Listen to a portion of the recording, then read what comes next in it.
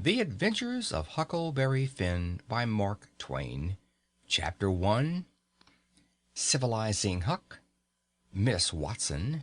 Tom Sawyer waits. Notice: persons attempting to find a motive in this narrative will be prosecuted. Persons attempting to find a moral in it will be banished. Persons attempting to find a plot in it will be shot.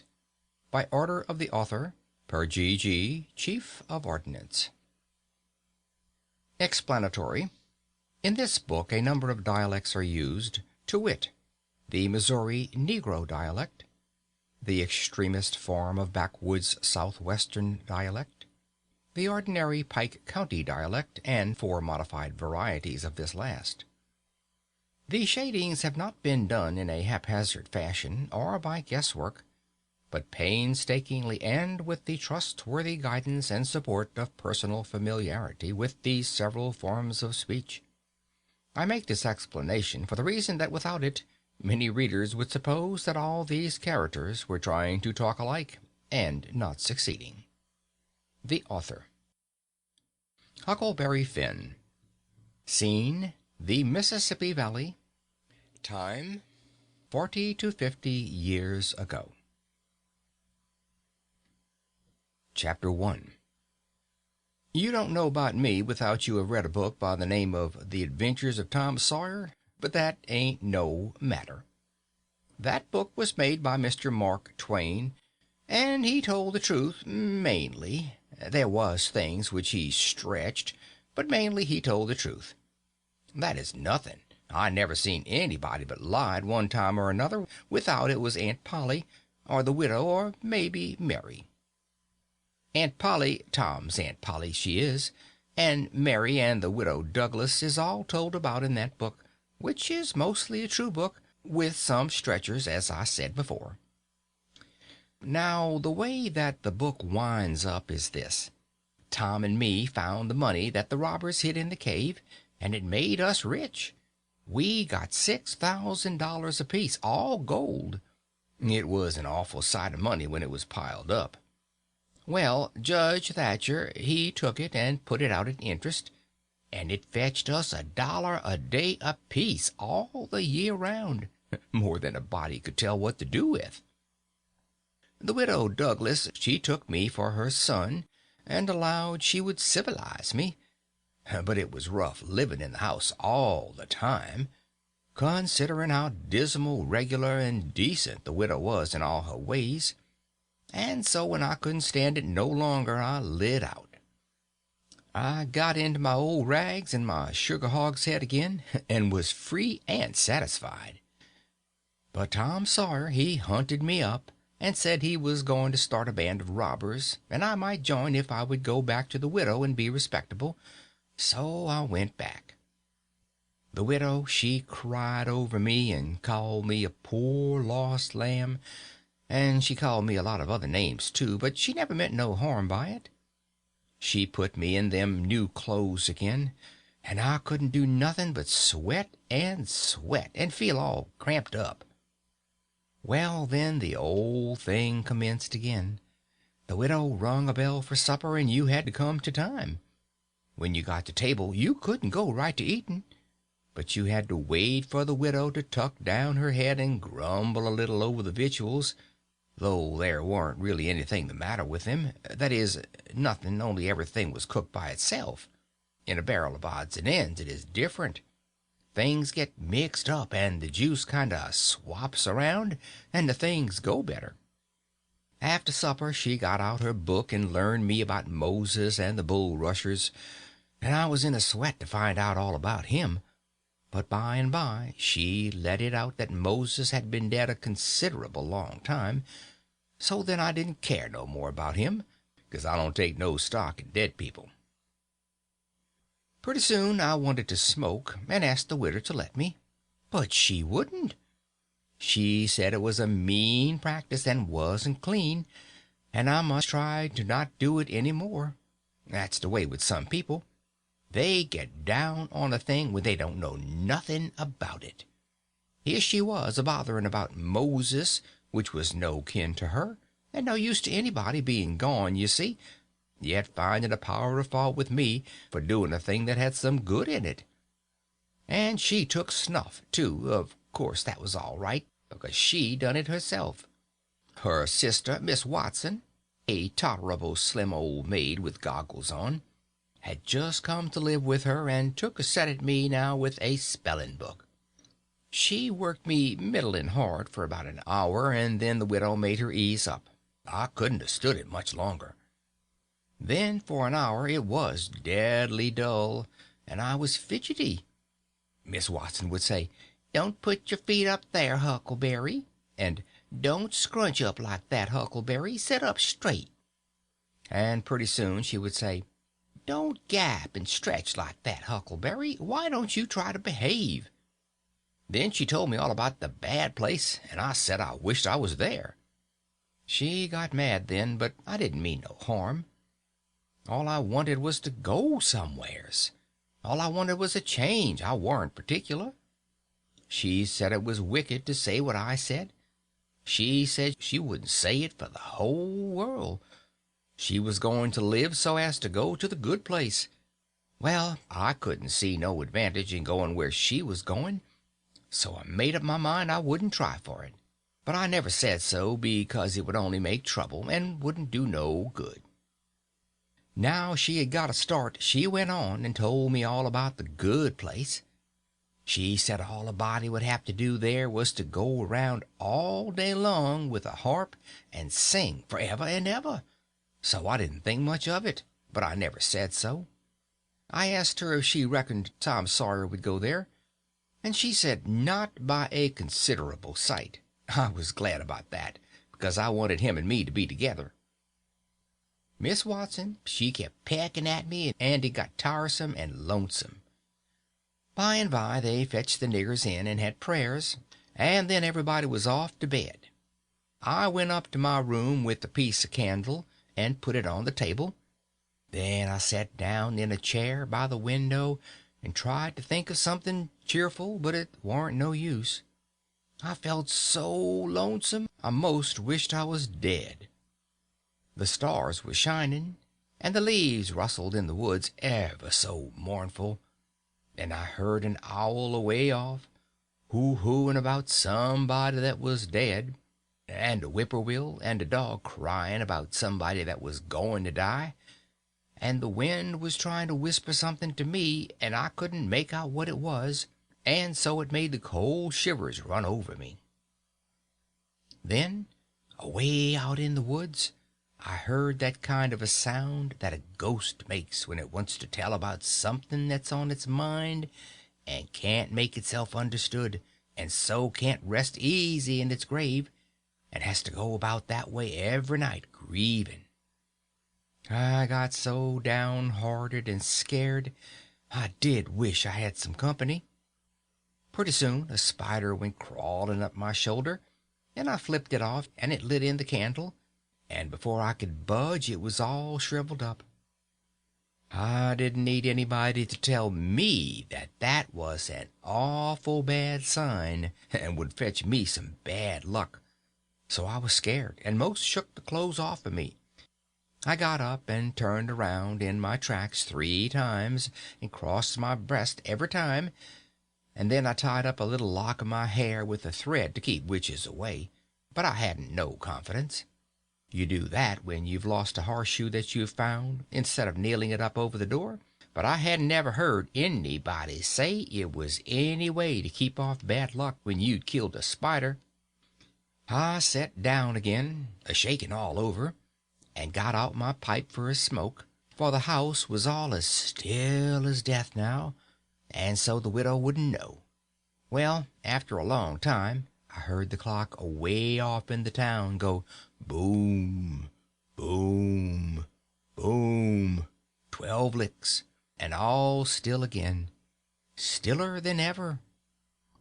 Pretty soon I heard a twig snap down in the dark amongst the trees.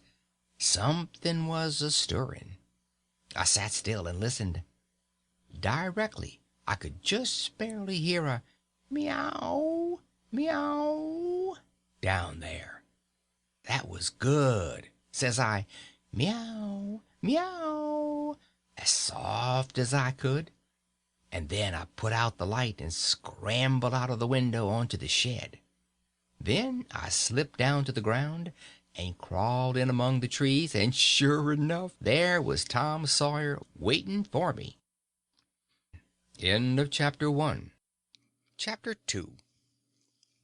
We went tiptoeing along a path amongst the trees back towards the end of the widow's garden, stooping down so as the branches wouldn't scrape our heads. When we was passing by the kitchen, I fell over a root and made a noise. We scrooched down and laid still. Miss Watson's big nigger named Jim was setting in the kitchen door. We could see him pretty plain because there was a light behind him. He got up and stretched his neck out a minute listening. Then he says, "Who there?" He listened some more. Then he came tiptoeing down and stood right between us. We could have touched him nearly. Well, likely it was minutes and minutes that there warn't a sound, and we was there so close together. There was a place on my ankle that got to itching, but I dasn't scratch it, and then my ear begun to itch, and next my back right between my shoulders. Seemed like I'd die if I couldn't scratch. Well, I've noticed that thing plenty times since.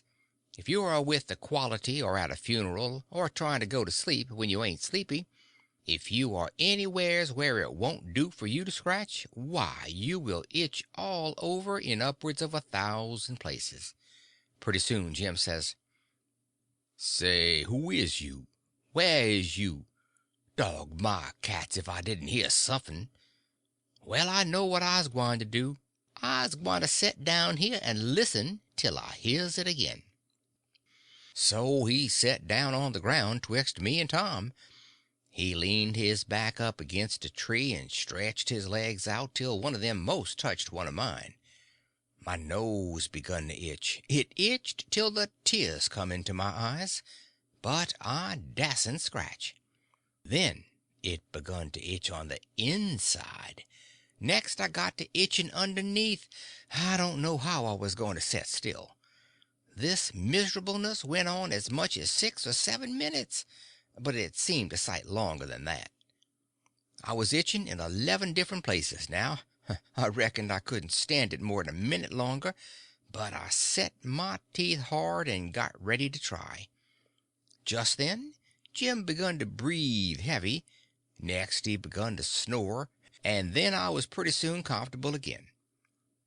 Tom, he made a sign to me, kind of a little noise with his mouth, and we went creeping away on our hands and knees. When we was 10 foot off, Tom whispered to me and wanted to tie Jim to the tree for fun, but I said no, he might wake and make a disturbance, and then they'd find out I warn't in. Then Tom said he hadn't got candles enough, and he would slip in the kitchen and get some more. I didn't want him to try. I said Jim might wake up and come. But Tom wanted to risk it, so we slid in there and got 3 candles, and Tom laid 5 cents on the table for pay. Then we got out, and I was in a sweat to get away, but nothing would do Tom but he must crawl to where Jim was on his hands and knees and play something on him. I waited, and it seemed a good while, everything was so still and lonesome. As soon as Tom was back, we cut along the path around the garden fence, and by fetched up on the steep top of the hill the other side of the house. Tom said he slipped Jim's hat off his head and hung it on a limb right over him, and Jim stirred a little, but he didn't wake. Afterwards, Jim said the witches bewitched him and put him in a trance and rode him all over the state, and then set him under the tree again and hung his hat on a limb to show who done it. And next time Jim told it, he said they rode him down to New Orleans, and after that, every time he told it, he spread it more and more, till by and by he said they rode him all over the world and tired him most to death, and his back was all over saddle boils. Jim was monstrous proud about it, and he got so he wouldn't hardly notice the other niggers. Niggers would come miles to hear Jim tell about it, and he was more looked up to than any nigger in that country. Strange niggers would stand with their mouths open and look him all over, same as if he was a wonder. Niggers is always talking about witches in the dark by the kitchen fire, but whenever one was talking and letting on to know about such things, Jim would happen in and say, what you know about witches? And that nigger was corked up and had to take a back seat. Jim always kept that 5 center piece round his neck with a string, and said it was a charm the devil gave him with his own hands, and told him he could cure anybody with it and fetch witches whenever he wanted to, just by saying something to it, but he never told what it was he said to it. Niggers would come from all around there, and give Jim anything they had, just for a sight of that 5 center piece, but they wouldn't touch it, because the devil had his hands on it. Jim was most ruined for a servant, because he got stuck up on account of having seen the devil and been rode by witches. Well, when Tom and me got to the edge of the hilltop, we looked away down into the village and could see 3 or 4 lights twinkling, where there was sick folks, maybe, and the stars over us was sparkling ever so fine, and down by the village was the river, a whole mile broad and awful still and grand. We went down the hill and found Joe Harper and Ben Rogers and 2 or 3 more of the boys hid in the old tan yard. So we unhitched a skiff and pulled down the river 2 miles and a half to the big scar on the hillside and went ashore. We went to a clump of bushes, and Tom made everybody swear to keep the secret, and then showed them a hole in the hill right in the thickest part of the bushes. Then we lit the candles and crawled in on our hands and knees. We went about 200 yards, and then the cave opened up. Tom poked about amongst the passages, and pretty soon ducked under a wall where you wouldn't have noticed that there was a hole. We went along a narrow place and got into a kind of room, all damp and sweaty and cold, and there we stopped. Tom said, "Now we'll start this band of robbers and call it Tom Sawyer's Gang. Everyone that wants to join has got to take an oath and write his name in blood." Everybody was willing, so Tom got out a sheet of paper that he had wrote the oath on and read it. It swore every boy to stick to the band and never tell any of the secrets. If anybody done anything to any boy in the band, whichever boy was ordered to kill that person and his family must do it, and he mustn't eat and he mustn't sleep till he had killed them and hacked a cross in their breasts, which was the sign of the band.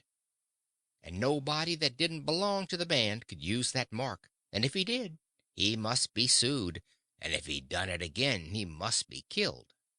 And if anybody that belonged to the band told the secrets, he must have his throat cut, and then have his carcass burnt up and the ashes scattered all around, and his name blotted off the list with blood and never mentioned again by the gang, but have a curse put on it and be forgot forever.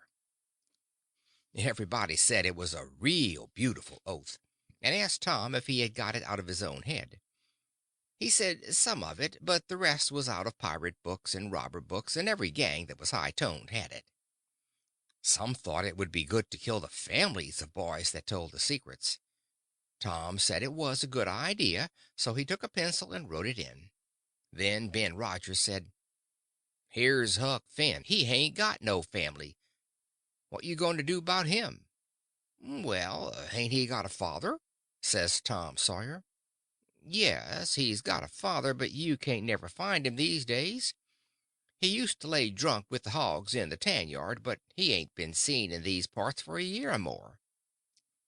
They talked it over, and they was going to rule me out, because they said every boy must have a family or somebody to kill, or else it wouldn't be fair and square for the others. Well, nobody could think of anything to do. Everybody was stumped and set still.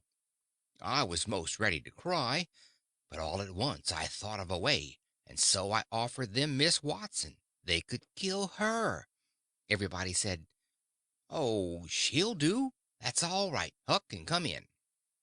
Then they all stuck a pen in their fingers to get blood to sign with, and I made my mark on the paper. "Now," says Ben Rogers, "what's the line of business of this gang?" "Nothing but robbery and murder," Tom said. "But who are we going to rob? Houses or cattle or—" "Stuff! Stealing cattle and such things ain't robbery, it's burglary," said Tom Sawyer. "We ain't burglars. That ain't no sort of style. We are highwaymen. We stop stages and carriages on the road with masks on and kill the people and take their watches and money." "Must we always kill the people?" "Oh, certainly. It's best. Some authorities think different, but mostly it's considered best to kill them, except some that you bring to the cave here and keep them till they're ransomed." "Ransomed? What's that?" "I don't know, but that's what they do.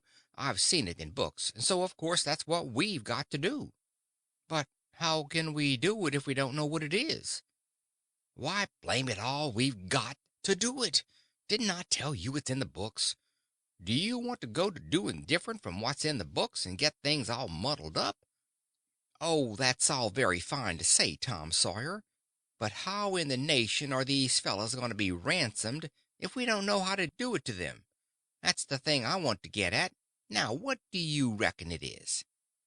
"Well, I don't know, but perhaps if we keep them till they're ransomed, it means that we keep them till they're dead. Now, that's something like. That'll answer. Why couldn't you said that before?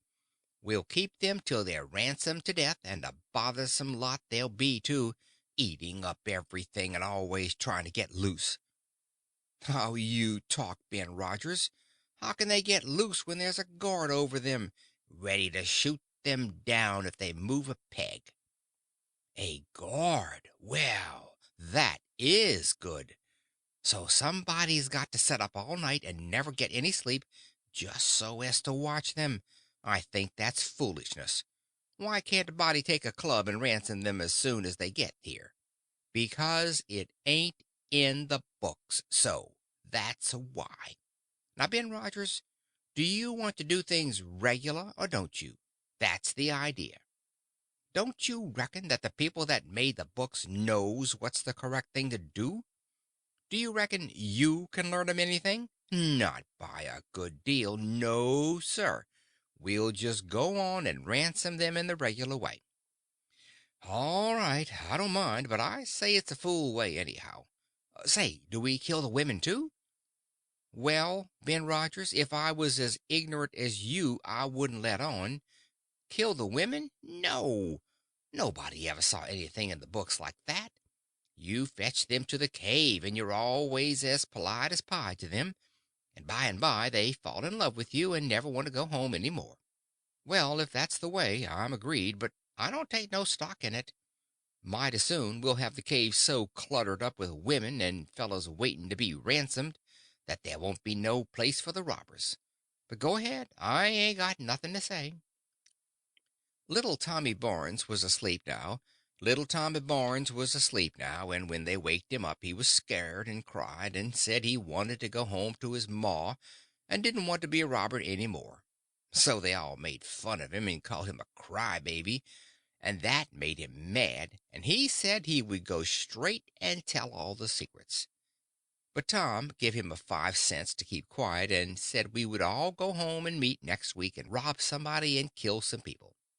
Ben Rogers said he couldn't get out much, only Sundays, and so he wanted to begin next Sunday. But all the boys said it would be wicked to do it on Sunday, and that settled the thing. They agreed to get together and fix a day as soon as they could, and then we elected Tom Sawyer first captain and Joe Harper second captain of the gang, and so started home. I clumb up the shed and crept into my window just before day was breaking. My new clothes was all greased up in clay, and I was dog tired. End of chapter 2. Chapter 3. Well, I got a good going over in the morning from old Miss Watson on account of my clothes, but the widow she didn't scold, but only cleaned off the grease and clay, and looked so sorry that I thought I would behave a while if I could. Then Miss Watson she took me in the closet and prayed, but nothing come of it. She told me to pray every day, and whatever I asked for I would get it. But it warn't so. I tried it. Once I got a fish line, but no hooks. It warn't any good to me without hooks. I tried for the hooks 3 or 4 times, but somehow I couldn't make it work. By and by I asked Miss Watson to try for me, but she said I was a fool. She never told me why, and I couldn't make it out no way. I set down one time back in the woods and had a long think about it. I says to myself, if a body can get anything they pray for, why don't Deacon Wynn get back the money he lost on pork? Why can't the widow get back a silver snuff box that was stole? Why can't Miss Watson fat up? No, I says to myself, there ain't nothing in it. I went and told the widow about it, and she said the thing a body could get by praying for it was spiritual gifts. This was too many for me, but she told me what she meant. I must help other people and do everything I could for other people, and look out for them all the time, and never think about myself. This was including Miss Watson as I took it. I went out in the woods and turned it over in my mind a long time, but I couldn't see no advantage about it, except for the other people. So at last I reckoned I wouldn't worry about it any more, and just let it go. Sometimes the widow would take me one side and talk about Providence in a way that makes a body's mouth water, but maybe next day Miss Watson would take hold and knock it all down again. I judged I could see that there was 2 Providences, and the poor chap would stand considerable show with the widow's Providence, but if Miss Watson's got him there warn't no help for him any more. I thought it all out, and reckoned I would belong to the widow's if he wanted me, though I couldn't make out how he was a-going to be any better off then than what he was before, seeing I was so ignorant and so kind of low down and ornery. Pa, he hadn't been seen for more than a year, and that was comfortable for me. I didn't want to see him no more. He used to always whale me when he was sober and could get his hands on me, though I used to take to the woods most of the time when he was around. Well, about this time he was found in the river, drownded, about 12 miles above town, so people said. They judged it was him anyway, said this drownded man was just his size and was ragged, and had uncommon long hair, which was all like pap, but they couldn't make nothing out of the face, because it had been in the water so long it warn't much like a face at all. They said he was floating on his back in the water. They took him and buried him on the bank. But I warn't comfortable long, because I happened to think of something. I knowed mighty well that a drownded man don't float on his back, but on his face. So I knowed then that this warn't pap, but a woman dressed up in man's clothes. So I was uncomfortable again. I judged the old man would turn up again by and by, though I wished he wouldn't. We played robber now and then about a month, and then I resigned. All the boys did. We hadn't robbed nobody, hadn't killed any people, but only just pretended. We used to hop out of the woods and go charging down on hog drivers and women in carts taking garden stuff to market, but we never hived any of them. Tom Sawyer called the hogs ingots, and he called the turnips and stuff jewelry, and we would go to the cave and powwow over what we had done and how many people we had killed and marked, but I couldn't see no profit in it. One time Tom sent a boy to run about town with a blazing stick, which he called a slogan, which was the sign for the gang to get together. And then he said he had got secret news by his spies that next day A whole parcel of Spanish merchants and rich Arabs was going to camp in Cave Hollow with 200 elephants and 600 camels and over 1,000 sumpter mules, all loaded down with diamonds, and they didn't have only a guard of 400 soldiers, so we would lay an ambuscade, as he called it, and kill the lot and scoop the things. He said we must slick up our swords and guns and get ready. He never could go after a turnip cart, but he must have the swords and guns all scoured up for it, though they was only lathe and broomsticks, and you might scour them till you rotted, and then they weren't worth a mouthful of ashes more than what they was before. I didn't believe we could lick such a crowd of Spaniards and Arabs, but I wanted to see the camels and elephants, so I was on hand next day, Saturday, in the ambuscade, and when we got the word, we rushed out of the woods and down the hill. But there warn't no Spaniards and Arabs, and there wasn't no camels nor no elephants. It warn't anything but a Sunday school picnic, and only a primer class at that. We busted it up and chased the children up the holler, but we never got anything but some doughnuts and jam, though Ben Rogers got a rag doll, and Joe Harper got a hymn book and a tract, and then the teacher charged in and made us drop everything and cut. I didn't see no diamonds, and I told Tom Sawyer so. He said there was loads of them there anyway, and he said there was Arabs there too, and elephants and things. I said, why couldn't we see them then?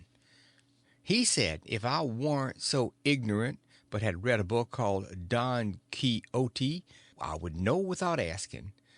He said it was all done by enchantment. He said there was hundreds of soldiers there, and elephants, and treasure, and so on, but we had enemies, which he called magicians, and they had turned the whole thing into an infant Sunday school just out of spite. I said, all right, then the thing for us to do was to go for the magicians. Tom Sawyer said I was a numbskull. Why, said he, a magician could call up a lot of genies, and they would hash you up like nothing before you could say Jack Robinson. They are as tall as a tree and as big around as a church. Well, I says, suppose we got some genies to help us. Can't we lick the other crowd then? How you going to get them? I don't know. How do they get them? Why, they rub an old tin lamp or an iron ring, and then the genies come tearing in with the thunder and lightning a-ripping around and the smoke a-rolling, and everything they're told to do they up and do it. They don't think nothing of pulling a shot tower up by the roots and belting a Sunday school superintendent over the head with it, or any other man. Who makes them tear around so? Why, whoever rubs the lamp or the ring. They belong to whoever rubs the lamp or the ring, and they've got to do whatever he says.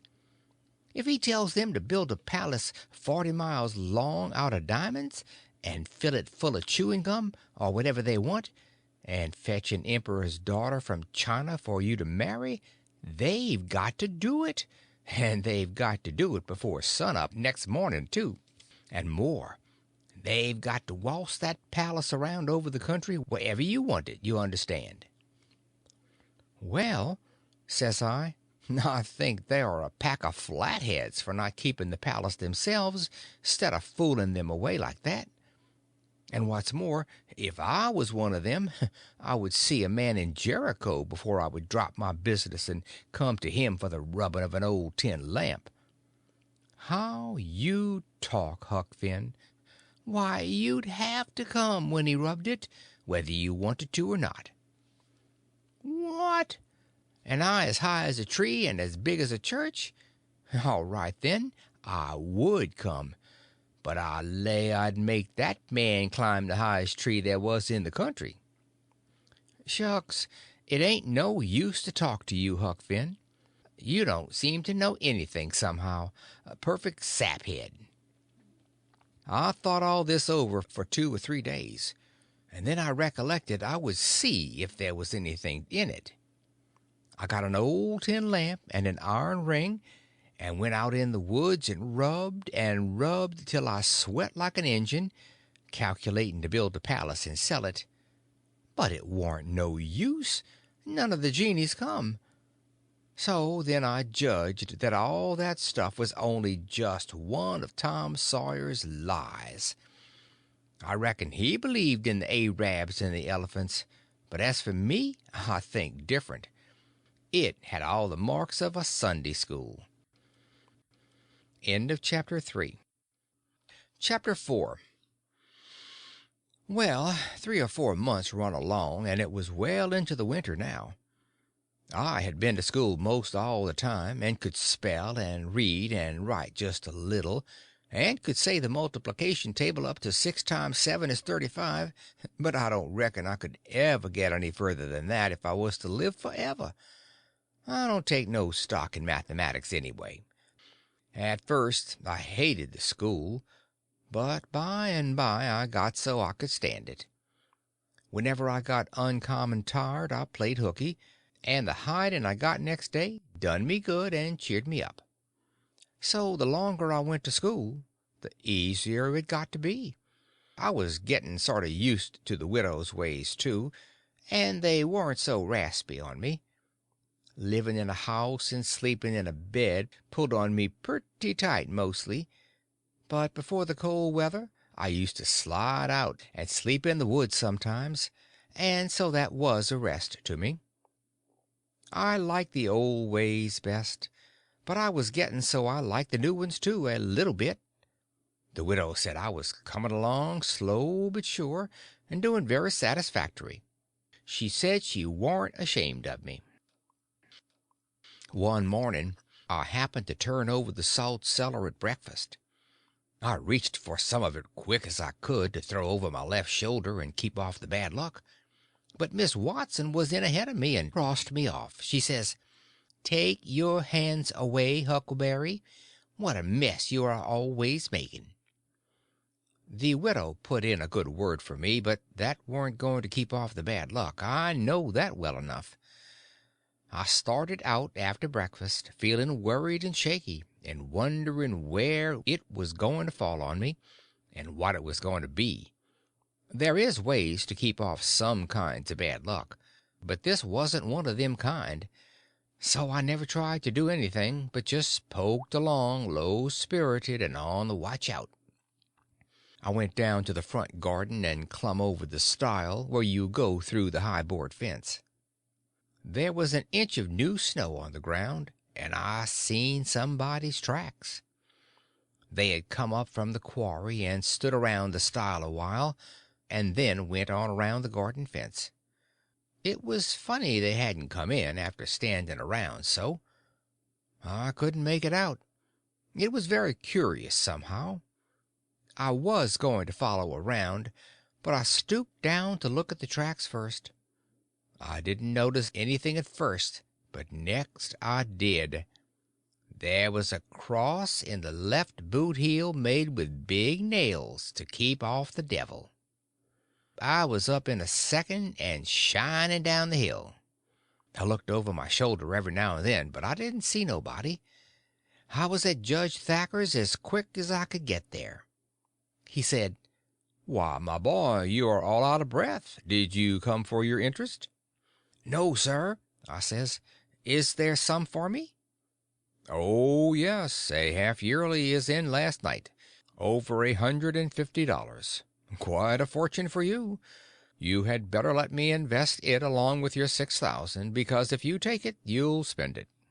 "No, sir," I says, "I don't want to spend it. I don't want it at all, nor the 6,000 nuther. I want you to take it. I want to give it to you, the 6,000 and all."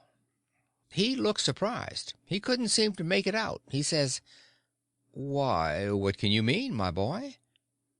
I says, "Don't you ask me no questions about it, please. You'll take it, won't you?" He says, "Well, I'm puzzled. Is something the matter?"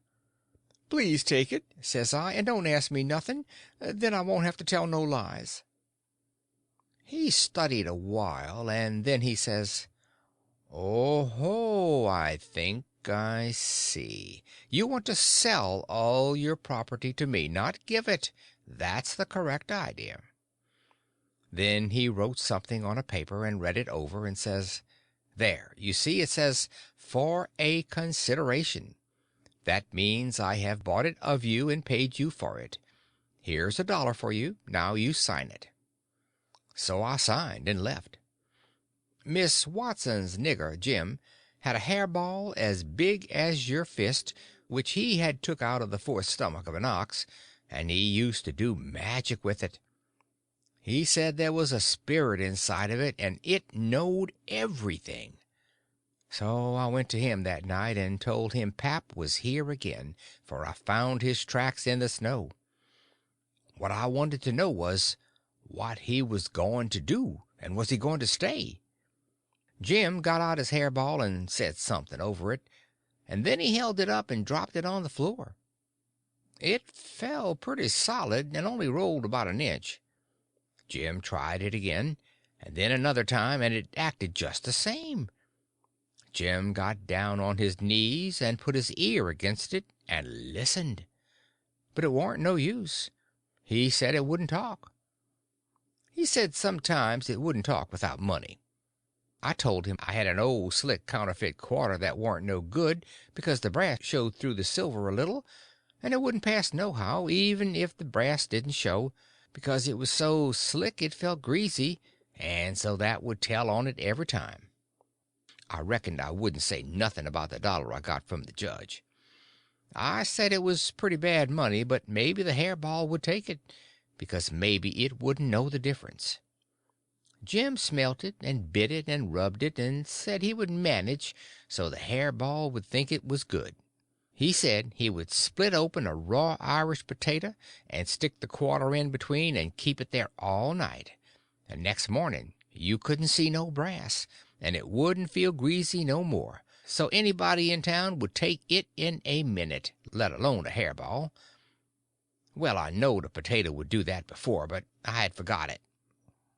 Jim put the quarter under the hairball and got down and listened again. This time he said the hairball was all right. He said it would tell my whole fortune if I wanted it to. I says, go on. So the hairball talked to Jim, and Jim told it to me. He says, "Your old father don't know yit what he a gwyne to do. Sometimes he spec he'll go away, and den again he spec he'll stay. The best way is to rest easy and let the old man take his own way. There's 2 angels hovering round about him. One of 'em is white and shiny, and t'other one is black. The white one gets him to go right a little while, but den the black one sail in and bust it up. A body can't tell yit which one gwyne to fetch him at the last. But you is right. You gwyne to have considerable trouble in your life and considerable joy. Sometimes you gwyne to get hurt, and sometimes you gwyne to get sick, but every time you gwyne to get well again. There's 2 gals flying about you in your life. One of 'em's light, and t'other one is dark. One is rich, and t'other is po'. You's gwyne to marry the po' one first, and the rich one by and by. You wants to keep away from the water as much as you can, and don't run no risk, 'cause it's down in the bills that you gwyne to get hung. When I lit my candle and went up to my room that night, there sat pap his own self." End of chapter 4. Chapter 5. I had shut the door to. Then I turned around, and there he was. I used to be scared of him all the time, he tanned me so much. I reckon I was scared now, too, but in a minute I see I was mistaken. That is, after the first jolt, as you may say, when my breath sort of hitched, he being so unexpected. But right away after I see I warn't scared of him worth bothering about. He was almost 50 and looked it. His hair was long and tangled and greasy and hung down, and you could see his eyes shining through like he was behind vines. It was all black, no gray, so was his long mixed-up whiskers. There warn't no color in his face where his face showed. It was white, not like another man's white, but white to make a body sick, a white to make a body's flesh crawl, a tree-toad white, a fish-belly white. As for his clothes, just rags, that was all. He had one ankle resting on t'other knee, the boot on that foot was busted, and two of his toes stuck through, and he worked them now and then. His hat was laying on the floor, an old black slouch with the top caved in like a lid. I stood a-looking at him. He sat there a-looking at me, with his chair tilted back a little. I set the candle down. I noticed the window was up, so he had clum in by the shed. He kept a-looking me all over. By and by he says, "Starchy clothes, very. You think you're a good deal of a big bug, don't you?" "Maybe I am, maybe I ain't," I says. "Don't you give me none of your lip," says he. "You've put on considerable many frills since I've been away. I'll take you down a peg before I get done with you. You're educated, too, they say. Can read and write. You think you're better'n your father now, don't you, 'cause he can't. I'll take it out of you. Who told you you might meddle with such highfalutin foolishness, eh? Who told you you could?" "The widow. She told me." "The widow, hey? And who told the widow she could put in her shovel about a thing that ain't none of her business?" "Nobody never told her." "Well, I'll learn her how to meddle. And looky here, you drop that school, you hear? I'll learn people to bring up a boy to put on airs over his father and let on to be better'n what he is. You let me catch you fooling around that school again, you hear? Your mother couldn't read, and she couldn't write, nuther, before she died. None of the family couldn't before they died. I can't, and here you're a-swelling yourself up like this. I ain't the man to stand it, you hear? Say, let me hear you read." I took up a book and began something about General Washington and the wars. When I'd read about a half a minute, he fetched the book a whack with his hand and knocked it across the house. He says, "It's so. You can do it. I had my doubts when you told me. Now looky here, you stop that putting on frills. I won't have it. I'll lay for you, my smarty, and if I catch you about that school, I'll tan you good. First you know, you'll get religion, too. I never see such a son."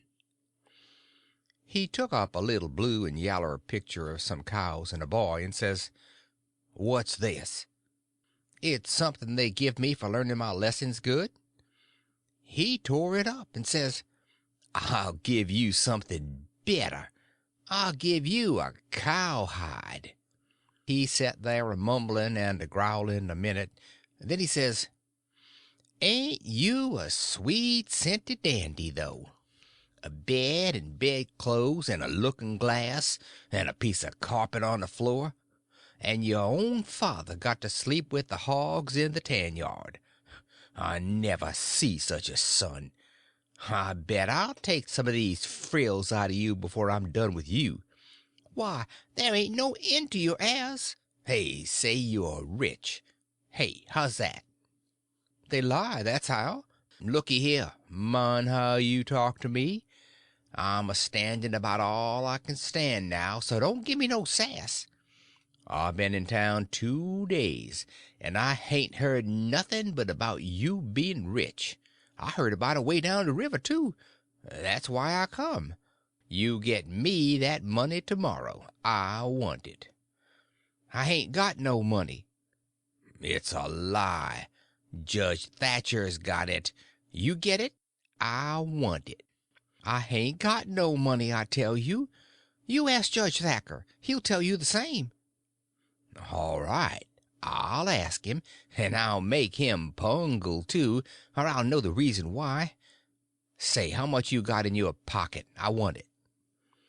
"I hain't got only $1, and I want that to—" "It don't make no difference what you want it for. You just shell it out." He took it and bit it to see if it was good, and then he said he was going downtown to get some whiskey, said he hadn't had a drink all day. When he had got out on the shed he put his head in again, and cussed me for putting on frills and trying to be better than him. And when I reckoned he was gone he come back and put his head in again, and told me to mind about that school, because he was going to lay for me and lick me if I didn't drop that. Next day he was drunk, and he went to Judge Thatcher's and bully-ragged him, and tried to make him give up the money, but he couldn't. And then he swore he'd make the law force him. The judge and the widow went to law to get the court to take me away from him and let one of them be my guardian, but it was a new judge that had just come, and he didn't know the old man. So he said courts mustn't interfere and separate families if they could help it. Said he'd druther not take a child away from its father. So Judge Thatcher and the widow had to quit on the business. That pleased the old man till he couldn't rest. He said he'd cowhide me till I was black and blue if I didn't raise some money for him. I borrowed $3 from Judge Thatcher, and pap took it and got drunk, and went a-blowing around and cussing and whooping and carrying on, and he kept it up all over town with a tin pan, till most midnight. Then they jailed him, and next day they got him before court, and jailed him again for a week. But he said he was satisfied, said he was boss of his son, and he'd make it warm for him. When he got out the new judge said he was going to make a man of him. So he took him to his own house, and dressed him up clean and nice, and had him to breakfast and dinner and supper with the family, and was just old pie to him, so to speak. And after supper he talked to him about temperance and such things, till the old man cried and said he'd been a fool and fooled away his life. But now he was a-going to turn over a new leaf and be a man nobody wouldn't be ashamed of, and he hoped the judge would help him and not look down on him. The judge said he could hug him for them words, so he cried, and his wife she cried again. Pap said he'd been a man that had always been misunderstood before, and the judge said he believed it. The old man said that what a man wanted that was down was sympathy, and the judge said it was so they cried again. And when it was bedtime the old man rose up and held out his hand and said, "Look at it, gentlemen and ladies all. Take a hold of it. Shake it. There's a hand that was the hand of a hog, but it ain't so no more. It's the hand of a man that started in on a new life and'll die before he'll go back. You mark them words. Don't forget I said them. It's a clean hand now. Shake it. Don't be afeard." So they shook it, one after the other, all around, and cried. The judge's wife she kissed it. Then the old man he signed a pledge, made his mark. The judge said it was the holiest time on record, or something like that. Then they tucked the old man into a beautiful room, which was the spare room, and in the night sometime he got powerful thirsty, and clumb out on the porch roof and slid down the stanchion and traded his new coat for a jug of 40 rod, and clumb back again and had a good old time, and towards daylight he crawled out again, drunk as a fiddler, and rode off the porch and broke his left arm in 2 places, and most froze to death when somebody found him after sunup. And when they come to look at that spare room they had to take soundings before they could navigate it. The judge he felt kind of sore. He said he reckoned a body could reform the old man with a shotgun, maybe, but he didn't know no other way. End of chapter 5. Chapter 6. He went for Judge Thatcher. Huck decided to leave.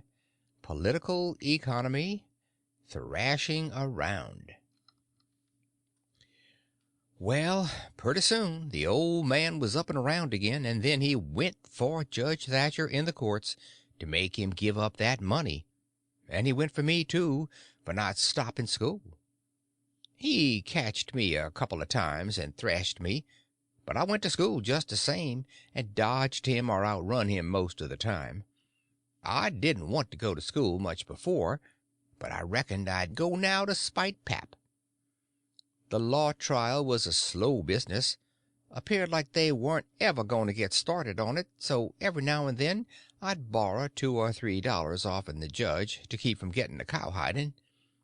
Every time he got money, he got drunk. And every time he got drunk, he raised Cain around town. And every time he raised Cain, he got jailed. He was just suited. This kind of thing was right in his line. He got to hanging around the widows too much, and so she told him at last that if he didn't quit using around there, she would make trouble for him. Well, wasn't he mad? He said he would show who was Huck Finn's boss. So he watched out for me one day in the spring and catched me, and took me up the river about 3 mile in a skiff, and crossed over to the Illinois shore, where it was woody and there warn't no houses, but an old log hut in a place where the timber was so thick you couldn't find it if you didn't know where it was. He kept me with him all the time, and I never got a chance to run off. We lived in that old cabin, and he always locked the door and put the key under his head nights. He had a gun which he had stole, I reckon, and we fished and hunted, and that was what we lived on. Every little while he locked me in and went down to the store 3 miles to the ferry and traded fish and game for whiskey, and fetched it home and got drunk and had a good time and licked me. The widow, she found out where I was by and by, and she sent a man over to try to get hold of me, but pap drove him off with a gun, and it warn't long after that till I was used to being where I was, and liked it, all but the cowhide part. It was kind of lazy and jolly, laying off comfortable all day, smoking and fishing, and no books nor study. 2 months or more run along, my clothes got to be all rags and dirt, and I didn't see how I'd ever got to like it so well at the widow's, where you had to wash and eat on a plate and comb up and go to bed and get up regular, and be forever bothering over a book, and have old Miss Watson pecking at you all the time. I didn't want to go back no more. I had stopped cussing because the widow didn't like it, but now I took it up again because pap hadn't no objections. It was pretty good times up in the woods there, take it all around. But by and by pap got too handy with his hickory, and I couldn't stand it. I was all over welts. He got to going away so much, too, and locking me in. Once he locked me in and was gone 3 days. It was dreadful lonesome. I judged he had got drownded, and I wasn't ever going to get out any more. I was scared. I made up my mind I would fix up some way to leave there. I had tried to get out of that cabin many a time, but I couldn't find no way. There warn't a window to it big enough for a dog to get through. I couldn't get up the chimbley. It was too narrow. The door was thick, solid oak slabs. Pap was pretty careful not to leave a knife or anything in the cabin when he was away. I reckon I had hunted the place over as much as 100 times. Well, I was most all the time at it, because it was about the only way to put in the time. But this time I found something at last. I found an old rusty wood saw without any handle. It was laid in between a rafter and the clapboards of the roof. I greased it up and went to work. There was an old horse blanket nailed against the logs at the far end of the cabin behind the table to keep the wind from blowing through the chinks and putting the candle out. I got under the table and raised the blanket, and went to work to saw a section of the big bottom log out, big enough to let me through. Well, it was a good long job, but I was getting toward the end of it when I heard Pap's gun in the woods. I got rid of the signs of my work and dropped the blanket and hid my saw, and pretty soon Pap come in. Pap warn't in a good humor, so he was his natural self. He said he was downtown and everything was going wrong. His lawyer said he reckoned he would win his lawsuit and get the money if they ever got started on the trial, but then there was ways to put it off a long time, and Judge Thatcher knowed how to do it. And he said people allowed there'd be another trial to get me away from him and give me to the widow for my guardian, and they guessed it would win this time.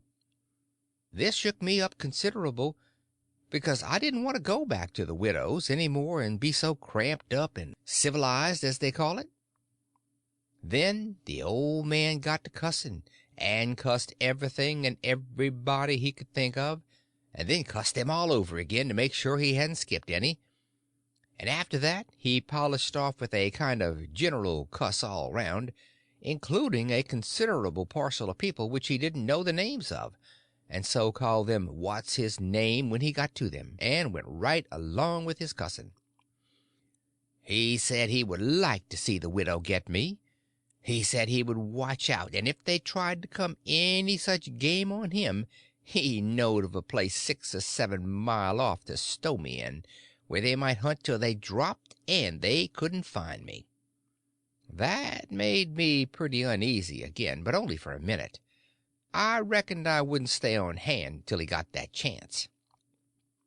The old man made me go to the skiff and fetch the things he had got. There was a 50-pound sack of cornmeal and a side of bacon, ammunition and a 4-gallon jug of whiskey, and an old book and 2 newspapers for wadding, besides some tow. I towed it up a load and went back and sat down on the bow of the skiff to rest. I thought it all over, and I reckoned I would walk off with the gun and some lines and take to the woods when I run away. I guessed I wouldn't stay in one place, but just tramp right across the country, mostly night times, and hunt and fish to keep alive, and so get so far away from the old man nor the widow couldn't ever find me any more. I judged I would saw out and leave that night if Pap got drunk enough, and I reckoned he would. I got so full of it I didn't notice how long I was staying till the old man hollered and asked me whether I was asleep or drownded. I got the things all up to the cabin, and then it was about dark. While I was cooking supper the old man took a swig or two and got sort of warmed up and went to ripping again. He had been drunk over in town and laid in the gutter all night, and he was a sight to look at. A body would have thought he was Adam. He was just all mud. Whenever his liquor begun to work, he most always went for the government. This time he says, "Call this a government? Why, just look at it and see what it's like. Here's the law a-standing ready to take a man's son away from him, a man's own son, which he has had all the trouble and all the anxiety and all the expense of raising. Yes, just as that man has got that son raised at last and ready to go to work and begin to do something for him and give him a rest, the law up and goes for him, and they call that government. That ain't all, nuther. The law backs that old Judge Thatcher up and helps him to keep me out of my property. Here's what the law does. The law takes a man worth $6,000 and upwards and jams him into an old trap of a cabin like this, and lets him go round in clothes that ain't fitting for a hog. They call that government. A man can't get his rights in a government like this. Sometimes I've a mighty notion to just leave the country for good and all. Yes, and I've told him so. I told old Thatcher so to his face. Lots of 'em heard me and can tell what I said. Says I, for 2 cents, I'd leave the blame country and never come a-near it again. Them's the very words. I says, look at my hat, if you call it a hat. but the lid raises up and the rest of it goes down till it's below my chin. Then it ain't rightly a hat at all, but more like my head was shoved up through the jinner stovepipe. "Look at it," says I. "Such a hat for me to wear, one of the wealthiest men in this town, if I could get my rights." "Oh, yes, this is a wonderful government, wonderful. Why, looky here. There was a free nigger there from Ohio, a mulatter, most as white as a white man. He had the whitest shirt on you ever see, too, and the shiniest hat. And there ain't a man in that town that's got as fine clothes as what he had. And he had a gold watch and chain and a silver-headed cane, the awfulest old gray-headed nabob in the state. And what do you think? He said he was a professor in a college, and could talk all kinds of languages, and knowed everything. And that ain't the worst. They said he could vote when he was at home. Well, that let me out. Thinks I, what is the country a coming to? It was 'lection day, and I was just about to go and vote myself if I warn't too drunk to get there. And when they told me there was a state in this country where they let that nigger vote, I drawed out. I says, I'll never vote again. Them's the very words I said. They all heard me. And the country may rot for all me. I'll never vote again as long as I live. And to see the cool way of that nigger, why, he wouldn't have given me the road if I hadn't shoved him out of the way. I says to the people, why ain't this nigger put up at auction and sold? That's what I want to know. And what do you reckon they said? Why, they said he couldn't be sold till he'd been in the state 6 months, and he hadn't been there that long yet. There now, that's a specimen. They call that a government that can't sell a free nigger till he's been in the state 6 months? Huh, here's a government that calls itself a government, that lets on to be a government, that thinks it's a government, and yet's got to set stock still for 6 whole months before it can take hold of a prowling, thieving, infernal, white-shirted free nigger. And Pap was a-going on, so he never noticed where his old limber legs was taking him to. So he went head over heels over the tub of salt pork and barked both shins, and the rest of his speech was all the hottest kind of language, mostly hove at the nigger and the government, though he gave the tub some too, all along here and there.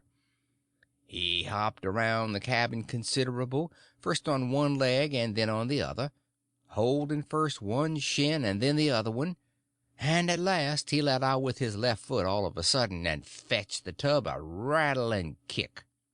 But it warn't good judgment, because that was the boot that had a couple of his toes leaking out of the front end of it.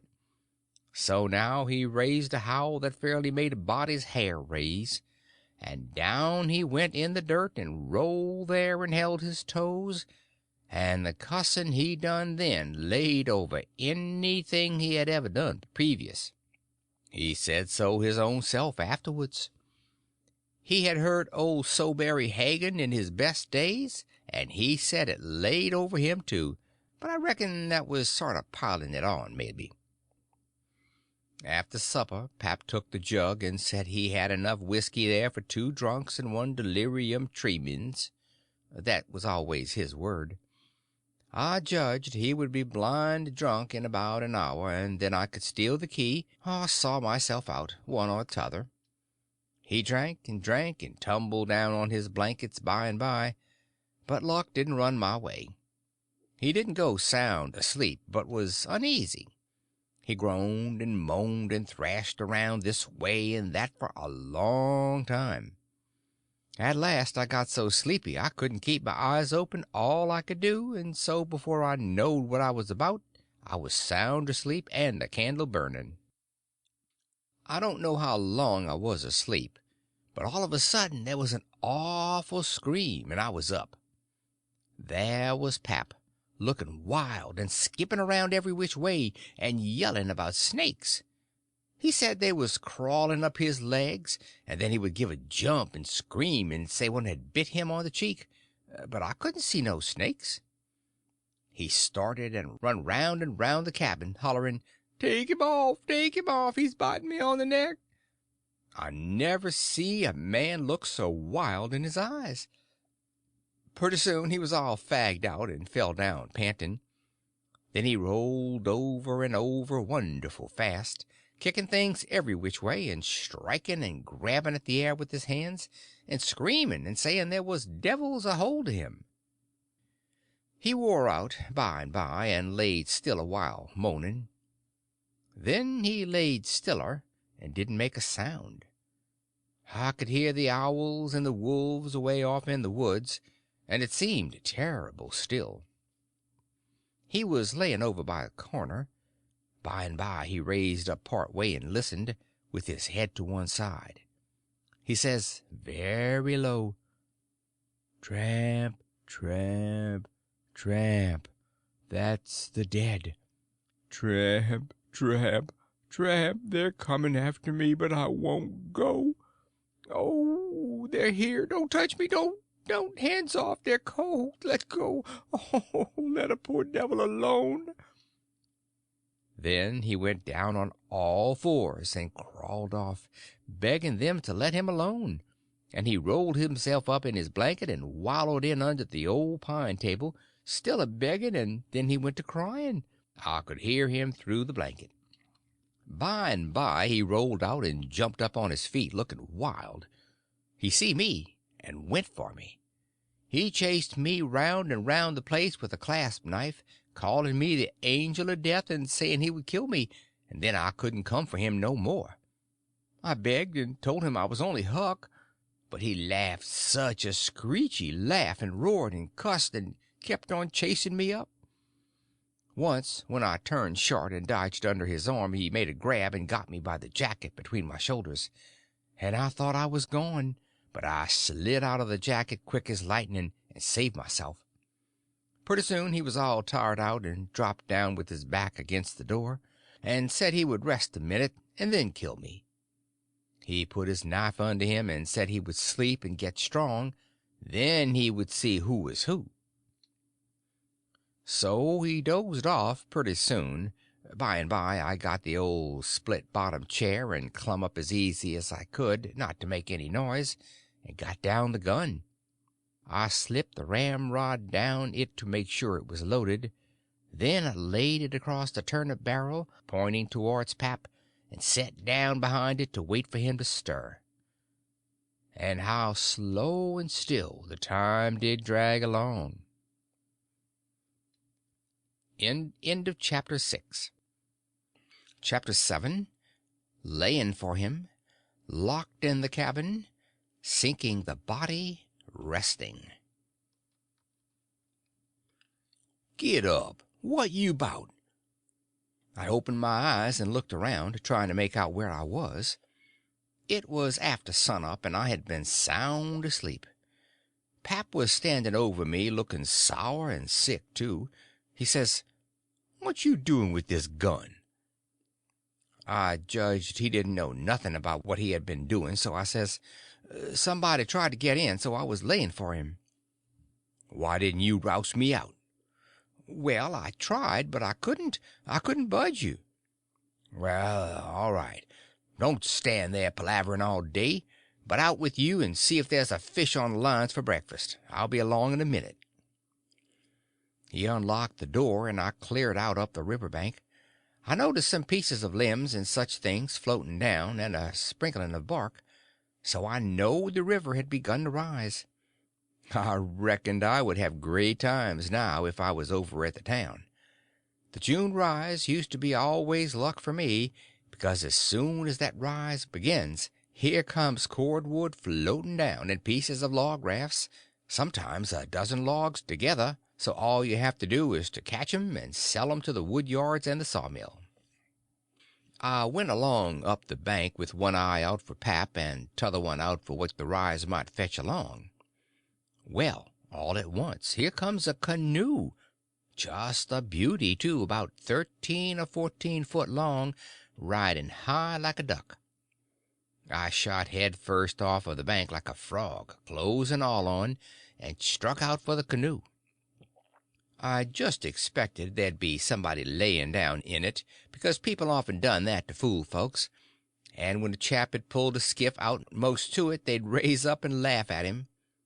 But it warn't so this time. It was a drift canoe, sure enough, and I clumb in and paddled her ashore. Thinks I, the old man will be glad when he sees this. She's worth $10. But when I got to shore, pap wasn't in sight yet, and as I was running her into a little creek like a gully, all hung over with vines and willows, I struck another idea. I judged I'd hide her good, and then, instead of taking to the woods when I run off, I'd go down the river about 50 mile and camp in one place for good, and not have such a rough time tramping on foot.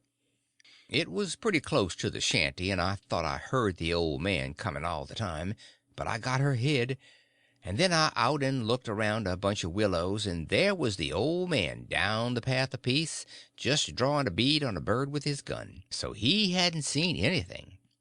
When he got along I was hard at it, taking up a trot line.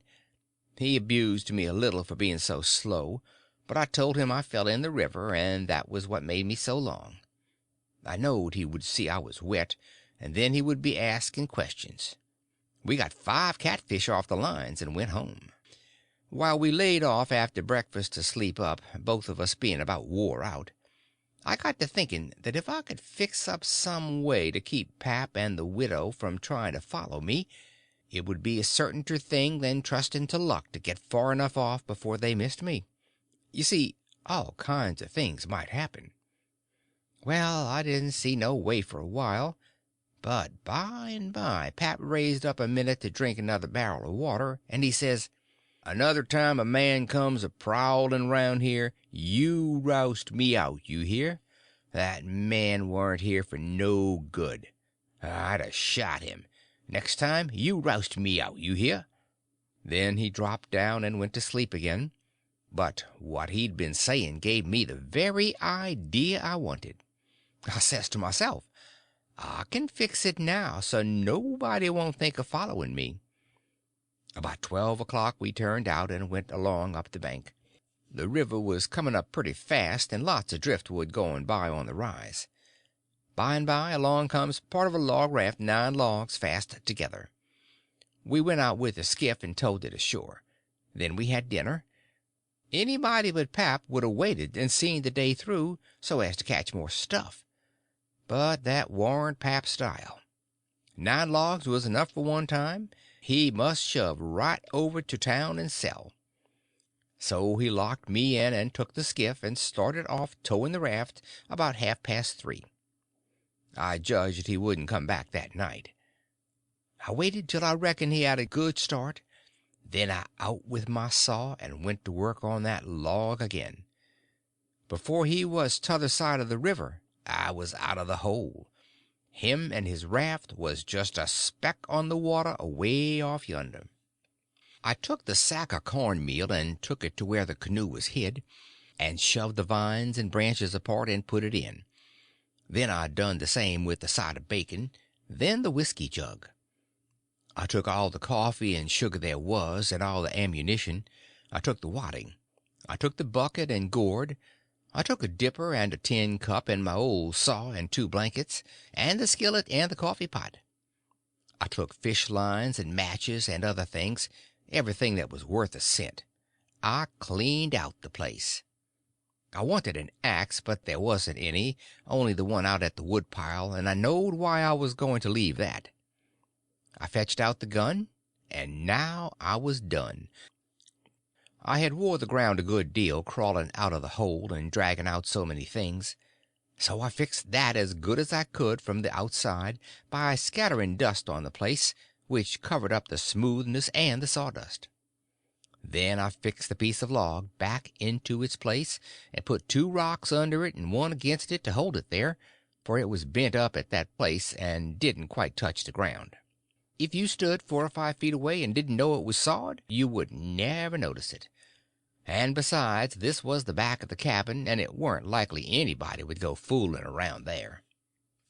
It was all grass clear to the canoe, so I hadn't left the track. I followed around to see. I stood on the bank and looked out over the river. All safe. So I took the gun and went up a piece into the woods and was hunting around for some birds, when I see a wild pig. Hogs soon went wild in them bottoms after they had got away from the prairie farms. I shot this fellow and took him into camp. I took the axe and smashed in the door. I beat it and hacked it considerable a doing it. I fetched the pig in and took him back nearly to the table and hacked into his throat with the axe, and laid him down on the ground to bleed. I say ground because it was ground, hard packed with no boards. Well, next I took an old sack and put a lot of big rocks in it, all I could drag, and I started it from the pig and dragged it to the door and through the woods down to the river and dumped it in, and down it sunk out of sight. You could easy see that something had been dragged over the ground. I did wish Tom Sawyer was there. I knowed he would take an interest in this kind of business and throw in the fancy touches. Nobody could spread himself like Tom Sawyer in such a thing as that. Well, last, I pulled out some of my hair and bloodied the axe good and stuck it on the backside and slung the axe in the corner. Then I took up the pig and held him to my breast with my jacket so he wouldn't drip, till I got a good piece below the house, and then dumped him into the river. Now I thought of something else. So I went and got the bag of metal and my old saw out of the canoe and fetched them to the house. I took the bag to where it used to stand and ripped a hole in the bottom of it with the saw, for there warn't no knives or forks on the place. Pap done everything with his clasp knife about the cooking. Then I carried the sack about 100 yards across the grass and through the willows east of the house to a shallow lake that was 5 mile wide and full of rushes, and ducks, too, you might say, in the season. There was a slough and a creek leading out of it on the other side that went miles away. I don't know where, but it didn't go to the river. The meal sifted out and made a little track all the way to the lake. I dropped Pap's whetstone there, too, so as to look like it had been done by accident. Then I tied up the rip in the meal sack with a string so it wouldn't leak no more, and took it and my saw to the canoe again. It was about dark now, so I dropped the canoe down the river under some willows that hung over the bank and waited for the moon to rise. I made fast to a willow, then I took a bite to eat, and by laid down in the canoe to smoke a pipe and lay out a plan. I says to myself, they'll follow the track of that sack full of rocks to the shore, and then drag the river for me, and they'll follow that meal track to the lake and go browsing down the creek that leads out of it to find the robbers that killed me and took the things. They won't ever hunt the river for anything but my dead carcass. They'll soon get tired of that and won't bother no more about me. All right, I can stop anywhere I want to. Jackson's Island is good enough for me. I know that island pretty well, and nobody ever comes there. And then I can paddle over to town nights and slink around and pick up things I want. Jackson's Island's the place. I was pretty tired, and the first thing I knowed I was asleep. When I woke up I didn't know where I was for a minute. I sat up and looked around a little scared. Then I remembered. The river looked miles and miles across. The moon was so bright I could have counted the drift logs that went a-slipping along, black and still, hundreds of yards out from shore. Everything was dead quiet, and it looked late and smelt late. You know what I mean. I don't know the words to put it in. I took a good gap and a stretch, and was just going to unhitch and start when I heard a sound away over the water. I listened. Pretty soon I made it out. It was that dull kind of a regular sound that comes from oars working in rowlocks when it's a still night. I peeped out through the willow branches, and there it was, a skiff away across the water. I couldn't tell how many was in it. It kept a-coming, and when it was abreast of me I see there warn't but one man in it. Thinks I, maybe it's Pap, though I warn't expecting him. He dropped below me with the current, and by he came a swinging up shore in the easy water, and he went by so close I could have reached out the gun and touched him. Well, it was Pap, sure enough, and sober, too, by the way he laid his oars. I didn't lose no time. The next minute I was a spinning downstream, soft but quick, in the shade of the bank.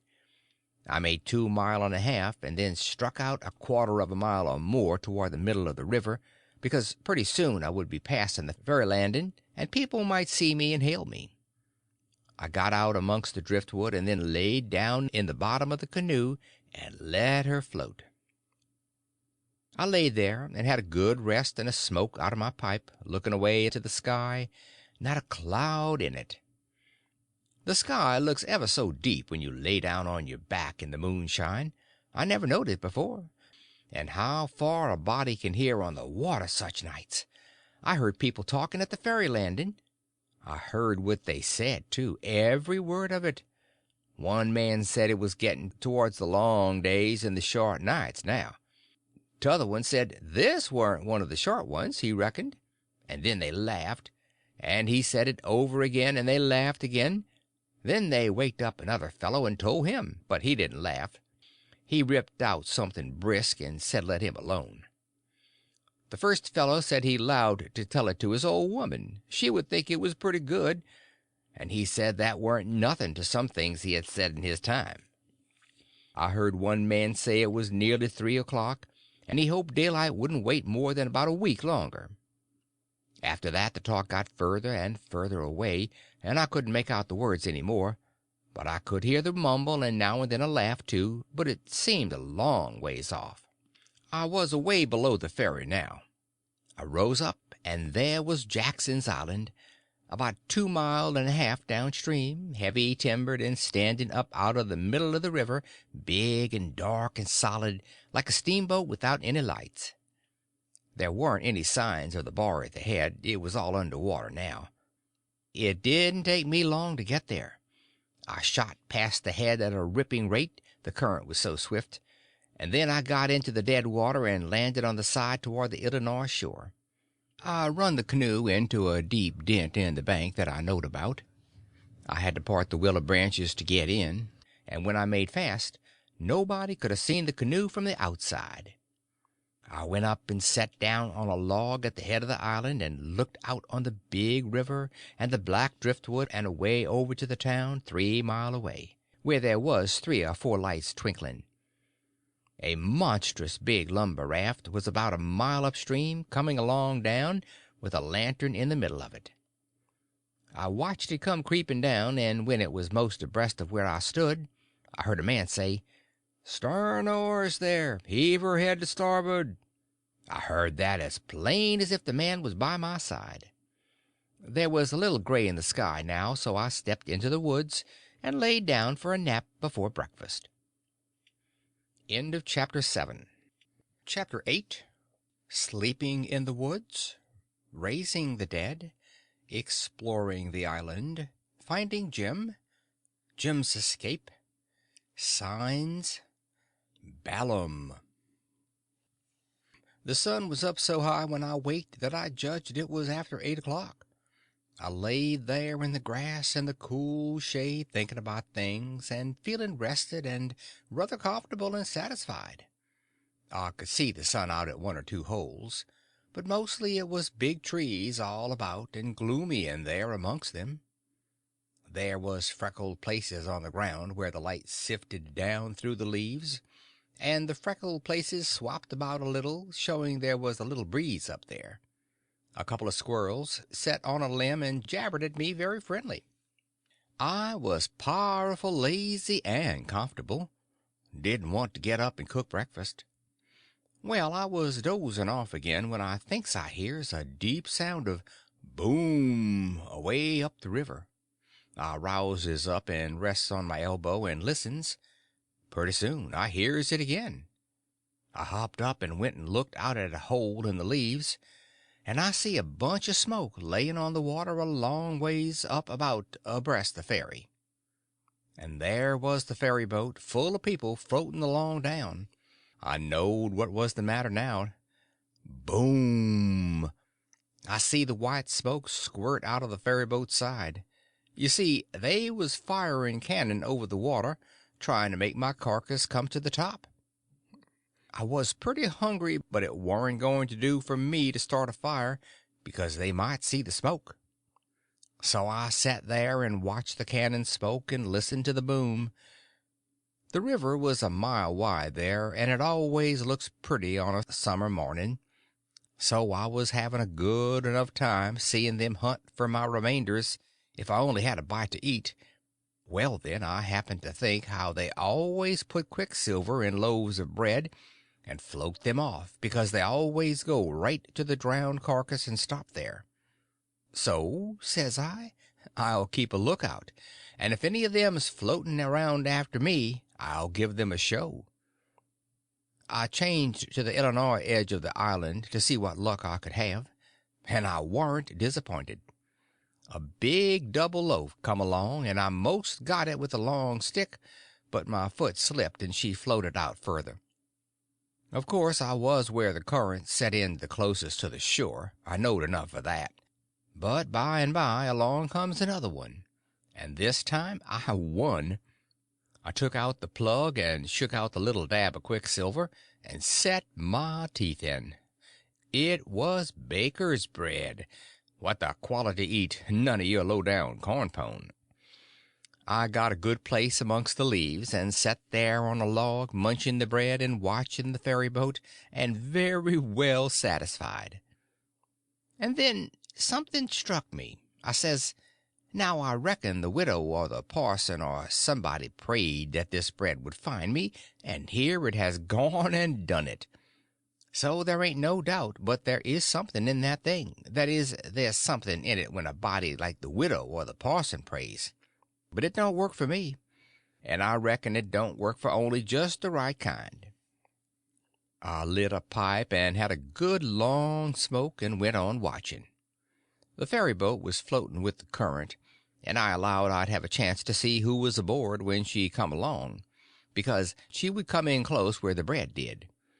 When she'd got pretty well along down toward me, I put out my pipe and went to where I fished out the bread, and lay down behind the log on the bank in a little open place. Where the log forked I could peep through.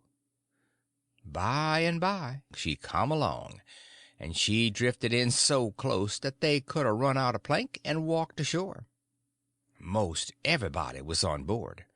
Pap and Judge Thatcher and Bessie Thatcher and Joe Harper and Tom Sawyer and his old Aunt Polly and Sid and Mary and plenty more. Everybody was talking about the murder, but the captain broke in and says, "Look sharp now, the current sets in the closest here, and maybe he's washed ashore and got tangled amongst the brush at the water's edge. I hope so, anyway."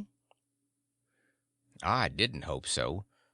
They all crowded up and leaned over the rails, nearly in my face, and kept still, watching with all their might.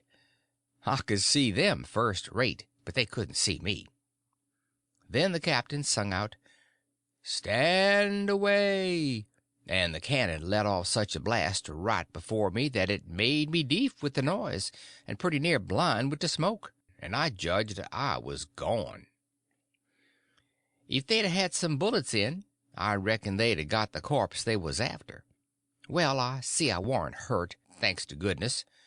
The boat floated on and went out of sight around the shoulder of the island. I could hear the booming now and then, further and further off, and by, after an hour, I couldn't hear it no more. The island was 3 mile long. I judged they had got to the foot and was giving it up. But they didn't yet a while. They turned around the foot of the island and started up the channel on the Missouri side, under steam, and booming once in a while as they went. I crossed over to that side and watched them. When they got abreast the head of the island, they quit shooting and dropped over to the Missouri shore and went home to the town. I knowed I was all right now. Nobody else would come a-hunting after me. I got my traps out of the canoe and made me a nice camp in the thick woods. I made a kind of tent out of my blankets to put my things under so the rain couldn't get at 'em. I catched a catfish and haggled him open with my saw, and toward sundown I started my campfire and had supper. Then I set out a line to catch some fish for breakfast. When it was dark I set by my campfire smoking and feeling pretty well satisfied. But by and by it got sort of lonesome, and so I went and sat on the bank and listened to the current swashing along, and counted the stars and drift logs and rafts that come down, and then went to bed. There ain't no better way to put in time when you are lonesome. You can't stay so; you soon get over it. And so for 3 days and nights. No difference, just the same thing. But the next day I went exploring around down through the island. I was boss of it. It all belonged to me, so to say, and I wanted to know all about it. But mainly I wanted to put in the time. I found plenty strawberries, ripe and prime, and green summer grapes, and green raspberries, and the green blackberries was just beginning to show. They would all come handy by and by, I judged. Well, I went fooling along in the deep woods till I judged I warn't far from the foot of the island. I had my gun along, but I hadn't shot nothing. It was for protection, though I would kill some game nigh home. About this time I mighty near stepped on a good-sized snake, and it went sliding off through the grass and flowers, and I after it, trying to get a shot at it. I clipped along, and all of a sudden I bounded right onto the ashes of a campfire that was still smoking.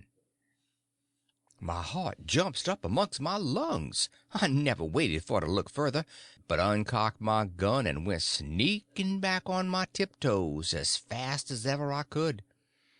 Every now and then I stopped a second amongst the thick leaves and listened, but my breath come so hard I couldn't hear nothing else.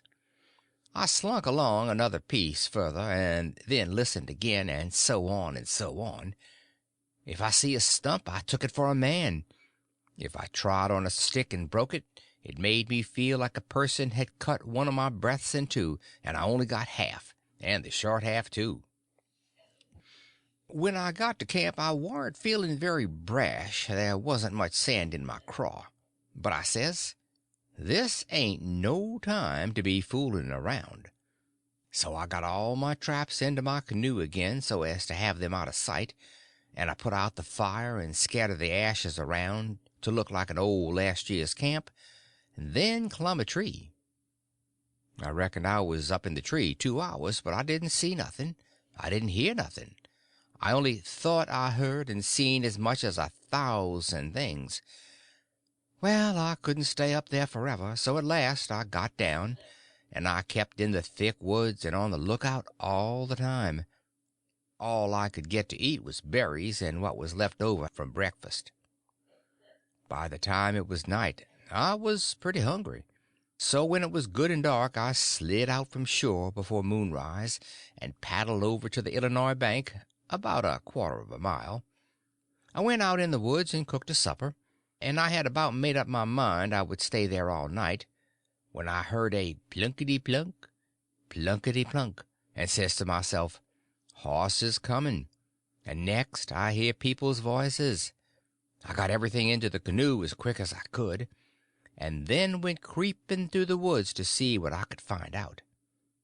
I hadn't got far when I heard a man say, "We better camp here if we can find a good place. The horses is about beat out. Let's look around." I didn't wait, but shoved off and paddled away easy. I tied up in the old place and reckoned I would sleep in the canoe. I didn't sleep much. I couldn't, somehow, for thinking, and every time I waked up I thought somebody had me by the neck, so the sleep didn't do me no good. By and by I says to myself, I can't live this way.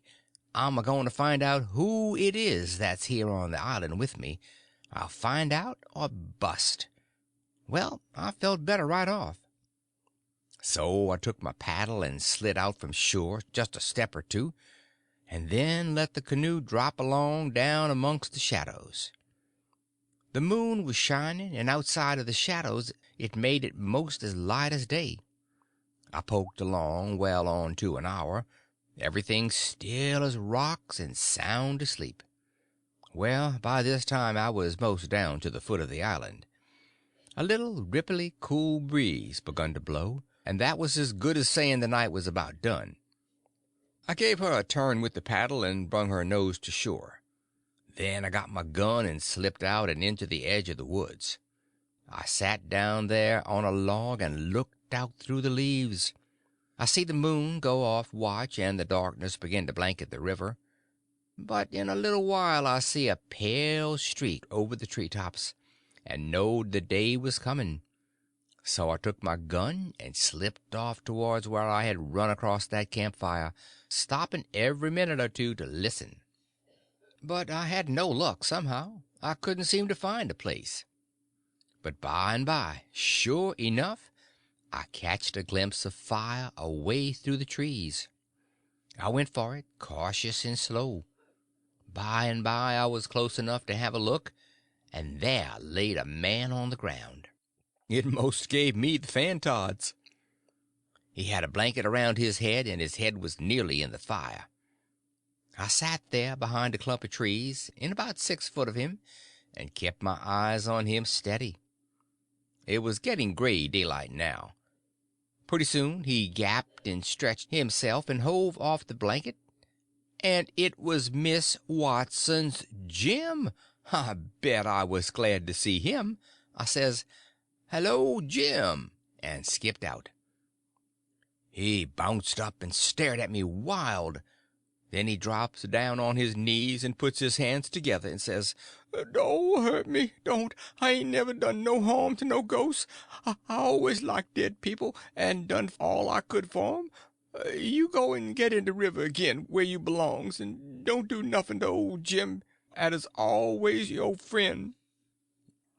Well, I warn't long making him understand I warn't dead. I was ever so glad to see Jim. I warn't lonesome now. I told him I warn't afraid of him telling the people where I was. I talked along, but he only sat there and looked at me, never said nothing. Then I says, "It's good daylight. Let's get breakfast. Make up your campfire good." "What's the use of making up the campfire to cook strawberries and such truck? But you got a gun, hain't you? Then we can get something better than strawberries." "Strawberries and such truck," I says. "Is that what you live on?" "I couldn't get nothing else," he says. "Why, how long you been on this island, Jim?" "I come here the night after you was killed." "What? All that time?" "Yes, indeedy." "And ain't you had nothing but that kind of rubbage to eat?" "Oh, sir, nothing else." "Well, you must be most starved, ain't you?" "I reckon I could eat a horse. I think I could." "How long you been on this island?" "Since the night I got killed." "No! Why, what has you lived on? But you got a gun. Oh, yes, you got a gun. That's good. Now you kill something, and I'll make up the fire." So we went over to where the canoe was, and while he built the fire in the grassy open place amongst the trees, I fetched meal and bacon and coffee pot and frying pan and sugar and tin cups, and the nigger was set back considerable, because he reckoned it was all done with witchcraft. I catched a good big catfish, too, and Jim cleaned him with his knife and fried him. When breakfast was ready we lolled on the grass and ate it smoking hot. Jim laid in with all his might, for he was most about starved. Then when we had got pretty well stuffed we laid off and lazed. By and by Jim says, "But looky here, Huck, who was it that was killed in that shanty if it warn't you?" Then I told him the whole thing, and he said it was smart. He said Tom Sawyer couldn't get up no better plan than what I had. Then I says, "How do you come to be here, Jim, and how'd you get here?" He looked pretty uneasy, and didn't say nothing for a minute. Then he says, "Maybe I better not tell." "Why, Jim?" "Well, there's reasons. But you wouldn't tell on me if I was to tell you, would you, Huck?" "Blamed if I would, Jim." Well, I believe you, Huck. I I run off. Jam. But mind, you said you wouldn't tell. You know you said you wouldn't tell, Huck. Well, I did. I said I wouldn't, and I'll stick to it. Honest Injun, I will. People would call me a low-down abolitionist and despise me for keeping mum, but that don't make no difference. I ain't a-going to tell, and I ain't a-going back there anyways. So now let's know all about it. Well, you see us dis way. Old missus, that's Miss Watson, she pecks on me all the time and treats me pretty rough, but she allers says she wouldn't sell me down to Orleans. But I noticed they was a nigger trading round the place considerable lately, and I begin to get uneasy. Well, one night I creeps in de door pooty late, and de door warn't quite shut, and I hear old missus tell the widder she gwine to sell me down to Orleans, but she didn't want to, but she said she could get $800 for me, and it is such a big stack of money she couldn't resist. The widder she tried to get her to say she wouldn't do it, but I never waited to hear the rest. I lit out mighty quick, I tell you. I took out and shin down the hill, and spec to steal a skiff long the shore somers above the town, but they was people a-stirring yet. So I hid in the old tumble-down cooper shop on the bank to wait for everybody to go away. Well, I was there all night. There was somebody around all the time. Long about 6 in the morning, skiffs begun to go by, and about 8 or 9 every shift that went long was talking about how your pap come over to the town and says you's killed. These last skiffs was full of ladies and gentlemen a-going over for to see the place. Sometimes they'd pull up to the show and take a rest before they started across. So by the talk I got to know all about the killing. I's powerful sorry you's killed, Huck, but I ain't no more now. I laid there in the shavings all day. I was hungry, but I warn't afeard, 'cause I knowed old missus and the widow was going to start to the camp meeting right after breakfast and be gone all day, and they knows I goes off with the cattle about daylight, so they wouldn't expect to see me round the place, and so they wouldn't miss me till after dark in the evening. The other servants wouldn't miss me, 'cause they shin out to take holidays soon as the old folks is out of the way. Well, when it come dark I took out up the river road and went about 2 mile or more to where there warn't no houses. I made up my mind about what I was a-gwyne to do.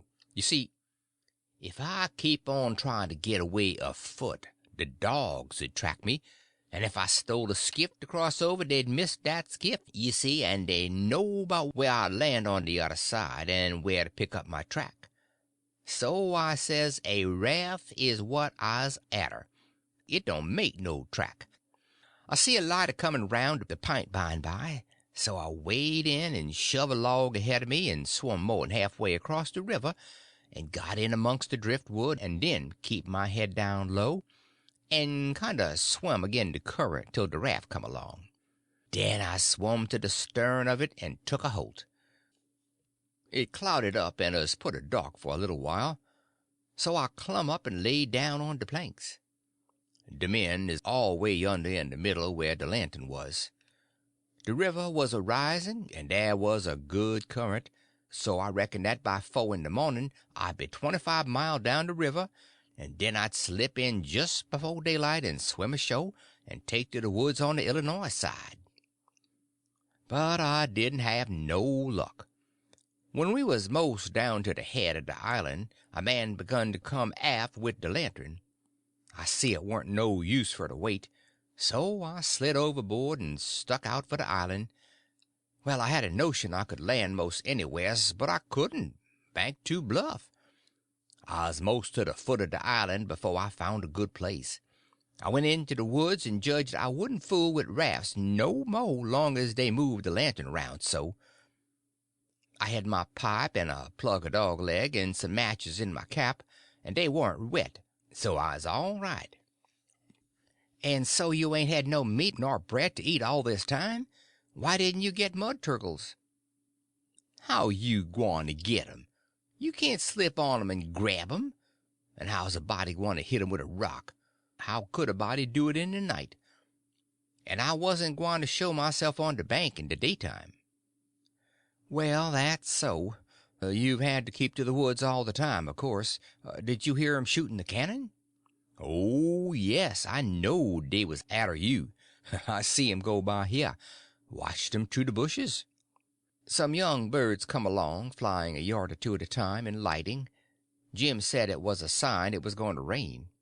He said it was a sign when young chickens flew that way, and so he reckoned it was the same when young birds done it. I was going to catch some of 'em, but Jim wouldn't let me. He said it was death. He said his father laid mighty sick once, and some of them catched a bird, and his old granny said his father would die, and he did. And Jim said you mustn't count the things you are going to cook for dinner, because that would bring bad luck. The same if you shook the tablecloth after sundown. And he said if a man owned a beehive and that man died, the bees must be told about it before sunup next morning, or else the bees would all weaken down and quit work and die. Jim said bees wouldn't sting idiots, but I didn't believe that, because I had tried them lots of times myself, and they wouldn't sting me. I had heard about some of these things before, but not all of them. Jim knowed all kinds of signs. He said he knowed most everything. I said it looked to me like all the signs was about bad luck, and so I asked him if there warn't any good luck signs. He says, mighty few, and they ain't no use to a body. What you want to know when good luck's a coming for? Want to keep it off? And he said, if'n you got hairy arms and a hairy breast, it's a sign that you are gwine to be rich. Well, dey's some use in a sign like dat, 'cause it's so fur ahead. You see, maybe you's got to be po' a long time first, and so you might get discouraged and kill yourself if you didn't know by the sign that you gwine to be rich by and by. Have you got hairy arms and a hairy breast, Jim? What's the use to ask that question? Don't you see I has? Well, are you rich? No, but I been rich once, and gwine to be rich again. Once I had $14, but I took to speculating and got busted out. What did you speculate in, Jim? Well, first I tackled stock. What kind of stock? Why, livestock, cattle, you know. I put $10 in a cow, but I ain't going to risk no more money in stock. The cow up and died on my hands. So you lost $10? No, I didn't lose it all. I only lost about 9 of it. I sold a hide and tallow for $1.10. You had $5.10 left. Did you speculate any more? Yes. You know that one-legged nigger that belongs to old Mr. Bradish? Well, he sot up a bank and said anybody that put in $1 would get $4 more at the end of the year. Well, all the niggers went in, but they didn't have much. I was the only one that had much. So I stuck out for more than $4, and I said if I didn't get it I'd start a bank myself. Well, of course that nigger wants to keep me out of the business, because he says there warn't business enough for 2 banks. So he says I could put my $5 in and he'd pay me $35 at the end of the year. So I done it. Then I reckoned I'd invest the $35 right off and keep things a-moving. There was a nigger named Bob that had ketched a wood flat, and his master didn't know it, and I bought it off'n him and told him to take the $35 when the end of the year come. But somebody stole the wood flat that night, and the next day the one-legged nigger said the bank's busted. So they didn't none of us get no money. What did you do with the 10 cents, Jim? Well, I was going to spend it, but I had a dream, and the dream told me to give it to a nigger named Balaam. Balaam's ass, they call him for short. And he's one of them chuckleheads, you know. But he's lucky, they say, and I see I warn't lucky. The dream say let Balaam invest the 10 cents and he'd make a raise for me. Well, Balaam he took the money, and when he was in church he heard the preacher say that whoever give to the po' lend to the Lord, and bound to get his money back 100 times. So Balaam He took and give the 10 cents to the po, and laid low to see what was gwine to come of it.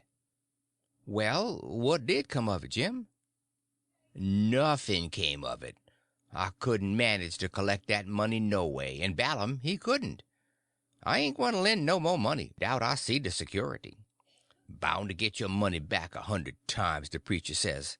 Huh, if I could get the 10 cents back, I'd call it square and be glad of the chance. Well, it's all right, Jim, long as you're going to be rich again some time or other. Yes, and I's rich now, come to look at it. I owns myself, and I's worth $800. I wish I had the money. I wouldn't want no mo'. End of chapter 8. Chapter 9. The Cave. The Floating House. I wanted to go and look at a place right about the middle of the island that I'd found when I was exploring, so we started and soon got to it, because the island was only 3 miles long and a quarter of a mile wide. This place was a tolerable long, steep hill or ridge, about 40 feet high. We had a rough time getting to the top, the sides were so steep and the bushes so thick. We tramped and clumb around all over it, and by found a good big cavern in the rock, most up to the top on the side towards Illinois. The cavern was as big as 2 or 3 rooms bunched together, and Jim could stand up straight in it. It was cool in there. Jim was for putting our traps in there right away, but I said we didn't want to be climbing up and down there all the time. Jim said if we had the canoe hid in a good place and had all the traps in the cavern, we could rush there if anybody was to come to the island, and they would never find us without dogs. And besides, he said them little birds had said it was going to rain, and did I want the things to get wet? So we went back and got the canoe and paddled up abreast the cavern and lugged all the traps up there. Then we hunted up a place close by to hide the canoe in, amongst the thick willows. We took some fish off the lines and set them again, and begun to get ready for dinner. The door of the cavern was big enough to roll a hogshead in, and on one side of the door the floor stuck out a little bit and was flat and a good place to build a fire on, so we built it there and cooked dinner. We spread the blankets inside for a carpet and eat our dinner in there. We put all the other things handy at the back of the cavern. Pretty soon it darkened up and begun to thunder and lightning, so the birds was right about it. Directly it begun to rain, and it rained like all fury, too, and I never see the wind blow so. It was one of these regular summer storms. It would get so dark that it looked all blue-black outside, and lovely, and the rain would thrash along by so thick that the trees off a little ways looked dim and spider-webby, and here would come a blast of wind that would bend the trees down and turn up the pale underside of the leaves, and then a perfect ripper of a gust would follow along and set the branches to tossing their arms as if they was just wild. And next, when it was just about the bluest and blackest, psst, it was as bright as glory, and you'd have a little glimpse of tree-tops a-plunging about away off yonder in the storm, hundreds of yards further than you could see before. Dark as sin again in a second, and now you'd hear the thunder let go with an awful crash, and then go rumbling, grumbling, tumbling down the sky toward the underside of the world, like rolling empty barrels downstairs, where it's long stairs, and they bounce a good deal, you know. "Jim, this is nice," I says. "I wouldn't want to be nowhere else but here. Pass me along another hunk of fish and some hot cornbread." "Well, you wouldn't a been here if it hadn't been for Jim. You'd a been down there in the woods without any dinner, and getting most drownded, too. Dat you would, honey.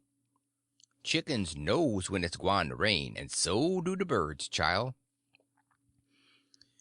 The river went on raising and raising for 10 or 12 days, till at last it was over the banks. The water was 3 or 4 foot deep on the island in the low places and on the Illinois bottom. On that side it was a good many miles wide, but on the Missouri side it was the same old distance across, a half mile, because the Missouri shore was just a wall of high bluffs. Daytimes we paddled all over the island in the canoe. It was mighty cool and shady in the deep woods, even if the sun was blazing outside.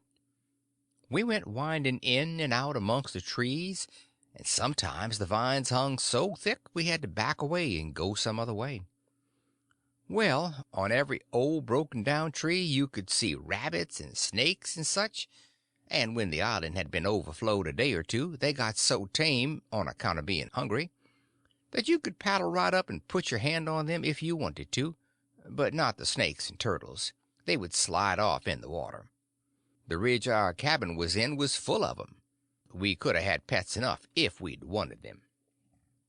One night we catched a little section of a lumber raft, nice pine planks. It was 12 foot wide and about 15 or 16 foot long, and the top stood above water 6 or 7 inches, a solid level floor. We could see saw logs go by in the daylight sometimes, but we let them go. We didn't show ourselves in daylight. Another night, when we was up at the head of the island just before daylight, here comes a frame house down on the west side. She was a 2-story and tilted over considerable. We paddled out and got aboard, clumb in at an upstairs window. But it was too dark to see yet, so we made the canoe fast and set in her to wait for daylight. The light begun to come before we got to the foot of the island. Then we looked in at the window. We could make out a bed, a table, and 2 chairs, and lots of things around about on the floor, and there was clothes hanging against the wall. There was something lying on the floor in the far corner that looked like a man, so Jim says, "Hello, you." But it didn't budge. So I hollered again, and then Jim says, "The man ain't asleep, he's dead. You hold still, I'll go and see." He went and bent down and looked, and says, "It's a dead man. Yes, indeedy, naked, too. He been shot in the back. I reckon he's been dead 2 or 3 days. Come in, Huck, but don't look at his face, it's too gashy." I didn't look at him at all. Jim throwed some old rags over him, but he needn't done it. I didn't want to see him. There was heaps of old greasy cards scattered around over the floor, and old whiskey bottles, and a couple of masks made out of black cloth, and all over the walls was the ignorantest kind of words and pictures made with charcoal. There was 2 old dirty calico dresses and a sunbonnet, and some women's underclothes hanging against the wall, and some men's clothing, too. We put the lot into the canoe. It might come good. There was a boy's old speckled straw hat on the floor. I took that, too. And there was a bottle that had milk in it, and it had a rag stopper for a baby to suck. We would have took the bottle, but it was broke. There was a seedy old chest and an old hair trunk with the hinges broke. They stood open, but there warn't nothing in them that was any account.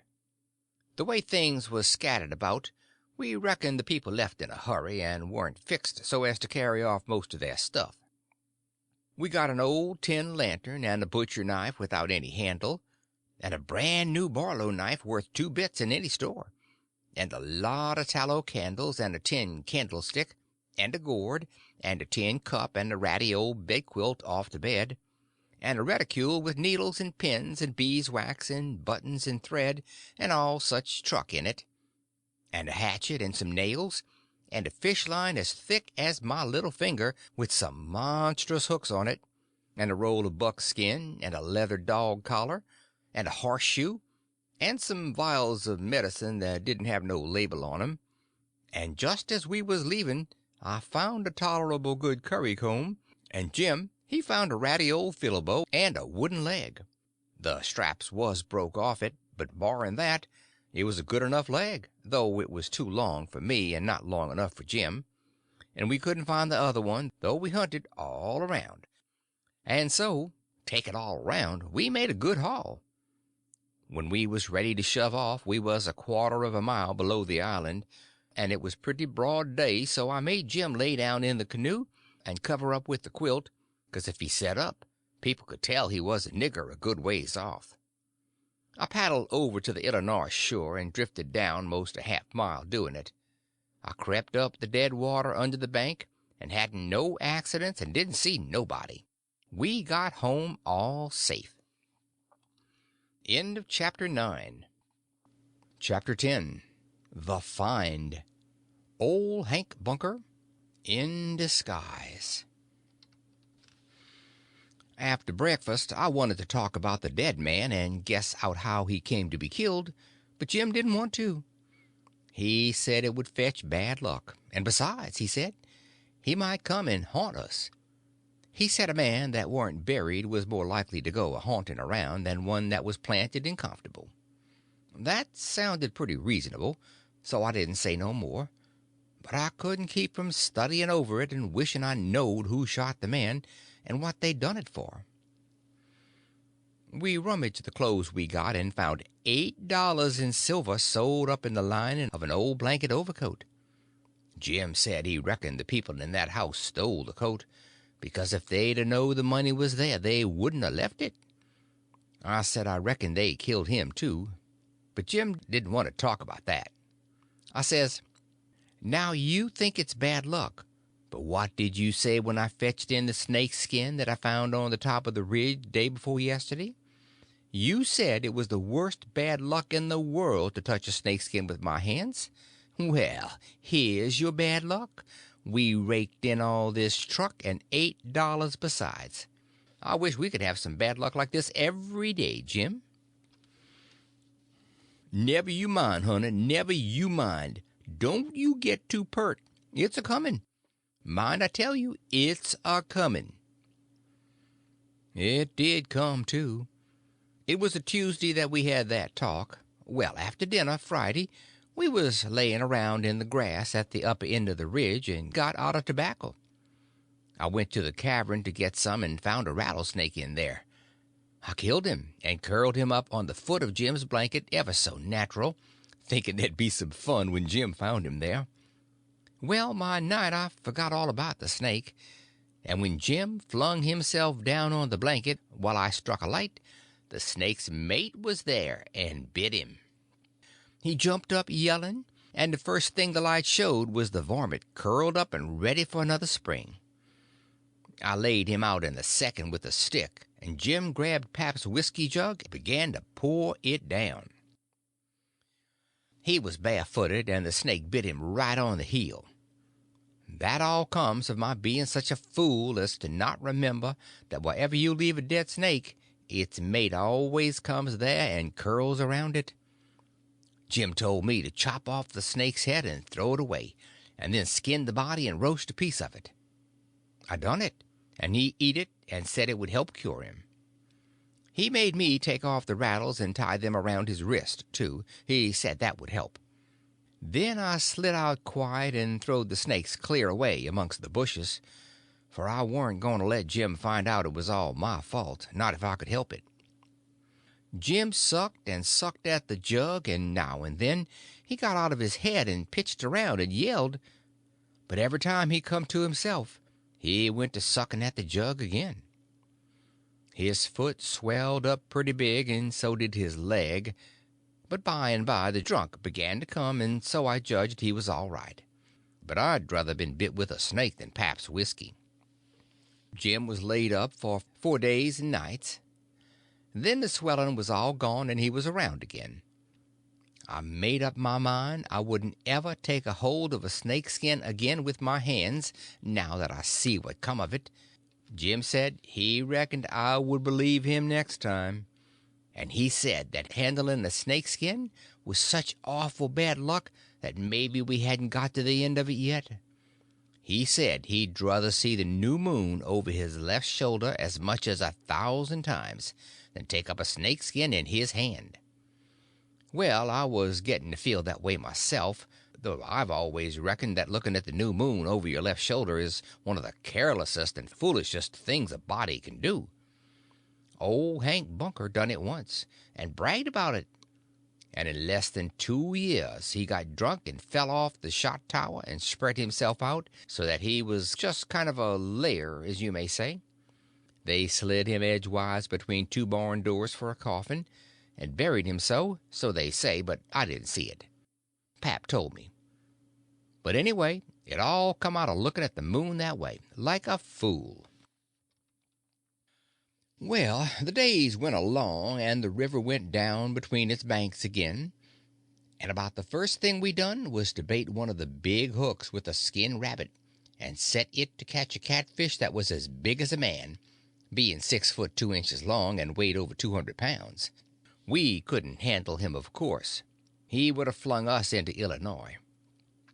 We just sat there and watched him rip and tear around till he drowned. We found a brass button in his stomach and a round ball and lots of rubbish. We split the ball open with a hatchet, and there was a spool in it. Jim said he'd had it there a long time to coat it over and make a ball of it. It was as big a fish as was ever catched in the Mississippi, I reckon. Jim said he hadn't ever seen a bigger one. He would have been worth a good deal over at the village. They peddle out such fish as that by the pound in the market house there. Everybody buys some of him. His meat's as white as snow and makes a good fry. Next morning I said it was getting slow and dull, and I wanted to get a stirring up some way. I said I reckoned I would slip over the river and find out what was going on. Jim liked that notion, but he said I must go in the dark and look sharp. Then he studied it over and said, couldn't I put on some of them old things and dress up like a girl? That was a good notion, too. So we shortened up one of the calico gowns, and I turned up my trousers legs to my knees and got into it. Jim hitched it behind with the hooks, and it was a fair fit. I put on the sunbonnet and tied it under my chin, and then for a body to look in and see my face was like looking down a joint stovepipe. Jim said nobody would know me, even in the daytime, hardly. I practiced around all day to get the hang of the things, and by I could do pretty well in them, only Jim said I didn't walk like a girl, and he said I must quit pulling up my gown to get at my breeches pocket. I took notice, and done better. I started up the Illinois shore in the canoe just after dark. I started to cross to the town from a little below the ferry landing, and the drift of the current fetched me in at the bottom of the town. I tied up and started along the bank. There was a light burning in a little shanty that hadn't been lived in for a long time, and I wondered who had took up quarters there. I slipped up and peeped in at the window. There was a woman about 40-year-old in there, knitting by a candle that was on a pine table. I didn't know her face. She was a stranger, for you couldn't start a face in that town that I didn't know.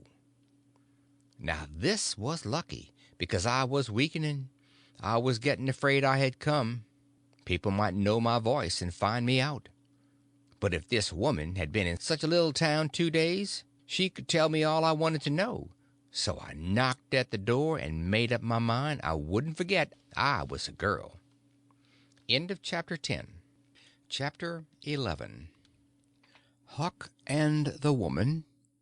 The Search. Prevarication. Going to Goshen. "Come in," says the woman, and I did. She says, "Take a cheer." I done it. She looked me all over with her little shiny eyes and says, "What might your name be?" "Sarah Williams." "Whereabouts do you live? In this neighborhood?" "No'm, in Hookerville, 7 miles below. I've walked all the way, and I'm all tired out." "Hungry, too, I reckon. I'll find you something." "No'm, I ain't hungry. I was so hungry I had to stop 2 miles below here at a farm, so I ain't hungry no more. It's what makes me so late. My mother's down sick and out of money and everything, and I come to tell my Uncle Abner Moore. He lives at the upper end of the town, she says. I hain't never been here before. Do you know him?" "No, but I don't know everybody yet. I haven't lived here quite 2 weeks. It's a considerable ways to the upper end of the town. You better stay here all night. Take off your bonnet." "No," I says, "I'll rest a while, I reckon, and go on. I ain't afeard of the dark." She said she wouldn't let me go by myself, but her husband would be in by and by, maybe in an hour and a half, and she said she'd send him along with me. Then she got to talking about her husband, and about her relations up the river and her relations down the river, and about how much better off they used to was, and how they didn't know but they'd made a mistake coming to our town instead of letting well alone, and so on, till I was afeard I had made a mistake coming to her to find out what was going on in the town. But by and by she dropped on to pap and the murder, and then I was pretty willing to let her chatter right along. She told about me and Tom Sawyer finding the $6,000, only she got it 10, and all about pap and what a hard lot he was, and what a hard lot I was, and at last she got down to where I was murdered. I says, "Who done it? We've heard considerable about these goings on down in Hookerville, but we don't know who 'twas that killed Huck Finn." "Well, I reckon there's a right smart chance of people here that'd like to know who killed him. Some think old Finn done it himself." "No, is that so?" "Most everybody thought it at first. He'll never know how nigh he come to getting lynched. But before night they changed around and judged it was done by a runaway nigger named Jim." "Why, he—" I stopped. I reckoned I'd better keep still. She run on and never noticed I had put in at all. "The nigger run off the very night Huck Finn was killed, so there's a reward out for him, $300. And there's a reward out for old Finn, too, $200. You see, he come to town the morning after the murder and told about it, and was out with him on the ferryboat hunt, and right away after he up and left. Before night they wanted to lynch him, but he was gone, you see. Well, next day they found out the nigger was gone. They found out he hadn't been seen since 10 o'clock the night the murder was done. So then they put it on him, you see, and while they was full of it next day back comes old Finn, and went boo-hooing to Judge Thatcher to get money to hunt for the nigger all over Illinois with. The judge gave him some, and that evening he got drunk and was around till after midnight with a couple of mighty hard-looking strangers, and then went off with them. Well, he hain't come back since, and they ain't looking for him back till this thing blows over a little, for people thinks now that he killed his boy and fixed things so folks would think robbers done it, and then he'd get Huck's money without having to bother a long time with the lawsuit. People do say he warn't any too good to do it. Oh, he's sly, I reckon. If he don't come back for a year he'll be all right. You can't prove anything on him, you know. Everything will be quieting down then, and he'll walk in Huck's money as easy as nothing. Yes, I reckon so. I don't see nothing in the way of it. Has everybody quit thinking the nigger done it? No, not everybody. A good many thinks he done it. But they'll get the nigger pretty soon now, and maybe they can scare it out of him. Why are they after him yet? Well, you're innocent, ain't you? Does $300 lay around every day for people to pick up? Some folks think the nigger ain't far from here. I'm one of 'em. But I hain't talked it around. A few days ago I was talking with an old couple that lives next door in the log shanty, and they happened to say hardly anybody ever goes to that island over yonder that they call Jackson's Island. Don't anybody live there, says I. No, nobody, says they. I didn't say any more, but I done some thinking. I was pretty near certain I'd seen smoke over there about the head of the island a day or two before that, and I says to myself, like as not, that nigger's hiding over there. Anyway, says I, it's worth the trouble to give the place a hunt. I hain't seen any smoke since, so I reckon maybe he's gone, if it was him. But husband's going over to see, him and another man.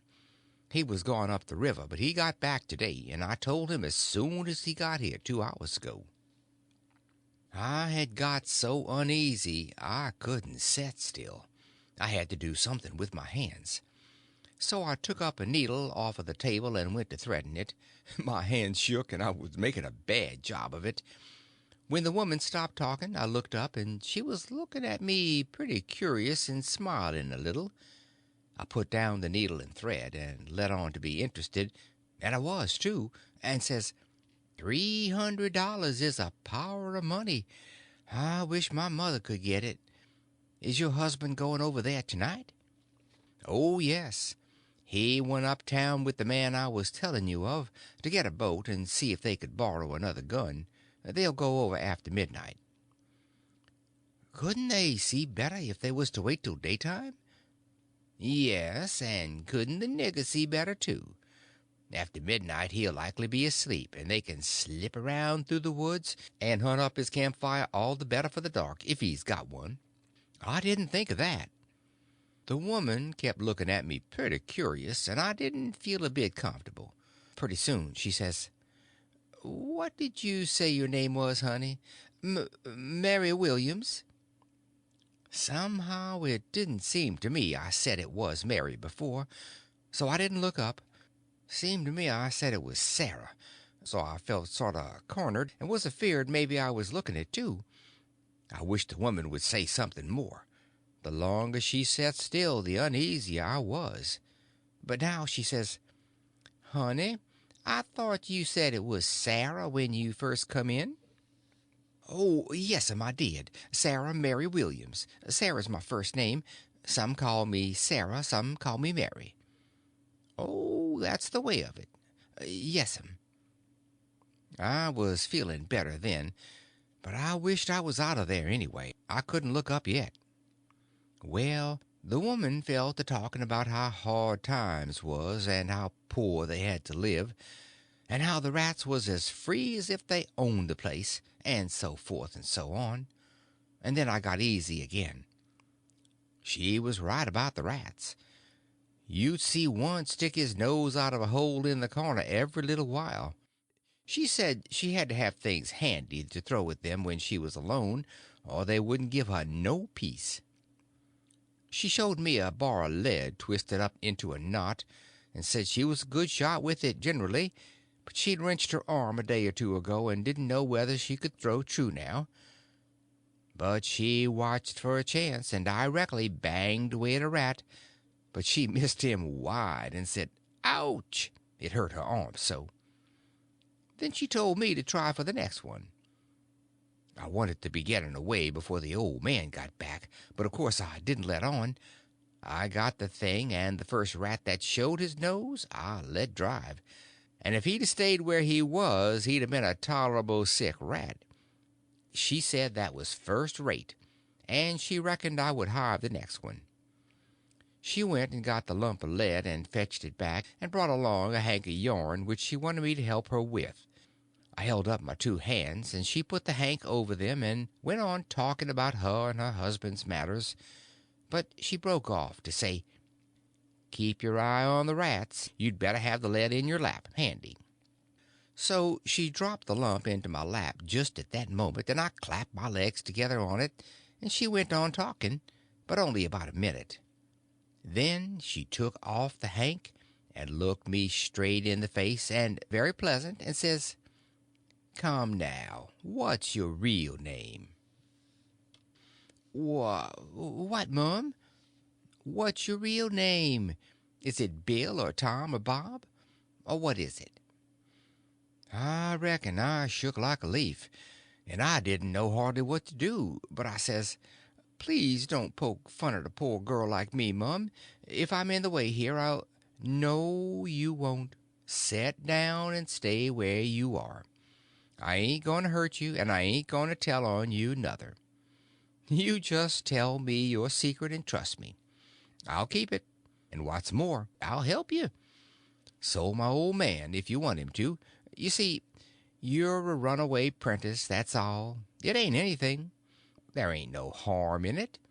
You been treated bad, and you made up your mind to cut. Bless you, child, I wouldn't tell on you.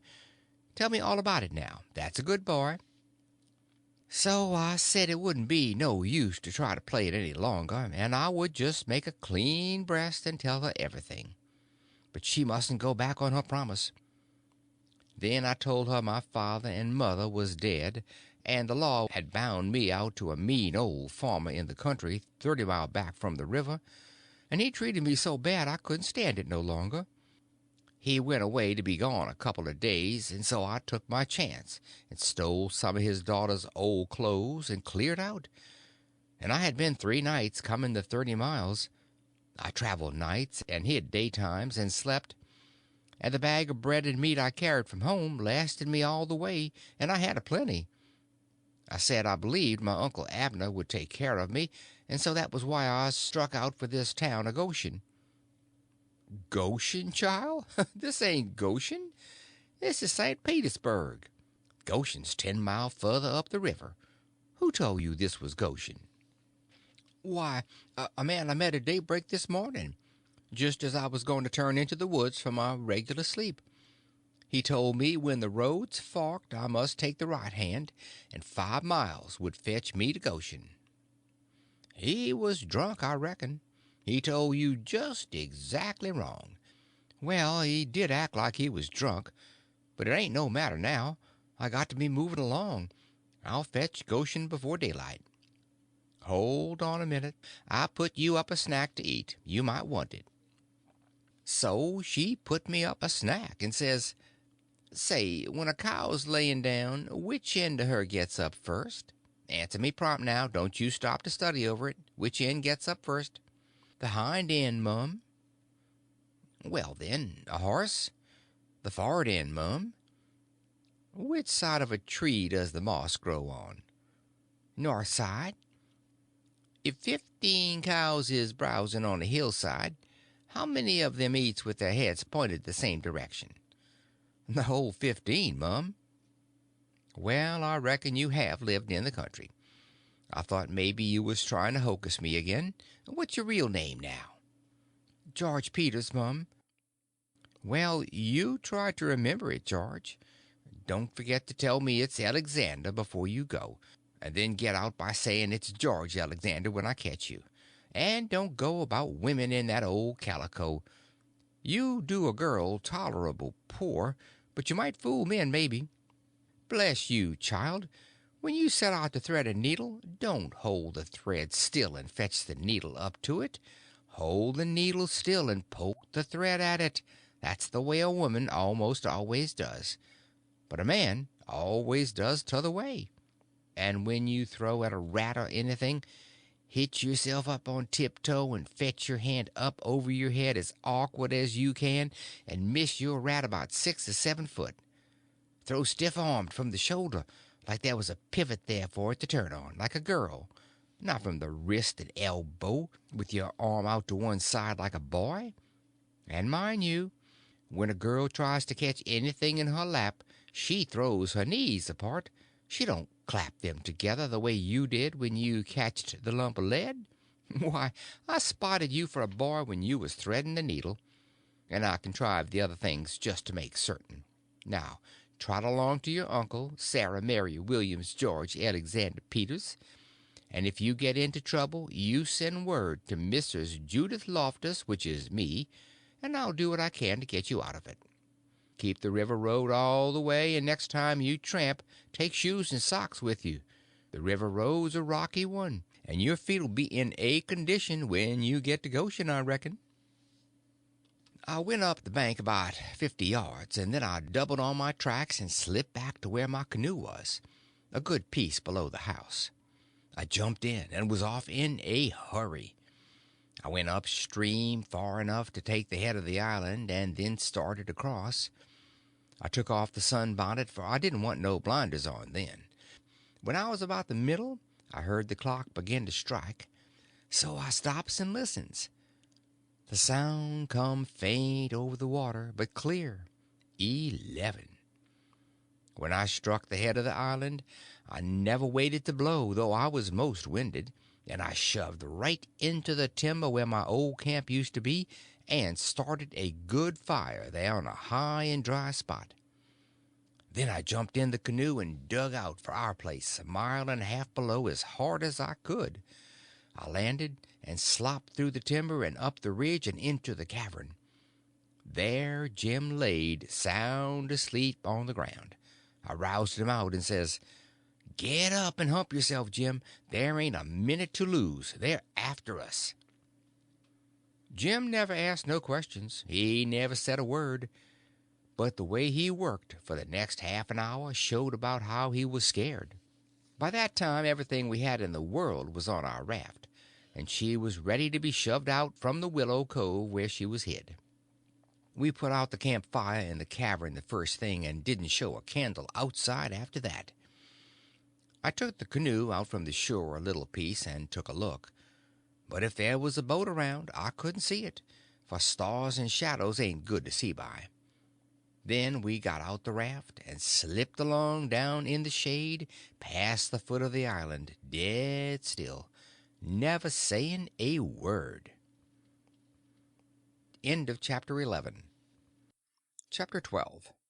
Slow navigation, borrowing things, boarding the wreck, the plotters, hunting for the boat.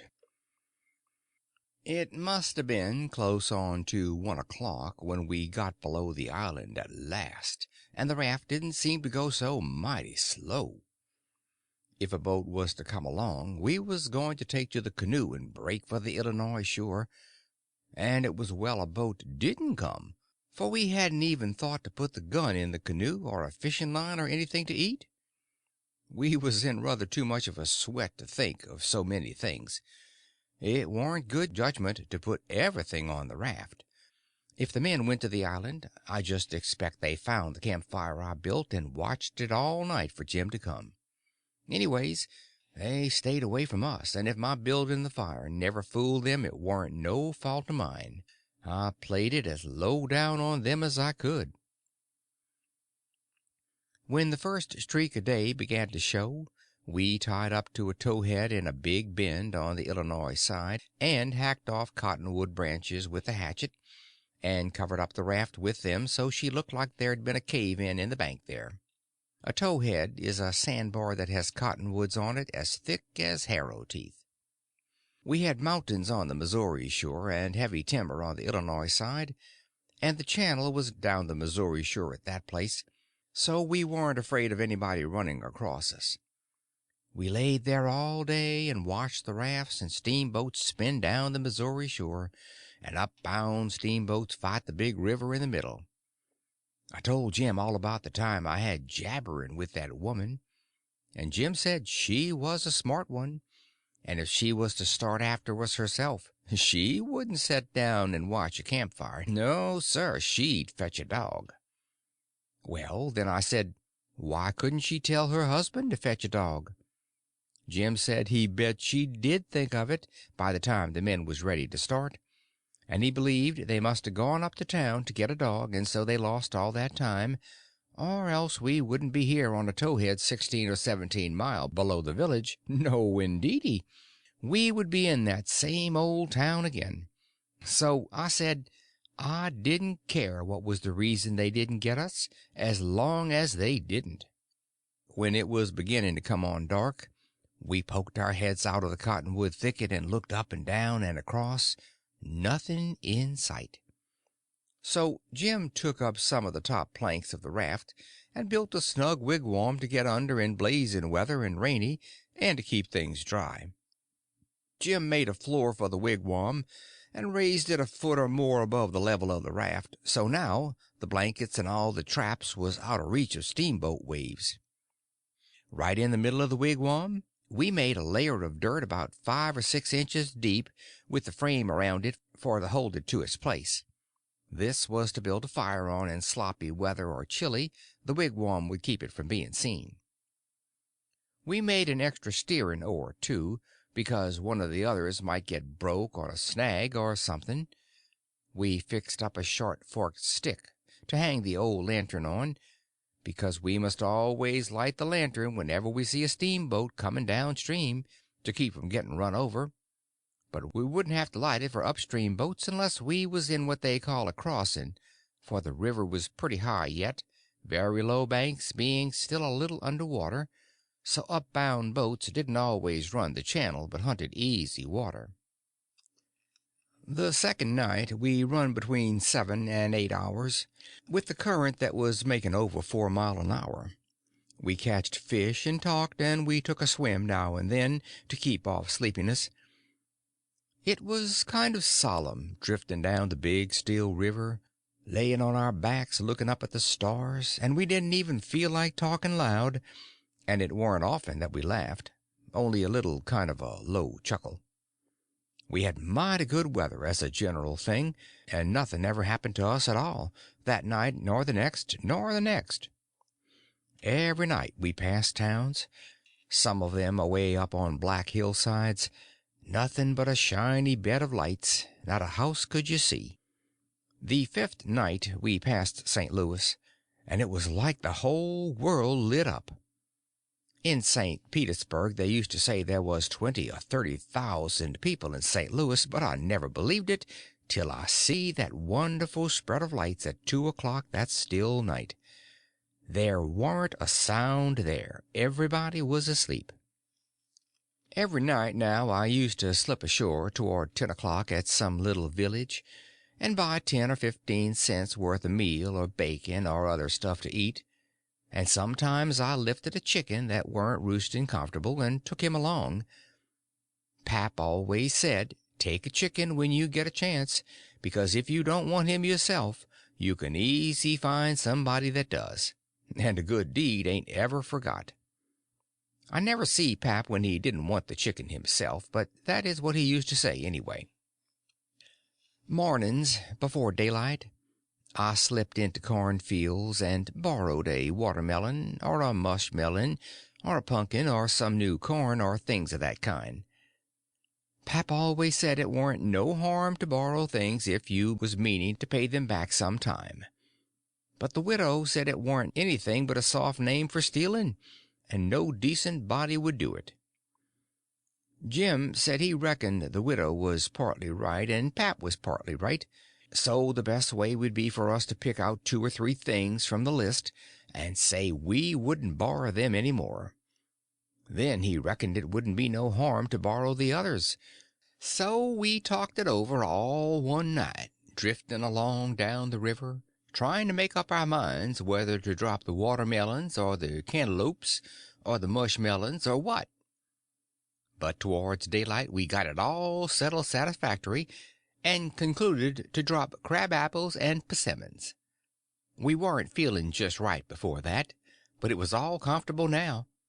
I was glad the way it come out, too, because crab apples ain't ever good, and the persimmons wouldn't be ripe for 2 or 3 months yet.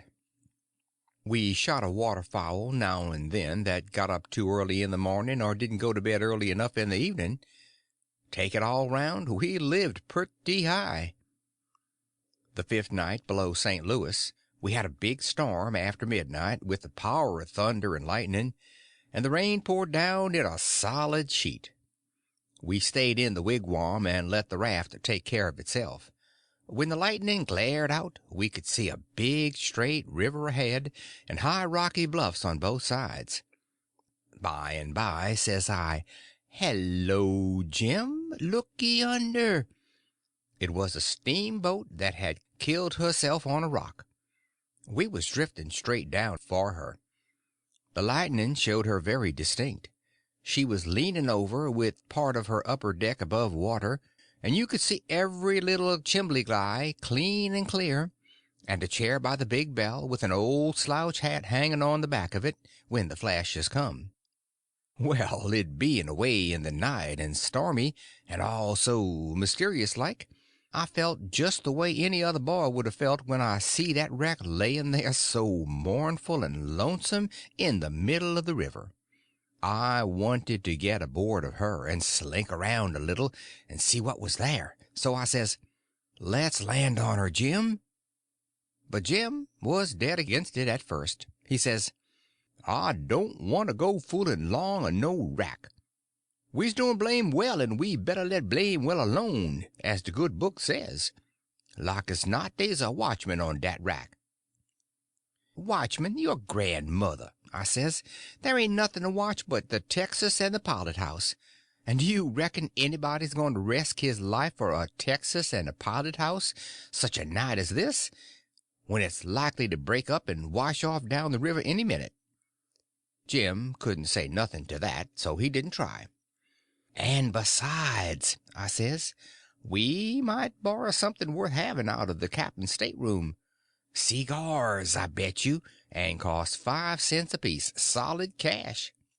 Steamboat captains is always rich and get $60 a month, and they don't care a cent what a thing costs, as long as they want it.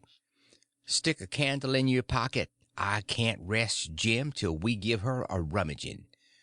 Do you reckon Tom Sawyer would ever go by this thing? Not for pie, he wouldn't. He'd call it an adventure, that's what he'd call it, and he'd land on that wreck if it was his last act. And wouldn't he throw style into it? Wouldn't he spread himself nor nothing? Why, you'd think it was Christopher Columbus discovering Kingdom Come. I wish Tom Sawyer was here. Jim grumbled a little, but give in. He said we mustn't talk any more than we could help, and then talk mighty low. The lightning showed us the wreck again just in time, and we fetched the starboard derrick and made fast there. The deck was high out there. We went sneaking down the slope of it to larboard in the dark towards the Texas, feeling our way slow with our feet and spreading our hands out to fend off the guys, for it was so dark we couldn't see no sign of them.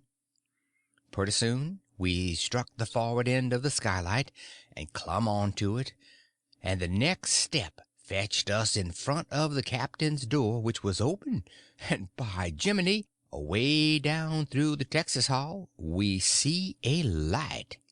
And all in the same second we seemed to hear low voices in yonder. Jim whispered and said he was feeling powerful sick, and told me to come along.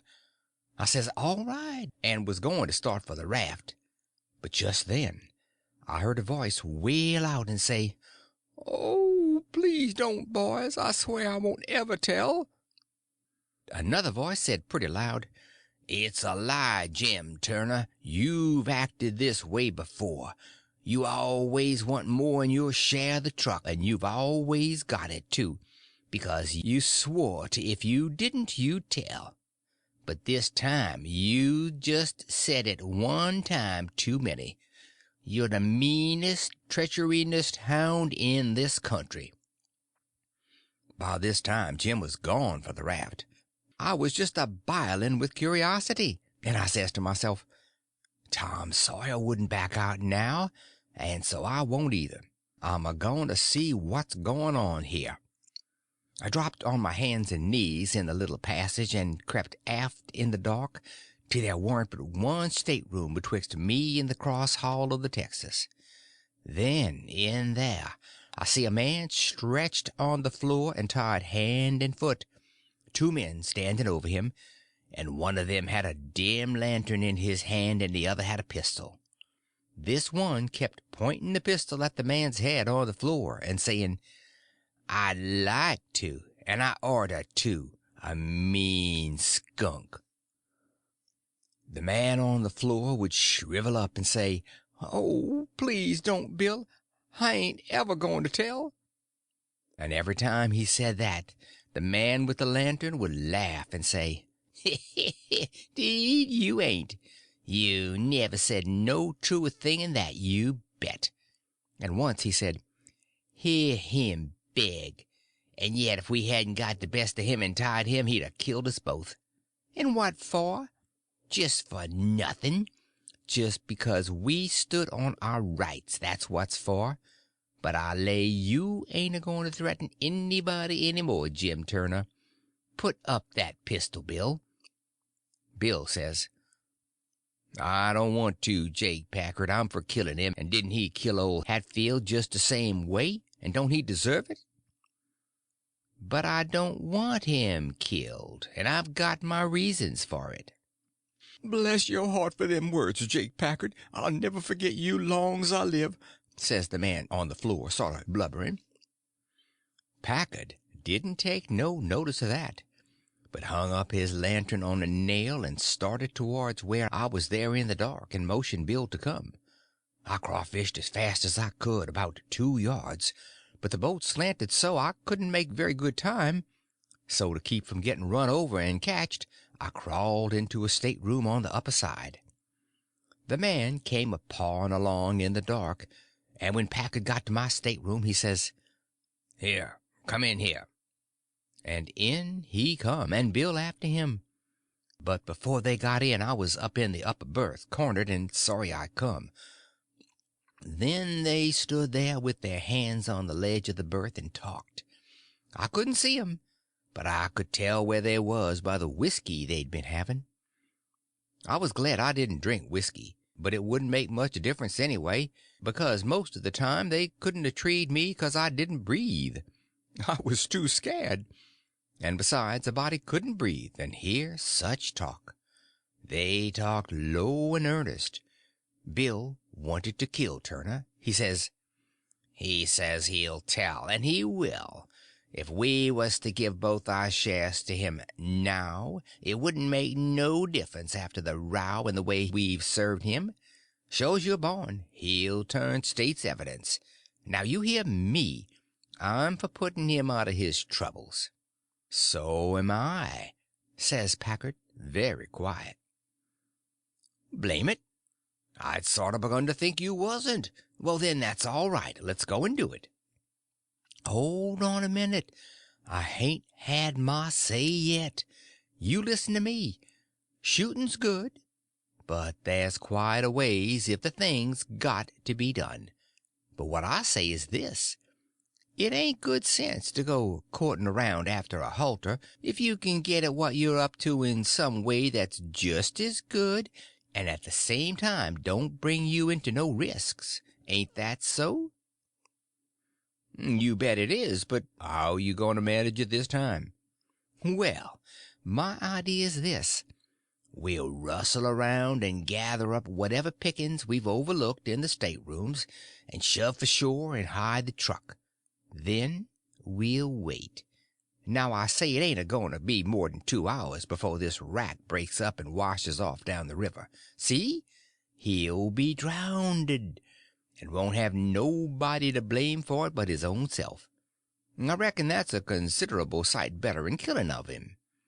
I'm unfavorable to killing a man as long as you can get around it. It ain't good sense, it ain't good morals. Ain't I right? Yeah, I reckon you are. But suppose she don't break up and wash off? Well, we can wait the 2 hours anyway and see, can't we? All right, then, come along.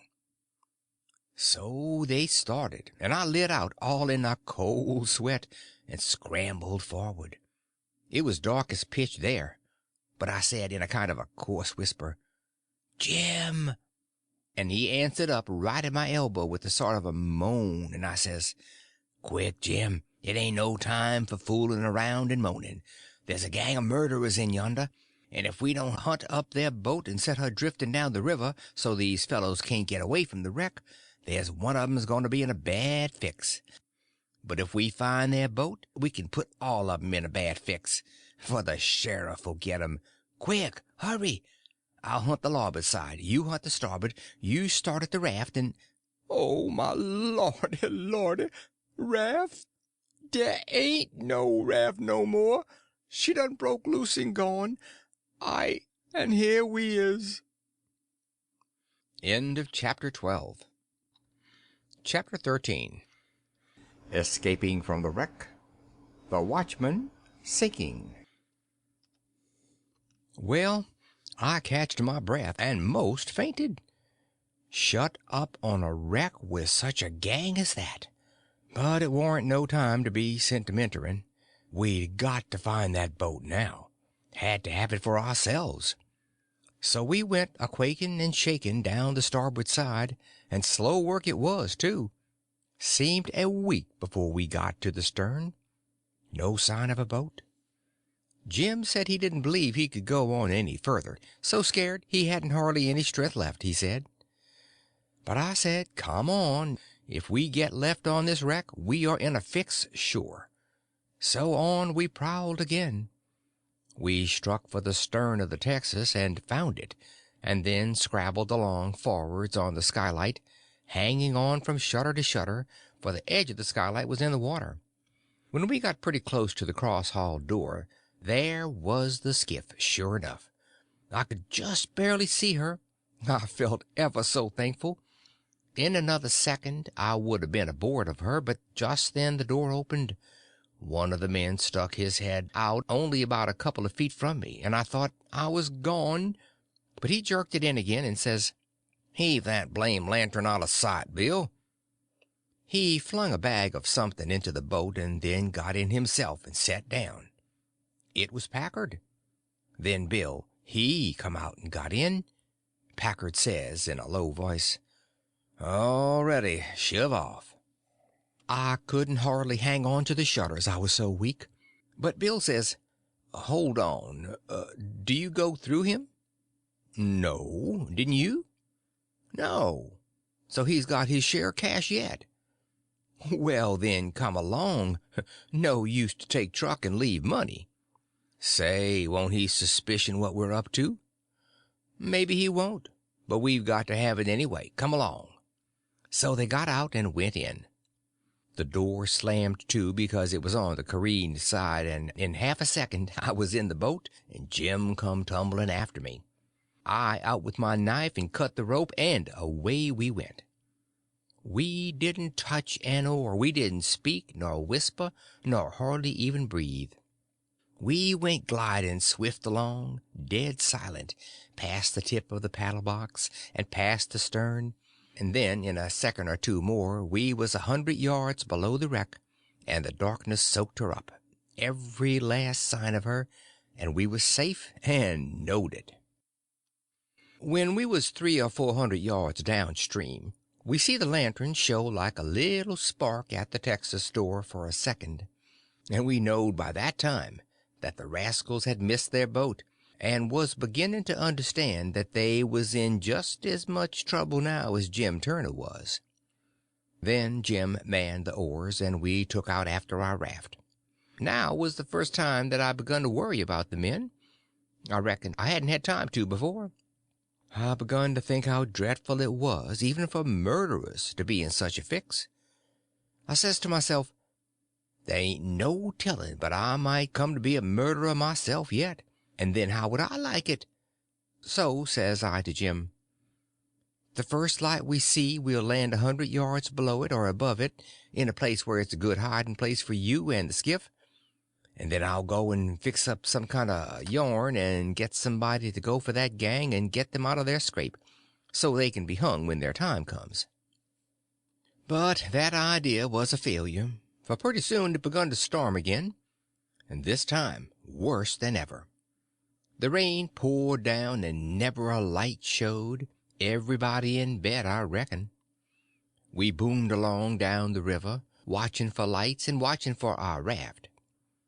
After a long time the rain let up, but the clouds stayed, and the lightning kept whimpering, and by a flash showed us a black thing ahead floating, and we made for it. It was the raft, and mighty glad was we to get aboard of it again. We seen a light now away down to the right on shore, so I said I would go for it. The skiff was half full of plunder which that gang had stole there on the wreck. We hustled it onto the raft in a pile, and I told Jim to float along down and show a light when he judged he had gone about 2 mile, and keep it burning till I come. Then I manned my oars and shoved for the light.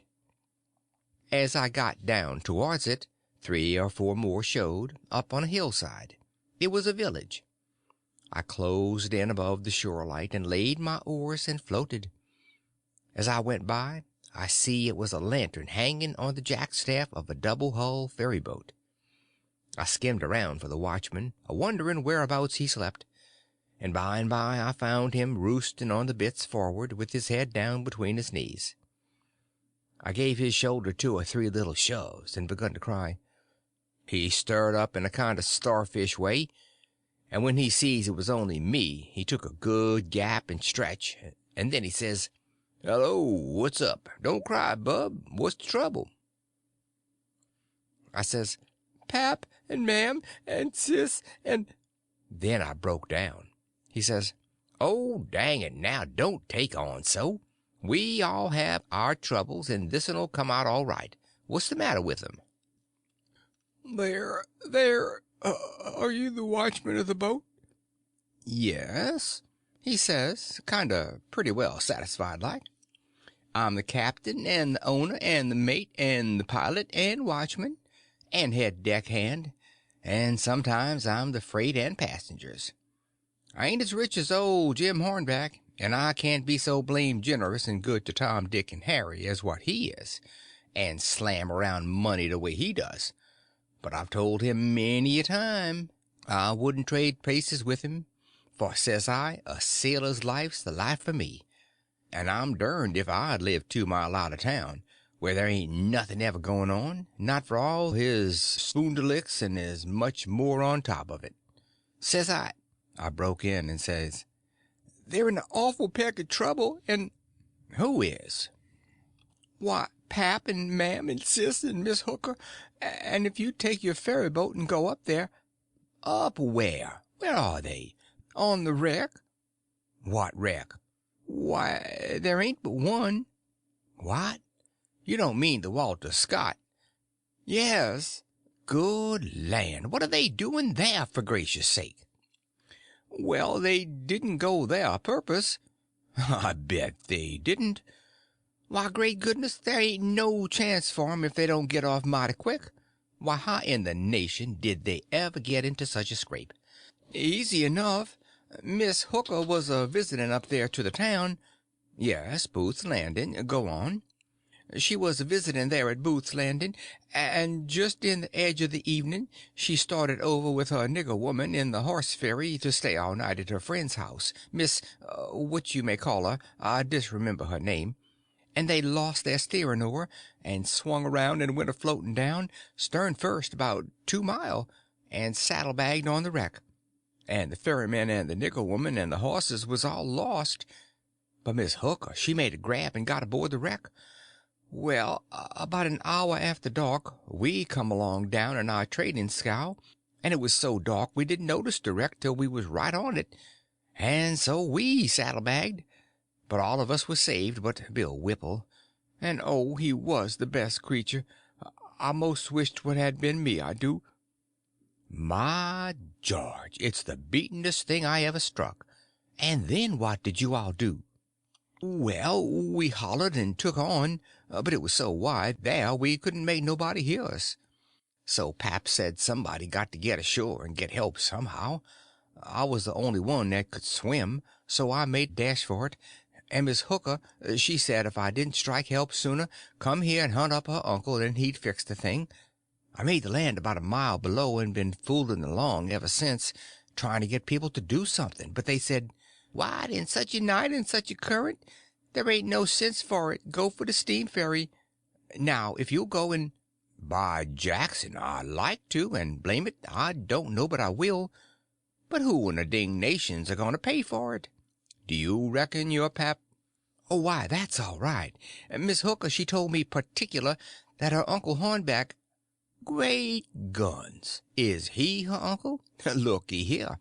You break for that light over yonder way, and turn out west when you get there, and about a quarter-mile out you'll come to the tavern. Tell him to dart you out to Jim Hornback's, and he'll foot the bill.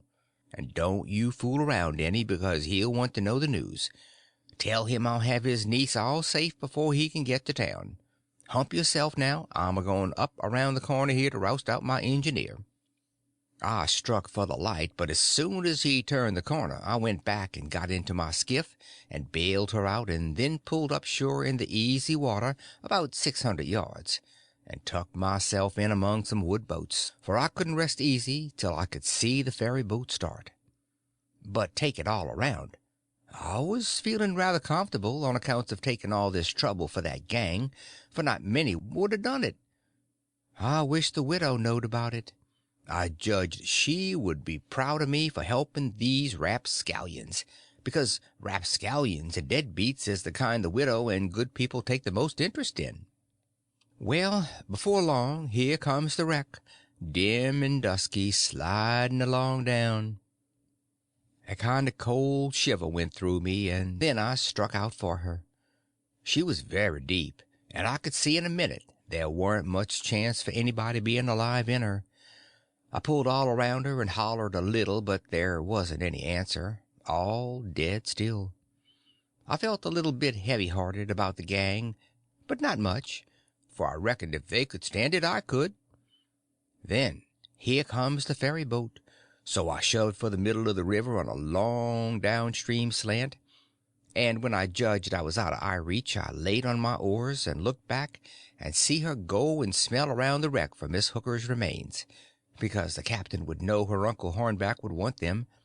And then pretty soon the ferry boat give it up and went for the shore, and I laid into my work and went a booming down the river. It did seem a powerful long time before Jim's light showed up, and when it did show it looked like it was 1,000 mile off. By the time I got there the sky was beginning to get a little gray in the east, so we struck for an island and hid the craft and sunk the skiff and turned in and slept like dead people.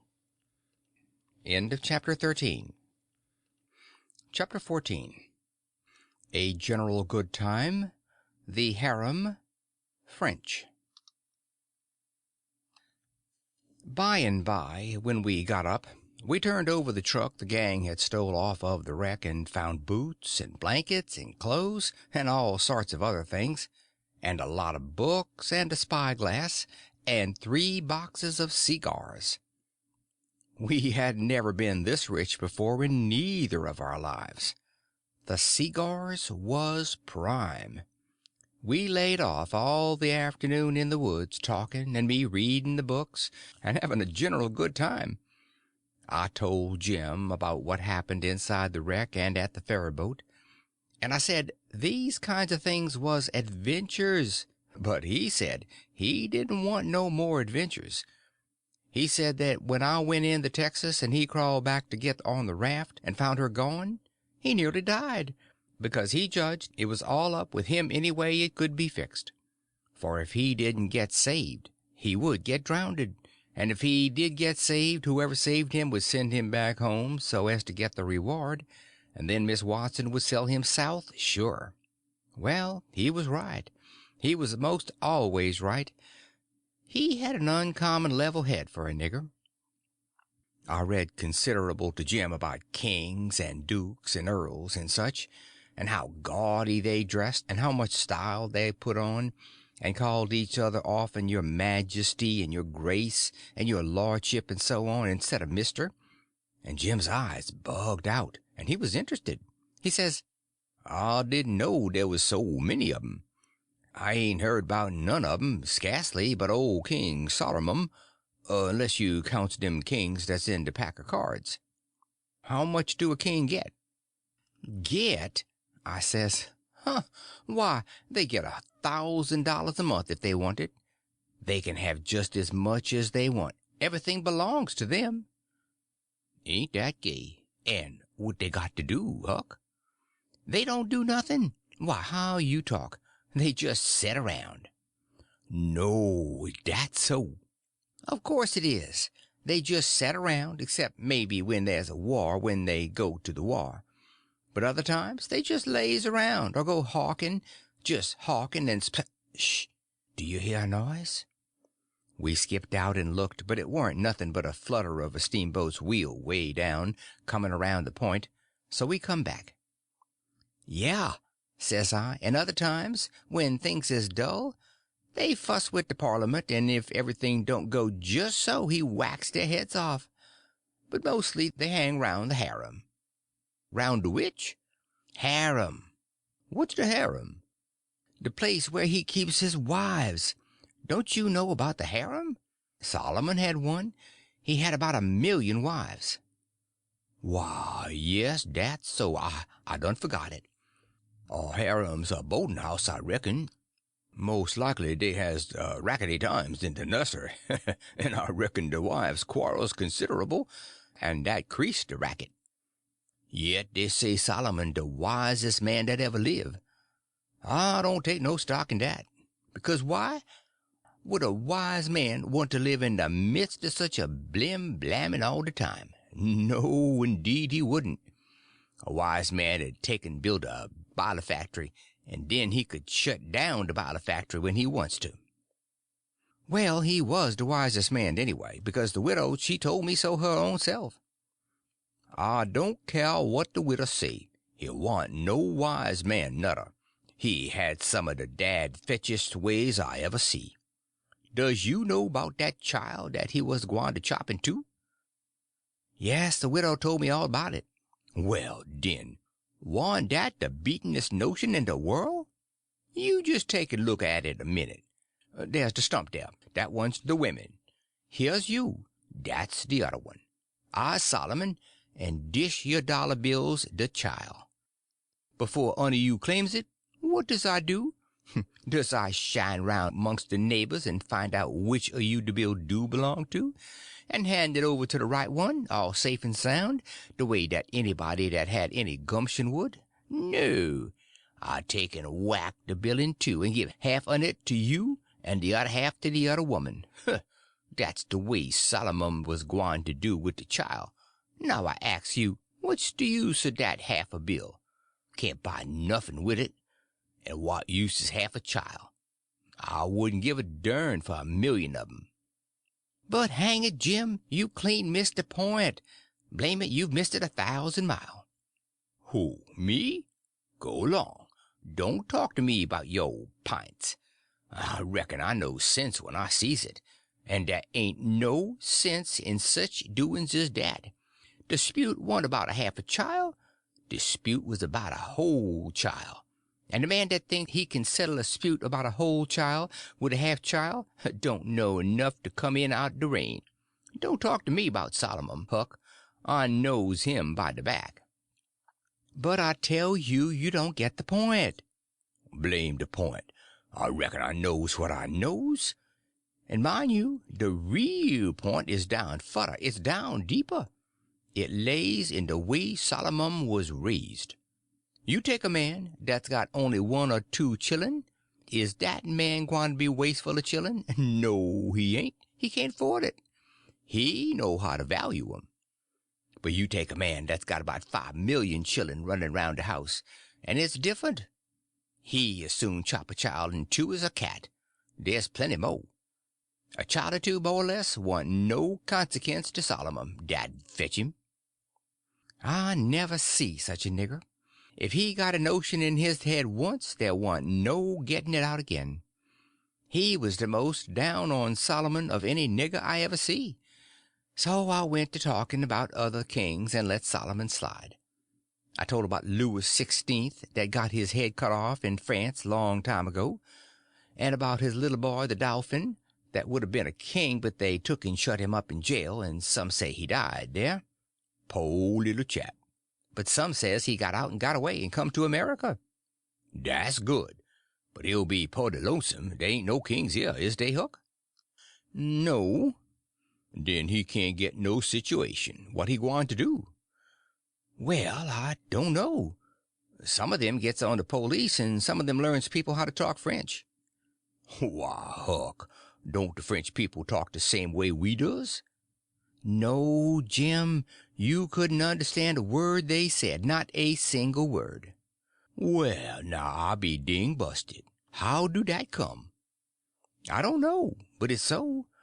I got some of their jabber out of a book. Suppose a man was to come to you and say, "Parlez-vous français?" What would you think? I wouldn't think nothing. I'd take and bust him over the head, that is, if he warn't white. I wouldn't allow no nigger to call me that. Shucks, it ain't calling you anything. It's only saying, do you know how to talk French? Well, then why couldn't he say it? Why, he is a saying it. That's a Frenchman's way of saying it. Well, it's a blame ridiculous way, and I don't want to hear no more about it. There ain't no sense in it. Looky here, Jim. Does a cat talk like we do? No, a cat don't. Well, does a cow? No, a cow don't nuther. Does a cat talk like a cow, or a cow talk like a cat? No, they don't. It's natural and right for 'em to talk different from each other, ain't it? Course. And ain't it natural and right for a cat and cow to talk different from us? Why, most surely it is. Well, then, why ain't it natural and right for a Frenchman to talk different from us? You answer me that. Is a cat a man, Hook? No. Well, then there ain't no sense in a cat talking like a man. Is a cow a man, or is a cow a cat? No, she ain't either of them. Well, then, she ain't got no business to talk like either one or the other of 'em. Is a Frenchman a man? Yes. Well, then, dad blame it, why don't he talk like a man? You answer me dat. I see it warn't no use wasting words. You can't learn a nigger to argue, so I quit. End of chapter 14. Chapter 15. Huck loses the raft. In the fog. Huck finds the raft. Trash. We judged that 3 nights more would fetch us to Cairo at the bottom of Illinois, where the Ohio River comes in, and that was what we was after. We would sail the raft and get on a steamboat and go way up the Ohio amongst the free states, and then be out of trouble. Well, the second night a fog begun to come on, and we made for a towhead to tie to, for it wouldn't do to try to run in a fog. But when I paddled ahead in the canoe with the line to make fast, there wasn't anything but little saplings to tie to. I passed the line around one of them right on the edge of the cut bank, but there was a stiff current, and the raft come booming down so lively she tore it out by the roots, and away she went.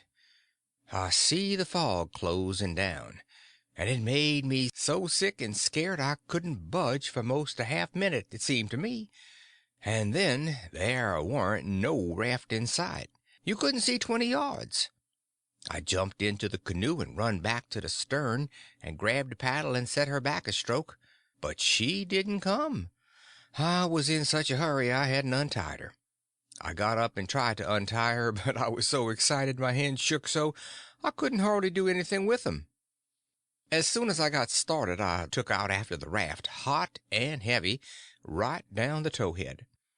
That was all right as far as it went, but the towhead warn't 60 yards long, and the minute I flew by the foot of it I shot out into the solid white fog, and hadn't no more idea which way I was going than a dead man. Thinks I, it won't do to paddle. First I know I'll run into the bank or a towhead or something. I got to set still and float. And yet it's mighty fidgety business to have to hold your hand still at such a time. I whooped and listened. Away down there somewheres I hears a small whoop, and up comes my spirits. I went tearing after it, listening sharp to hear it again. The next time it come I see I warn't heading for it, but heading away to the right of it. And the next time I was heading away to the left of it, and not gaining on it much either, for I was flying around this way and that and t'other, but it was going straight ahead all the time. I did wish the fool would think to beat a tin pan, and beat it all the time, but he never did, and it was the still places between whoops that was making the trouble for me. Well, I fought along, and directly I hears the whoop behind me. I was tangled good now. That was somebody else's whoop, or else I was turned around. I throwed the paddle down. I heard the whoop again. It was behind me yet, but in a different place. It kept coming and kept changing its place, and I kept answering, till by and by it was in front of me again, and I knowed the current had swung the canoe's head downstream, and I was all right if that was Jim, and not some other raftsman hollering. I couldn't tell nothing about voices in a fog, for nothing don't look natural nor sound natural in a fog. The whooping went on, and in about a minute I come a booming down on a cut bank with smoky ghosts of big trees on it, and the current throwed me off to the left and shot by, amongst a lot of snags that fairly roared, the current was tearing by them so swift. In another second or two it was solid white and still again. I set perfectly still then, listening to my heart thump, And I reckon I didn't draw a breath while it thumped 100. I just give up then. I knowed what the matter was. That cut bank was an island, and Jim had gone down t'other side of it. It warn't no towhead that you could float by in 10 minutes. It had the big timber of a regular island. It might be 5 or 6 miles long and more than half a mile wide. I kept quiet with my ears cocked about 15 minutes, I reckon.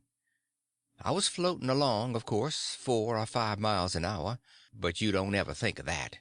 No, you feel like you are laying dead still on the water, and if a little glimpse of a snag slips by you don't think to yourself how fast you're going, but you catch your breath and think, my, how that snag's tearing along. If you think it ain't dismal and lonesome out in the fog that way by yourself in the night, you try it once. You'll see. Next, for about a half an hour, I whoops now and then, and at last I hears the answer a long ways off, and tries to follow it, but I couldn't do it, and directly I judged I'd got into a nest of towheads, for I had little dim glimpses of them on both sides of me, sometimes just a narrow channel between them, and some that I couldn't see I knowed was there, because I hear the wash of the current against the old dead brush and trash that hung over the banks. Well, I warn't long losing the whoops down amongst the towheads, and I only tried to chase them a little while anyway, because it was worse than chasing a jack-o'-lantern. You never knowed a sound dodge around so, and swap places so quick and so much. I had to claw away from the bank pretty lively 4 or 5 times to keep from knocking the islands out of the river, and so I judged the raft must be butting into the bank every now and then, or else it would get further ahead and clear out of hearing.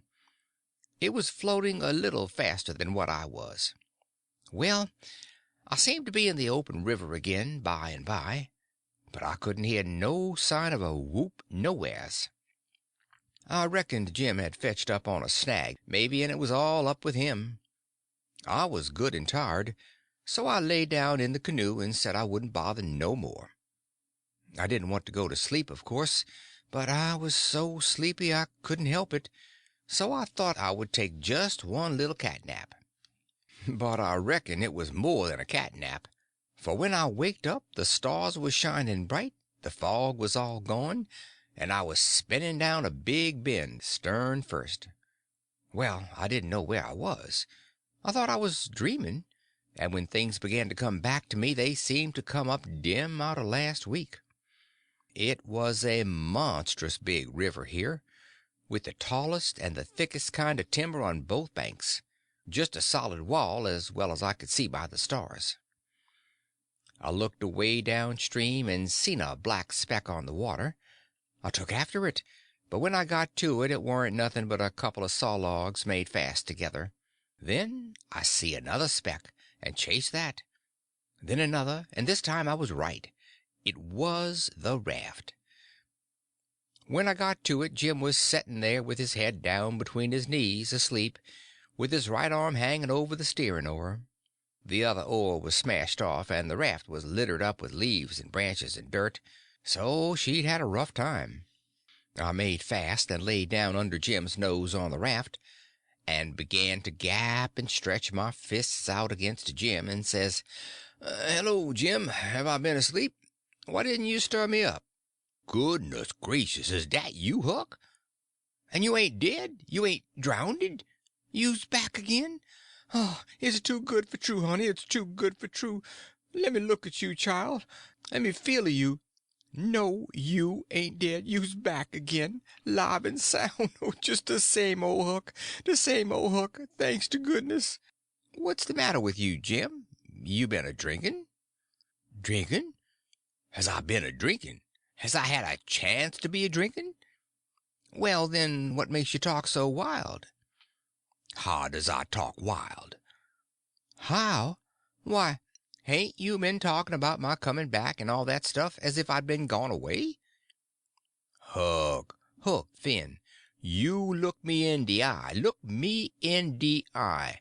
Hain't you been gone away? Gone away? Why, what in the nation do you mean? I hain't been gone anywheres. Where would I go to?" "Well, looky here, boss, there's something wrong, there is. Is I me, or who is I? Is I here, or where is I? Now that's what I wants to know." "Well, I think you're here, plain enough, but I think you're a tangle-headed old fool, Jim." Is I? Well, you answer me dis. Didn't you tote out the line into the canoe for to make fast to the towhead?" "No, I didn't." "What towhead? I ain't seen no towhead." "You ain't seen no towhead? Looky here. Didn't the line pull loose and the raft go a humming down the river and leave you in the canoe behind in the fog?" "What fog?" "Why, the fog. The fog that's been round all night. And didn't you whoop, and didn't I whoop, till we got mixed up in the islands, and one of us got lost, and t'other one was just as good as lost, 'cause he didn't know where he was? And didn't I bust up agin a lot of them islands, and have a terrible time, and most get drownded? Now ain't that so, boss? Ain't it so? You answer me dat." "Well, this is too many for me, Jim. I hain't seen no fog, nor no islands, nor no troubles, nor nothing. I've been sitting here talking with you all night till you went to sleep about 10 minutes ago, and I reckon I done the same. You couldn't have got drunk in that time, so of course you've been dreaming." "Dag fetch it! How is it I gwine to dream all dat in 10 minutes?" "Well, hang it all, you did dream it, 'cause there didn't any of it happen." "But, Huck, it's all just as plain to me as—" "It don't make no difference how plain it is. There ain't nothing in it. I know, because I've been here all the time." Jim didn't say nothing for about 5 minutes, but sat there studying over it. Then he says: "Well, then I reckon I did dream it, Huck. But dog my cats if it ain't the powerfulest dream I ever see. And I ain't ever had no dream before that's tired me like this one." "Oh, well, that's all right, because a dream does tire a body like everything sometimes. But this one was a staving dream. Tell me all about it, Jim." So Jim went to work and told me the whole thing right through, just as it happened, only he painted it up considerable. Then he said he must start in and interpret it, because it was sent for a warning. He said the first towhead stood for a man who would try to do us some good, but the current was another man that would get us away from him. The whoops was warnings that would come to us every now and then, and if we didn't try hard to make out to understand them, they'd just take us into bad luck, 'stead of keeping us out of it. The lot of towheads was troubles we was going to get into with quarrelsome people and all kinds of mean folks, but if we minded our business and didn't talk back and aggravate them, we would pull through and get out of the fog and into the big clear river, which was the Free States, and wouldn't have no more trouble. It had clouded up pretty dark just after I got on to the raft, but it was clearing up again now. "Oh, well, that's all interpreted well enough as far as it goes, Jim," I says. "But what does these things stand for?" It was the leaves and rubbish on the raft and the smashed door. You could see them first rate now. Jim looked at the trash, and then looked at me, and back at the trash again. He had got the dream fixed so strong in his head that he couldn't seem to shake it loose and get the facts back into its place again right away. But when he did get the thing straightened around, he looked at me steady without ever smiling, and says: "What do they stand for? I's gwine to tell you. When I got all wore out with work and with the calling for you and went to sleep, my heart was most broke because you was lost, and then I didn't care no more what become of me or the raft. And when I wake up and find you back again, all safe and sound, the tears come, and I could a got down on my knees and kissed your foot, I so thankful. And all you was thinking about was how you could make a fool of old Jim with a lie. That truck there is trash, and trash is what people is that puts dirt on the head of their friends and makes 'em ashamed." Then he got up slow and walked to the wigwam and went in there without saying anything but that. But that was enough. It made me feel so mean I could almost kissed his foot to get him to take it back. He was 15 minutes before I could work myself up to go and humble myself to a nigger, but I done it, and I warn't ever sorry for it afterwards neither.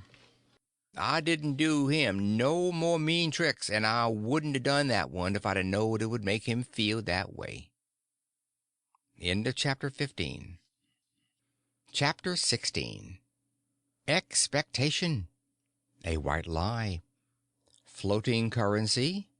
Running by Cairo. Swimming ashore.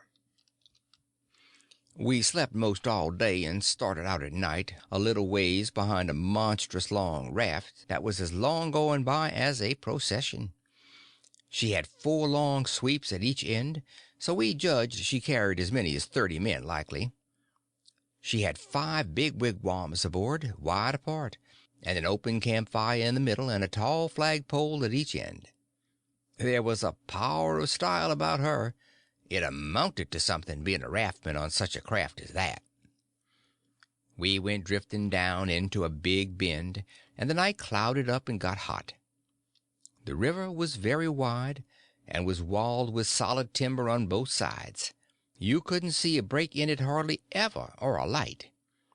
We talked about Cairo, and wondered whether we would know it when we got to it. I said likely we wouldn't, because I had heard say there weren't but about a dozen houses there, and if they didn't happen to have them lit up, how was we going to know we was passing a town? Jim said if the 2 big rivers joined together there, that would show. But I said maybe we might think we was passing the foot of an island and coming into the same old river again. That disturbed Jim, and me too. So the question was, what to do? I said paddle ashore the first time a light showed, and tell them pap was behind, coming along with the trading scow, and was a green hand at the business, and wanted to know how far it was to Cairo. Jim thought it was a good idea, so we took a smoke on it and waited. There warn't nothing to do now but to look out sharp for the town, and not pass it without seeing it. He said he'd be mighty sure to see it, because he'd be a free man the minute he seen it. But if he missed it, he'd be in a slave country again, and no more show for freedom. Every little while he jumps up and says, "There she is." But it warn't. It was jack-o'-lanterns or lightning bugs.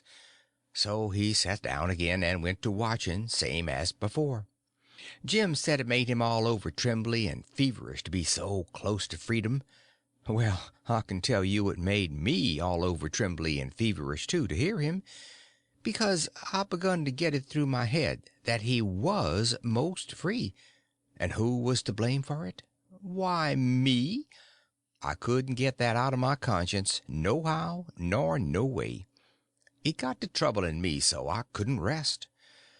I couldn't stay still in one place. It hadn't never come home to me before what this thing was that I was doing. But now it did, and it stayed with me, and scorched me more and more. I tried to make out to myself that I warn't to blame, because I didn't run Jim off from his rightful owner, but it warn't no use. Conscience up and says every time, "But you knowed he was running for his freedom, and you could a paddled ashore and told somebody." That was so. I couldn't get around that no way. That was where it pinched. Conscience says to me, what had poor Miss Watson done to you that you could see her nigger go off right under your eyes and never say one single word? What did that poor old woman do to you that you could treat her so mean? Why, she tried to learn you your book. She tried to learn you your manners. She tried to be good to you every way she knowed how. That's what she done. I got to feeling so mean and so miserable I most wished I was dead. I fidgeted up and down the raft, abusing myself to myself, and Jim was fidgeting up and down past me. We neither of us could keep still.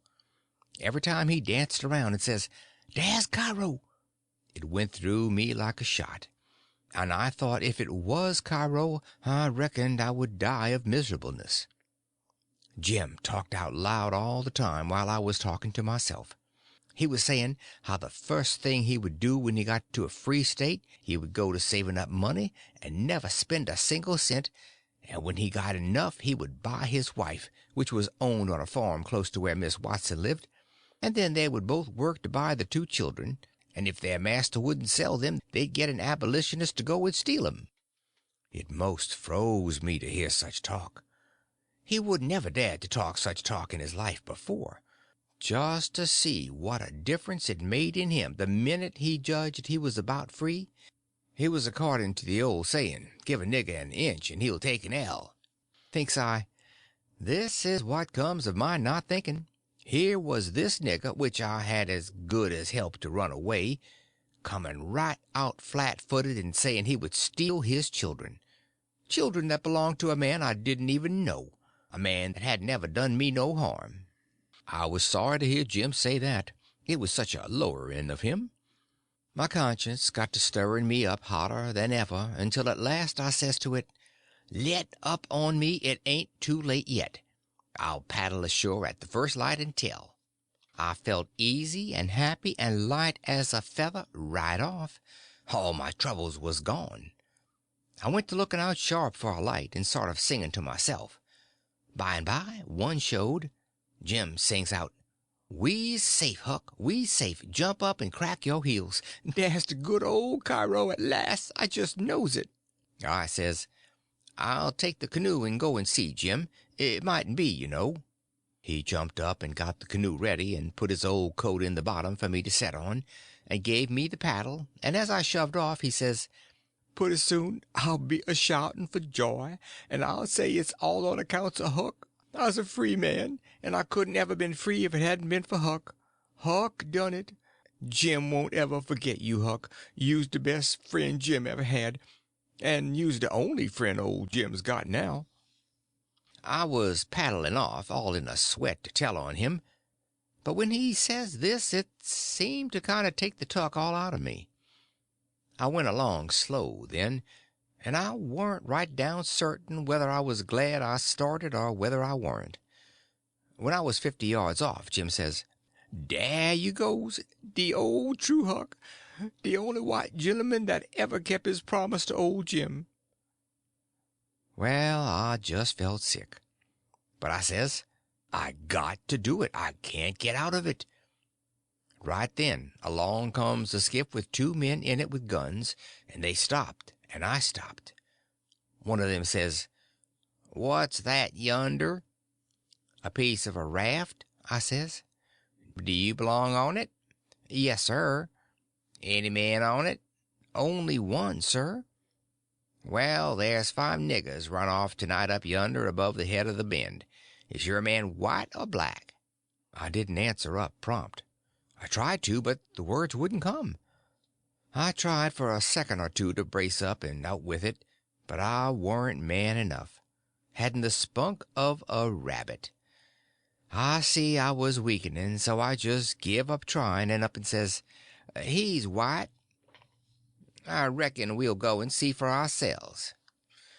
"I wish you would," says I, "because it's pap that's there, and maybe you'd help me tow the raft ashore where the light is.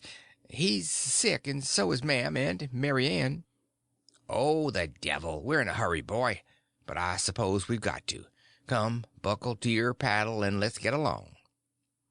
I buckled to my paddle, and they laid to their oars. When we had made a stroke or two, I says, "Pap'll be mighty much obleeged to you, I can tell you. Everybody goes away when I want them to help me tow the raft ashore, and I can't do it by myself." "Well, that's infernal mean." "Odd, too. Say, boy, what's the matter with your father?" "It's well, it ain't anything much." They stopped pulling. It warn't but a mighty little ways to the raft now. One says, "Boy, that's a lie. What is the matter with your pap? Answer up square now, and it'll be the better for you." "I will, sir, I will, honest, but don't leave us, please. It's gentlemen, if you'll only pull ahead and let me heave you the headline, you won't have to come near the raft. Please do." "Set her back, John, set her back," says one. They backed water. "Keep away, boy. Keep to leeward. Confound it, I just expect the wind has blowed it to us. Your pap's got the smallpox, and you know it precious well. Why didn't you come out and say so? Do you want to spread it all over?" "Well," says I, a blubbering, I told everybody before, and they just went away and left us." "Poor devil, there's something in that. We are right down sorry for you, but well, hang it, we don't want the smallpox, you see. Look here, I'll tell you what to do. Don't you try to land by yourself, or you'll smash everything to pieces. You float along down about 20 miles, and you'll come to a town on the left-hand side of the river. It'll be long after sun-up then, and when you ask for help, you tell them your folks are all down with chills and fever. Don't be a fool again, and let people guess what's the matter. Now we're trying to do you a kindness, so you just put 20 miles between us. That's a good boy. It wouldn't do any good to land yonder where the light is. It's only a wood yard. Say, I reckon your father's poor, and I'm bound to say he's in pretty hard luck. Here, I'll put a $20 gold piece on this board, and you get it when it floats by. I feel mighty mean to leave you, but my kingdom, it won't do to fool with smallpox, don't you see?" "Hold on, Parker," says the other man. "Here's a 20 to put on the board for me. Goodbye, boy. You do as Mr. Parker told you, and you'll be all right." "That's so, my boy. Goodbye, goodbye. If you see any runaway niggers, you get help and nab them, and you can make some money by it." "Goodbye, sir," says I. I won't let no runaway niggers get by me if I can help it." They went off, and I got aboard the raft, feeling bad and low, because I knowed very well I had done wrong, and I see it warn't no use for me to try to learn to do right. A body that don't get started right when he's little ain't got no show. When the pinch comes, there ain't nothing to back him up and keep him to his work, so he gets beat. Then I thought a minute, says to myself, hold on. Suppose you'd a done right and give Jim up, would you feel better than what you do now? No, says I, I'd feel bad. I'd feel just the same way I do now. Well then, says I, what's the use you learning to do right when it's troublesome to do right and ain't no trouble to do wrong, and the wages is just the same? I was stuck. I couldn't answer that. So I reckoned I wouldn't bother no more about it, but after this, always do whichever came handiest at the time. I went into the wigwam. Jim weren't there. I looked around. He weren't anywhere. I says, Jim? Here I is, Huck. Is they out of sight yet? Don't talk loud. He was in the river under the stern oar with just his nose out. I told him they were out of sight, so he come aboard. He says, I was a-listening to all the talk, and I slips into the river and was gwine to shove for shore if they come aboard. Then I was gwine to swim to the raft again when they was gone. But lawsy, how you did fool 'em, Huck. That was the smartest dodge. I tell you, child, I spec it save old Jim. Old Jim ain't going to forget you for that, honey. Then we talked about the money. It was a pretty good raise, $20 apiece. Jim said we could take deck passage on a steamboat now, and the money would last us as far as we wanted to go in the Free States. He said 20 mile more warn't far for the raft to go, but he wished he was already there. Towards daybreak we tied up, and Jim was mighty particular about hiding the raft good. Then he worked all day fixing things in bundles and getting all ready to quit rafting. That night about 10 we hove in sight of the lights of a town away down in a left-hand bend. I went off in the canoe to ask about it. Pretty soon I found a man out in the river with a skiff setting a trot line. I ranged up and says, Mister, is that town Cairo? Cairo? No, you must be a blame fool. What town is it, mister? If you want to know, go and find out. If you stay here bothering around me for about a half-minute longer, you'll get something you won't want. I paddled to the raft. Jim was awful disappointed, but I said never mind. Cairo would be the next place, I reckoned. We passed another town before daylight, and I was going out again, but it was high ground, so I didn't go. No high ground around Cairo, Jim said. I had forgot it. We laid up for the day on a towhead tolerable close to the left-hand bank. I begun to suspicion something. So did Jim. I says, maybe we went by Cairo in the fog that night. He says, don't let's talk about it, Huck. Po' niggers can't have no luck. I allus suspected that rattlesnake skin warn't done with its work. I wish I'd never seen that snake skin, Jim. I do wish I never laid eyes on it. It ain't your fault, Huck. You didn't know. Don't fame yourself about it. When it was daylight, here was the clear Ohio water inshore, sure enough, and outside was the old regular muddy. So it was all up with Cairo. We talked it over. It wouldn't do to take to the shore. We couldn't take the raft upstream, of course.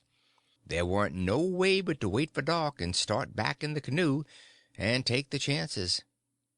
So we slept all day amongst the cottonwood thicket so as to be fresh for the work, and when we went back to the raft about dark, the canoe was gone.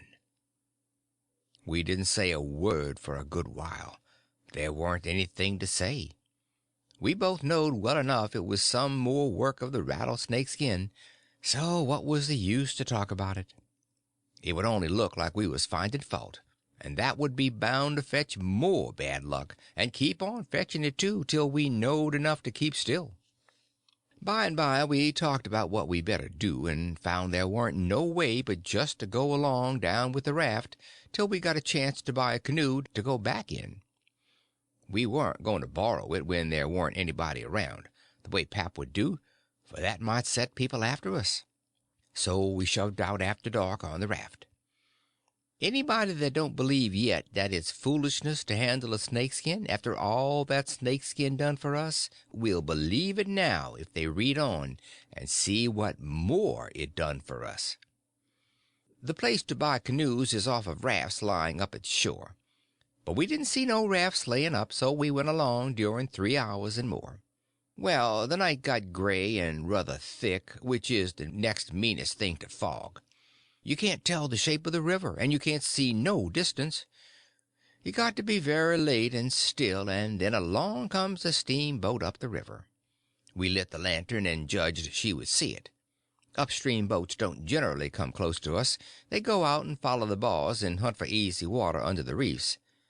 But nights like this they bull right up the channel against the whole river.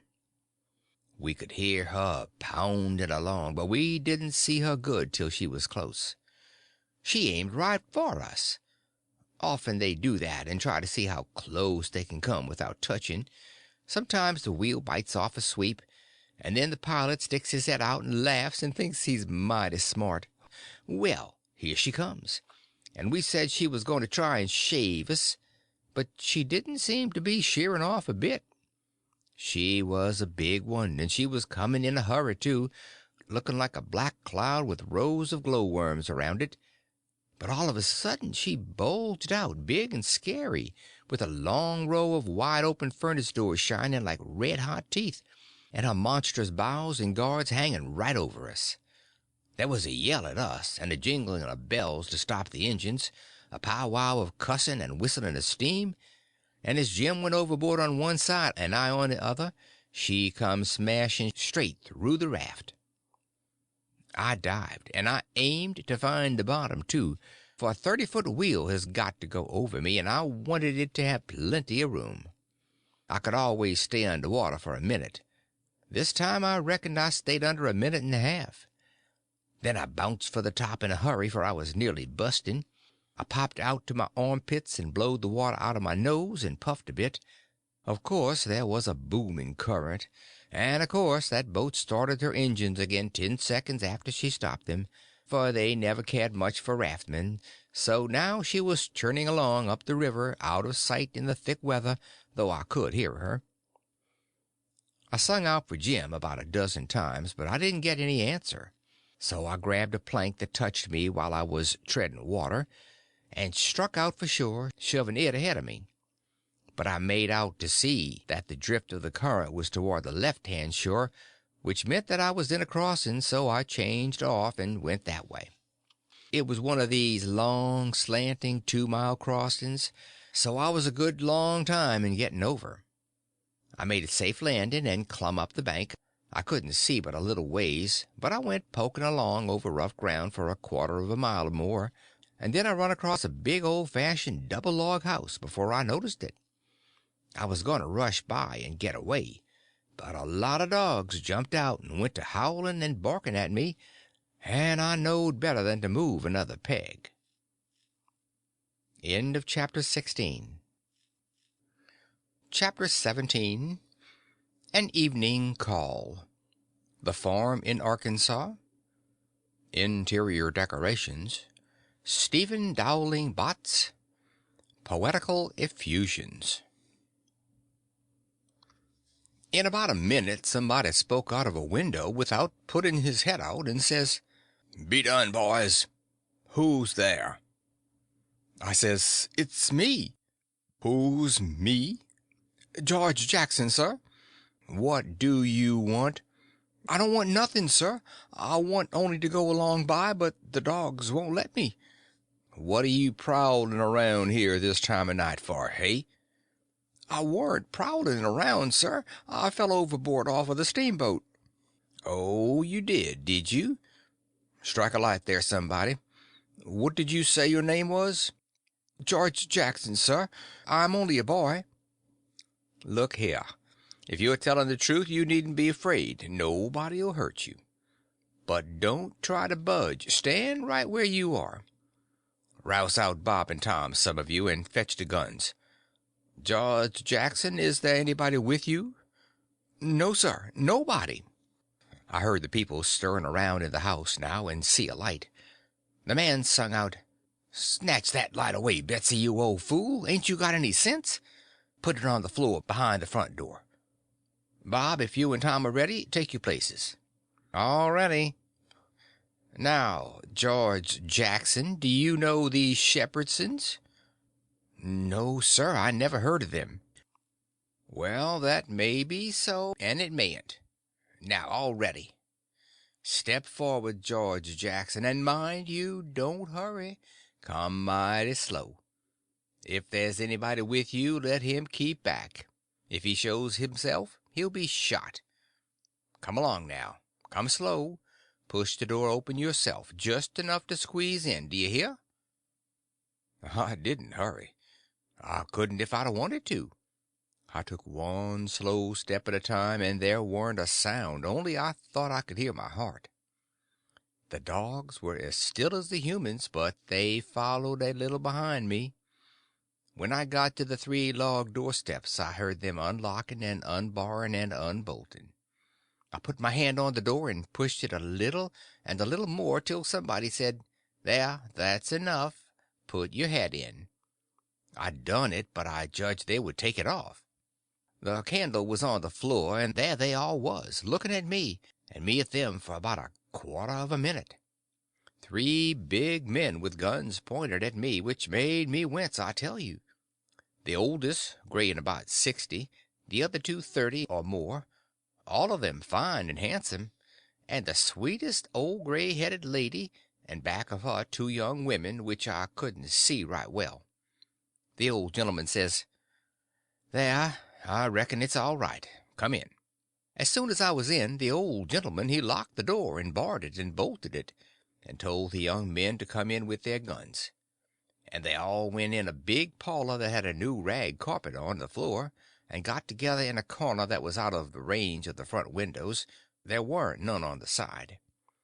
They held the candle and took a good look at me, and all said, "Why, he ain't a Shepherdson. No, there ain't any Shepherdson about him."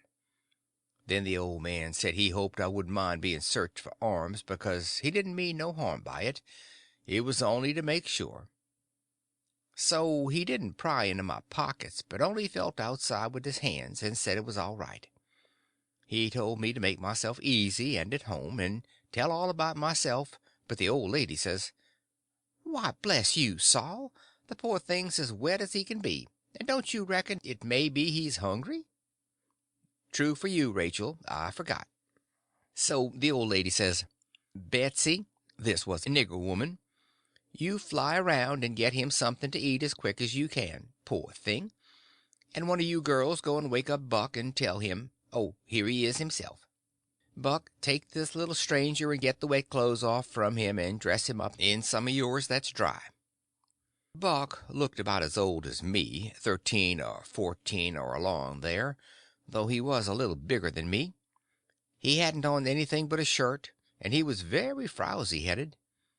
He came in gaping and digging one fist into his eyes, and he was dragging a gun along with the other one. He says, "Ain't there no Shepherdsons around?"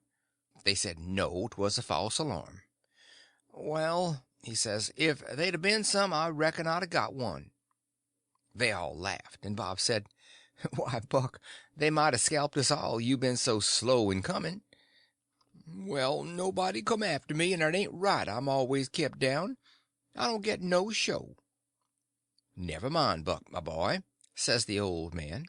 "You'll have show enough, all in good time, don't you fret about that. Go along with you now, and do as your mother told you." When we got upstairs to his room he got me a coarse shirt and a roundabout and pants of his, and I put them on.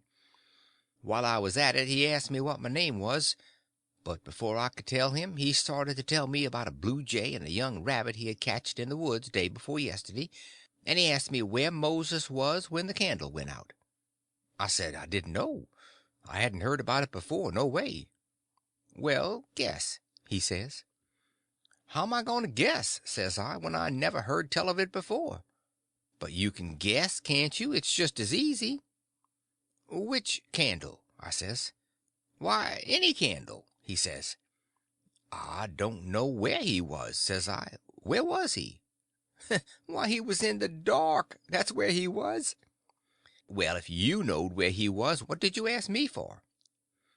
"Why, blame it, it's a riddle, don't you see? Say, how long are you going to stay here?" "You got to stay always. We can just have booming times. They don't have no school now. Do you own a dog? I've got a dog, and he'll go in the river and bring out chips that you throw in. Do you like to comb up Sundays and all that kind of foolishness? You bet I don't. But Ma, she makes me. Confound these old breeches. I reckon I'd better put 'em on. But I'd rather not, it's so warm. Are you ready? All right. Come along, old hoss." Cold corn pone, cold corn beef, butter and buttermilk. That is what they had for me down there, and there ain't nothing better than that I've ever come across yet. Buck and his ma and all them smoked corn cobs, except the nigger woman, which was gone, and the two young women. They all smoked and talked, and I eat and talked. The young women had quilts around them and their hair down their backs. They all asked me questions, and I told them how my pap and me and all the family was living on a little farm down at the bottom of Arkansas, and my sister Mary Ann run off and got married and never was heard of no more, and Bill went to hunt them and he warn't heard of no more, and Tom and Mart died, and then there warn't nobody but just me and pap left, and he was just trimmed down to nothing on account of his troubles. So when he died I took what there was left, because the farm didn't belong to us, and started up the river, deck passage, and fell overboard. And that was how I came to be here. So they said I could have a home there as long as I wanted it. Then it was most daylight, and everybody went to bed, and I went to bed with Buck, and when I waked up in the morning, drat it all, I'd forgot what my name was. So I laid there about an hour trying to think, and when Buck waked up I says, "Can you spell, Buck?" "Yes," he says. "I bet you can't spell my name," says I. "I bet you what you dare I can," says he. "All right," says I, "go ahead. Georgejackson.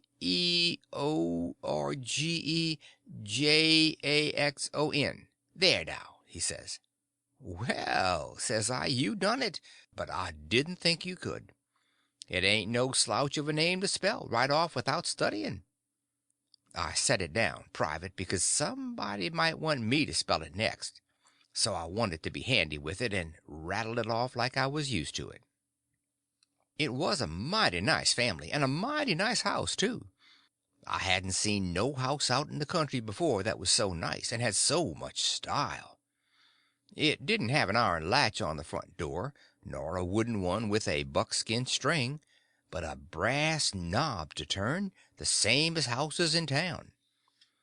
There warn't no bed in the parlor, nor a sign of a bed, but heaps of parlors in towns has beds in them. There was a big fireplace that was bricked on the bottom, and the bricks was kept clean and red by pouring water on them and scrubbing them with another brick. Sometimes they wash 'em over with red water paint that they call Spanish brown, same as they do in town. They had big brass dog irons that could hold up a saw log. There was a clock in the middle of the mantelpiece with a picture of a town painted on the bottom half of the glass front, and a round place in the middle of it for the sun. You could see the pendulum swinging behind it. It was beautiful to hear that clock tick, and sometimes when one of these peddlers had been along and scoured her up and got her in good shape, she would start in and strike 150 before she got tuckered out. They wouldn't a took any money for her. Well, there was a big outlandish parrot on each side of the clock, made out of something like chalk and painted up gaudy. By one of the parrots was a cat made of crockery, and a crockery dog by the other, and when you pressed down on them they squeaked, but didn't open their mouths nor look different nor interested. They squeaked through underneath. There was a couple of big wild turkey wing fans spread out behind those things. On the table in the middle of the room was a kind of a lovely crockery basket that had apples and oranges and peaches and grapes piled up in it, which was much redder and yellower and prettier than real ones is, but they weren't real because you could see where pieces had got chipped off and showed the white chalk, or whatever it was, underneath. This table had a cover made out of beautiful oilcloth, with a red and blue spread eagle painted on it, and a painted border all around. It had come all the way from Philadelphia, they said. There was some books, too, piled up perfectly exact on each corner of the table. One was a big family Bible, full of pictures. One was Pilgrim's Progress, about a man that left his family. It didn't say why. I read considerable in it now and then. The statements was interesting, but tough.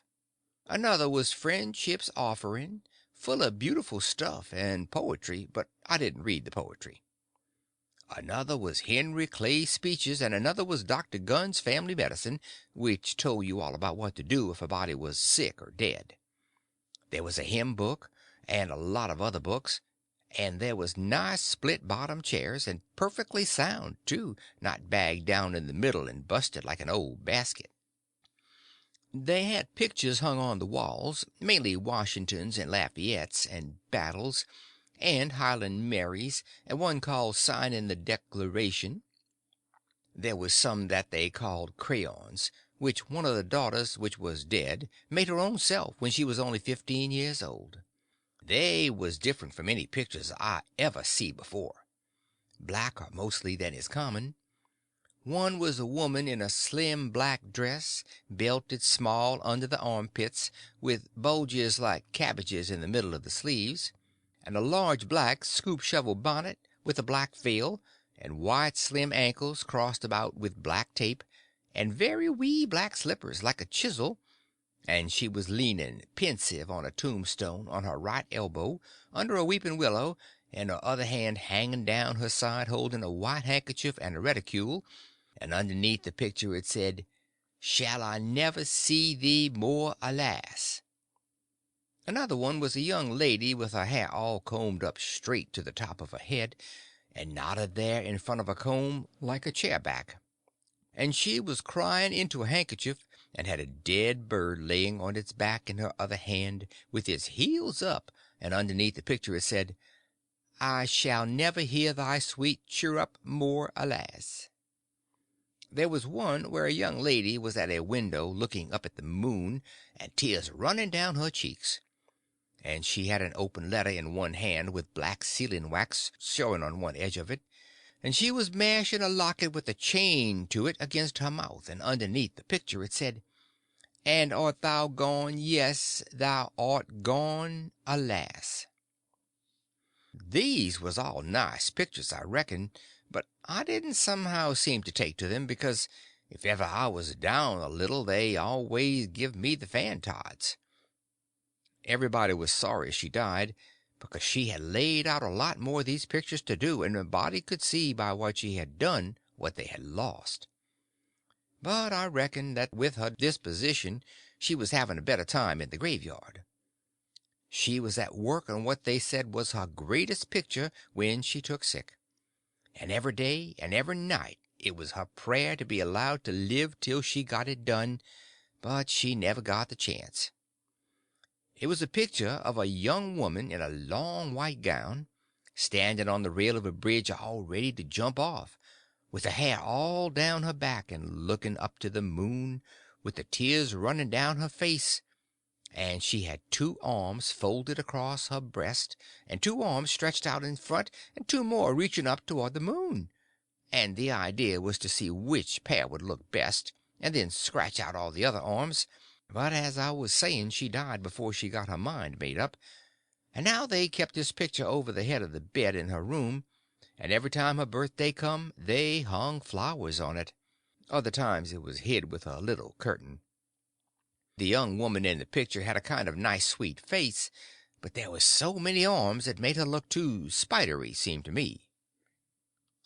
This young woman kept a scrap book when she was alive, and used to paste obituaries and accidents and cases of patient suffering in it out of the Presbyterian Observer, and wrote poetry after them out of her own head. It was very good poetry.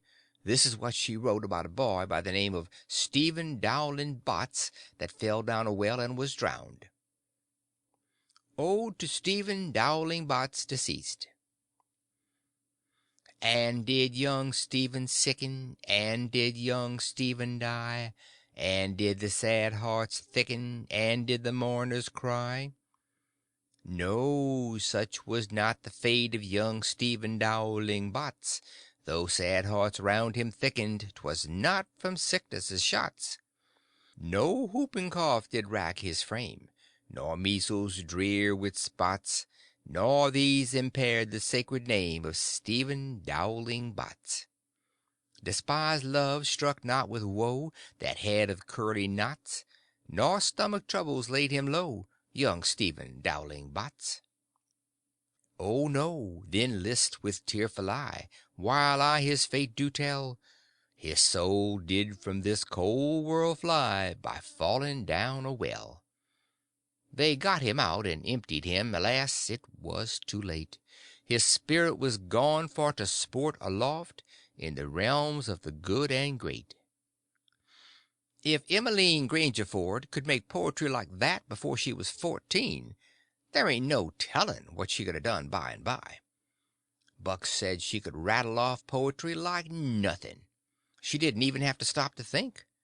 He said she would slap down a line, and if she couldn't find anything to rhyme with it, would just scratch it out and slap down another one and go ahead.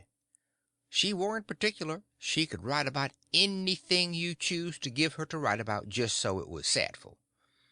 Every time a man died, or a woman died, or a child died, she would be on hand with her tribute before he was cold. She called them tributes. The neighbors said it was the doctor first, then Emmeline, then the undertaker. The undertaker never got in ahead of Emmeline but once, and then she hung fire on a rhyme for the dead person's name, which was Whistler. She warn't ever the same after that. She never complained, but she kind of pined away and did not live long. Poor thing, many's the time I made myself go up to the little room that used to be hers, and get out her poor old scrapbook and read in it when her pictures had been aggravating me and I had soured on her a little. I liked all that family, dead ones and all, and warn't going to let anything come between us. Poor Emmeline made poetry about all the dead people when she was alive, and it didn't seem right that there wasn't nobody to make some about her now she was gone. So I tried to sweat out a verse or two myself, but I couldn't seem to make it go somehow. They kept Emmeline's room trim and nice, and all the things fixed in it just the way she liked to have them when she was alive, and nobody ever slept there. The old lady took care of the room herself, though there was plenty of niggers, and she sewed there a good deal and read her Bible there mostly. Well, as I was saying about the parlor, there was beautiful curtains on the windows, white, with pictures painted on them of castles with vines all down the walls, and cattle coming down to drink. There was a little old piano, too, that had tin pans in it, I reckon, and nothing was ever so lovely as to hear the young lady sing "The Last Link is Broken" and play "The Battle of Prague" on it. The walls of the rooms was plastered, and most had carpets on the floors, and the whole house was whitewashed on the outside. It was a double house, and the big open space betwixt them was roofed and floored, and sometimes the table was set there in the middle of the day, and it was a cool, comfortable place. Nothing couldn't be better, and warn't the cooking good, and just bushels of it, too. End of chapter 17. Chapter 18. Colonel Grangerford. Aristocracy. Feuds. The Testament. Recovering the Raft. The Woodpile. Pork and Cabbage. Colonel Grangerford was a gentleman, you see. He was a gentleman all over, and so was his family. He was well born, as the saying is, and that's worth as much in a man as it is in a horse, so the widow Douglas said, and nobody ever denied that she was of the first aristocracy in our town. And pap, he always said it too, though he warn't no more quality than a mudcat himself. Colonel Grangerford was very tall and very slim, and had a darkish, paly complexion, not a sign of red in it anywheres. He was clean shaved every morning all over his thin face, and he had the thinnest kind of lips, and the thinnest kind of nostrils, and a high nose and heavy eyebrows, and the blackest kind of eyes, sunk so deep back that they seemed like they was looking out of caverns at you, as you may say. His forehead was high, and his hair was black and straight, and hung to his shoulders. His hands was long and thin, and every day of his life he put on a clean shirt and a full suit from head to foot, made out of linen so white it hurt your eyes to look at it, and on Sundays he wore a blue tailcoat with brass buttons on it. He carried a mahogany cane with a silver head to it. There warn't no frivolousness about him, not a bit, and he warn't ever loud. He was as kind as he could be, you could feel that, you know, and so you had confidence. Sometimes he smiled, and it was good to see, but when he straightened himself up like a liberty pole, and the lightning began to flicker out from under his eyebrows, you wanted to climb a tree first and find out what the matter was afterwards. He didn't have to tell anybody to mind their manners. Everybody was always good-mannered where he was. Everybody loved to have him around, too. He was sunshine most always. I mean, he made it seem like good weather. When he turned into a cloud bank it was awful dark for half a minute, and that was enough. There wouldn't be nothing go wrong again for a week. When him and the old lady come down in the morning, all the family got up out of their chairs and give them good day, and didn't set down again till they had set down. Then Tom and Bob went to the sideboard where the decanter was, and mixed a glass of bitters and handed it to him, and he held it in his hand and waited till Tom's and Bob's was mixed, and then they bowed and said, "Duty to you, sir and madam," and they bowed the least bit in the world and said thank you, and so they drank all three. And Bob and Tom poured a spoonful of water on the sugar and the mite of whiskey or apple brandy in the bottom of their tumblers, and give it to me and Buck, and we drank to the old people, too.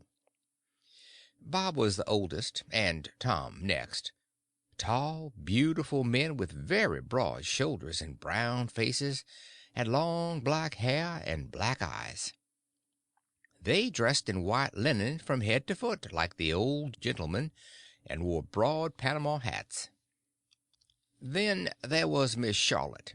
She was 25 and tall and proud and grand, but as good as she could be when she warn't stirred up. But when she was, she had a look that would make you wilt in your tracks like her father. She was beautiful. So was her sister, Miss Sophia, but it was a different kind. She was gentle and sweet like a dove, and she was only 20. Every person had their own nigger to wait on them, Buck too. My nigger had a monstrous easy time, because I warn't used to having anybody do anything for me, but Buck's was on the jump most of the time. This was all there was of the family now, but there used to be more. 3 sons. They got killed, and Emmeline that died. The old gentleman owned a lot of farms and over 100 niggers. Sometimes a stack of people would come there, horseback from 10 or 15 mile around, and stay 5 or 6 days, and have such junketings round about and on the river, and dances and picnics in the woods daytimes, and balls at the house nights. These people was mostly kinfolks of the family. The men brought their guns with them. It was a handsome lot of quality, I tell you. There was another clan of aristocracy around there, 5 or 6 families, mostly of the name of Shepherdson. They was as high-toned and well-born and rich and grand as the tribe of Grangerfords. The Shepherdsons and Grangerfords used the same steamboat landing, which was about 2 mile above our house. So sometimes when I went up there with a lot of our folks I used to see a lot of the Shepherdsons there on their fine horses. One day Buck and me was away out in the woods hunting, and heard a horse coming. We was crossing the road. Buck says, "Quick, jump for the woods." We done it, and then peeped down the woods through the leaves. Pretty soon a splendid young man come galloping down the road, setting his horse easy and looking like a soldier. He had his gun across his pommel. I had seen him before. He was young Harney Shepherdson. I heard Buck's gun go off at my ear, and Harney's hat tumbled off from his head. He grabbed his gun and rode straight to the place where we was hid. But we didn't wait. We started through the woods on a run. The woods warn't thick, so I looked over my shoulder to dodge the bullet, and twice I seen Harney cover Buck with his gun, and then he rode away the way he come, to get his hat, I reckoned, but I couldn't see. We never stopped running till we got home. The old gentleman's eyes blazed a minute. 'Twas pleasure mainly, I judged. Then his face sort of smoothed down, and he said, kind of gentle, "I don't like that shooting from behind a bush. Why didn't you step into the road, my boy?" "The Shepherdsons don't, father. They always take advantage." Miss Charlotte held her head up like a queen while Buck was telling his tale, and her nostrils spread and her eyes snapped. The 2 young men looked dark, but never said nothing. Miss Sophia, she turned pale, but the color come back when she found the man warn't hurt. Soon as I could get Buck down by the corn cribs under the trees by ourselves, I says, "Did you want to kill him, Buck?" "Well, I bet I did." "What did he do to you?" "Him? He never done nothing to me." "Well, then, what did you want to kill him for?" "Why, nothing. Only it's on account of the feud." "What's a feud?" "Why, where was you raised? Don't you know what a feud is?" "Never heard of it before. Tell me about it." "Well," says Buck, "a feud is this way. A man has a quarrel with another man and kills him. Then that other man's brother kills him. Then the other brothers on both sides go for one another. Then the cousins chip in, and by everybody's killed off, and there ain't no more feud. But it's kind of slow, and takes a long time." "Has this one been going on long, Buck?" "Well, I should reckon. It started 30 year ago, or summers along there. There was trouble about something, and then a lawsuit to settle it, and the suit went agin one of the men, and so he up and shot the man that won the suit, which he would naturally do, of course. Anybody would. What was the trouble about, Buck? Land? I reckon, maybe. I don't know. Well, who done the shooting? Was it a Grangerford or a Shepherdson? Laws, how do I know? It was so long ago. Don't anybody know? Oh, yes, Pa knows, I reckon, and some of the other old people, but they don't know now what the row was about in the first place. Has there been many killed, Buck? Yes, right smart chance of funerals, but they don't always kill. Pa's got a few buckshot in him, but he don't mind it 'cause he don't weigh much anyway. Bob's been carved up some with the bowie, and Tom's been hurt once or twice. Has anybody been killed this year, Buck? Yes, we got one, and they got one.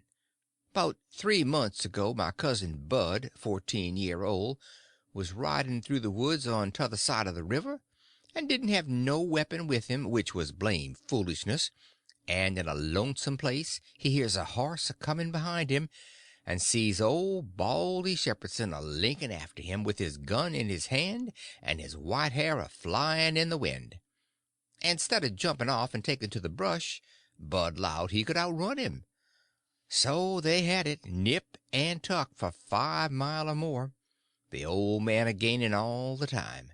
So at last Bud seen it warn't any use, so he stopped and faced round so as to have the bullet holes in front, and the old man he rode up and shot him down. But he didn't get much chance to enjoy his luck, for inside of a week our folks laid him out. I reckon that old man was a coward, Buck. I reckon he weren't a coward, not by a blame sight. There ain't a coward amongst them Shepherdsons, not a one. And there ain't no cowards amongst the Grangerfords either. Why, that old man kept up his end in a fight one day for half an hour against 3 Grangerfords and come out winner. They was all a horseback. He lit off his horse and got behind a little woodpile, and kept his horse before him to stop the bullets. But the Grangerfords stayed on their horses and capered around the old man and peppered away at him, and he peppered away at them. Him and his horse both went home pretty leaky and crippled, but the Grangerfords had to be fetched home, and one of 'em was dead, and another died the next day.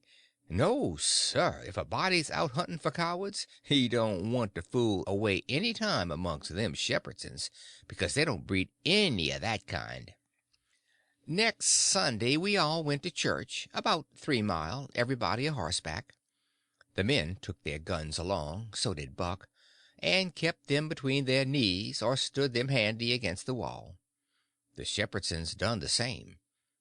It was pretty ornery preaching, all about brotherly love and such like tiresomeness, but everybody said it was a good sermon, and they all talked it over going home, and had such a powerful lot to say about faith and good works and free grace and pre-for-reordestination, and I don't know what all, that it did seem to me to be one of the roughest Sundays I had run across yet. About an hour after dinner everybody was dozing around, some in their chairs and some in their rooms, and it got to be pretty dull. Buck and a dog was stretched out on the grass in the sun, sound asleep. I went up to our room and judged I would take a nap myself. I found that sweet Miss Sophia standing in her door, which was next to ours, and she took me in her room and shut the door very soft, and asked me if I liked her, and I said I did, and she asked me if I would do something for her and not tell anybody, and I said I would. Then she said she'd forgot her Testament and left it in the seat at church between 2 other books, and would I slip out quiet and go there and fetch it to her, and not say nothing to nobody. I said I would. So I slid out and slipped off up the road, and there warn't anybody at the church except maybe a hog or two, for there warn't any lock on the door, and hogs likes a punchy-on floor in summertime because it's cool. If you notice, most folks don't go to church only when they've got to, but a hog is different. Says I to myself, something's up. It ain't natural for a girl to be in such a sweat about a testament. So I give it a shake, and out drops a little piece of paper with "2" wrote on it with a pencil. I ransacked it, but couldn't find anything else. I couldn't make anything out of that, so I put the paper in the book again, and when I got home and upstairs there was Miss Sophia in her door waiting for me. She pulled me in and shut the door. Then she looked in the Testament till she found the paper, and as soon as she read it she looked glad, and before a body could think, she grabbed me and give me a squeeze, and said I was the best boy in the world and not to tell anybody. She was mighty red in the face for a minute, and her eyes lighted up, and it made her powerful pretty.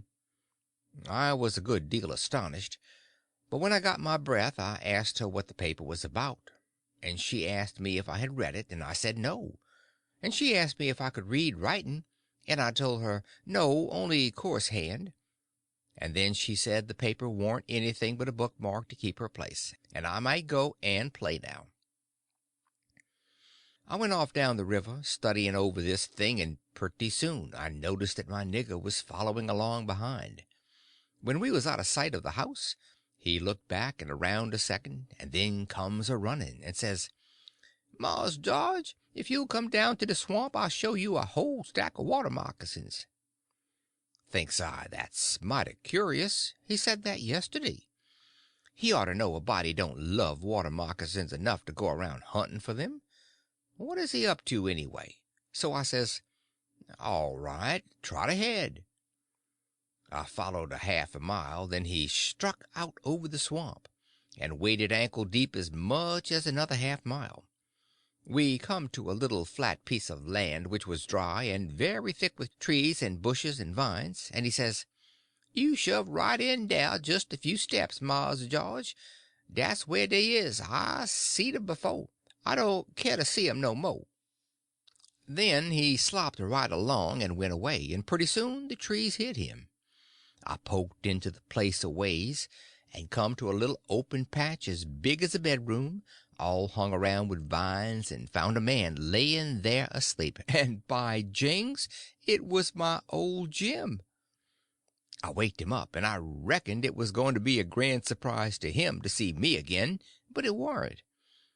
He nearly cried, he was so glad, but he warn't surprised. Said he swum along behind me that night, and heard me yell every time, but dasn't answer, because he didn't want nobody to pick him up and take him into slavery again. Says he, "I got hurt a little and couldn't swim fast, so I was a considerable ways behind you towards the last. When you landed, I reckoned I could ketch up with you on the land 'dout having to shout at you, but when I see that house I begin to go slow. I's off too fur to hear what they say to you. I was afraid of the dog, and when it is all quiet again I knowed you's in the house, so I struck out for the woods to wait for day.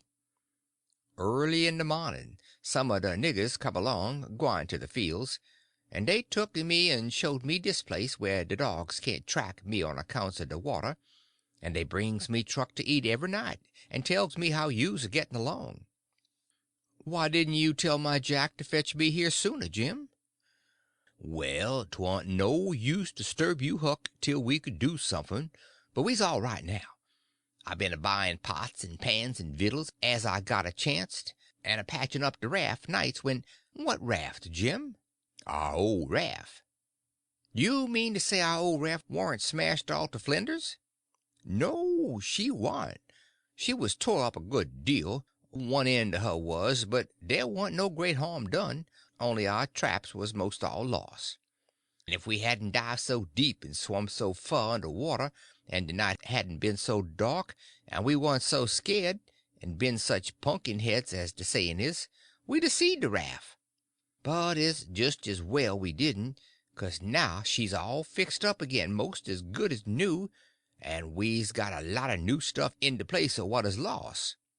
"Why, how did you get hold of the raft again, Jim? Did you catch her?" "How I gwyne to catch her, and I out in de woods? No, some of the niggers found her ketched on a snag along here in the bend, and dey hid her in a crick 'mongst the willows, and dey was so much jawing about which un 'em she belonged to the most that I come to hear about it pretty soon. So I ups and settles the trouble by telling 'em she don't belong to none of 'em, but to you and me, and I ask 'em if they gwyne to grab a young gentleman's property and get a hiding for it. Den I give 'em 10 cents apiece, and dey was mighty well satisfied, and wished some mo' rafts 'd come along and make 'em rich again. Dey's mighty good to me, dese niggers is, and whatever I wants 'em to do for me I don't have to ask 'em twice, honey. Dat Jack's a good nigger, and putty smart." "Yes, he is. He ain't ever told me you was here. Told me to come, and he'd show me a lot of water moccasins. If anything happens, he ain't mixed up in it. He can say he never seen us together, and it'll be the truth. I don't want to talk much about the next day. I reckon I'll cut it pretty short. I waked up about dawn, and was a going to turn over and go to sleep again, when I noticed how still it was. Didn't seem to be anybody stirring. That warn't usual. Next I noticed that Buck was up and gone. Well, I gets up, a-wondering, and goes downstairs. Nobody around. Everything is still as a mouse. Just the same outside. Thinks I, what does it mean? Down by the woodpile I comes across my Jack, and says, "What's it all about?" Says he, "Don't you know Mars George?" "No," says I don't. "Well, den, Miss Sophia's run off, 'deed she has. She run off in de night sometime, nobody don't know just when. Run off to get married to dat young Harney Shepherdson, you know. Leastways, so dey spec. De family found it out 'bout half an hour ago, maybe a little mo', and I tell you dey warn't no time lost. Sech another hurrying up guns and hosses you never see. The women folk has gone for to stir up the relations, and old Mars Saul and de boys took the guns and rode up the river road for to try to catch that young man and kill him before he can get across the river with Miss Sophia. I reckon dey's gwyne to be mighty rough times." Buck went off 'thout waking me up. Well, I reckon he did. Dey warn't gwyne to mix you up in it. Mars Buck he loaded up his gun and 'lowed he gwyne to fetch home a Shepherdson or bust. Well, dey'll be plenty of 'em dar, and I reckon he'll fetch one of 'em if he gets a chanst. I took up the river road as hard as I could put. By and by I begun to hear guns a good ways off. When I come in sight of the log store and the woodpile where the steamboats lands, I worked along under the trees and brush till I got to a good place, and then I clumb up into the forks of a cottonwood that was out of reach, and watched. There was a wood rank 4 foot high a little ways in front of the tree, and first I was going to hide behind that, but maybe it was luckier I didn't. There was 4 or 5 men cavorting around on their horses in the open space before the log store, cussing and yelling and trying to get at a couple of young chaps that was behind the wood rank alongside of the steamboat landing, but they couldn't come it. Every time one of them showed himself on the riverside of the woodpile he got shot at. The 2 boys was squatting back to back behind the pile so they could watch both ways. By and by the men stopped cavorting around and yelling. They started riding toward the shore. Then up gets one of the boys, draws a steady bead over the wood rank, and drops one of 'em out of his saddle. All the men jumped off their horses and grabbed the hurt one and started to carry him to the store, and that minute the 2 boys started on the run. They got halfway to the tree I was in before the men noticed. Then the men see them and jumped on their horses and took out after them. They gained on the boys, but it didn't do no good. The boys had too good a start. They got to the woodpile that was in front of my tree and slipped in behind it, and so they had to bulge on the men again. One of the boys was Buck, and the other was a slim young chap about 19 years old. The men ripped around a while and then rode away. As soon as they was out of sight I sung out to Buck and told him. He didn't know what to make of my voice coming out of the tree at first. He was awful surprised. He told me to watch out sharp, and let him know when the men came in sight again. Said they was up to some devilment or other, wouldn't be gone long. I wished I was out of that tree, but I dasn't come down. Buck began to cry and rip, and lowed that him and his cousin Joe, that was the other young chap, would make up for this day yet. He said his father and his two brothers was killed, and 2 or 3 of the enemy. Said the Shepherdsons laid for them in ambush. Buck said his father and brothers ought to waited for their relations. The Shepherdsons was too strong for them. I asked him what was become of young Harney and Miss Sophia. He said they'd got across the river and was safe. I was glad of that. But the way Buck did take on because he didn't manage to kill Harney that day he shot at him, I ain't never heard anything like it. All of a sudden, bang, bang, bang, goes 3 or 4 guns. The men had slipped around through the woods and come in from behind without their horses. The boys jumped for the river, both of them hurt, and as they swum down the current the men run along the bank shooting at them and singing out, "Kill them! Kill them!" It made me so sick I most fell out of the tree. I ain't a going to tell all that happened. It would make me sick again if I was to do that. I wished I hadn't ever come ashore that night to see such things. I ain't ever going to get shut of them. Lots of times I dream about them. I stayed in the tree till it begun to get dark, afraid to come down. Sometimes I heard guns away off in the woods, and twice I see little gangs of men gallop past the log store with guns, so I reckoned the trouble was still a going on.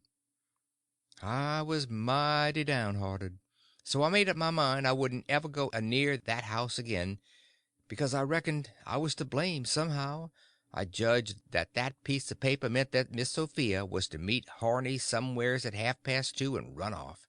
And I judged I ought to told her father about that paper and the curious way she acted, and then maybe he would a locked her up and this awful mess wouldn't ever happen.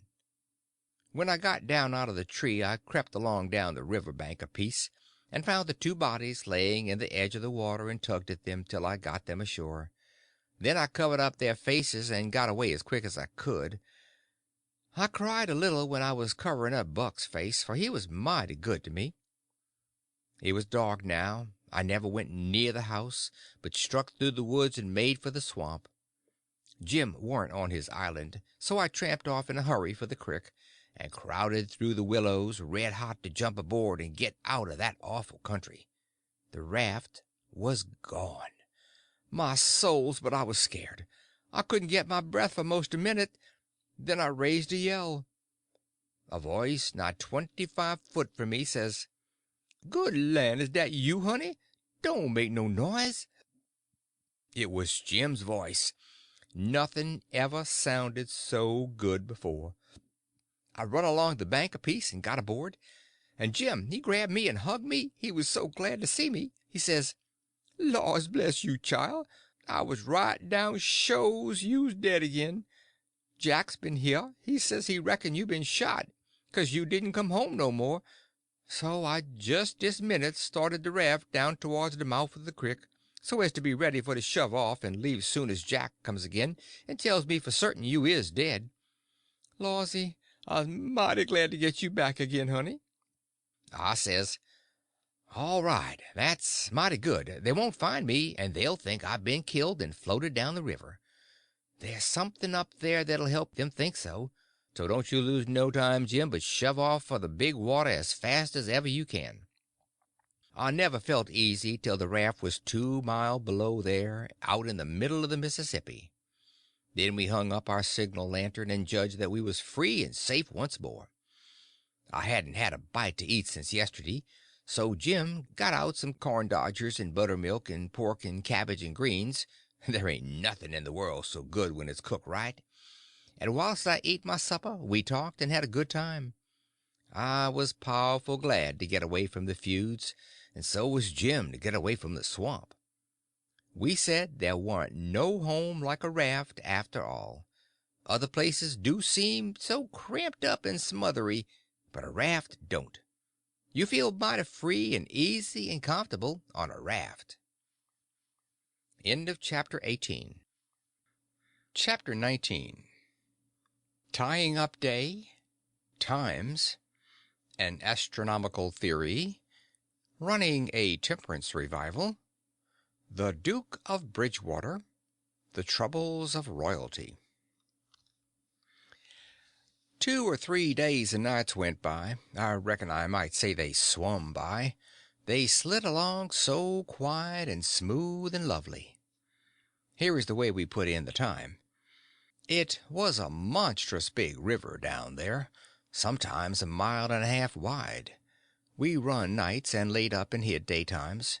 Soon as night was most gone, we stopped navigating and tied up, nearly always in the dead water under a towhead, and then cut young cottonwoods and willows and hid the raft with them. Then we set out the lines. Next we slid into the river and had a swim, so as to freshen up and cool off. Then we sat down on the sandy bottom where the water was about knee-deep and watched the daylight come. Not a sound anywheres, perfectly still, just like the whole world was asleep, only sometimes the bullfrogs a cluttering, maybe. The first thing to see, looking away over the water, was a kind of dull line. That was the woods on t'other side. You couldn't make nothing else out. Then a pale place in the sky. Then more paleness spreading around. Then the river softened up away off and warn't black any more, but gray. You could see little dark spots drifting along ever so far away, trading scows and such things, and long black streaks, rafts. Sometimes you could hear a sweep creaking or jumbled up voices, it was so still, and sounds come so far. And by you could see a streak on the water, which you know by the look of the streak that there's a snag there and a swift current which breaks on it and makes that streak look that way. And you see the mist curl up off the water, and the east reddens up, and the river, and you make out a log cabin in the edge of the woods away on the bank on t'other side of the river, being a wood yard likely, and piled by them cheats so you can throw a dog through it anywheres. Then the nice breeze springs up and comes fanning you from over there, so cool and fresh and sweet to smell on account of the woods and the flowers.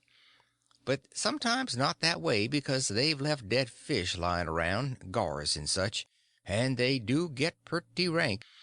And next you've got the full day and everything smiling in the sun, and the songbirds just go in it.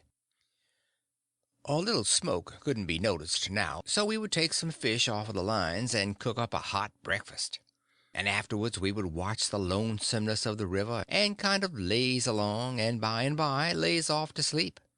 Wake up by and look to see what done it, and maybe see a steamboat coughing along upstream, so far off towards the other side you couldn't tell nothing about her, only whether she was a stern wheel or side wheel.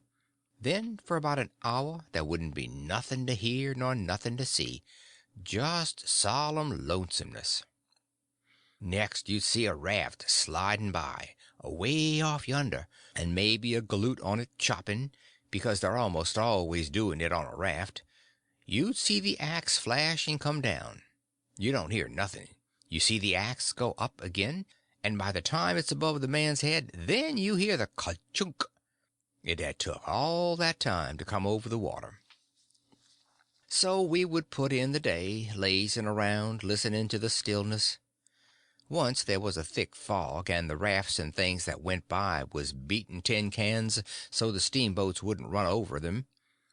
A scow or a raft went by so close we could hear them talking and cussing and laughing, heard them plain, but we couldn't see no sign of them. It made you feel crawly. It was like spirits carrying on that way in the air.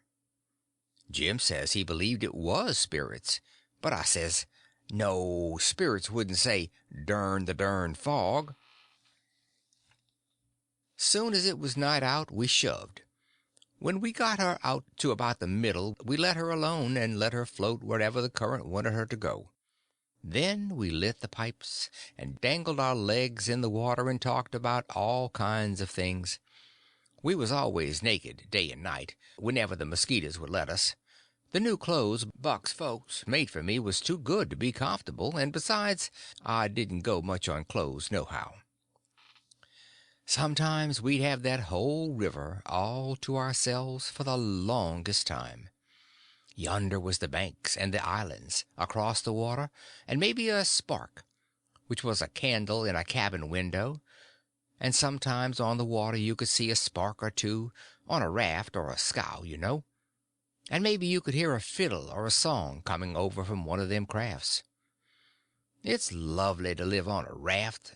We had the sky up there all speckled with stars, and we used to lay on our backs and look up at them and discuss about whether they was made or only just happened. Jim, he allowed they was made, but I allowed they happened. I judged it would have took too long to make so many. Jim said the moon could have laid them. Well, that looked kind of reasonable, so I didn't say nothing against it, because I've seen a frog lay most as many, so of course it could be done. We used to watch the stars that fell, too, and see them streak down. Jim allowed they got spoiled and was hove out of the nest. Once or twice a night we would see a steamboat slipping along in the dark, and now and then she would belch a whole world of sparks up out of her chimblies, and they would rain down in the river and look awful pretty. Then she would turn a corner, and her lights would wink out, and her powwow shut off and leave the river still again. And by her waves would get to us, a long time after she was gone, and joggle the raft a bit, and after that you wouldn't hear nothing, for you couldn't tell how long, except maybe frogs or something. After midnight the people on shore went to bed, and then for 2 or 3 hours the shores was black. No more sparks in the cabin windows. These sparks was our clock. The first one that showed again meant morning was coming, so we hunted a place to hide and tie up right away. One morning, about daybreak, I found a canoe and crossed over a chute to the main shore. It was only 200 yards, and paddled about a mile up a creek amongst the cypress woods to see if I couldn't get some berries. Just as I was passing a place where kind of a cowpath crossed the creek, here comes a couple of men tearing up the path as tight as they could foot it. I thought I was a goner, for whenever anybody was after anybody I judged it was me or maybe Jim. I was about to dig out from there in a hurry, but they was pretty close to me then, and sung out and begged me to save their lives. Said they hadn't been doing nothing and was being chased for it. Said there was men and dogs a-coming. They wanted to jump right in, but I says, "Don't you do it. I don't hear the dogs and horses yet. You've got time to crowd through the brush and get up the creek a little ways. Then you take to the water and wade down to me and get in. That'll throw the dogs off the scent." They done it, and soon as they was aboard I lit out for our towhead, and in about 5 or 10 minutes we heard the dogs and the men away off shouting. We heard them come along towards the creek, but couldn't see them. They had to stop and fool around a while. Then, as we got further and further away all the time, we couldn't hardly hear them at all. By the time we had left a mile of woods behind us and struck the river, everything was quiet, and we paddled over to the towhead and hid in the cottonwoods, and was safe. One of these fellows was about 70 or upwards, and had a bald head and very gray whiskers. He had an old battered-up slouch hat on, and a greasy blue woolen shirt, and ragged old blue jeans breeches stuffed into his boot tops, and home-knit galluses. No, he only had one. He had a long-tailed blue jeans coat with slick brass buttons flung over his arm, and both of them had big, fat, ratty-looking carpet bags. The other fellow was about 30, and dressed about as ornery. After breakfast we all laid off and talked, and the first thing that come out was that these chaps didn't know one another. "What got you into trouble?" says the bald head to t'other chap. "Well, I've been selling an article to take the tartar off the teeth, and it does take it off, too, and generally the enamel along with it, but I stayed about one night longer than I ought to, and was just in the act of sliding out when I ran across you on the trail this side of town, and you told me they were coming, and begged me to help you to get off. So I told you I was expecting trouble myself, and would scatter out with you. That's the whole yarn. What's yourn? Well, I've been a running a little temperance revival there about a week, and was the pet of the women folks, big and little, for I was making it mighty warm on the rummies, I tell you, and taking as much as $5 or $6 a night, 10 cents a head, children and niggers free, and business a growing all the time. When somehow or another a little report got around last night that I had a way of putting in my time with a private jug on the sly. A nigger rousted me out this morning and told me the people was gathering on the quiet with their dogs and horses, and they'd be along pretty soon and give me about half an hour's start, and then run me down if they could. If they got me, they'd tar and feather me and ride me on a rail, sure. I didn't want to wait for no breakfast. I warn't hungry. "Old man," said the young one, "I reckon we might double team it together. What do you think?" "I ain't undisposed. What's your line, mainly?"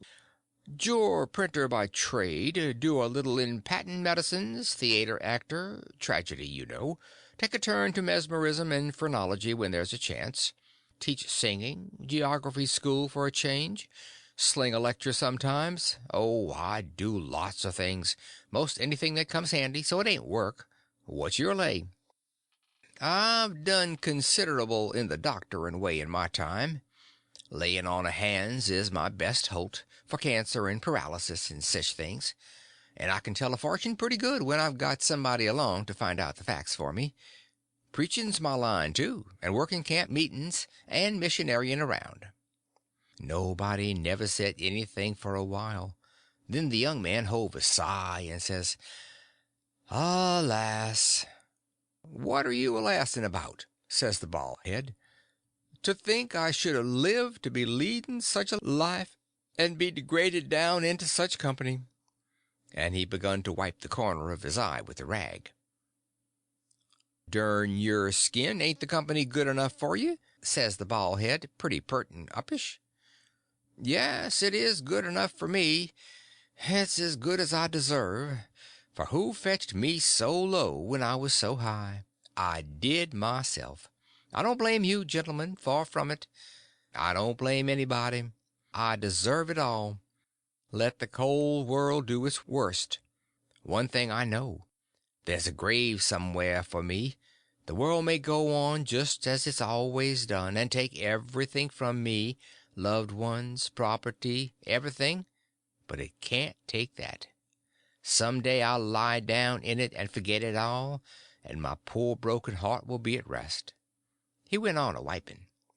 "Drot your poor broken heart," says the bald head. "What are you heaving your poor broken heart at us for? We hain't done nothing."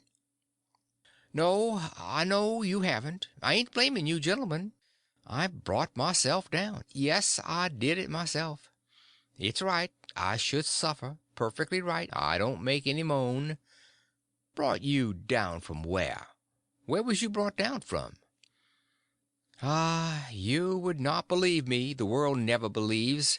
Let it pass. 'Tis no matter. The secret of my birth—" "The secret of your birth? Do you mean to say—" "Gentlemen," says the young man, very solemn, "I will reveal it to you, for I feel I may have confidence in you. By rights I am a duke." Jim's eyes bugged out when he heard that, and I reckon mine did, too. Then the bald head man says, "No, you can't mean it." "Yes. My great-grandfather, eldest son of the Duke of Bridgewater, fled to this country about the end of the last century to breathe the pure air of freedom. Married here and died, leaving a son, his own father dying about the same time. The second son of the late duke seized the titles and estates. The infant real duke was ignored. I am the lineal descendant of that infant. I am the rightful Duke of Bridgewater, and here I am, forlorn, torn from my high estate, hunted of men, despised by the cold world, ragged, worn, heartbroken, and degraded to the companionship of felons on a raft. Jim pitied him ever so much, and so did I. We tried to comfort him, but he said it warn't much use. He couldn't be much comforted. Said if we was a mind to acknowledge him, that would do him more good than most anything else. So we said we would, if he would tell us how. He said we ought to bow when we spoke to him and say, "Your Grace," or "My Lord," or "Your Lordship," and he wouldn't mind if we called him plain Bridgewater, which he said was a title anyway, and not a name, and one of us ought to wait on him at dinner and do any little thing for him he wanted done. Well, that was all easy, so we done it. All through dinner Jim stood around and waited on him, and says, "Will your Grace have some mo' of this or some mo' of that?" And so on, and a body could see it was mighty pleasing to him. But the old man got pretty silent by and by, and didn't have much to say, and didn't look pretty comfortable over all that petting that was going on around that duke. He seemed to have something on his mind. So along in the afternoon he says, "Looky here, Bilgewater," he says, "I'm nation sorry for you, but you ain't the only person that's had troubles like that." No, no, you ain't. You ain't the only person that's been snaked down wrongfully out in a high place. Alas! No, you ain't the only person that's had a secret of his birth. And by James, he begins to cry. "Hold, what do you mean?" "Bilgewater, can I trust you?" says the old man, still sort of sobbing. "To the bitter death?" He took the old man by the hand and squeezed it, and says, "That secret of your being, speak." "Bilgewater, I am the late Dauphin." You bet Jim and me stared this time. Then the duke says, "You are what?" "Yes, my friend, it is too true. Your eyes is looking at this very moment at the poor disappeared Dauphin, Louis the 17th, son of Louis the 16th and Mary Antoinette." "You at your age? No. You mean you're the late Charlemagne? You must be 600 or 700 years old at the very least." "Trouble has done it, Bilgewater. Trouble has done it. Trouble has brung these gray hairs and this premature balditude. Yes, gentlemen, you see before you, in blue jeans and misery, the wandering, exiled, trampled on, and suffering rightful King of France." Well, he cried and took on so that me and Jim didn't know hardly what to do, we was so sorry, and so glad and proud we got him with us, too. So we set in, like we done before with the duke, and tried to comfort him. But he said it warn't no use. Nothing but to be dead and done with it all could do him any good, though he said it often made him feel easier and better for a while if people treated him according to his rights, and got down on one knee to speak to him, and always called him "Your Majesty," and waited on him first at meals, and didn't set down in his presence till he asked them. So Jim and me set the majesty in him, and doing this and that and t'other for him, and standing up till he told us we might set down.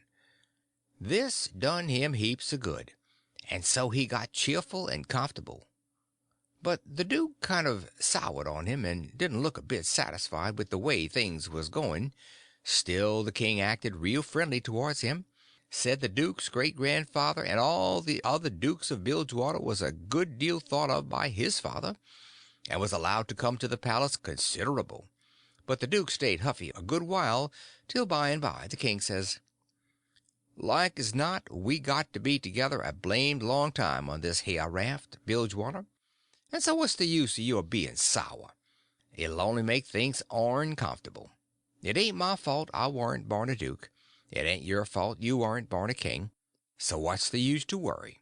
Make the best of things the way you finds 'em, says I. That's my motto. This ain't no bad thing that we're stuck here. Plenty grub and an easy life. Come, give us your hand, Duke, and let's all be friends." The duke done it, and Jim and me was pretty glad to see it. It took away all the uncomfortableness, and we felt mighty good over it, because it would have been a miserable business to have any unfriendliness on the raft, for what you want above all things on a raft is for everybody to be satisfied and feel right and kind towards the others. It didn't take me long to make up my mind that these liars weren't no kings nor dukes at all, but just low-down humbugs and frauds. But I never said nothing, never let on. Kept it to myself. It's the best way. Then you don't have no quarrels and don't get into no trouble. If they wanted us to call 'em kings and dukes, I hadn't no objections, long as it would keep peace in the family, and it warn't no use to tell Jim, so I didn't tell him. If I never learnt nothing else out of pap, I learnt that the best way to get along with his kind of people is to let them have their own way. End of chapter 19. Chapter 20. Huck explains. Laying out a campaign. Working the camp meeting. A pirate at the camp meeting. The Duke as a printer. They asked us considerable many questions. Wanted to know what we covered up the raft that way for, and laid by in the daytime instead of running. Was Jim a runaway nigger? Says I, goodness sakes, would a runaway nigger run south? No, they allowed he wouldn't. I had to account for things some way, so I says, my folks was living in Pike County in Missouri, where I was born, and they all died off but me and Pa and my brother Ike. Pa, he 'lowed he'd break up and go down and live with Uncle Ben, who's got a little one-horse place on the river, 44 mile below Orleans. Pa was pretty poor and had some debts, so when he'd squared up there warn't nothing left but $16 and our nigger Jim. That warn't enough to take us 1,400 mile, deck passage nor no other way. Well, when the river rose, Pa had a streak of luck one day. He ketched this piece of a raft, so we reckoned we'd go down to Orleans on it. Pa's luck didn't hold out. A steamboat run over the forward corner of the raft one night, and we all went overboard and dove under the wheel. Jim and me come up all right, but Pa was drunk, and Ike was only 4 years old, so they never come up no more. Well, the next day or two we had considerable trouble, because people was always coming out in skiffs and trying to take Jim away from me, saying they believed he was a runaway nigger. We don't run daytimes no more now. Nights they don't bother us. The Duke says, leave me alone to cipher out a way so we can run in the daytime if we want to. I'll think the thing over. I'll invent a plan that'll fix it. We'll let it alone for today, because of course we don't want to go by that town yonder in daylight. It mightn't be healthy. Towards night it began to darken up and look like rain. The heat lightning was squirting around low down in the sky, and the leaves was beginning to shiver. It was going to be pretty ugly, it was easy to see that. So the Duke and the king went to overhauling our wigwam to see what the beds was like. My bed was a straw tick better'n Jim's, which was a corn shuck tick. There's always cobs around about in a shuck tick, and they poke into you and hurt. And when you roll over, the dry shucks sound like you was rolling over in a pile of dead leaves. It makes such a rustling that you wake up. Well, the Duke allowed he would take my bed, but the king allowed he wouldn't. He says, I should a reckoned the difference in rank would a suggested it to you that a corn shuck bed weren't just fitting for me to sleep on. Your Grace'll take the shuck bed yourself. Jim and me was in a sweat again for a minute, being afraid there was going to be some sort of trouble amongst them. So we was pretty glad when the Duke says, "'Tis my fate to be always ground into the mire under the iron heel of oppression. Misfortune has broken my once haughty spirit. I yield, I submit, 'tis my fate. I am alone in the world. Let me suffer, I can bear it." We got away as soon as it was good and dark. The king told us to stand well out toward the middle of the river, and not show a light till we got a long ways below the town. We come in sight of the little bunch of lights by and by, that was the town, you know, and slid by about a half mile out, all right. When we was 3/4 of a mile below, We hoisted up our signal lantern, and about 10 o'clock it come on to rain and blow and thunder and lightning like everything, so the king told us both to stay on watch till the weather got better. Then him and the duke crawled into the wigwam and turned in for the night. It was my watch below till 12, but I wouldn't have turned in anyway if I'd had a bed, because a body don't see such a storm as that every day in the week, not by a long sight. My souls, how the wind did scream along, and every second or two there'd come a glare that lit up the white caps for a half a mile around, and you'd see the islands looking dusty through the rain, and the trees thrashing around in the wind. Then comes ka-whack, boom, boom, boom, boom, boom, boom, boom, boom, and the thunder would go rumbling and grumbling away and quit. And then, rip, comes another flash and another sock doggler. The waves most washed me off the raft sometimes, but I hadn't any clothes on and didn't mind. We didn't have no trouble about snags. The lightning was glaring and flittering around so constant that we could see them plenty soon enough to throw her head this way or that and miss them. I had the middle watch, but I was pretty sleepy by that time. So Jim said he would stand the first half of it for me. He was always mighty good that way, Jim was. I crawled into the wigwam, but the king and duke had their legs sprawled around, so there warn't no show for me, so I laid outside. I didn't mind the rain, because it was warm, and the waves weren't running so high now. About 2 they come up again, though, and Jim was going to call me, but he changed his mind because he reckoned they weren't high enough yet to do any harm. But he was mistaken about that, for pretty soon, all of a sudden, along comes a regular ripper and washed me overboard. It most killed Jim a-laughing. He was the easiest nigger to laugh that ever was, anyway. I took the watch, and Jim he laid down and snored away, and by the storm let up for good and all. And the first cabin light that showed I roused him out, and we slid the raft into hiding quarters for the day. The king got out an old ratty deck of cards after breakfast, and him and the duke played 7-up a while, 5 cents a game. Then they got tired of it and allowed they would lay out a campaign, as they called it. The duke went down into his carpet bag and fetched out a lot of little printed bills and read them out loud. One bill said, "The celebrated Dr. Armand de Montalban of Paris would lecture on the science of phrenology at such and such a place on the blank day of blank at 10 cents admission, and furnish charts of character at 25 cents apiece." The duke said that was him.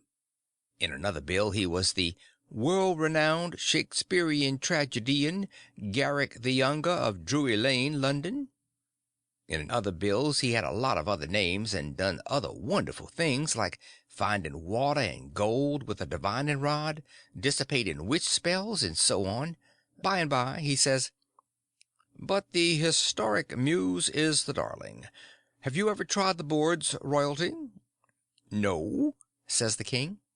"You shall then, before you're 3 days older, fallen grandeur," says the duke. "The first good town we come to we'll hire a hall and do the sword fight in Richard the Third and the balcony scene in Romeo and Juliet. How does that strike you?" "I'm in, up to the hub, for anything that will pay, Bilgewater, but you see I don't know nothing about play acting, and ain't never seen much of it. I was too small when Pap used to have 'em at the palace. Do you reckon you can learn me?" "Easy." "All right, I'm just freezing for something fresh anyway. Let's commence right away." So the duke told him all about who Romeo was and who Juliet was, and said he was going to be Romeo so the king would be Juliet. "But if Juliet's such a young gal, Duke, my peeled head and my white whiskers is going to look uncommon odd on her, maybe." "No, don't you worry. These country jakes won't ever think of that. Besides, you'll be in costume, and that makes all the difference in the world. Juliet's in a balcony, enjoying the moonlight before she goes to bed, and she's got on her nightgown and her ruffled nightcap. Here are the costumes for the parts." He got out 2 or 3 curtain calico suits, which he said was medieval armor for Richard III and t'other chap, and a long white cotton nightshirt and a ruffled nightcap to match. The king was satisfied, so the duke got out his book and read the parts over in the most splendid spread eagle way, prancing around and acting at the same time to show how it had got to be done. Then he give the book to the king and told him to get his part by heart. There was a little one-horse town about 3 mile down the bend, and after dinner the duke said he had ciphered out his idea about how to run in daylight without it being dangersome for Jim. So he allowed he would go down to the town and fix that thing. The king allowed he would go too and see if he couldn't strike something. We was out of coffee, so Jim said I better go along with him in the canoe and get some. When we got there wasn't nobody stirring, streets empty and perfectly dead and still, like Sunday. We found a sick nigger sunning himself in the backyard, and he said everybody that warn't too young or too sick or too old was gone to camp meeting about 2 mile back in the woods. The king got the directions and allowed he'd go and work that camp meeting for all it was worth, and I might go too. The duke said what he was after was a printing office. We found it, a little bit of a concern up over a carpenter shop. Carpenters and printers all gone to the meeting, and no doors locked. It was a dirty, littered up place, and had ink marks and handbills with pictures of horses and runaway niggers on them all over the walls. The duke shut his coat and said he was all right now. So me and the king lit out for the camp meeting. We got there in about half an hour, fairly dripping, for it was a most awful hot day. There was as much as 1,000 people there from 20 mile around. The woods was full of teams and wagons hitched everywheres, feeding out of the wagon troughs and stomping to keep off flies. There was sheds made out of poles and roofed over with branches, where they had lemonade and gingerbread to sell, and piles of watermelons and green corn and such like truck. The preaching was going on under the same kind of sheds, only they was bigger and held crowds of people. The benches was made out of outside slabs of logs, with holes bored in the round side to drive sticks into for legs. They didn't have no backs. The preachers had high platforms to stand on at one end of the sheds.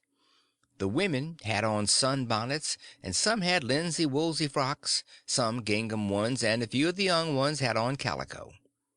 Some of the young men was barefooted, and some of the children didn't have on any clothes but just a tow linen shirt. Some of the old women was knitting, and some of the young folks was courting on the sly. The first shed we come to, the preacher was lining out a hymn. He lined out 2 lines, everybody sung it, and it was kind of grand to hear it, there was so many of them, and they done it in such a rousing way. Then he lined out 2 more for them to sing, and so on. The people woke up more and more, and sung louder and louder, and towards the end some began to groan, and some begun to shout. Then the preacher began to preach, and begun in earnest too, and went weaving first to one side of the platform and then the other, and then a leaning down over the front of it with his arms and his body going all the time, and shouting his words out with all his might. And every now and then he would hold up his Bible and spread it open, and kind of pass it around this way and that, shouting, "It's the brazen serpent in the wilderness. Look upon it and live." And people would shout out, "Glory, amen." And so he went on, and the people groaning and crying and saying amen. "Oh, come to the mourner's bench, come black with sin, amen. Come sick and sore, amen. Come lame and halt and blind, amen. Come poor and needy, sunk in shame, amen. Come all that's worn and soiled and suffering, come with a broken spirit, come with a contrite heart, come in your rags and sin and dirt. The waters that cleanse is free, the door of heaven stands open. Oh, enter it and be at rest. Amen. Glory, glory, hallelujah. And so on. You couldn't make out what the preacher said any more on account of the shouting and crying. Folks got up everywheres in the crowd and worked their way just by main strength to the mourners' bench, with the tears running down their faces. And when all the mourners had got up there to the front benches in a crowd, they sung and shouted and flung themselves down on the straw like crazy and wild. Well, the first I knowed, the king got a going, and you could hear him over everybody. And next he went a charging up onto the platform, and the preacher he begged him to speak to the people, and he done it.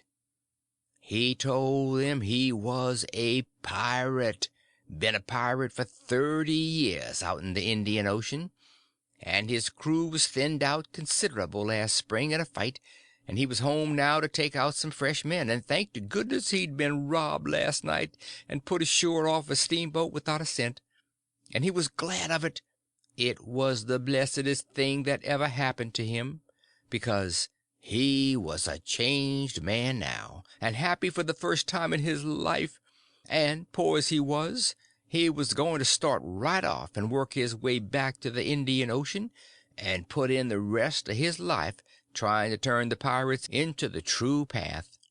For he could do it better than anybody else, being acquainted with all the pirate crews in that ocean, and though it would take him a long time to get there without money, he would get there anyway, and every time he convinced a pirate he would say to him, "Don't you thank me, don't you give me no credit.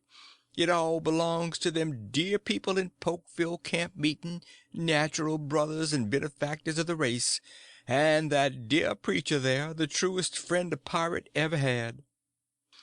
And then he busted into tears, and so did everybody.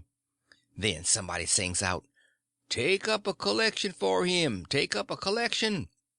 Well, a half dozen made a jump to do it, but somebody sings out, "Let him pass the hat around." Then everybody said it, the preacher too. So the king went all through the crowd with his hat, swabbing his eyes and blessing the people and praising them and thanking them for being so good to the poor pirates away off there. And every little while the prettiest kind of girls, with tears running down their cheeks, would up and ask him would he let them kiss him for to remember him by. And he always done it. And some of them he hugged and kissed as many as 5 or 6 times. And he was invited to stay a week, and everybody wanted him to live in their houses, and said they'd think it was an honor, but he said as this was the last day of the camp meeting he couldn't do no good, and besides he was in a sweat to get to the Indian Ocean right off and go to work on the pirates. When we got back to the raft and come to count up, he found he had collected $87.75. And then he had fetched away a 3-gallon jug of whiskey, too, that he found under a wagon when he was starting home through the woods. The king said, take it all around, it laid over any day he'd ever put in the missionarying line. He said it warn't no use talking, heathens don't amount to shucks alongside of pirates to work a camp meeting with. The duke was thinking he'd been doing pretty well till the king come to show up, but after that he didn't think so much. He had set up and printed off 2 little jobs for farmers in that printing office, horse bills, and took the money, $4, and he had got in $10 worth of advertisements for the paper, which he said he would put in for $4 if they would pay in advance, so they done it. The price of the paper was $2 a year, but he took in 3 subscriptions for half $1 apiece on condition of them paying him in advance. They was going to pay in cordwood and onions as usual, but he said he had just bought the concern and knocked down the price as low as he could afford it, and was going to run it for cash. He set up a little piece of poetry which he made himself out of his own head, 3 verses, kind of sweet and saddish. The name of it was, "Yes, Crush Cold World, This Breaking Heart." And he left that all set up and ready to print in the paper, and didn't charge nothing for it. Well, he took in $9.50, and said he'd done a pretty square day's work for it. Then he showed us another little job he'd printed and hadn't charged for because it was for us. It was a picture of a runaway nigger with a bundle on a stick over his shoulder, and $200 reward under it. The reading was all about Jim, and just described him to a dot. It said he run away from St. Jacques Plantation, 40 mile below New Orleans, last winter, and likely went north, and whoever would catch him and send him back, he could have the reward and expenses. "Now," says the duke, "after tonight we can run in the daytime if we want to. Whenever we see anybody coming we can tie Jim hand and foot with a rope, and lay him in the wigwam and show this handbill, and say we captured him up the river, and were too poor to travel on a steamboat, so we got this little raft on credit from our friends and are going down to get the reward. Handcuffs and change would look still better on Jim, but it wouldn't go so well with the story of us being poor. Too much like jewelry. Ropes are the correct thing. We must preserve the unities, as we say on the boards." We all said the duke was pretty smart, and there couldn't be no trouble about running daytimes. We judged we could make miles enough that night to get out of the reach of the powwow we reckoned the duke's work in the printing office was going to make in that little town. Then we could boom right along if we wanted to. We laid low and kept still and never showed out till nearly 10 o'clock. Then we slid by, pretty wide away from the town, and didn't hoist our lantern till we was clear out of sight of it. When Jim called me to take the watch at 4 in the morning, he says: "Huck, does you reckon we gwyne to run across any mo' kings on this trip?" "No," says I reckon not." "Well," says he, "dat's all right, den. I don't mind one or two kings, but dat's enough. Dis one's powerful drunk, and the duke ain't much better." I found Jim had been trying to get him to talk French so he could hear what it was like, but he said he had been in this country so long and had so much trouble he'd forgot it. End of Chapter 20. Chapter 21. Sword Exercise. Hamlet's Soliloquy. They loafed around town. A lazy town. Old Boggs. Dead. It was after sunup now, but we went right on and didn't tie up. The king and the duke turned out by and by, looking purty rusty, but after they jumped overboard and took a swim it chippered them up a good deal. After breakfast the king he took a seat on the corner of the raft and pulled off his boots and rolled up his britches and let his legs dangle in the water so as to be comfortable, and lit his pipe and went to getting his Romeo and Juliet by heart. When he had got it pretty good him and the duke begun to practice it together. The duke had to learn him over and over again how to say every speech, and he made him sigh and put his hand on his heart, and after a while he said he done it pretty well. "Only," he says, "you mustn't bellow out Romeo that way like a bull. You must say it soft and sick and languishy. So, Romeo. That is the idea. For Juliet's a dear, sweet, mere child of a girl, you know, and she doesn't bray like a jackass." Well, next they got out a couple of long swords that the duke made out of oak laths, and begun to practice the sword fight. The duke called himself Richard the Third, and the way they laid on and pranced around the raft was grand to see. But by and by the king tripped and fell overboard, and after that they took a rest and had a talk about all kinds of adventures they'd had in other times along the river. After dinner the duke says, "Well, Capet, we'll want to make this a first-class show, you know, so I guess we'll add a little more to it. We want a little something to answer encores with, anyway." "What's encores, Bilgewater?" The duke told him, and then he says, "I'll answer by doing the Highland fling or the sailor's hornpipe, and you, well, let me see. Oh, I've got it. You can do Hamlet's soliloquy." "Hamlet's which?" "Hamlet's soliloquy. You know, the most celebrated thing in Shakespeare. Ah, it's sublime, sublime. Always fetches the house. I haven't got it in the book. I've only got one volume, but I reckon I can piece it out from memory. I'll just walk up and down a minute and see if I can call it back from the recollections vaults. So he went to marching up and down, thinking and frowning horrible every now and then. Then he would hoist up his eyebrows. Next he would squeeze his hand on his forehead and stagger back and kind of moan. Next he would sigh, and next he'd let on to drop a tear. It was beautiful to see him. By and by he got it. He told us to give attention. Then he strikes a most noble attitude with one leg shoved forwards and his arm stretched away up and his head tilted back, looking up at the sky. And then he begins to rip and rave and grit his teeth, and after that, all through his speech, he howled and spread around and swelled up his chest and just knocked the spots out of any acting ever I see before. This is the speech. I learned it easy enough while he was learning it to the king. To be or not to be, that is the bare bodkin that makes calamity of so long life. For who would Fordell's bear till Burnham Wood do come to Dunsinane, but that the fear of something after death murders the innocent sleep?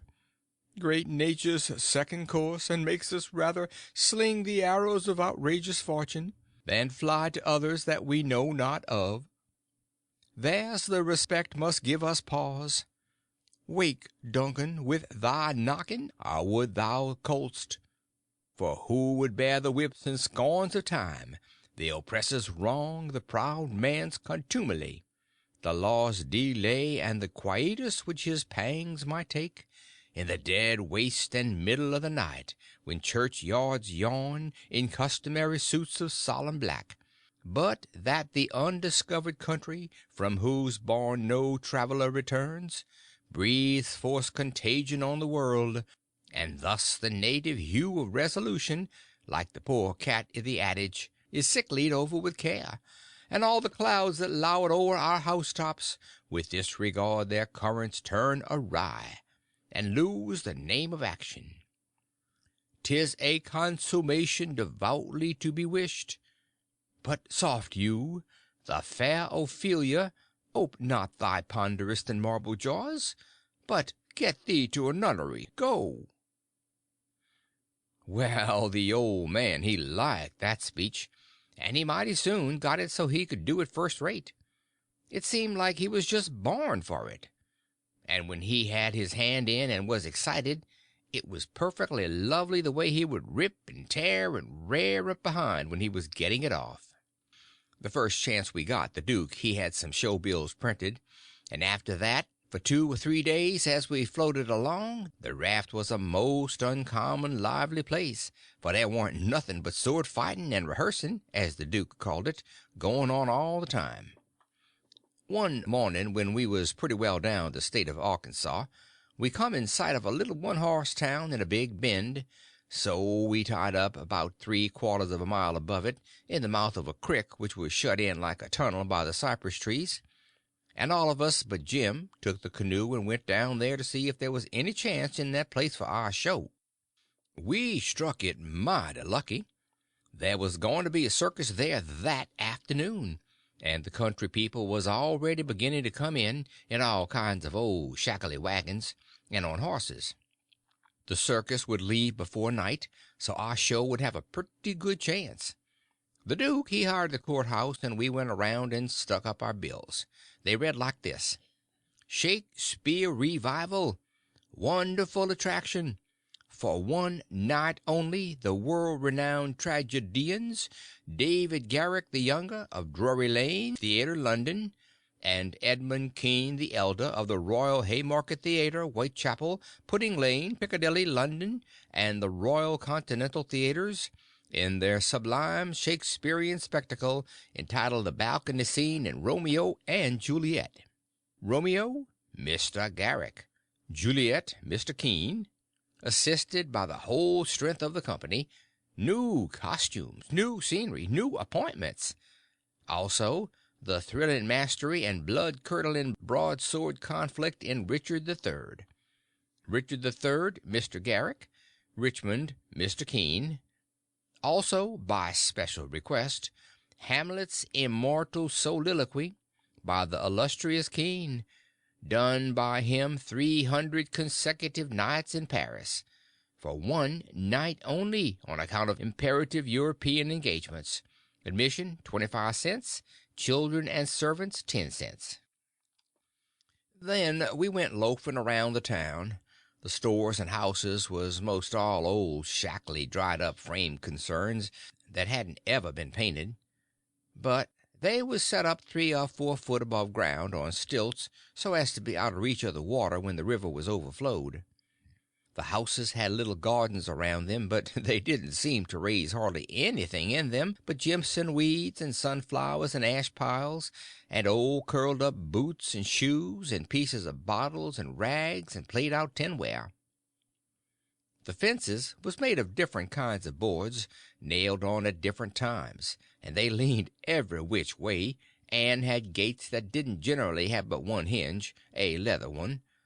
Some of the fences had been whitewashed some time or other, but the duke said it was in Columbus's time, like enough. There was generally hogs in the garden, and people driving them out. All the stores was along one street. They had white domestic awnings in front, and the country people hitched their horses to the awning posts. There was empty dry goods boxes under the awnings, and loafers roosting on them all day long, whittling them with their Barlow knives, and chawing tobacco, and gaping and yawning and stretching, a mighty ornery lot. They generally had on yellow straw hats most as wide as an umbrella, but didn't wear no coats nor waistcoats. They called one another Bill and Buck and Hank and Joe and Andy, and talked lazy and drawly, and used considerable many cuss words. There was as many as one loafer leaning up against every awning post, and he most always had his hands in his breeches pockets, except when he fetched them out to lend a chaw of tobacco or scratch. What a body was hearing amongst them all the time was, "Gimme a chaw of tobacco, Hank." "Can't. I ain't got but one chaw left. Ask Bill." Maybe Bill he gives him a chaw, maybe he lies and says he ain't got none. Some of them kind of loafers never has a cent in the world, nor a chaw of tobacco of their own. They get all their chawing by borrowing. They say to a feller, "I wish you'd lend me a chaw, Jack. I just this minute give Ben Thompson the last chaw I had." Which is a lie, pretty much every time. It don't fool nobody but a stranger. But Jack ain't no stranger, so he says, "You give him a chaw, did you? So did your sister's cat's grandmother.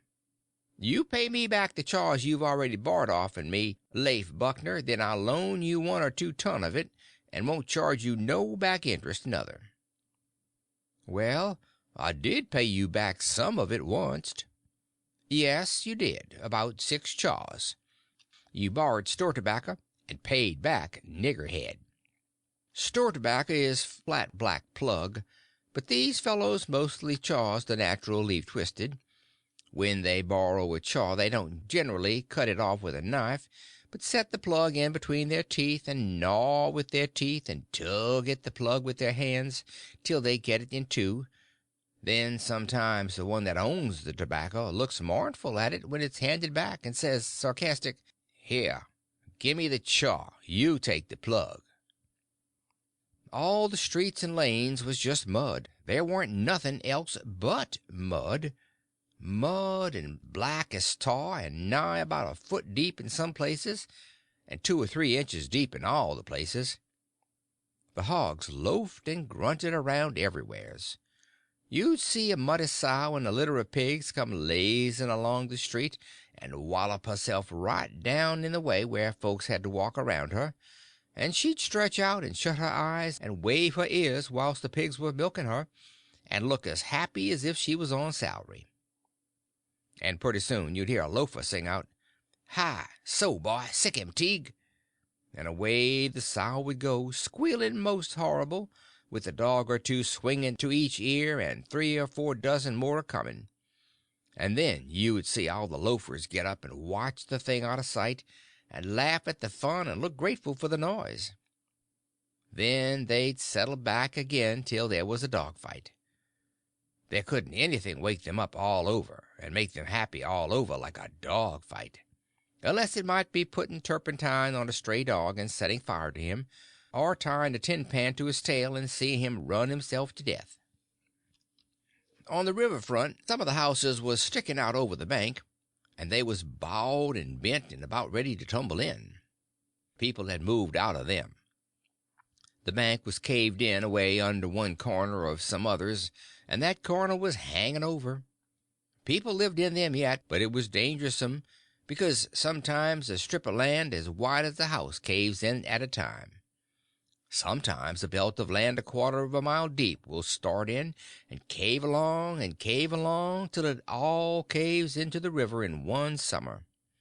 Such a town as that has to be always moving back and back and back, because the river's always gnawing at it. The nearer it got to noon that day the thicker and thicker was the wagons and horses in the streets, and more coming all the time. Families fetched their dinners with them from the country and eat them in the wagons. There was considerable whiskey drinking going on, and I seen 3 fights.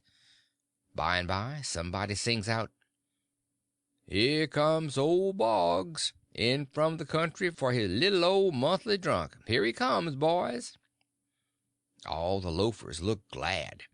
I reckoned they was used to having fun out of Boggs. One of them says, "Wonder who he's a-gwine to chaw up this time. If he'd a chawed up all the men he's been a-gwine to chaw up in the last 20 years, he'd have a considerable reputation now." Another one says, "I wished old Boggs had threatened me, 'cause then I'd know I warn't gwine to die for 1,000 year." Boggs comes a-tearing along on his horse, whooping and yelling like an Injun, and singing out, "Clear the track there, I'm on the war path, and the price of coffins is a-gwine to rise." He was drunk, and weaving about in his saddle. He was over 50-year-old, and had a very red face. Everybody yelled at him and laughed at him and sassed him, and he sassed back, and said he'd attend to them and lay them out in their regular turns, but he couldn't wait now, because he come to town to kill old Colonel Sherburn, and his motto was, "Meat first and spoon vittles to top off on." He see me and rode up and says, "Where you from, boy? You prepared to die?" Then he rode on. I was scared, but the man says, "He don't mean nothing. He's always a-carrying on like that when he's drunk. He's the best naturedest old fool in Arkansas. Never hurt nobody, drunk nor sober." Boggs rode up before the biggest store in town, and bent his head down so he could see under the curtain of the awning, and yells, "Come out here, Shelburne. Come out and meet the man you've swindled. You're the hound I'm after, and I'm a-gwine to have you, too." And so he went on, calling Sherburne everything he could lay his tongue to, and the whole street packed with people listening and laughing and going on. By and by a proud-looking man about 55, and he was a heap the best-dressed man in that town, too, steps out of the store, and the crowd drops back on each side to let him come. He says to Boggs, mighty calm and slow, he says, "I'm tired of this, but I'll endure it till 1 o'clock. Till 1 o'clock, mind, no longer. If you open your mouth against me only once after that time, you can't travel so far but I will find you." Then he turns and goes in. The crowd looked mighty sober. Nobody stirred, and there warn't no more laughing. Boggs rode off blackguarding Sherburne as loud as he could yell, all down the street.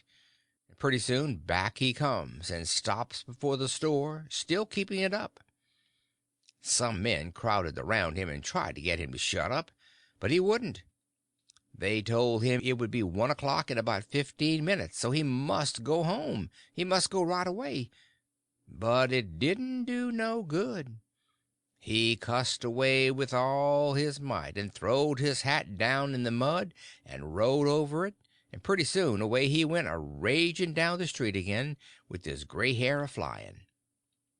Everybody that could get a chance at him tried their best to coax him off his horse so they could lock him up and get him sober, but it warn't no use. Up the street he would tear again, and give Shelburne another cussing. By and by somebody says, "Go for his daughter, quick! Go for his daughter. Sometimes he'll listen to her. If anybody can persuade him, she can." So somebody started on a run. I walked down streets a ways and stopped. In about 5 or 10 minutes here comes Boggs again, but not on his horse. He was reeling across the street toward me, bareheaded, with a friend on both sides of him a holt of his arms and hurrying him along. He was quiet and looked uneasy, and he weren't hanging back any, but he was doing some of the hurrying himself. Somebody sings out, "Boggs." I looked over there to see who said it, and it was that Colonel Sherburne. He was standing perfectly still in the street, and had a pistol raised in his right hand, not aiming it, but holding it out with the barrel tilted up towards the sky. The same second I see a young girl coming on the run, and two men with her. Boggs and the men turned round to see who called him, and when they see the pistol the men jumped to one side, and the pistol barrel come down slow and steady to a level, both barrels cocked. Boggs throws up both his hands and says, "Oh, Lord, don't shoot!" Bang goes the first shot, and he staggers back, clawing at the air. Bang goes the second one, and he tumbles backwards onto the ground, heavy and solid, with his arms spread out. That young girl screamed out and comes rushing, and down she throws herself on her father, crying and saying, "Oh, he's killed him, he's killed him." The crowd closed up around them and shouldered and jammed one another, with their necks stretched, trying to see, and people on the inside trying to shove them back, and shouting, "Back, back, give him air, give him air." Colonel Sherburne he tossed his pistol onto the ground, and turned around on his heels and walked off. They took Boggs to a little drug store, the crowds pressing around just the same, and the whole town following, and I rushed and got a good place at the window, where I was close to him and could see in. They laid him on the floor, and put one large Bible under his head, and opened another one and spread it on his breast. But they tore open his shirt first, and I seen where one of the bullets went in. He made about a dozen long gasps, his breath lifting the Bible up when he drawed in his breath and letting it down again when he breathed out, and after that he laid still. He was dead. Then they pulled his daughter away from him, screaming and crying, and took her off. She was about 16, and very sweet and gentle looking, but awful pale and scared. Well, pretty soon the whole town was there, squirming and scrouging and pushing and shoving to get at the window and have a look. But people that had the places wouldn't give them up, and folks behind them was saying all the time, "Say now, you've looked enough, you fellows. 'Tain't right, and 'tain't fair for you to stay there all the time, and never give nobody a chance. Other folks has their rights as well, you know." There was considerable jawing back, so I slid out, thinking maybe there was going to be trouble. The streets was full, and everybody was excited. Everybody that seen the shooting was telling how it happened. And there was a big crowd packed around each one of these fellows, stretching their necks and listening.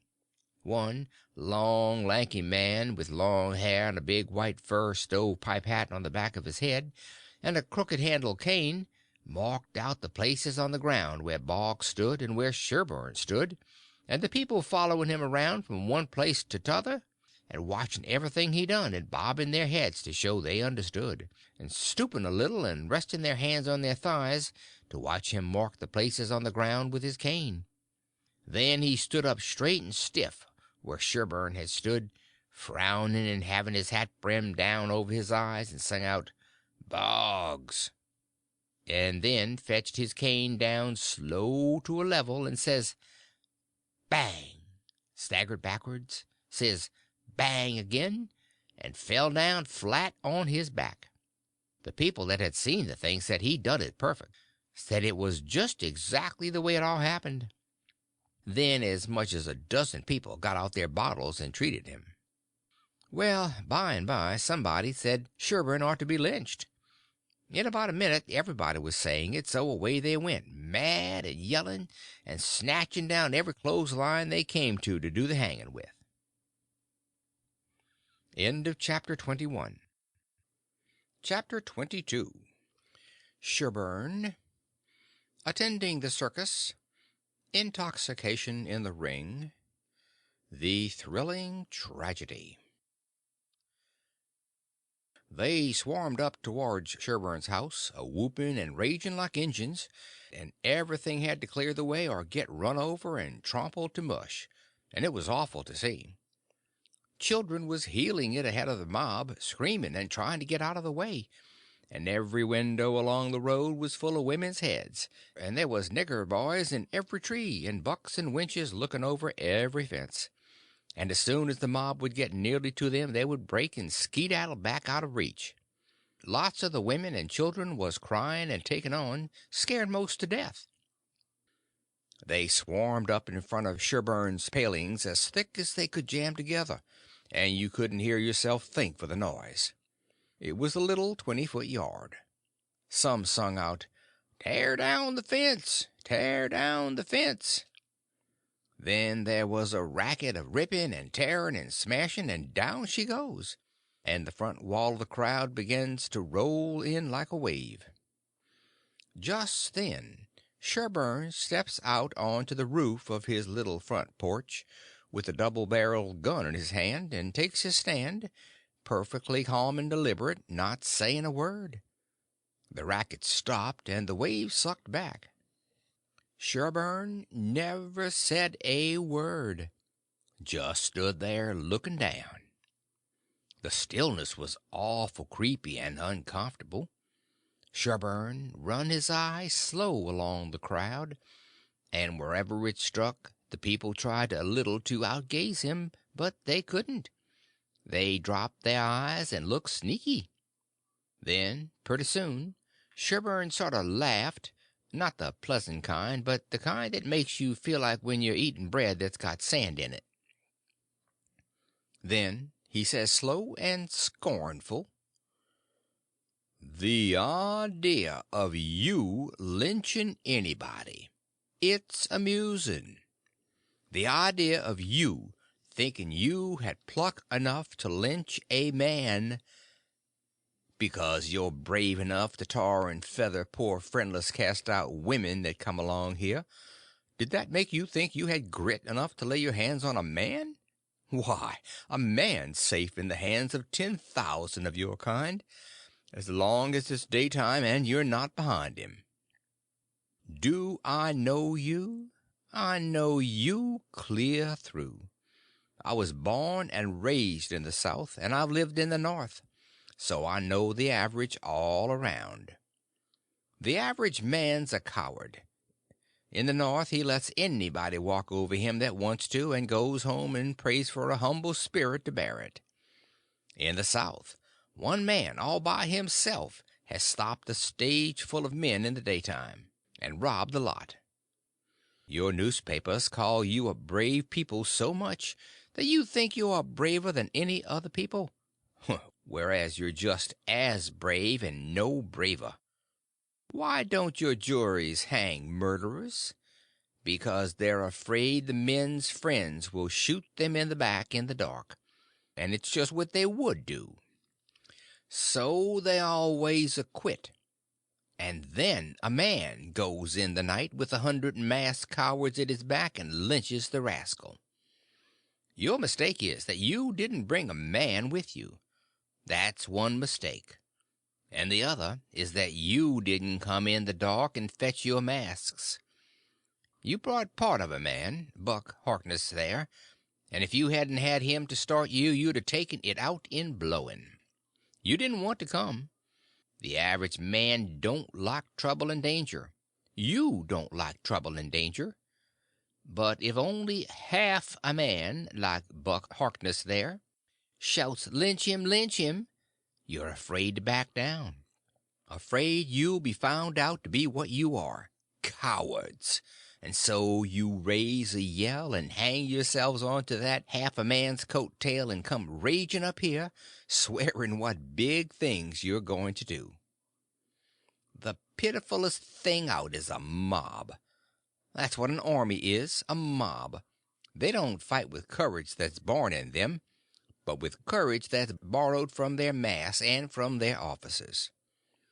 But a mob without any man at the head of it is beneath pitifulness. Now, the thing for you to do is to droop your tails and go home and crawl in a hole. If any real lynching's going to be done, it will be done in the dark, Southern fashion, and when they come they'll bring their masks and fetch a man along. Now leave, and take your half a man with you, tossing his gun across his left arm and cocking it when he says this. The crowd washed back sudden, and then broke all apart, and went tearing off every which way. And Buck Harkness he heeled it after them, looking tolerable cheap. I could have stayed if I wanted to, but I didn't want to. I went to the circus and loafed around the back side till the watchman went by, and then dived in under the tent. I had my $20 gold piece and some other money, but I reckoned I'd better save it, because there ain't no telling how soon you are going to need it away from home and among strangers that way. You can't be too careful. I ain't opposed to spending money on circuses when there ain't no other way, but there ain't no use in wasting it on them.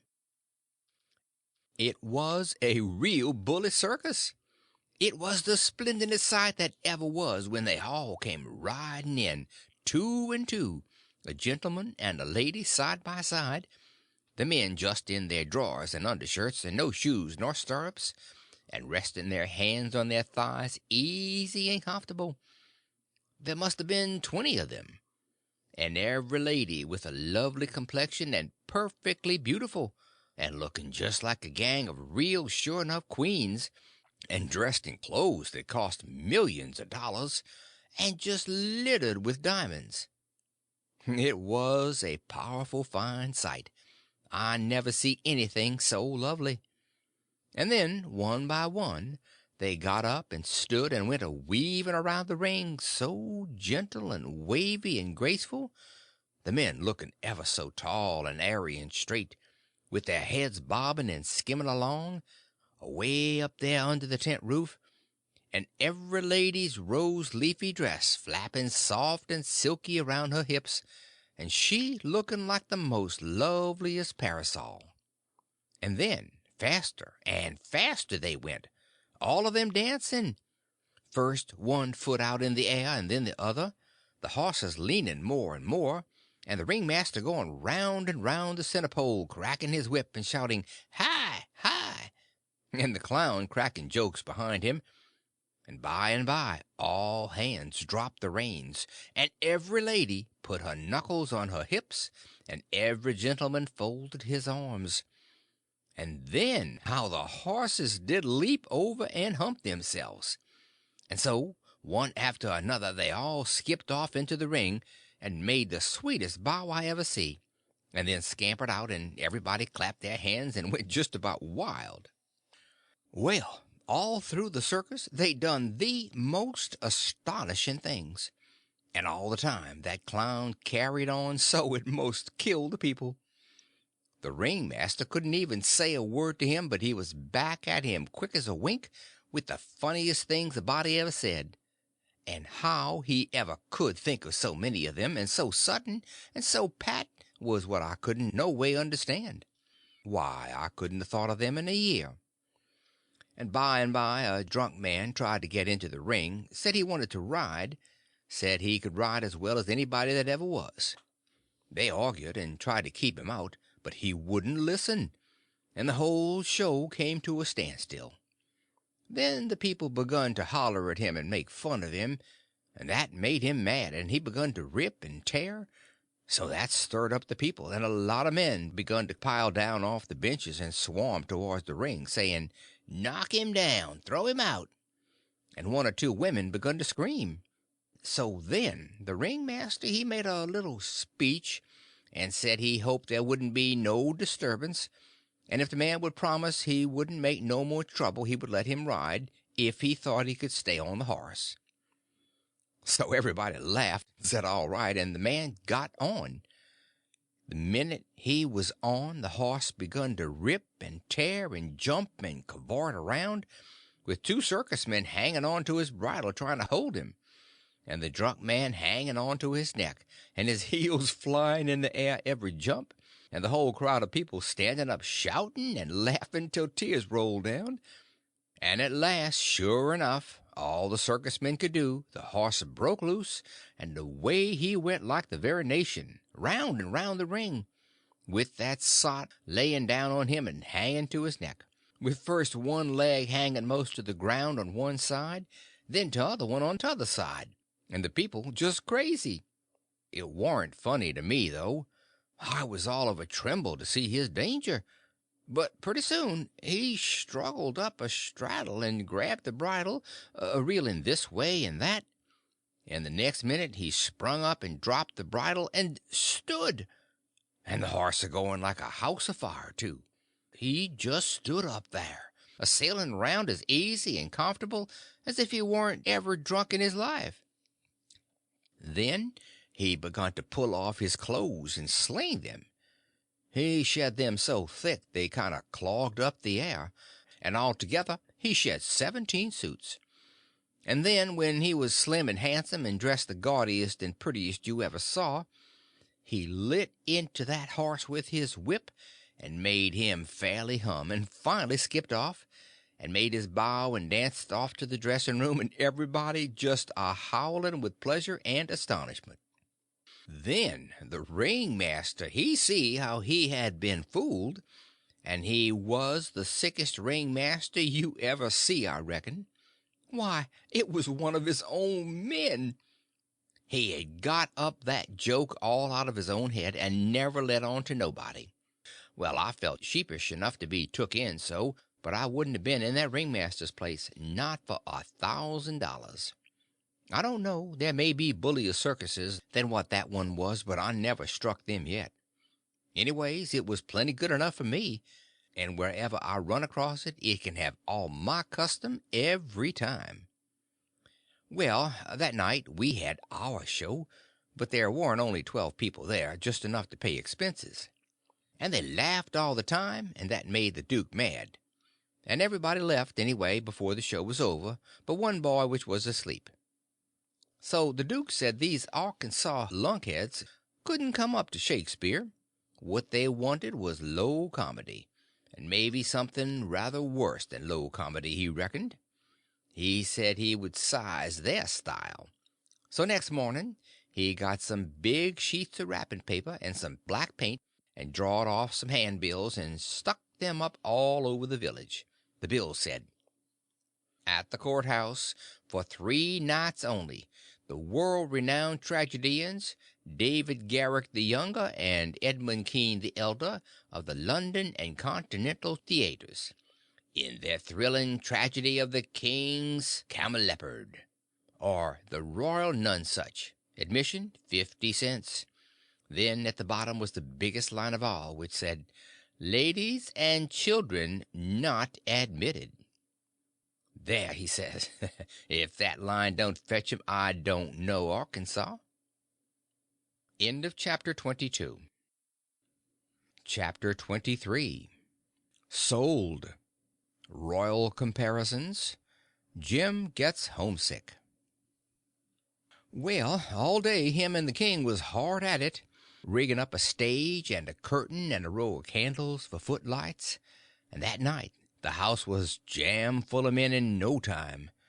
When the place couldn't hold no more, the duke he quit tending door and went around the back way and come on to the stage and stood up before the curtain and made a little speech and praised up this tragedy, and said it was the most thrillingest one that ever was. And so he went on a bragging about the tragedy and about Edmund Kean the Elder, which was to play the main principal part in it.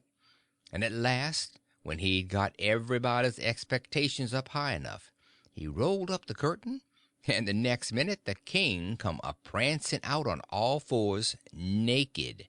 and he was painted all over, ring-streaked and striped, all sorts of colors, as splendid as a rainbow. But never mind the rest of his outfit, it was just wild, but it was awful funny.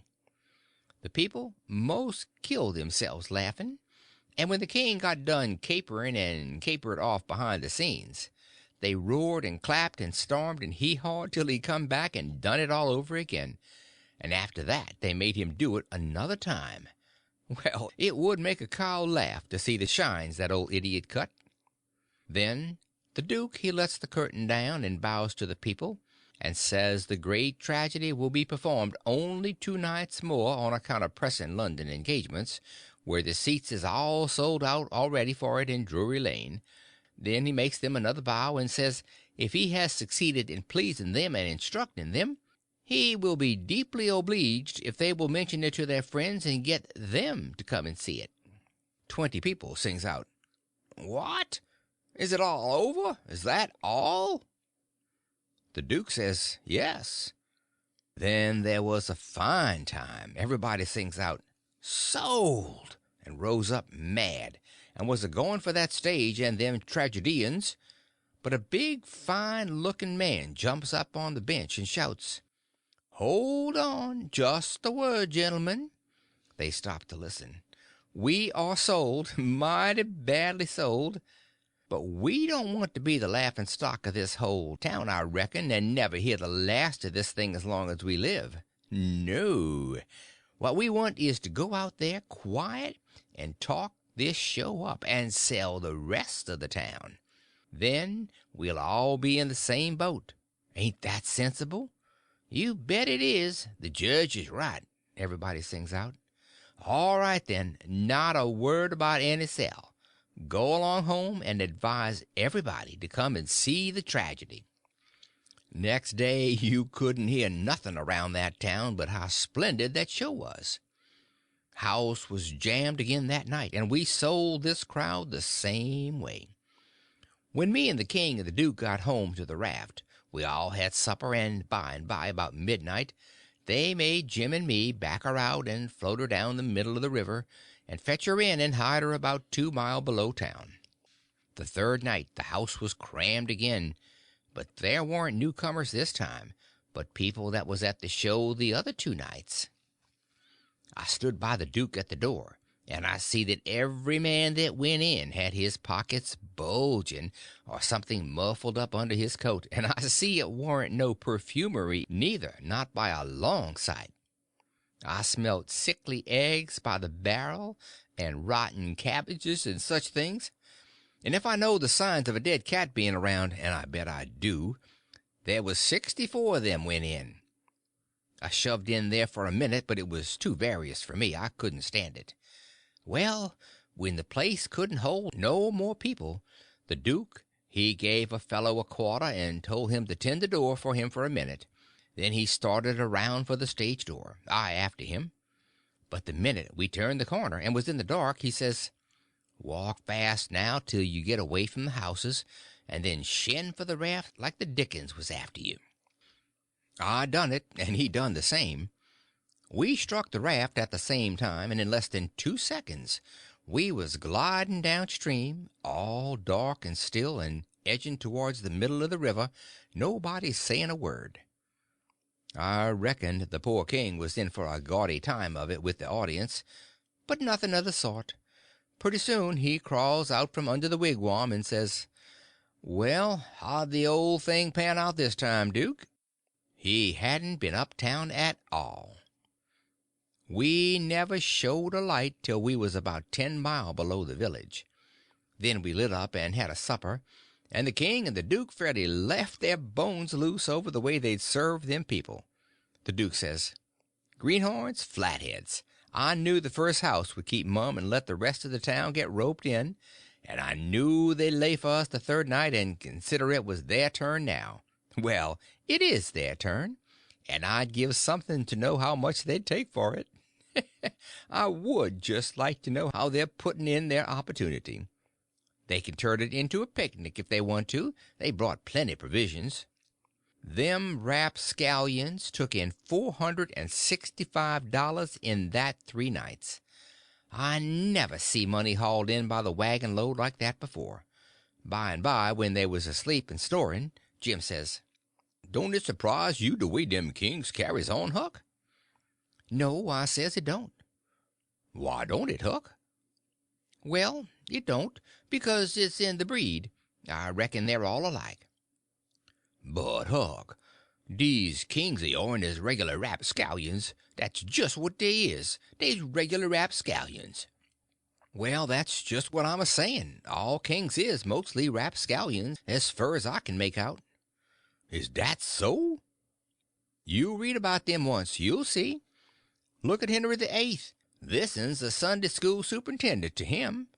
And look at Charles Second, and Louis XIV, and Louis XV, and James Second, and Edward Second, and Richard Third, and 40 more, besides all them Saxon heptarchies that used to rip around so in the old times and raise Cain. My, you ought to seen old Henry the Eighth when he was in bloom. He was a blossom. He used to marry a new wife every day and chop off her head next morning. And he would do it just as indifferent as if he was ordering up eggs. "Fetch up Nell Gwynn," he says. They fetch her up. Next morning, chop off her head, and they chop it off. "Fetch up Jane Shore," he says, and up she comes. Next morning, chop off her head, and they chop it off. "Ring up Fair Rosamunde." Fair Rosamunde answers the bell.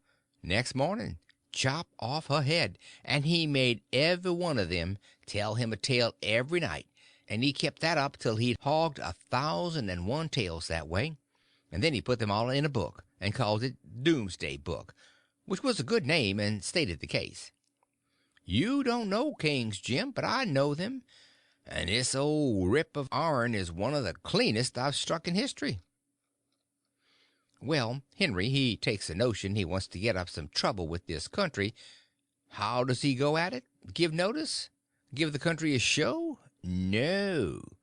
All of a sudden he heaves all the tea in Boston Harbor overboard and whacks out a Declaration of Independence and dares them to come on. That was his style. He never give anybody a chance. He had suspicions of his father, the Duke of Wellington. Well, what did he do? Ask him to show up? No, drownded him in a butt of mamsey like a cat. Suppose people left money lying around where he was, what did he do? He collared it. Suppose he contracted to do a thing, and you paid him, and didn't set down there and see that he done it, what did he do? He always done the other thing. Suppose he opened his mouth, what then? If he didn't shut it up powerful quick, he'd lose a lie every time. That's the kind of a bug Henry was, and if we'd a had him along instead of our kings, he'd a fooled that town a heap worse than ourn done. I don't say that ourns is lambs, because they ain't, when you come right down to the cold facts, but they ain't nothing to that old ram anyway. All I say is kings, and you got to make allowances. Take them all around, they're a mighty ornery lot. It's the way they're raised. "But this one do smell so like the nation, Huck." "Well, they all do that, Jim. We can't help the way a king smells. History don't tell no way. Now the duke, he's a tolerable likely man in some ways." "Yes, a duke's different, but not very different. This one's a middling hard lot for a duke. When he's drunk, there ain't no nearsighted man could tell him from a king." "Well, anyways, I don't hanker for no more out 'em, Huck. These is all I can stand." "It's the way I feel, too, Jim.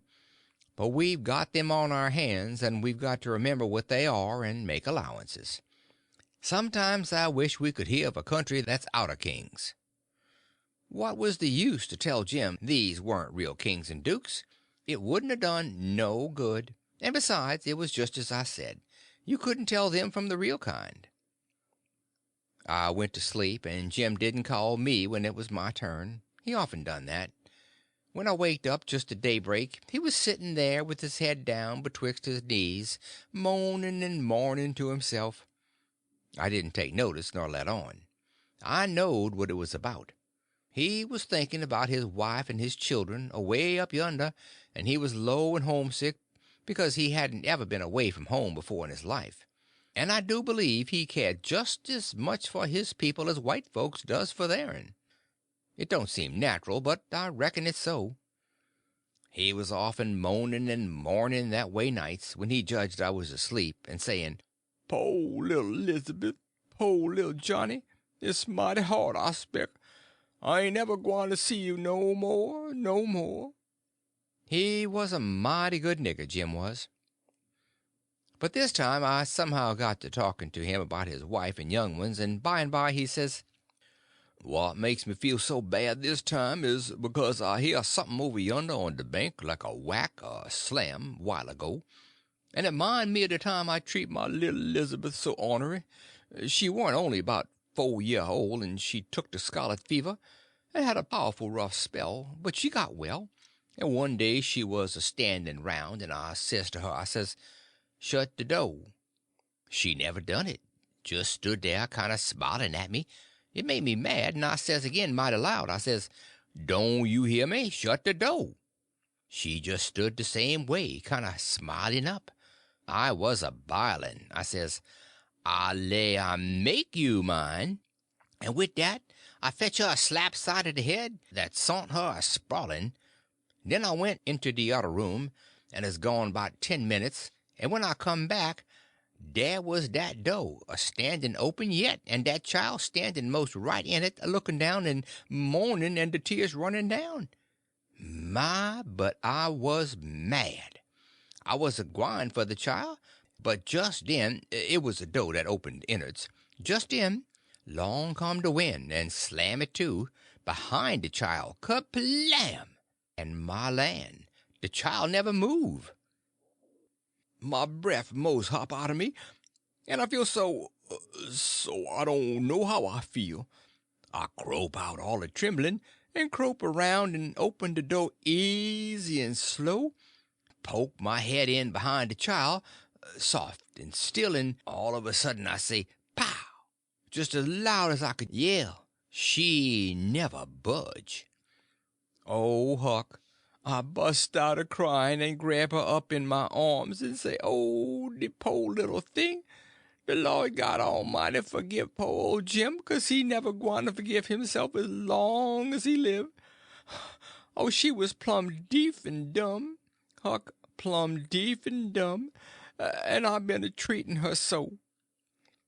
End of chapter 23. Chapter 24. Jim in Royal Robes. They take a passenger. Getting information. Family grief. Next day, toward night, we laid up under a little willow towhead out in the middle, where there was a village on each side of the river, and the duke and the king begun to lay out a plan for working them towns. Jim, he spoke to the duke and said he hoped it wouldn't take but a few hours, because he got mighty heavy and tiresome to him when he had to lay all day in the wigwam tied with a rope. You see, when we left him all alone, we had to tie him, because if anybody happened on to him all by himself and not tied, it wouldn't look much like he was a runaway nigger, you know. So the duke said it was kind of hard to have to lay roped all day, and he'd cipher out some way to get around it. He was uncommon bright, the duke was, and he soon struck it. He dressed Jim up in King Lear's outfit. It was a long curtain calico gown and a white horsehair wig and whiskers, and then he took his theater paint and painted Jim's face and hands and ears and neck all over a dead, dull, solid blue, like a man that's been drowned 9 days. Blamed if he weren't the horriblest looking outrage I ever see. Then the duke took and wrote out a sign on a shingle, so, "Sick Arab, but harmless when not out of his head." And he nailed that shingle to a lath, and stood the lath up 4 or 5 feet in front of the wigwam. Jim was satisfied. He said it was a sight better than lying tied a couple of years every day and trembling all over every time there was a sound. The duke told him to make himself free and easy, and if anybody ever come meddling around, He must hop out of the wigwam and carry on a little, and fetch a howl or two like a wild beast, and he reckoned they would light out and leave him alone. Which was sound enough judgment, but you take the average man, and he wouldn't wait for him to howl. Why, he didn't look like he was dead. He looked considerable more than that. These rapscallions wanted to try the Nonesuch again, because there was so much money in it, but they judged it wouldn't be safe, because maybe the news might have worked along down by this time. They couldn't hit no project that suited exactly, so at last the duke said he reckoned he'd lay off and work his brains an hour or two and see if he couldn't put up something on the Arkansas village, and the king he allowed he would drop over to t'other village without any plan, but just trust to Providence lead him the profitable way, meaning the devil, I reckon. We had all bought store clothes where we stopped last, and now the king put his'n on, and he told me to put mine on. I done it, of course. The king's duds was all black, and he did look real swell and starchy. I never knowed how clothes could change a body before. Why, before he looked like the orneriest old rip that ever was, but now when he'd take off his new white beaver and make a bow and do a smile, he looked that grand and good and pious that you'd say he had walked right out of the ark, and maybe was old Leviticus himself. Jim cleaned up the canoe, and I got my paddle ready. There was a big steamboat lying at the shore away up under the point, about 3 mile above the town. Been there a couple of hours taking on freight. Says the king, "Seeing how I'm dressed, I reckon maybe I better arrive down from St. Louis or Cincinnati or some other big place. Go for the steamboat, Huckleberry. We'll come down to the village on her." I didn't have to be ordered twice to go and take a steamboat ride.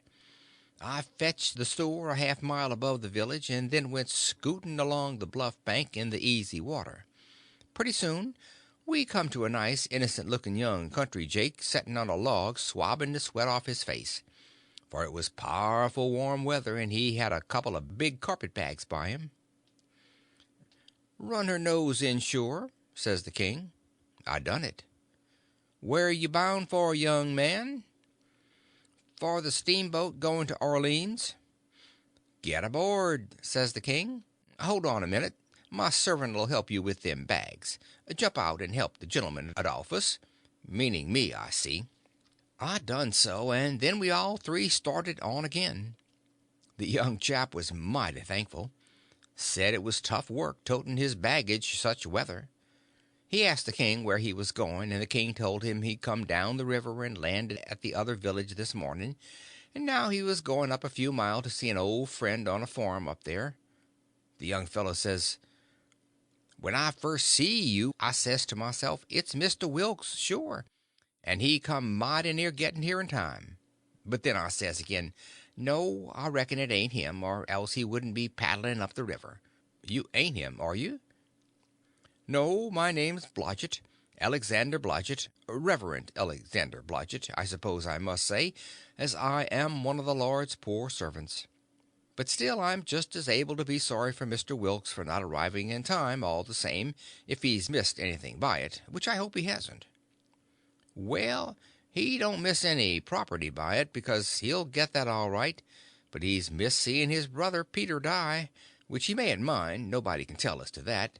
But his brother would have give anything in the world to see him before he died. Never talked about nothing else all these 3 weeks.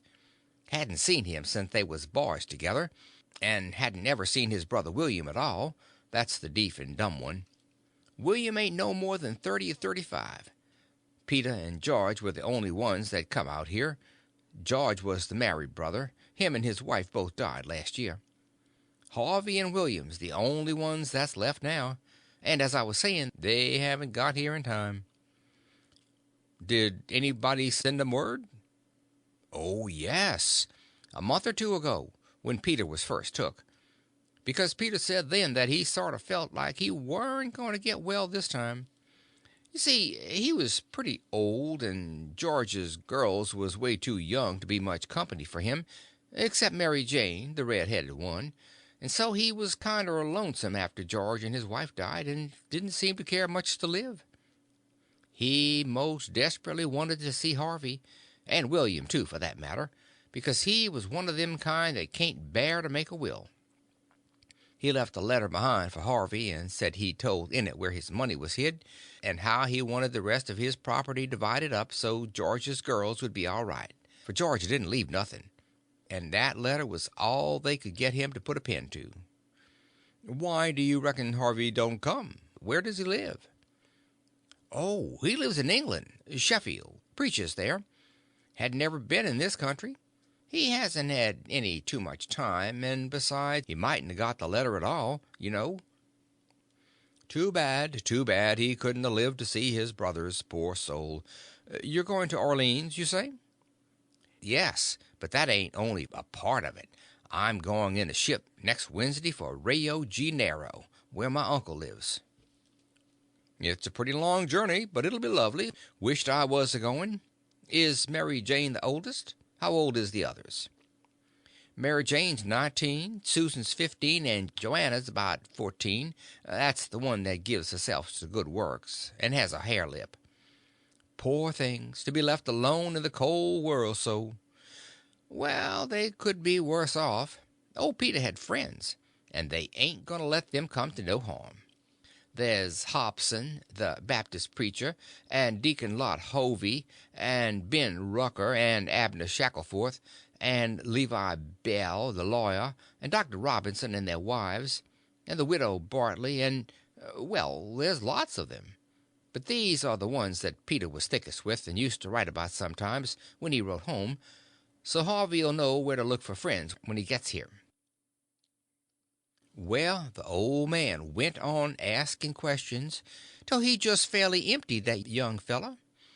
Blamed if he didn't inquire about everybody and everything in that blessed town, and all about the Wilkises, and about Peter's business, which was a tanner, and about George's, which was a carpenter, and about Harvey's, which was a dissenting minister, and so on and so on. Then he says, "What did you want to walk all the way up to the steamboat for?" "Because she's a big Orleans boat, and I was afeard she mightn't stop here. When they're deep they won't stop for a hail. A Cincinnati boat will, but this is a St. Louis one." "Was Peter Wilkes well off?" "Oh, yes, pretty well off. He had houses and land, and it's reckoned he left 3 or 4 thousand in cash hid up summers." "When did you say he died?" "I didn't, but it was last night." "Funeral's tomorrow, likely?" "Yes, about the middle of the day. Well, it's all terrible sad, but we've all got to go one time or another, so what we want to do is to be prepared, then we're all right."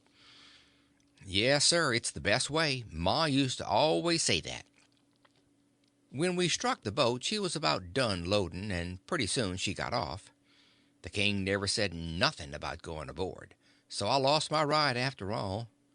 When the boat was gone the king made me paddle up another mile to a lonesome place, and then he got ashore and says, "Now hustle back right off and fetch the duke up here and the new carpet bags. And if he's gone over to t'other side, go over there and get him, and tell him to get himself up regardless. Shove along now."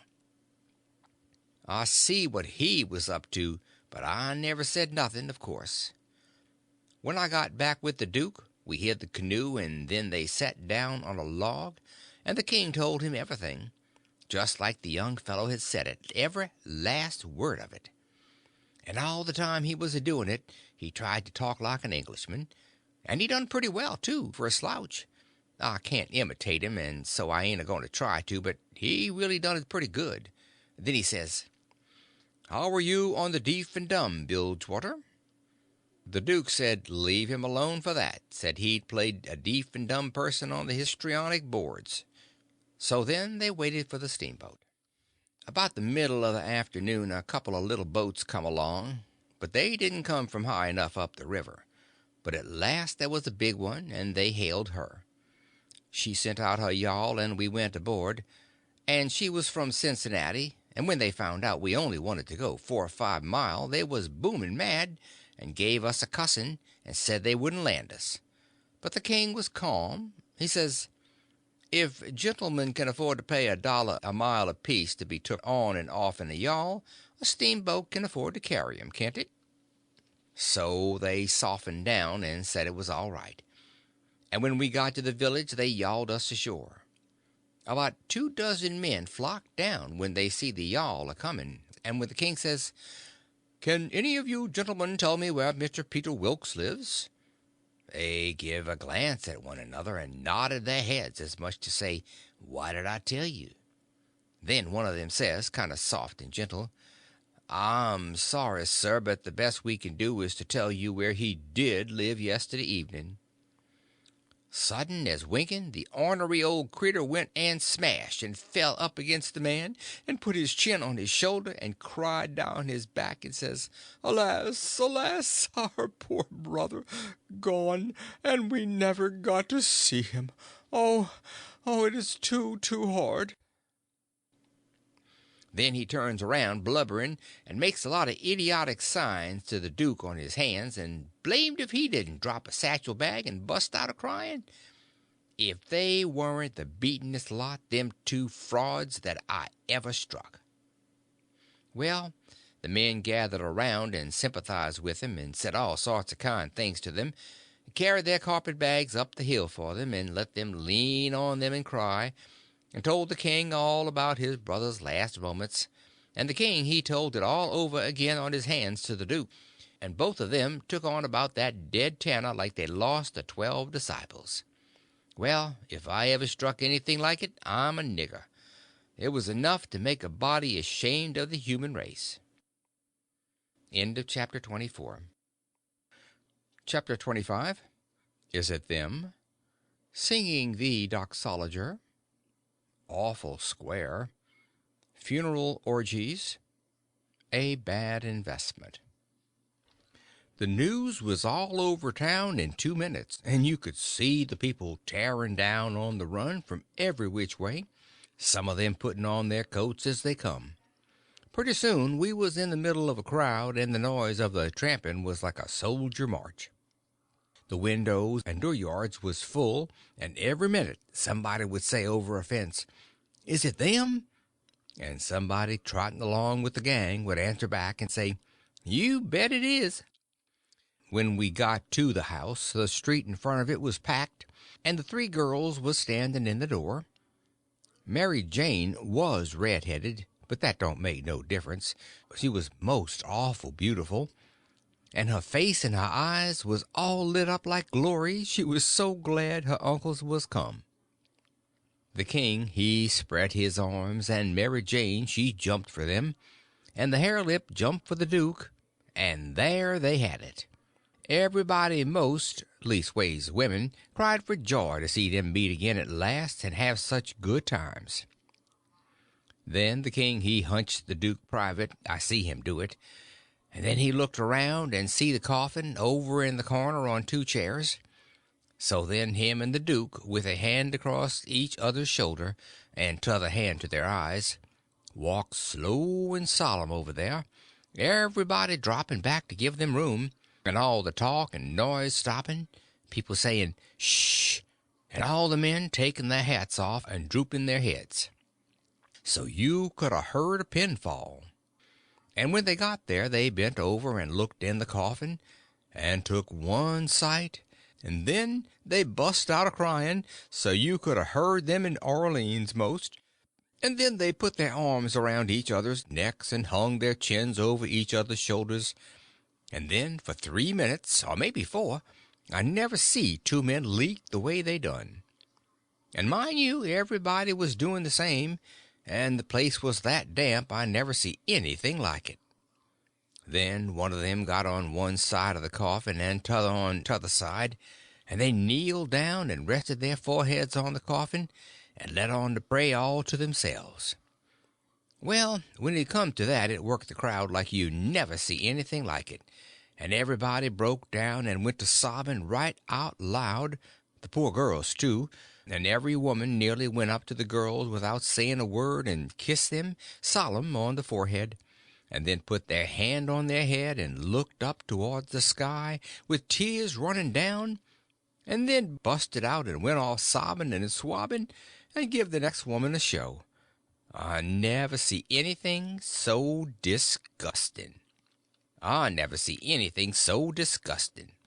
Well, by and by, the king he gets up and comes forward a little and works himself up and slobbers out a speech, all full of tears and flapdoodle about its being a sore trial for him and his poor brother to lose the deceased, and to miss seeing deceased alive after the long journey of 4,000 mile, but it's a trial that's sweetened and sanctified to us by this dear sympathy and these holy tears, and so he thanks them out of his heart and out of his brother's heart, because out of their mouths they can't, words being too weak and cold, and all that kind of rot and slush, till it was just sickening.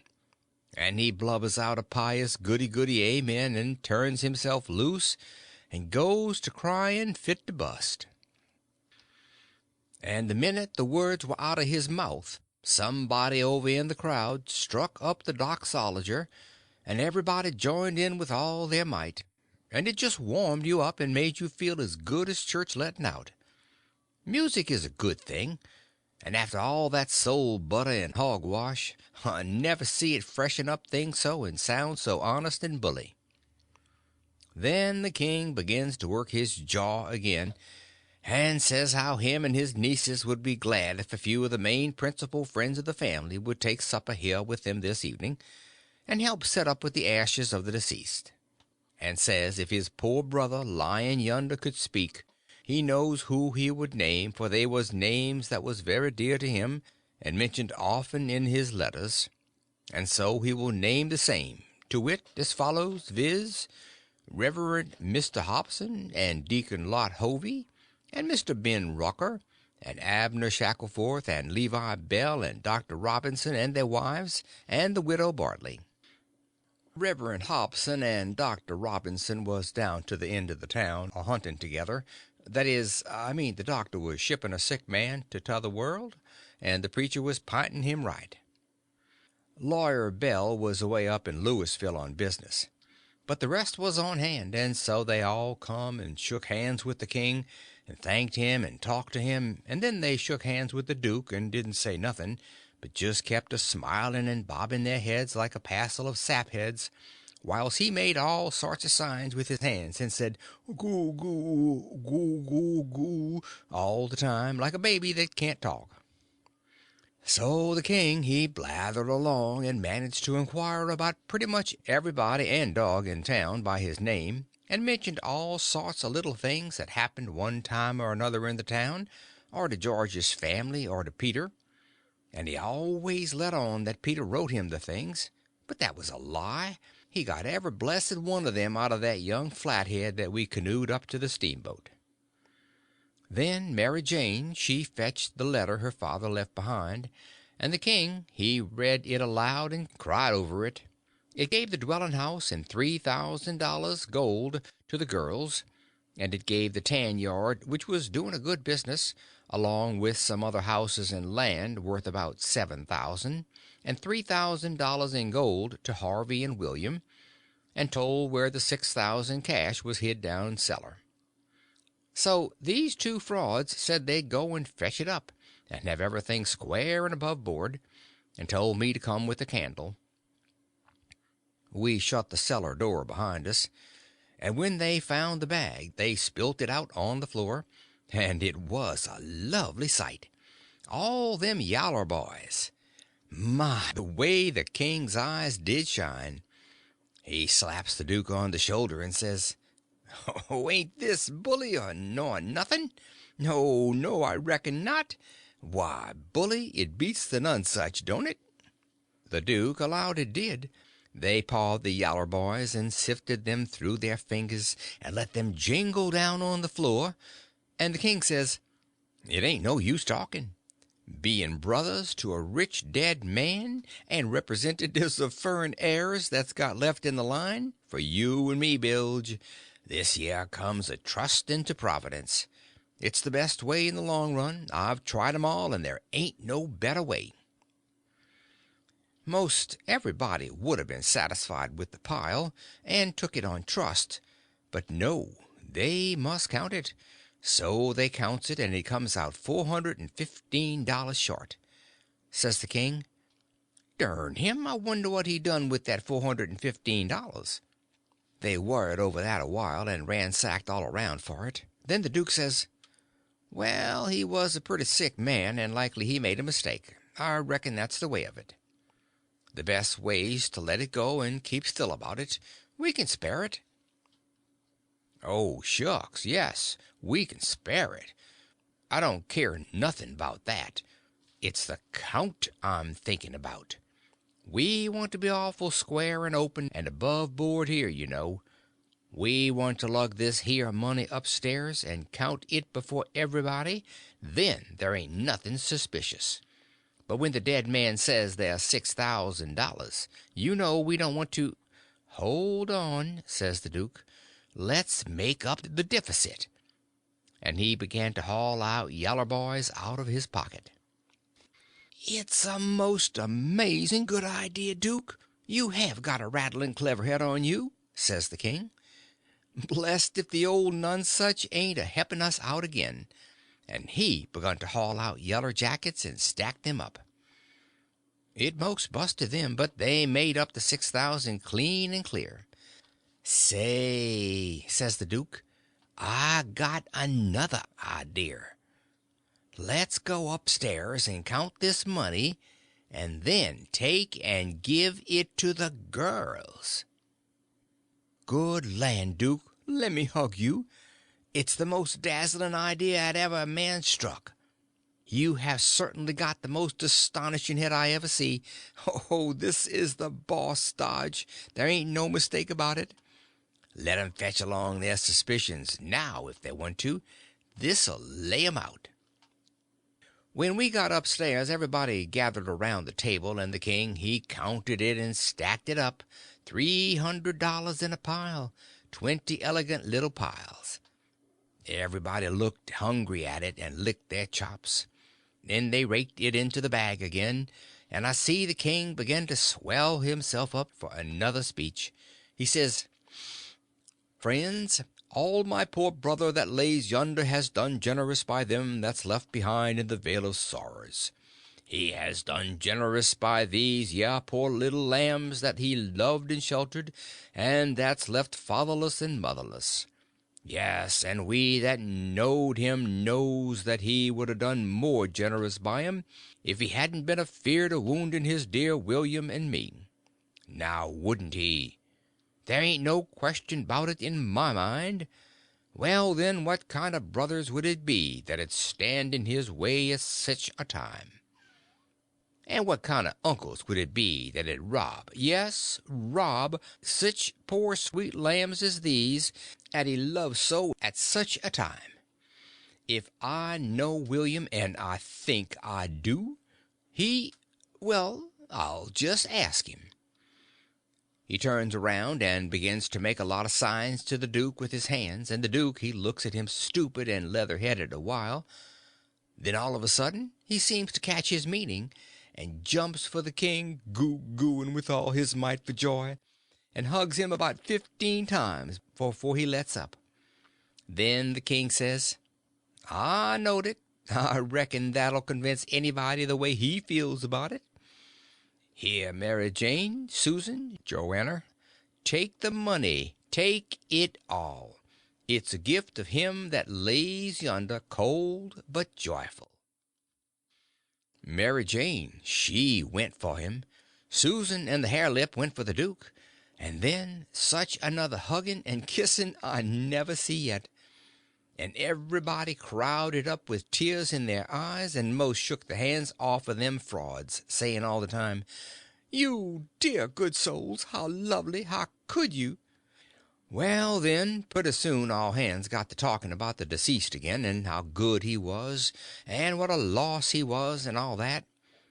And before long, big on-jawed man worked himself in there from outside, and stood a listening and looking, and not saying anything, but nobody saying anything to him either, because the king was talking, and they was all busy listening.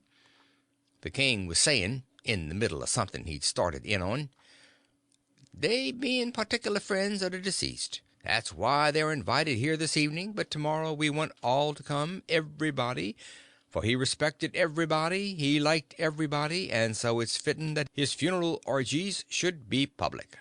And so he went a mooning on and on, liking to hear himself talk, and every little while he fetched in his funeral orgies again, till the duke he couldn't stand it no more.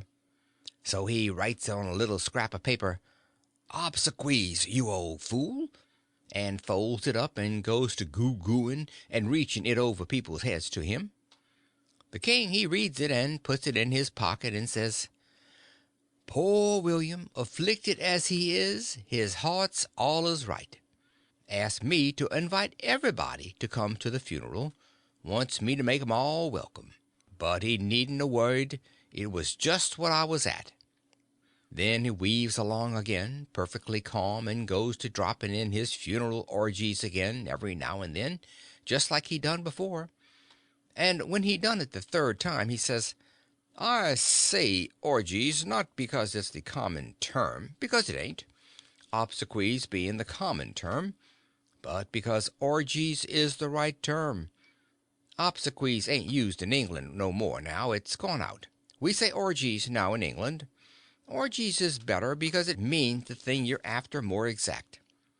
It's a word that's made up out'n the Greek orgo, outside, open, abroad, and the Hebrew gism, to plant, cover up, hence inter. So you see, funeral orgies is an open public funeral." He was the worst I ever struck. Well, the iron-jawed man, he laughed right in his face. Everybody was shocked. Everybody says, "Why, doctor!" And Abner Shackleford says, "Why, Robinson, hain't you heard the news? This is Harvey Wilks."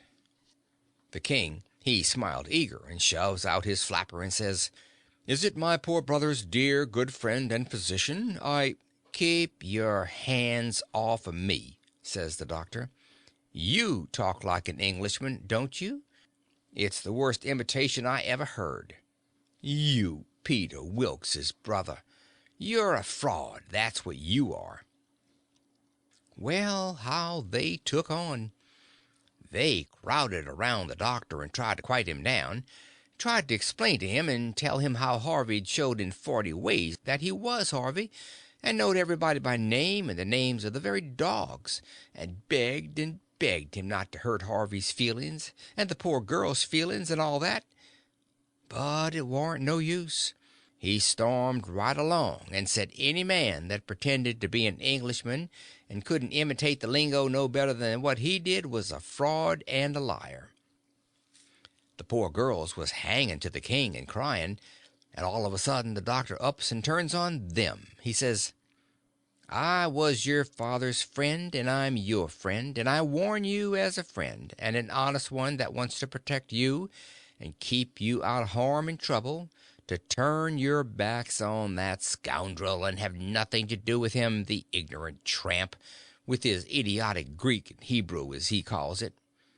He is the thinnest kind of impostor, has come here with a lot of empty names and facts which he picked up somewheres, and you take them as proofs, and are helped to fool yourself by these foolish friends here who ought to know better.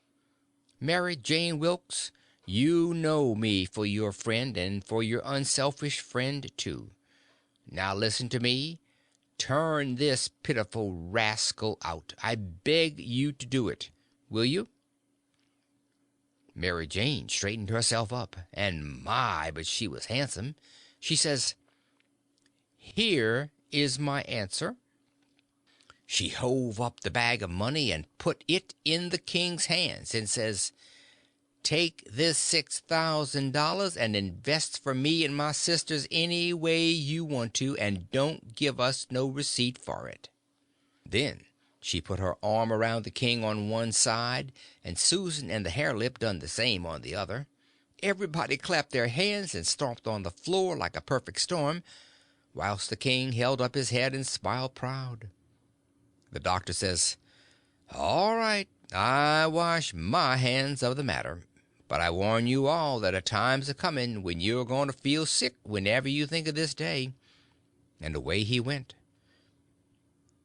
"All right, doctor," says the king, kinder mocking him, "we'll try and get 'em to send for you," which made them all laugh, and they said it was a prime good hit. End of chapter 25. Chapter 26. A pious king. The king's clergy.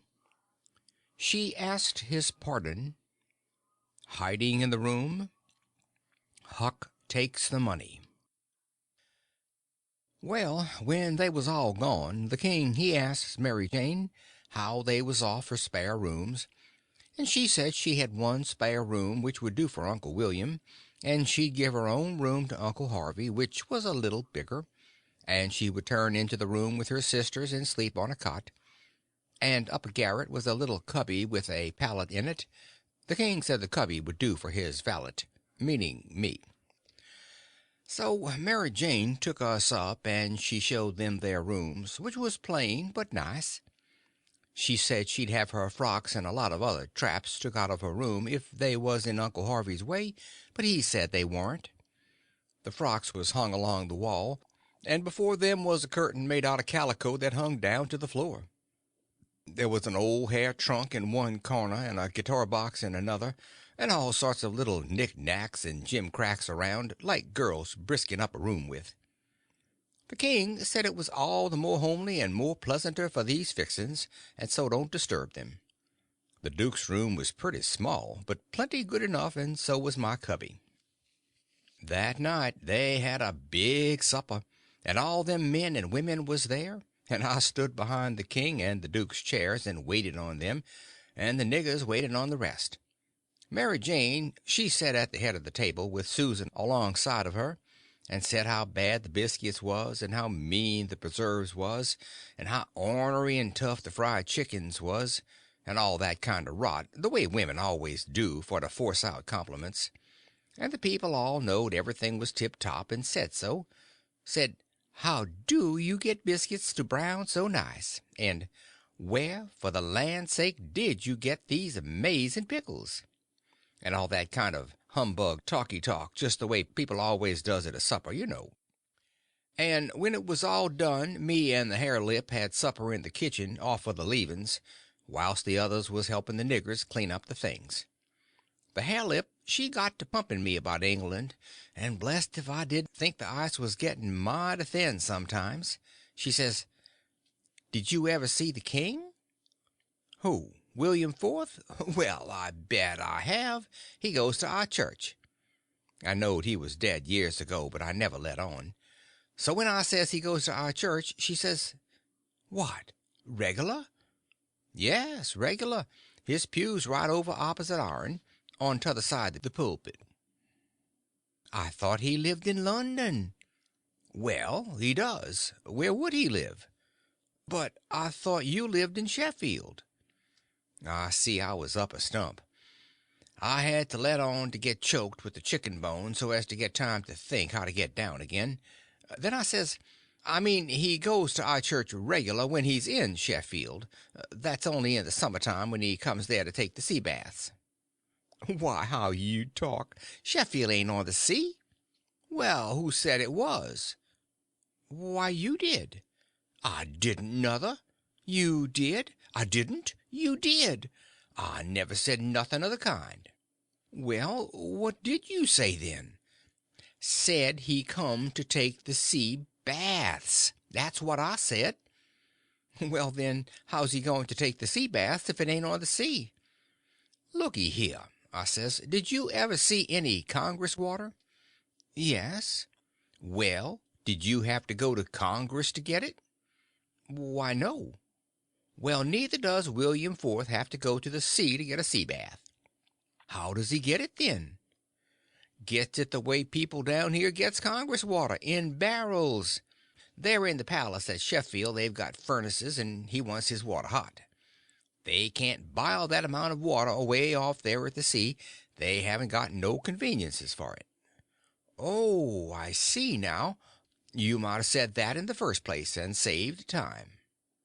When she said that, I see I was out of the woods again, so I was comfortable and glad. Next, she says, "Do you go to church, too?" "Yes, regular." "Where do you sit?" "Why, in our pew." "Whose pew?" "Why, ourn, your Uncle Harvey's." "His'n? What does he want with the pew?" "Wants to set in it. What do you reckon he wanted with it?" "Why, I thought he'd be in the pulpit." Rot him, I forgot he was a preacher. I see I was up a stump again, so I played another chicken bone and got another think. Then I says, "Blame it, do you suppose there ain't but one preacher to a church?" "Why, what do they want with more?" "What? To preach before a king? I never did see such a girl as you. They don't have no less than 17." 17? My land! Why, I wouldn't set out such a string as that, not if I never got to glory. It must take 'em a week. Shucks, they don't all of 'em preach the same day, only one of 'em. Well, then, what does the rest of 'em do? Oh, nothing much. Loll around, pass the plate, and one thing or another, but mainly they don't do nothing. Well, then, what are they for? Why, they're for style. Don't you know nothing? Well, I don't want to know no such foolishness as that. How is servants treated in England? Do they treat 'em better'n we treat our niggers? No, a servant ain't nobody there. They treat them worse than dogs. Don't they give 'em holidays the way we do, Christmas and New Year's week and Fourth of July? Oh, just listen. A body could tell you hain't ever been to England by that. Why, Joanna, they never see a holiday from year's end to year's end. Never go to the circus, nor theater, nor nigger shows, nor nowheres. Nor church? Nor church. But you always went to church. Well, I was gone up again. I forgot I was the old man's servant. But next minute I whirled in on a kind of an explanation how a valet was different from a common servant, and had to go to church whether he wanted to or not, and set with the family on account of its being the law. But I didn't do it pretty good, and when I got done I see she warn't satisfied. She says, "Honest Injun, now, hain't you been telling me a lot of lies?" "Honest Injun," says I. "None of it at all?" "None of it at all, not a lie in it," says I. "Lay your hand on this book and say it." I see it warn't nothing but a dictionary, so I laid my hand on it and said it. Then she looked a little better satisfied, and says, "Well, then I'll believe some of it, but I hope to gracious if I'll believe the rest." "What is it you won't believe, Joe?" says Mary Jane, stepping in with Susan behind her. "It ain't right nor kind of you to talk so to him, and him a stranger and so far from his people. How would you like to be treated so?" "That's always your way, Mame, always sailing in to help somebody before they're hurt. I hain't done nothing to him. He's told some stretchers, I reckon, and I said I wouldn't swallow it all, and that's every bit and grain I did say. I reckon he can stand a little thing like that, can't he?"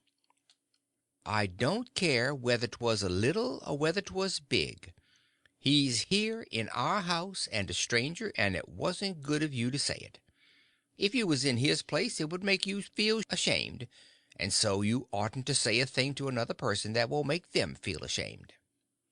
"Why, ma'am, he said—" "It don't make no difference what he said. That ain't the thing.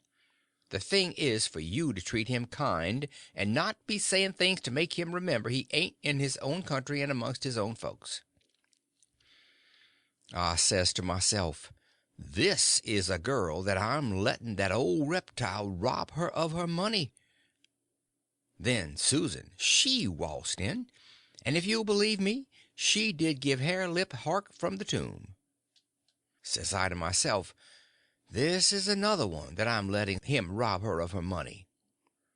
Then Mary Jane she took another inning and went in sweet and lovely again, which was her way, but when she got done there warn't hardly anything left of poor Hare Lip, so she hollered. All right, then, says the other girls, you just ask his pardon. She done it, too, and she done it beautiful. She done it so beautiful it was good to hear, and I wish I could tell her 1,000 lies so she could do it again. I says to myself, this is another one that I'm letting him rob her of her money. And when she got through they all just laid themselves out to make me feel at home and know I was amongst friends. I felt so ornery and low down and mean that I says to myself, my mind's made up. I'll hive that money for them or bust. So then I lit out, for bed, I said, meaning some time or another. When I got by myself I went to thinking the thing over. I says to myself, shall I go to that doctor private and blow on these frauds? No, that won't do. He might tell who told him, then the king and duke would make it warm for me. Shall I go private and tell Mary Jane? No, I dasn't do it. Her face would give them a hint, surely. They've got the money, and they'd slide right out and get away with it. If she was to fetch in help, I'd get mixed up in the business before it was done with, I judge. No, there ain't no good way but one. I got to steal that money somehow, and I got to steal it some way that won't suspicion that I done it. They've got a good thing here, and they ain't a-going to leave till they've played this family in this town for all they're worth. So I'll find a chance time enough. I'll steal it and hide it, and by and by, when I'm away down the river, I'll write a letter and tell Mary Jane where it's hid. But I better hive it tonight if I can, because the doctor maybe hasn't let up as much as he lets on he has. He might scare them out of here yet. So, thinks I'll go and search them rooms. Upstairs the hall was dark, but I found the duke's room and started to paw around it with my hands. But I recollected it wouldn't be much like the king to let anybody else take care of that money but his own self. So then I went to his room and begun to paw around there. But I see I couldn't do nothing without a candle, and I dasn't light one, of course. So I judged I'd got to do the other thing, lay for them and eavesdrop. About that time I hears their footsteps coming, and was going to skip under the bed. I reached for it, but it wasn't where I thought it would be. But I touched the curtain that hid Mary Jane's frocks, so I jumped in behind that and snuggled in amongst the gowns and stood there perfectly still. They come in and shut the door, and the first thing the duke done was to get down and look under the bed. And then I was glad I hadn't found the bed when I wanted it. And yet, it's kind of natural to hide under the bed when you're up to anything private. They sets down then, and the king says, well, what is it? And cut it middle and short, because it's better for us to be down there a whooping up the morning than to be up here giving 'em a chance to talk us over. Well, this is it, Capet. I ain't easy. I ain't comfortable. The doctor lays on my mind. I wanted to know your plans. I've got a notion, and I think it's a sound one. What is it, Duke? That we better glide out of this before 3 in the morning and clip it down the river with what we've got. Especially seeing we got it so easy, given back to us, flung at our heads, as you may say, when of course we allowed to have to steal it back. I'm for knocking off and lighting out. That made me feel pretty bad. About an hour or two ago it would have been a little different, but now it made me feel bad and disappointed. The king rips out and says, what? And not sell out the rest of the property? March off like a passel of fools and leave $8,000 or $9,000 worth of property lying around, just suffering to be scooped in? And all good saleable stuff, too. The duke, he grumbled. Said the bag of gold was enough, and he didn't want to go no deeper. Didn't want to rob a lot of orphans of everything they had. Why, how you talk, says the king. We shan't rob 'em of nothing at all but just this money. The people that buys the property is the sufferers, because as soon as it's found out that we don't own it, which won't be long after we've slid, the sale won't be valid, and it'll all go back to the estate.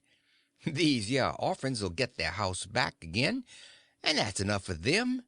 They're young and spry and can easy earn a living. They ain't a-going to suffer. Why, just think, there's thousands and thousands that ain't nigh so well off. Bless you, they ain't got nothing to complain of. Well, the king he talked him blind, so at last he give in and said all right, but said he believed it was blame foolishness to stay, and that doctor hanging over them. But the king says, cuss the doctor. What do we care for him? Hain't we got all the fools in town on our side? Ain't that a big enough majority in any town? So they got ready to go downstairs again. The duke says, I don't think we put that money in a good place. That cheered me up. I'd begun to think I warn't going to get a hint of no kind to help me. The king says, why? Because Mary Jane'll be in mourning from this out, and first you know, the nigger that does up the rooms will get an order to box these duds up and put 'em away, and do you reckon a nigger can run across money and not borrow some of it? Your head's level again, Duke, says the king, and he comes a-fumbling under the curtain 2 or 3 foot from where I was.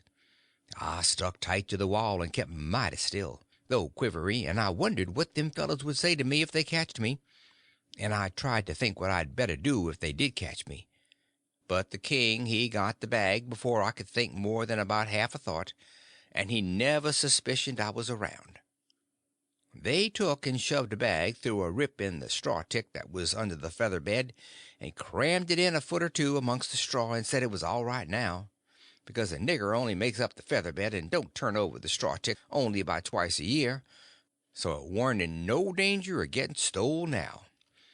But I knowed better. I had it out of there before they was halfway down the stairs.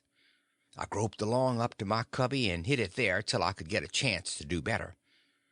I judged I better hide it outside of the house somewheres, because if they missed it they would give the house a good ransacking. I know that very well. Then I turned in, with my clothes all on, but I couldn't have gone to sleep if I'd a wanted to. I was in such a sweat to get through with the business. By and by I hear the king and the duke come up, so I rolled off my pallet and laid with my chin at the top of my ladder and waited to see if anything was going to happen, but nothing did. So I held on till all the late sounds had quit and the early ones hadn't begun yet, and then I slipped down the ladder. End of chapter 26. Chapter 27. The Funeral. Satisfying Curiosity. Suspicious of Huck. Quick Sales and Small. I crept to their doors and listened. They was snoring. So I tiptoed along and got downstairs all right. There warn't a sound anywheres. I peeped through a crack of the dining room door and see the men that was watching the corpse all sound asleep on their chairs. The door was open into the parlor where the corpse was laying, and there was a candle in both rooms. I passed along, and the parlor door was open, but I see there warn't nobody in there but the remainders of Peter, so I shoved on by. But the front door was locked, and the key wasn't there.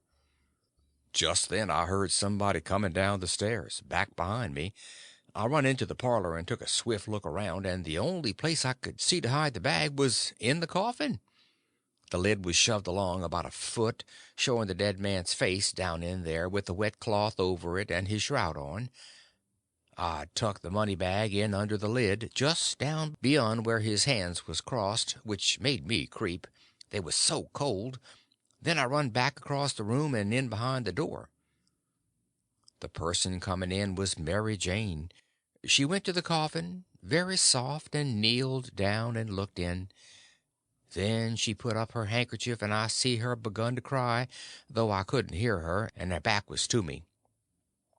I slid out, and as I passed the dining room, I thought I'd make sure them watchers hadn't seen me, so I looked through the crack, and everything was all right. They hadn't stirred. I slipped up to bed, feeling rather blue on account of the thing playing out that way after I had took so much trouble and run so much risk about it. Says I, if it could stay where it is, all right, because when we get down the river 100 mile or two, I could write back to Mary Jane, and she could dig him up again and get it. But that ain't the thing that's going to happen. The thing that's going to happen is the money'll be found when they come to screw on the lid. Then the king'll get it again, and it'll be a long day before he gives anybody another chance to smooch it from him. Of course, I wanted to slide down and get it out of there, but I dasn't try it. Every minute it was getting earlier now, and pretty soon some of them watchers would begin to stir, and I might get catched with $6,000 in my hands that nobody hadn't hired me to take care of. I don't wish to be mixed up in no such business as that, I says to myself. When I got downstairs in the morning, the parlor was shut up and the watchers was gone. There warn't nobody around but the family and the widow Bartley and our tribe. I watched their faces to see if anything had been happening, but I couldn't tell.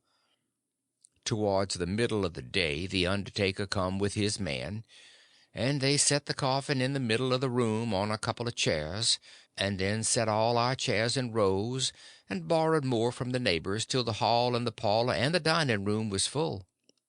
I see the coffin lid was the way it was before, but I dasn't go to look in under it, with folks around. Then the people begun to flock in, and the beats and the girls took seats in the front row at the head of the coffin, and for half an hour the people filed around slow in single rank, and looked down at the dead man's face a minute, and some dropped in a tear, and it was all very still and solemn, only the girls and the beats holding handkerchiefs to their eyes and keeping their heads bent and sobbing a little. There warn't no other sound but the scraping of the feet on the floor and blowing noses, because people always blows them more at a funeral than they do at any other places except church. When the place was packed full, the undertaker he slid around in his black gloves with his softly soothing ways, putting on the last touches and getting people and things all ship-shape and comfortable, and making no more sound than a cat.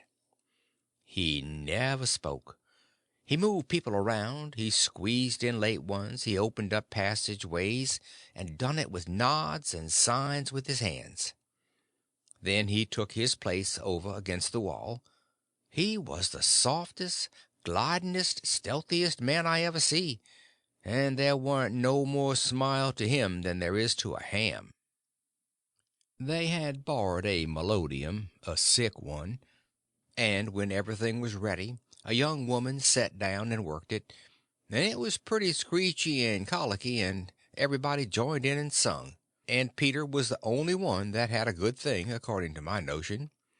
Then the Reverend Hobson opened up, slow and solemn, and begun to talk, and straight off the most outrageous row busted out in the cellar a body ever heard. It was only one dog, but he made a most powerful racket, and he kept it up right along. The parson he had to stand there over the coffin and wait. You couldn't hear yourself think. It was right down awkward, and nobody didn't seem to know what to do. But pretty soon they see that long-legged undertaker make a sign to the preacher, as much as to say, "Don't you worry, just depend on me." Then he stooped down and begun to glide along the wall, just his shoulders showing over the people's heads. So he glided along, and the powwow and racket getting more and more outrageous all the time, and at last, when he had gone around two sides of the room, he disappears down cellar. Then, in about 2 seconds, we heard a whack, and the dog he finished up with a most amazing howl or two, and then everything was dead still, and the parson begun his solemn talk where he left off. In a minute or two here comes this undertaker's back and shoulders gliding along the wall again, and so he glided and glided around three sides of the room, and then he rose up and shaded his mouth with his hands, and stretched his neck out toward the preacher, over the people's heads, and says in a kind of a hoarse whisper, "He had a rat." Then he drooped down and glided along the wall again to his place. You could see it was a great satisfaction to the people, because naturally they wanted to know. A little thing like that don't cost nothing, and it's just the little things that make a man to be looked up to and liked. There warn't no more popular man in town than what that undertaker was. Well, the funeral sermon was very good, but pious and long and tiresome. And then the king he shoved in and got off some of his usual rubbage, and at last the job was through, and the undertaker begun to sneak up on the coffin with his screwdriver. I was in a sweat then, and watched him pretty keen, but he never meddled at all, and just slid the lid along as soft as mush and screwed it down tight and fast. So there I was. I didn't know whether the money was in there or not. So, says I, suppose somebody has hogged that bag on the sly. Now how do I know whether to write to Mary Jane or not? Suppose she dug him up and didn't find nothing. What would she think of me? Blame it, I says, I might get hunted up and jailed. I'd better lay low and keep dark and not write at all. The thing's awful mixed up now. Trying to better it, I've worsened it 100 times, and I wish to goodness I'd just let it alone, dad fetch the whole business. They buried him, and we come back home, and I went to washing faces again. I couldn't help it, and I couldn't rest easy. But nothing come of it. The faces didn't tell me nothing. The king he visited around in the evening, and sweetened everybody up, and made himself ever so friendly, and he gave out the idea that his congregation over in England would be in a sweat about him, so he must hurry and settle up the estate right away and leave for home. He was very sorry he was so pushed, and so was everybody. They wished he could stay longer, but they said they could see it couldn't be done. And he said of course him and William would take the girls home with them, and that pleased everybody too, because then the girls would be well fixed and amongst their own relations, and it pleased the girls too. Tickled them so they clean forgot they ever had a trouble in the world, and told him to sell out as quick as he wanted to, they would be ready. Them poor things was that glad and happy it made my heart ache to see them getting fooled and lied to so, but I didn't see no safe way for me to chip in and change the general tune. Well, blamed if the king didn't build the house and the niggers and all the property for auction straight off. Sailed 2 days after the funeral, but anybody could buy private beforehand if they wanted to.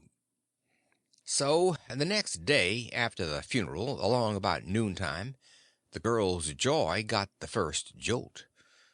A couple of nigger traders come along, and the king sold them the niggers reasonable, for 3-day drafts, as they called it, and away they went, the 2 sons up the river to Memphis, and their mother down the river to Orleans. I thought them poor girls and them niggers would break their hearts for grief. They cried around each other and took on so it most made me down sick to see it. The girls said they hadn't ever dreamed of seeing the family separated or sold away from the town. I can't ever get it out of my memory. The sight of them poor miserable girls and niggers hanging around each other's necks and crying. I reckon I couldn't a stood it at all, but would a had to bust out and tell on our gang if I hadn't knowed the sale warn't no account and the niggers would be back home in a week or 2.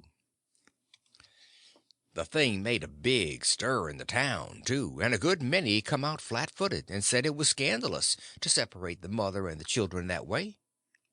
It injured the frauds some, but the old fool he bulled right along, spite of all the duke could say or do, and I tell you the duke was powerful uneasy. Next day was auction day. About broad day in the morning the king and the duke come up to the garret and woke me up, and I see by their look that there was trouble. The king says, "Was you in my room night before last?" "No, your majesty," which was the way I always called him when nobody but our gang warn't around. "Was you in there yesterday or last night?" "No, your majesty." "Honor bright now, no lies." "Honor bright, your majesty, I'm telling you the truth. I ain't been a near your room since Miss Mary Jane took you and the duke and showed it to you." The duke says, "Have you seen anybody else go in there?" "No, your grace, not as I remember, I believe." "Stop and think." I studied a while and see my chance. Then I says, "Well, I see the niggers go in there several times." Both of them gave a little jump and looked like they hadn't ever expected it, and then like they had. Then the duke says, "What, all of them?" "No, leastwise not all at once. That is, I don't think I ever see them all come out at once, but just one time." "Hello, when was that?" "It was the day we had the funeral. In the morning. It warn't early because I overslept. I was just starting down the ladder and I see them." "Well, go on, go on. What did they do? How'd they act?" "They didn't do nothing. And they didn't act anyway much, as far as I could see. They tiptoed away, so I seen easy enough that they'd showed in there to do up your majesty's room or something, supposing you was up, and found you warn't up, and so they was hoping to slide out of the way of trouble without waking you up, if they hadn't already waked you up." "Great guns, this is a go!" says the king. And both of them looked pretty sick and tolerably silly. They stood there a thinking and scratching their heads a minute, and the duke he bust into a kind of little raspy chuckle and says, "It does beat all how neat the niggers played their hand. They let on to be sorry they was going out of this region. And I believe they was sorry, and so did you, and so did everybody. Don't ever tell me any more that a nigger ain't got any histrionic talent. Why, the way they played that thing, it would fool anybody. In my opinion, there's a fortune in 'em. If I had capital and a theater, I wouldn't want a better layout than that. And here we've gone and sold 'em for a song. Yes, and ain't privileged to sing the song yet. Say, where is that song, that draft?" "In the bank, for to be collected. Where would it be?" "Well, that's all right then, thank goodness." Says I, kind of timid like, "Is something gone wrong?" The king whirls on me and rips out, "None o' your business. You keep your head shut and mind your own affairs, if you got any. Long as you're in this town, don't you forget that, you hear?" Then he says to the duke, "We got to just swaller it and say nothing. Mum's the word for us." As they started down the ladder, the duke he chuckles again and says, "Quick sales and small profits. It's a good business, yes." The king snarls around on him and says, "I was trying to do the best in selling 'em out quick. If the profits has turned out to be none, lacking considerable, and none to carry, is it my fault any more than it's your'n? Well, they'd be in this house yet, and we wouldn't, if I could a got my advice listened to."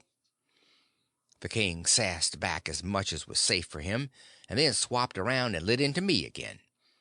He give me down the banks for not coming and telling him I see the niggers come out of his room acting that way, and said any fool would a knowed something was up. And then waltzed in and cussed himself a while, and said it all come of him not laying late and taking his natural rest that morning, and he'd be blamed if he'd ever do it again. So they went off a jawing, and I felt dreadful glad I'd worked it all off onto the niggers, and yet hadn't done the niggers no harm by it. End of chapter 27. Chapter 28. The Trip to England. The Brute. Mary Jane decides to leave. Huck parting with Mary Jane. Mumps. The opposition line. By and by it was getting up time, so I come down the ladder and started for downstairs. But as I come to the girl's room, the door was open, and I see Mary Jane setting by her old hair trunk, which was open, and she'd been packing things in it, getting ready to go to England. But she had stopped now with a folded gown in her lap, and had her face in her hands, crying. I felt awful bad to see it. Of course, anybody would. I went in there and says, "Miss Mary Jane, you can't a bear to see people in trouble, and I can't, most always. Tell me about it." So she done it. And it was the niggers. I just expected it. She said the beautiful trip to England was most about spoiled for her. She didn't know how she was ever going to be happy there, knowing the mother and the child weren't ever going to see each other no more. and then busted out bitterer than ever and flung her hands up and says, "Oh, dear, dear, to think they ain't ever going to see each other any more." "But they will, and inside of 2 weeks, and I know it," says I. Laws, it was out before I could think.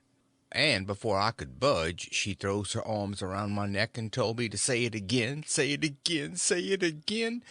I see I had spoke too sudden and said too much, and was in a close place.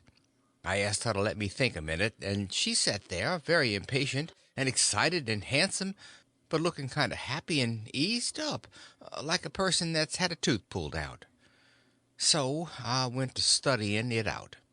I says to myself, I reckon a body that ups and tells the truth when he is in a tight place is taking considerable many risks, though I ain't had no experience and can't say for certain.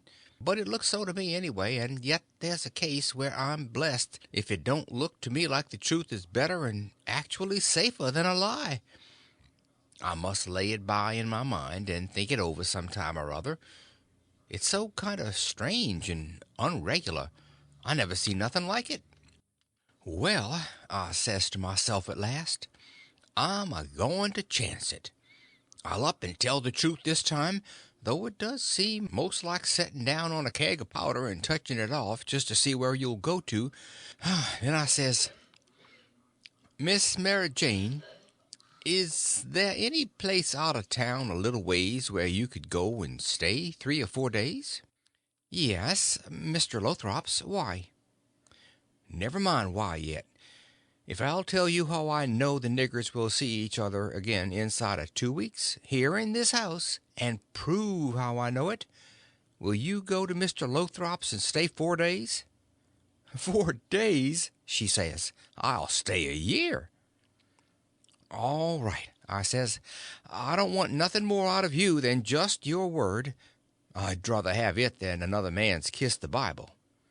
She smiled and reddened up very sweet, and I says, "If you don't mind it, I'll shut the door and bolt it." Then I come back and set down again and says, "Don't you holler. Just set still and take it like a man. I got to tell the truth, and you want to brace up, Miss Mary, because it's a bad kind and going to be hard to take, but there ain't no help for it. These uncles of yourn ain't no uncles at all. They're a couple of frauds, regular deadbeats. There, now we're over the worst of it, you can stand the rest middle and easy." It jolted her up like everything, of course. But I was over the shoal water now, so I went right along, her eyes a blazing higher and higher all the time, and told her every blame thing from where we first struck that young fool going up to the steamboat, clear through to where she flung herself on the king's breast at the front door and he kissed her 16 or 17 times, and then up she jumps, with her face afire like sunset, and says, "The brute! Come, don't waste a minute, not a second. We'll have them tarred and feathered and flung in the river." Says I, "Certainly, but do you mean before you go to Mr. Lothrop's, or—" "Oh," she says, "what am I thinking about?" she says, and set right down again. "Don't mind what I said. Please don't. You won't now, will you?" Laying her silky hand on mine in that kind of a way that I said I would die first. "I never thought I was so stirred up," she says. "Now go on, and I won't do so any more. You tell me what to do, and whatever you say I'll do it."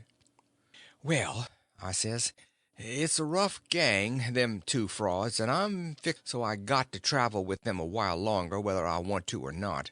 I'd druther not tell you why, and if you want to blow on them this town would get me out of their claws, and I'd be all right. But there'd be another person that you don't know about who'd be in big trouble. Well, we got to save him, hain't we? Of course. Well, then, we won't blow on them." Saying them words put a good idea in my head.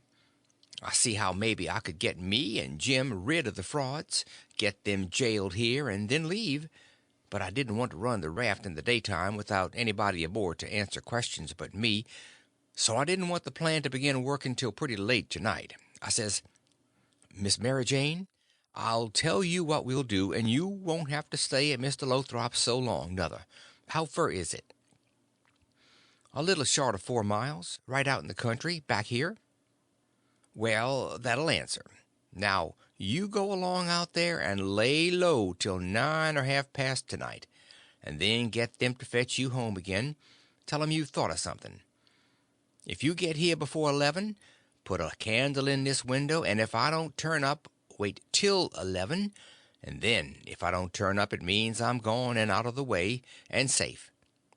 Then you come out and spread the news around and get these beats jailed. Good, she says, I'll do it. And if it happens so that I don't get away, but get took up along with them, you must say I told you the whole thing beforehand, and you must stand by me all you can. Stand by you? Indeed I will. They shan't touch a hair of your head, she says, and I see her nostrils spread and her eyes snap when she said it, too. If I get away I shan't be here, I says, to prove these rapscallions ain't your uncles, and I couldn't do it if I was here. I could swear they was beats and bummers, that's all, though that's worth something. Well, there's others can do that better than I can, and they're people that ain't going to be doubted as quick as I'd be. I'll tell you how to find them. Give me a pencil and a piece of paper. There. Royal Nonesuch Bricksville. Put it away and don't lose it.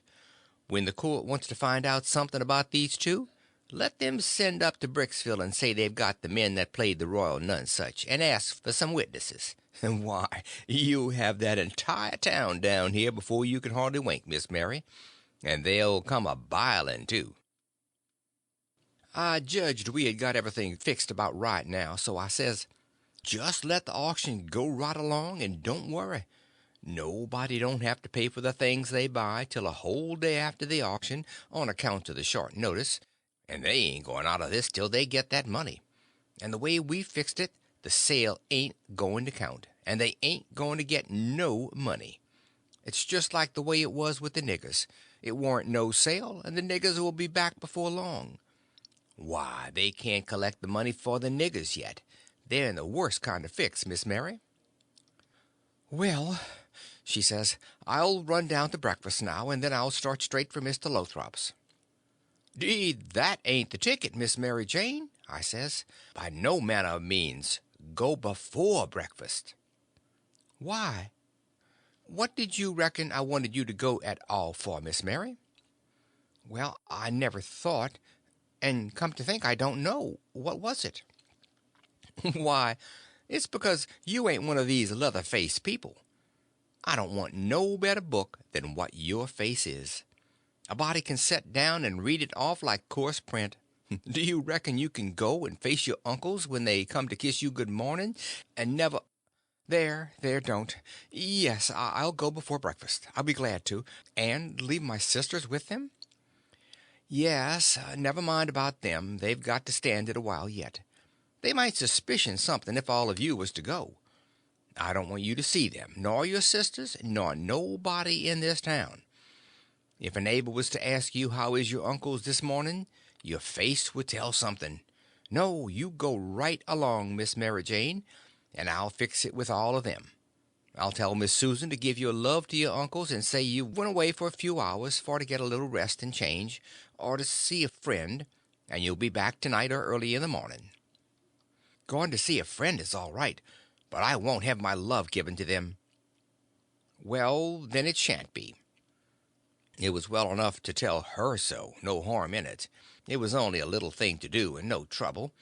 And it's the little things that smooths people's roads the most, down here below.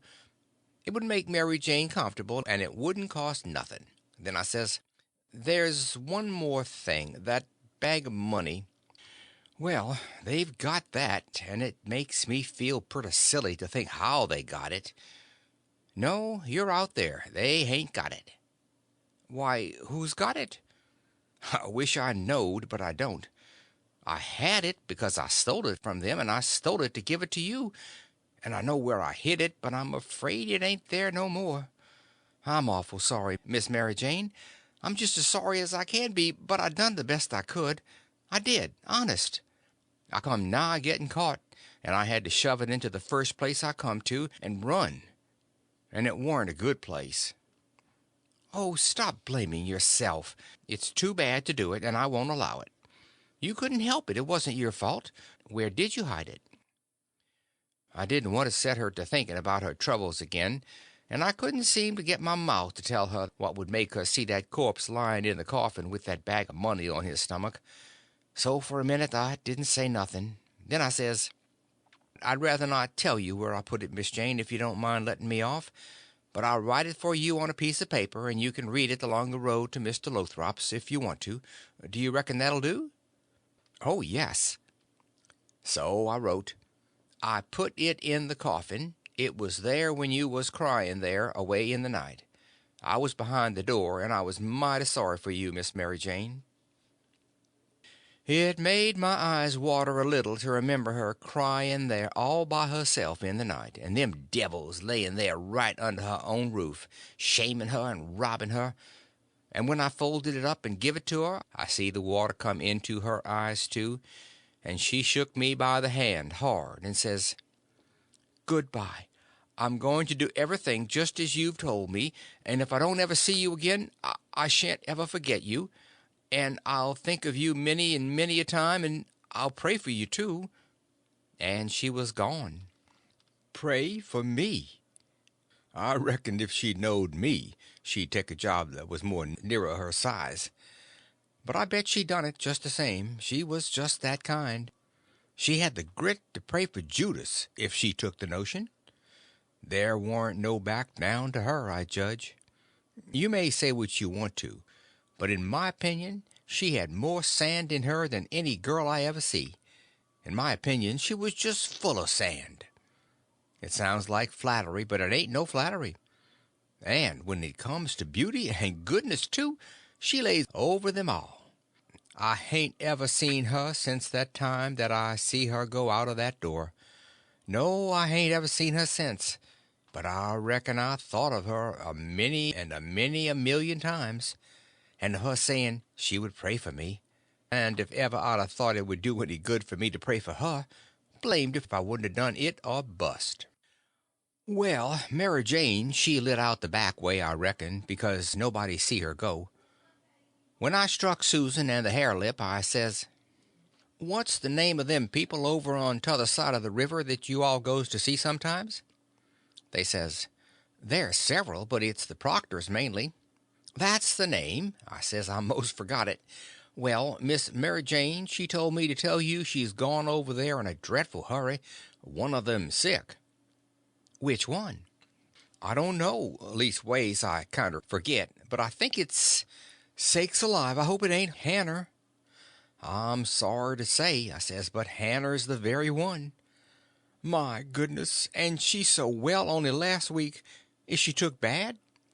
"It ain't no name for it. They set up with her all night," Miss Mary Jane said, "and they don't think she'll last many hours." Only think of that now. What's the matter with her? I couldn't think of anything reasonable right off that way, so I says, "Mumps." "Mumps, your granny. They don't set up with people that's got the mumps." "They don't they?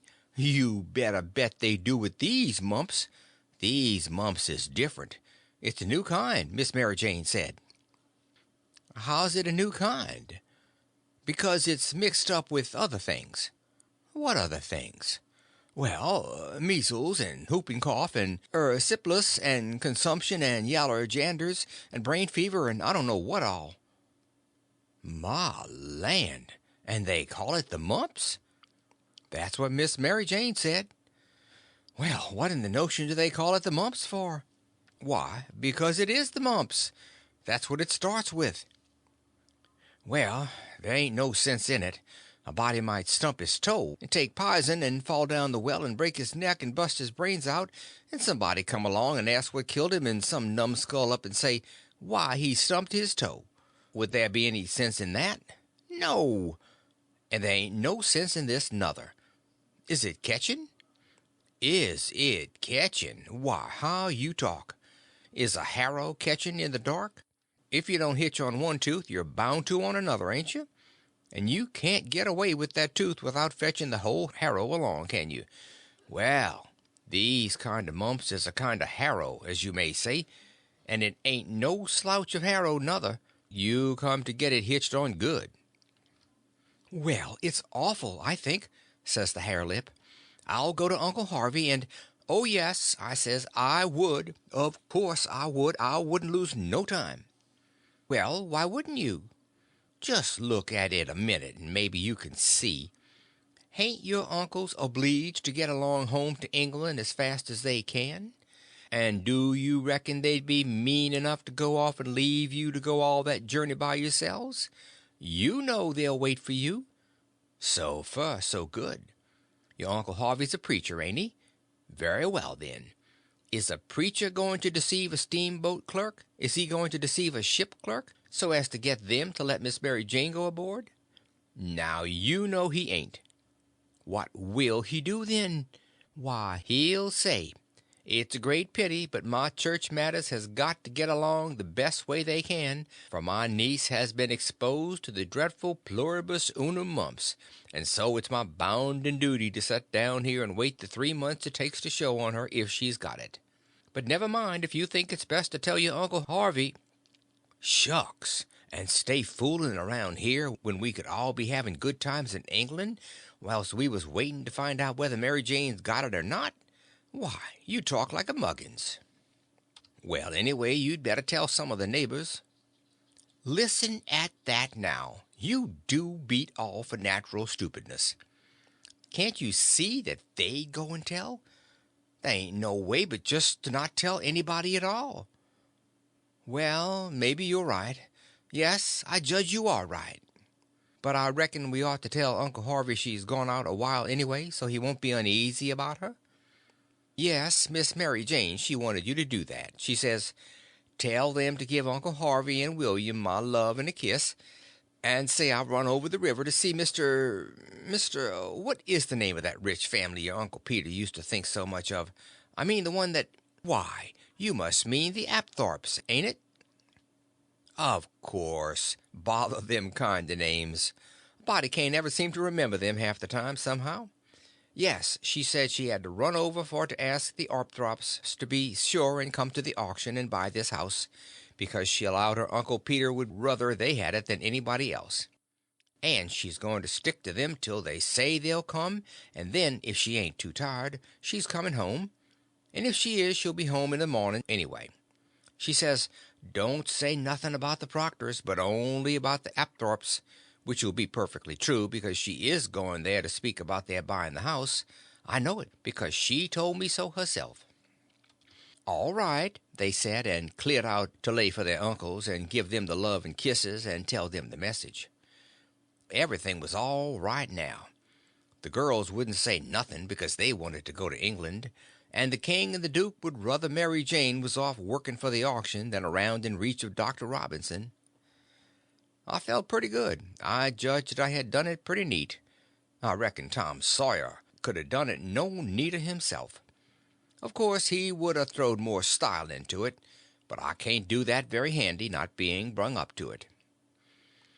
Well, they held the auction in the public square, along towards the end of the afternoon, and it strung along, and the old man he was on hand and looking his level pisonest, up there alongside of the auctioneer, and chipping in a little scripture now and then, or a little goody-goody saying of some kind, and the duke he was around goo-gooing for sympathy all he knowed how, and just spreading himself generally.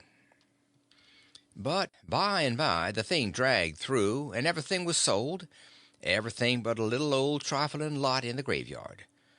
So they got to work that off. I never see such a giraffe as the king for wanting to swallow everything. Well, whilst they was at it, a steamboat landed, and in about 2 minutes up comes a crowd a whooping and yelling and laughing and carrying on and singing out. Here's your opposition line. Here's your 2 sets of heirs to old Peter Wilkes, and you pays your money and you takes your choice. End of chapter 28.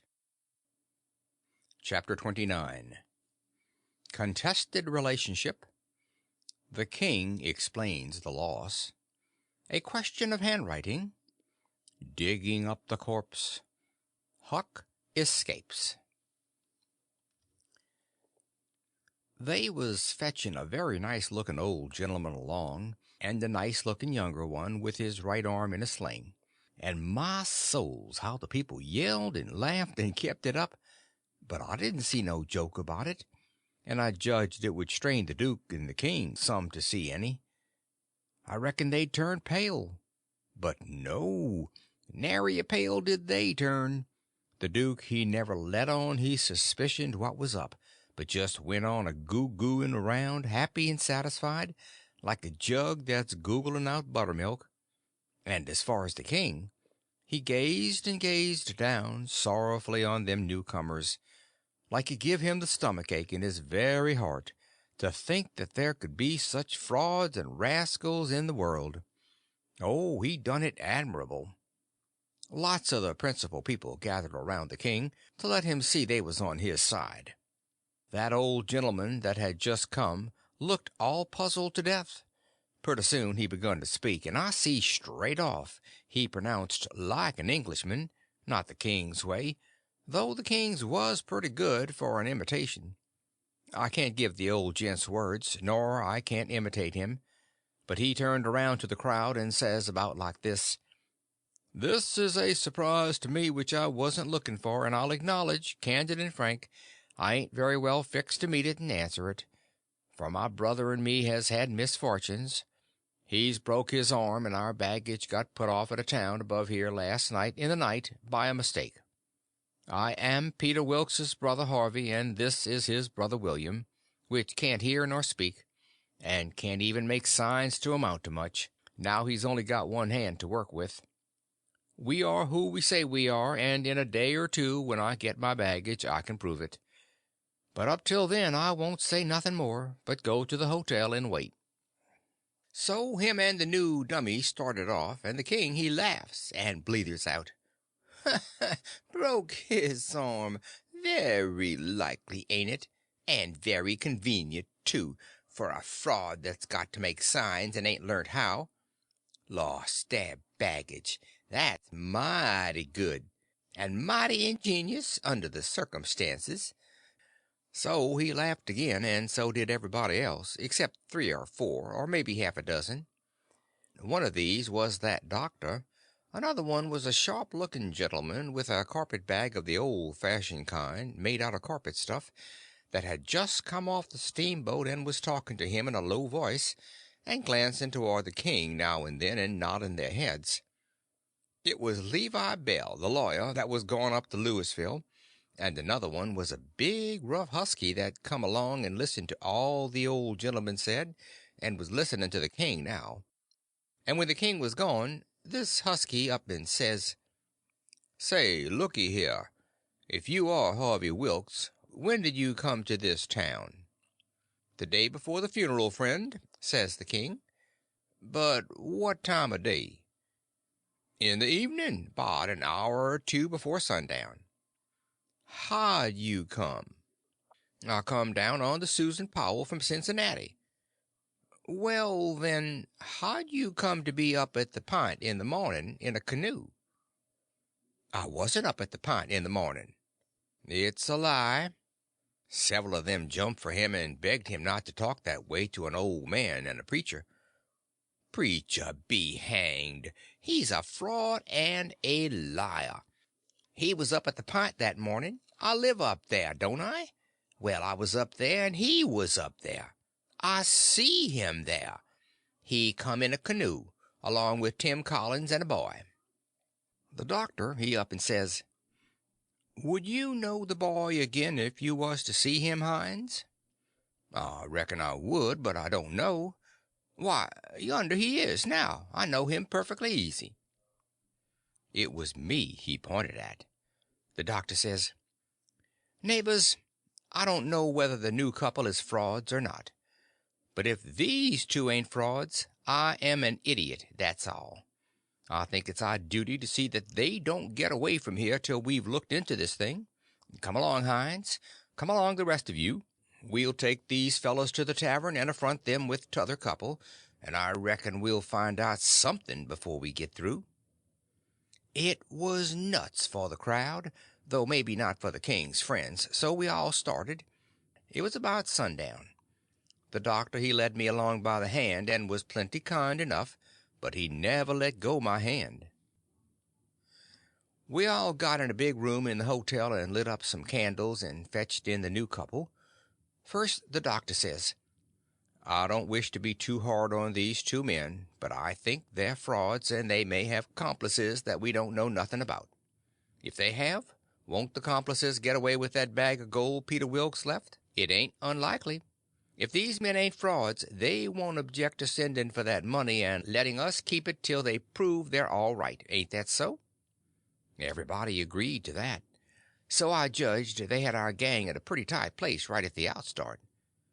But the king, he only looks sorrowful and says, "Gentlemen, I wish the money was there, for I ain't got no disposition to throw anything in the way of a fair, open, out-and-out investigation of this miserable business.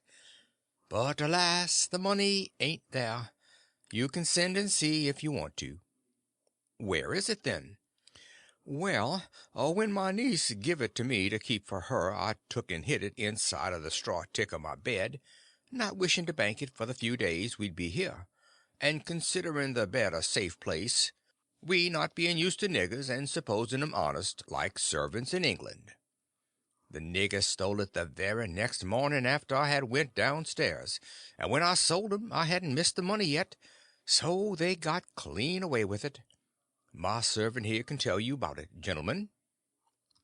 The doctor and several said shucks, and I see nobody didn't altogether believe him. One man asked me if I see the niggers steal it.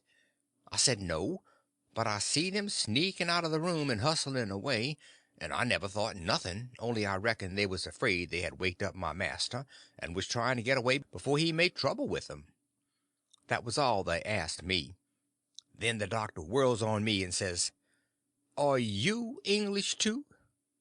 I says, "Yes," and him and some others laughed and said, "Stuff." Well, then they sailed in on the general investigation, and there we had it, up and down, hour in, hour out, and nobody never said a word about supper, nor even seemed to think about it.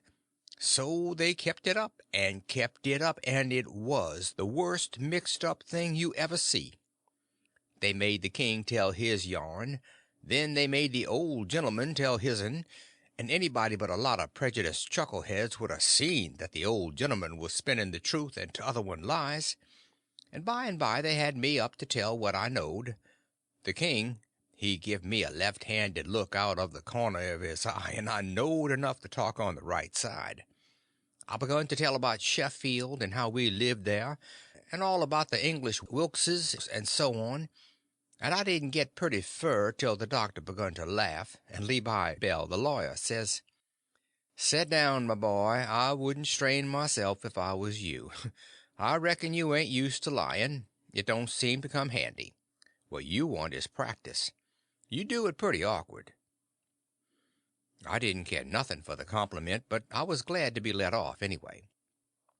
The doctor, he starts to say something, and turns and says, "If you'd been in town at first, Levi Bell—" The king broke in and reached out his hand and says, "Why, is this my poor dead brother's old friend that he's wrote so often about?" The lawyer and him shook hands, and the lawyer smiled and looked pleased, and they talked right along a while, and then got to one side and talked low, and at last the lawyer speaks up and says, "That'll fix it. I'll take the order and send it, along with your brothers, and then they'll know it's all right." So they got some paper and a pen, and the king he sat down and twisted his head to one side and chawed his tongue and scrawled off something, and then they gave the pen to the duke, and then for the first time the duke looked sick. But he took the pen and wrote. So then the lawyer turns to the new old gentleman and says, "You and your brother please write a line or two and sign your names." The old gentleman wrote, but nobody couldn't read it. The lawyer looked powerful astonished, and says, Well, it beats me, and snaked a lot of old letters out of his pocket and examined them, and then examined the old man's writing, and then them again, and then says, "These old letters is from Harvey Wilks, and here's these two handwritings, and anybody could see they didn't write them." The king and the duke looked sold and foolish, I tell you, to see how the lawyer had took them in.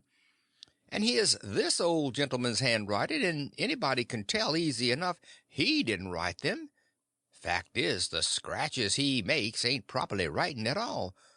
Now, here's some letters from—" The new old gentleman says, "If you please let me explain. Nobody can read my hand but my brother here, so he copies for me. It's his hand you've got there, not mine." "Well," says the lawyer, "this is a state of things.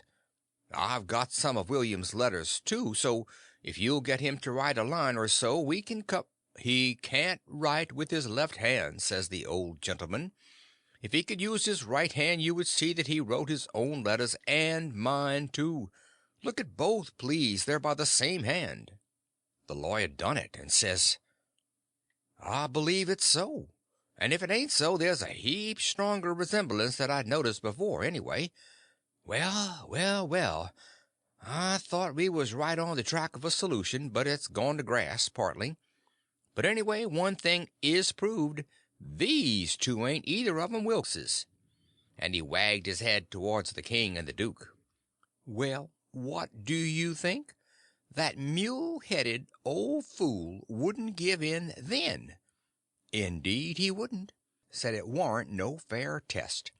Said his brother William was the cussedest joker in the world and hadn't tried to write. He see William was going to play one of his jokes the minute he put the pen to paper. And so he warmed up and went warbling and warbling right along, till he was actually beginning to believe what he was saying himself. But pretty soon the new gentleman broke in and says, "I've thought of something. Is there anybody here that helped to lay out helped to lay out the late Peter Wilks for burying?" "Yes," said somebody. "Me and Ab Turner done it. We're both here." Then the old gentleman turns towards the king and says, "Perhaps this gentleman can tell me what was tattooed on his breast?"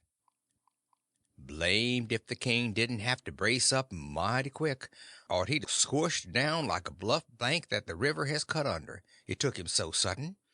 And mind you, it was the thing that was calculated to make most anybody squash to get fetched such a solid one as that without any notice. Because how was he going to know what was tattooed on the man? He whitened a little, he couldn't help it, and it was mighty still in there, and everybody bending a little forwards and gazing at him. Says I to myself, now he'll throw up the sponge, there ain't no more use. Well, did he? A body can't hardly believe it, but he didn't. I reckon he thought he'd keep the thing up till he tired them people out, so they'd thin out and him and the duke could break loose and get away. Anyway, he set there, and pretty soon he begun to smile and says, It's a very tough question, ain't it? Yes, sir. I can tell you what's tattooed on his breast. It's just a small, thin blue arrow. That's what it is. And if you don't look close, you can't see it. Now, what do you say, hey? Well, I never see anything like that old blister for clean out and out cheek. The new old gentleman turns brisk towards Ab Turner and his pard, and his eye lights up like he judged he got the king this time, and says, "There, you heard what he said. Was there any such mark on Peter Wilkes's breast?" Both of them spoke up and says, "We didn't see no such mark." "Good," says the old gentleman. "Now what you did see on his breast was a small dim P and a B, which is an initial he dropped when he was young, and a W with dashes between them, so P-B-W. And he marked them that way on a piece of paper. Come, ain't that what you saw?" Both of them spoke up again and says, No, we didn't. We never seen any marks at all. Well, everybody was in a state of mind now, and they sings out, "The whole bilins of 'em's frauds. Let's duck 'em, let's drown 'em, let's ride 'em on a rail." And everybody was whooping at once, and there was a rattling powwow. But the lawyer he jumps on the table and yells and says, "Gentlemen, gentlemen, hear me just a word, just a single word, if you please. There's one way yet. Let's go and dig up the corpse and look." That took them. "Hooray!" they all shouted, and was starting right off, but the lawyer and the doctor sung out, "Hold on, hold on. Collar all these four men and the boy. Fetch them along, too."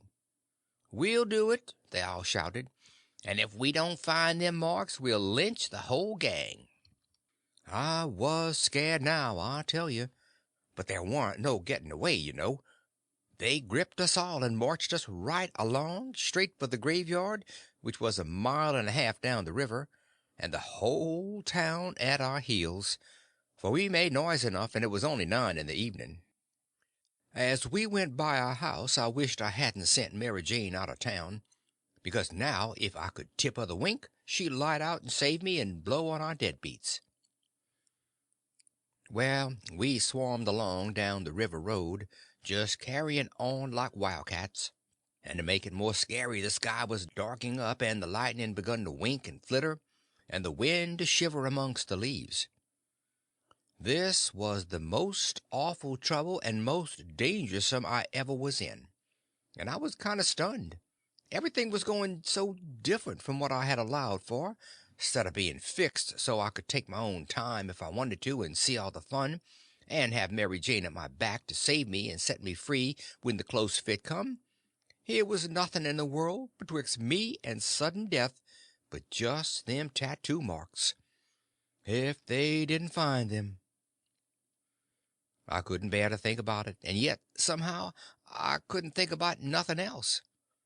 It got darker and darker, and it was a beautiful time to give the crowd the slip, but that big husky had me by the wrist, Hines, and a body might as well try to give Goliath the slip. He dragged me right along, he was so excited, and I had to run to keep up.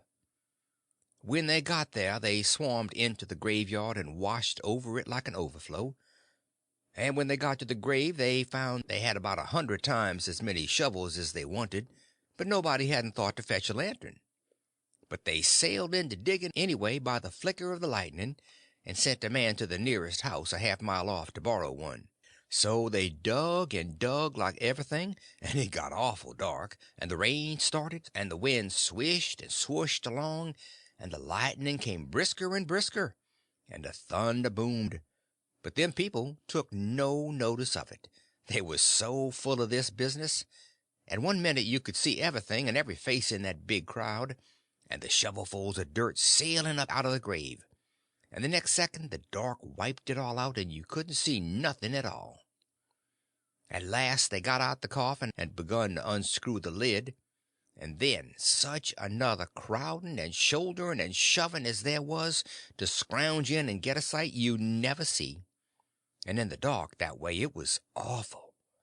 Hines he hurt my wrist dreadful, pulling and tugging so, and I reckon he clean forgot I was in the world, he was so excited and panting.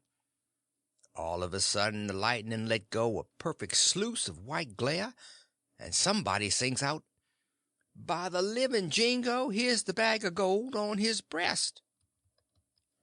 Hines let out a whoop like everybody else, and dropped my wrist, and gave a big surge to bust his way in and get a look, and the way I lit out and shinned for the road in the dark they ain't nobody can tell. I had the road all to myself, and I fairly flew. Leastways, I had it all to myself except the solid dark, and the now and then glares, and the buzzing of the rain, and the thrashing of the wind, and the splitting of the thunder, and sure as you were born I did clip it along. When I struck the town I see there warn't nobody out in the storm, so I never hunted for no back streets, but humped it straight through the main one. And when I begun to get towards our house, I aimed my eye and set it. No light there, the house was dark, which made me feel sorry and disappointed. I didn't know why. But at last, just as I was sailing by, flash comes the light in Mary Jane's window, and my heart swelled up sudden like to bust. And the same second the house was all but behind me in the dark, and wasn't ever going to be before me no more in this world. She was the best girl I ever see, and had the most sand. The minute I was far enough above the town to see I could make the towhead, I begun to look sharp for a boat to borrow, and the first time the lightning showed me one that wasn't chained, I snatched it and shoved. It was a canoe, and warn't fastened with nothing but a rope. The towhead was a rattling big distance off, away out there in the middle of the river, but I didn't lose no time. And when I struck the raft at last I was so fagged I would have just laid down to blow and gasp if I could afforded it, but I didn't.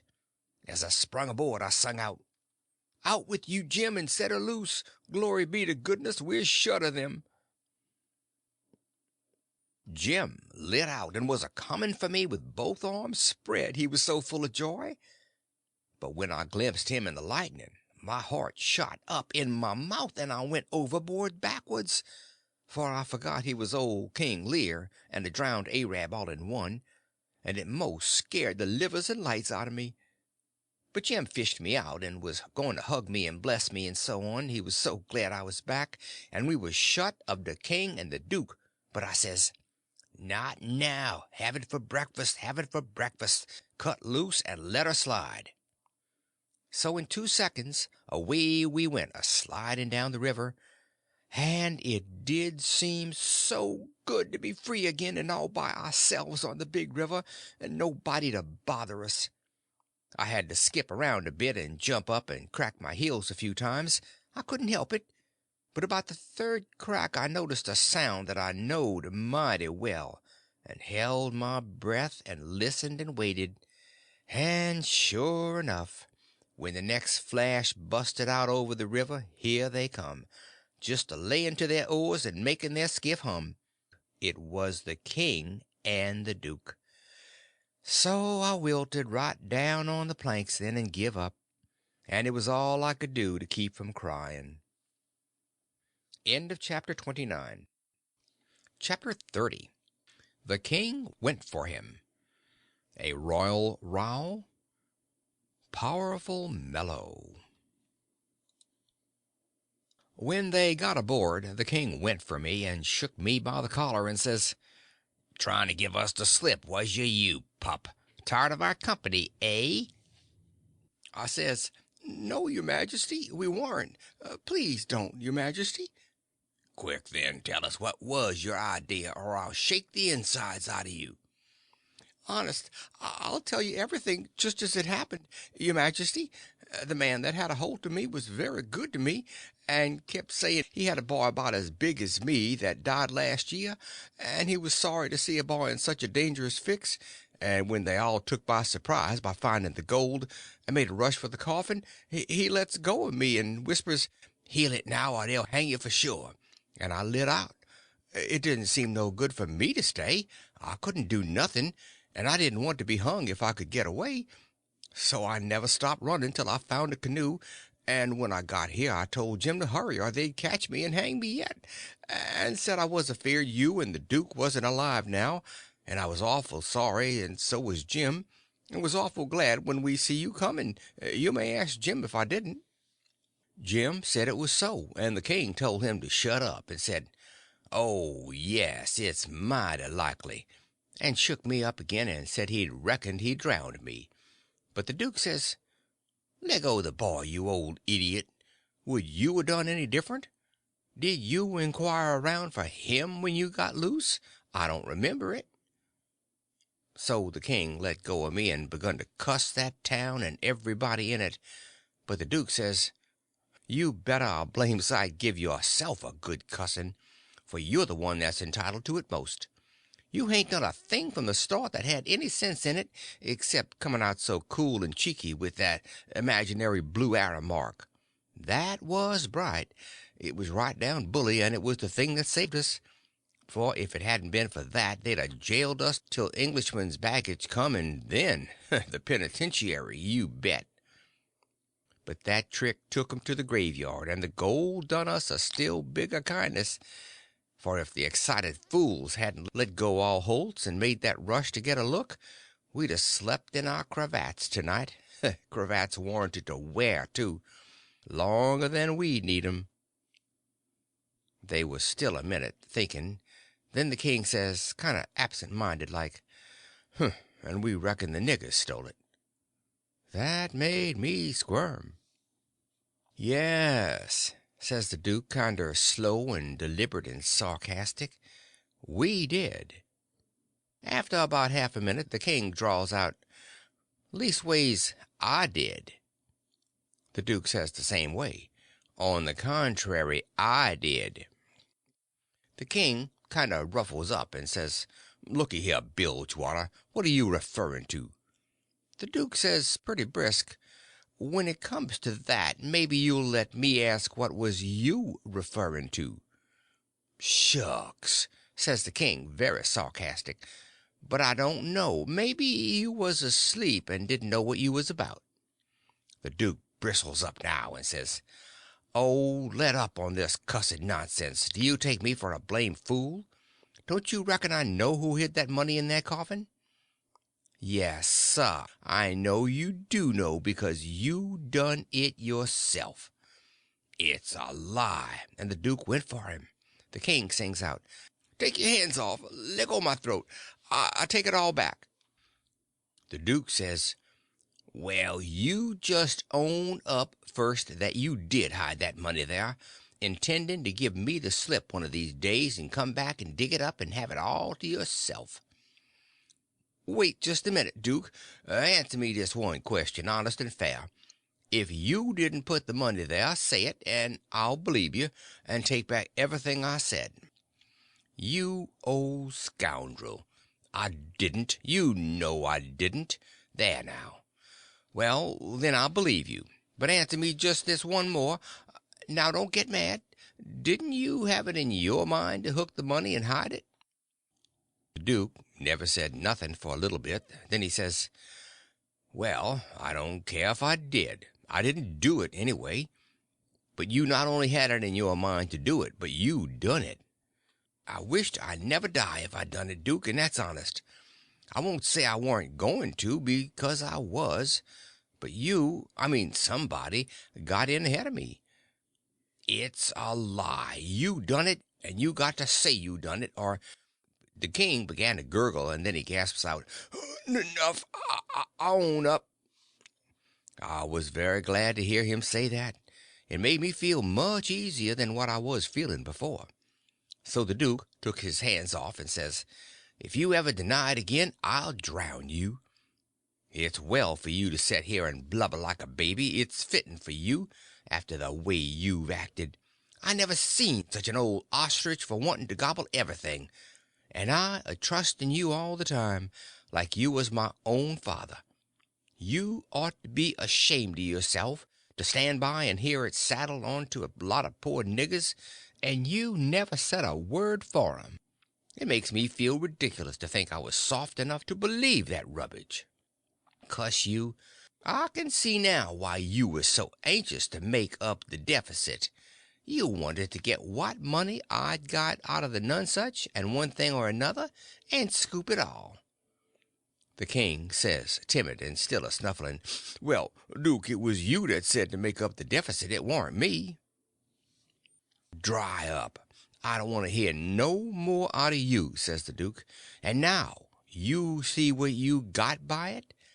They've got all their own money back, and all of ourn, but a shekel or two besides. Going to bed, and don't you deficit me no more deficits long as you live. So the king sneaked into the wigwam and took to his bottle for comfort, and before long the duke tackled his bottle, and so in about half an hour they was as thick as thieves again, and the tighter they got, the lovinger they got, and went off a-snoring in each other's arms. They both got powerful mellow, but I noticed the king didn't get mellow enough to forget to remember to not deny about hiding the money bag again. That made me feel easy and satisfied. Of course, when they got to snoring, we had a long gabble, and I told Jim everything. End of chapter 30. Chapter 31. Ominous Plans. News from Jim. Old Recollections. A Sheep Story. Valuable Information. We dasn't stop again at any town for days and days, kept right along down the river.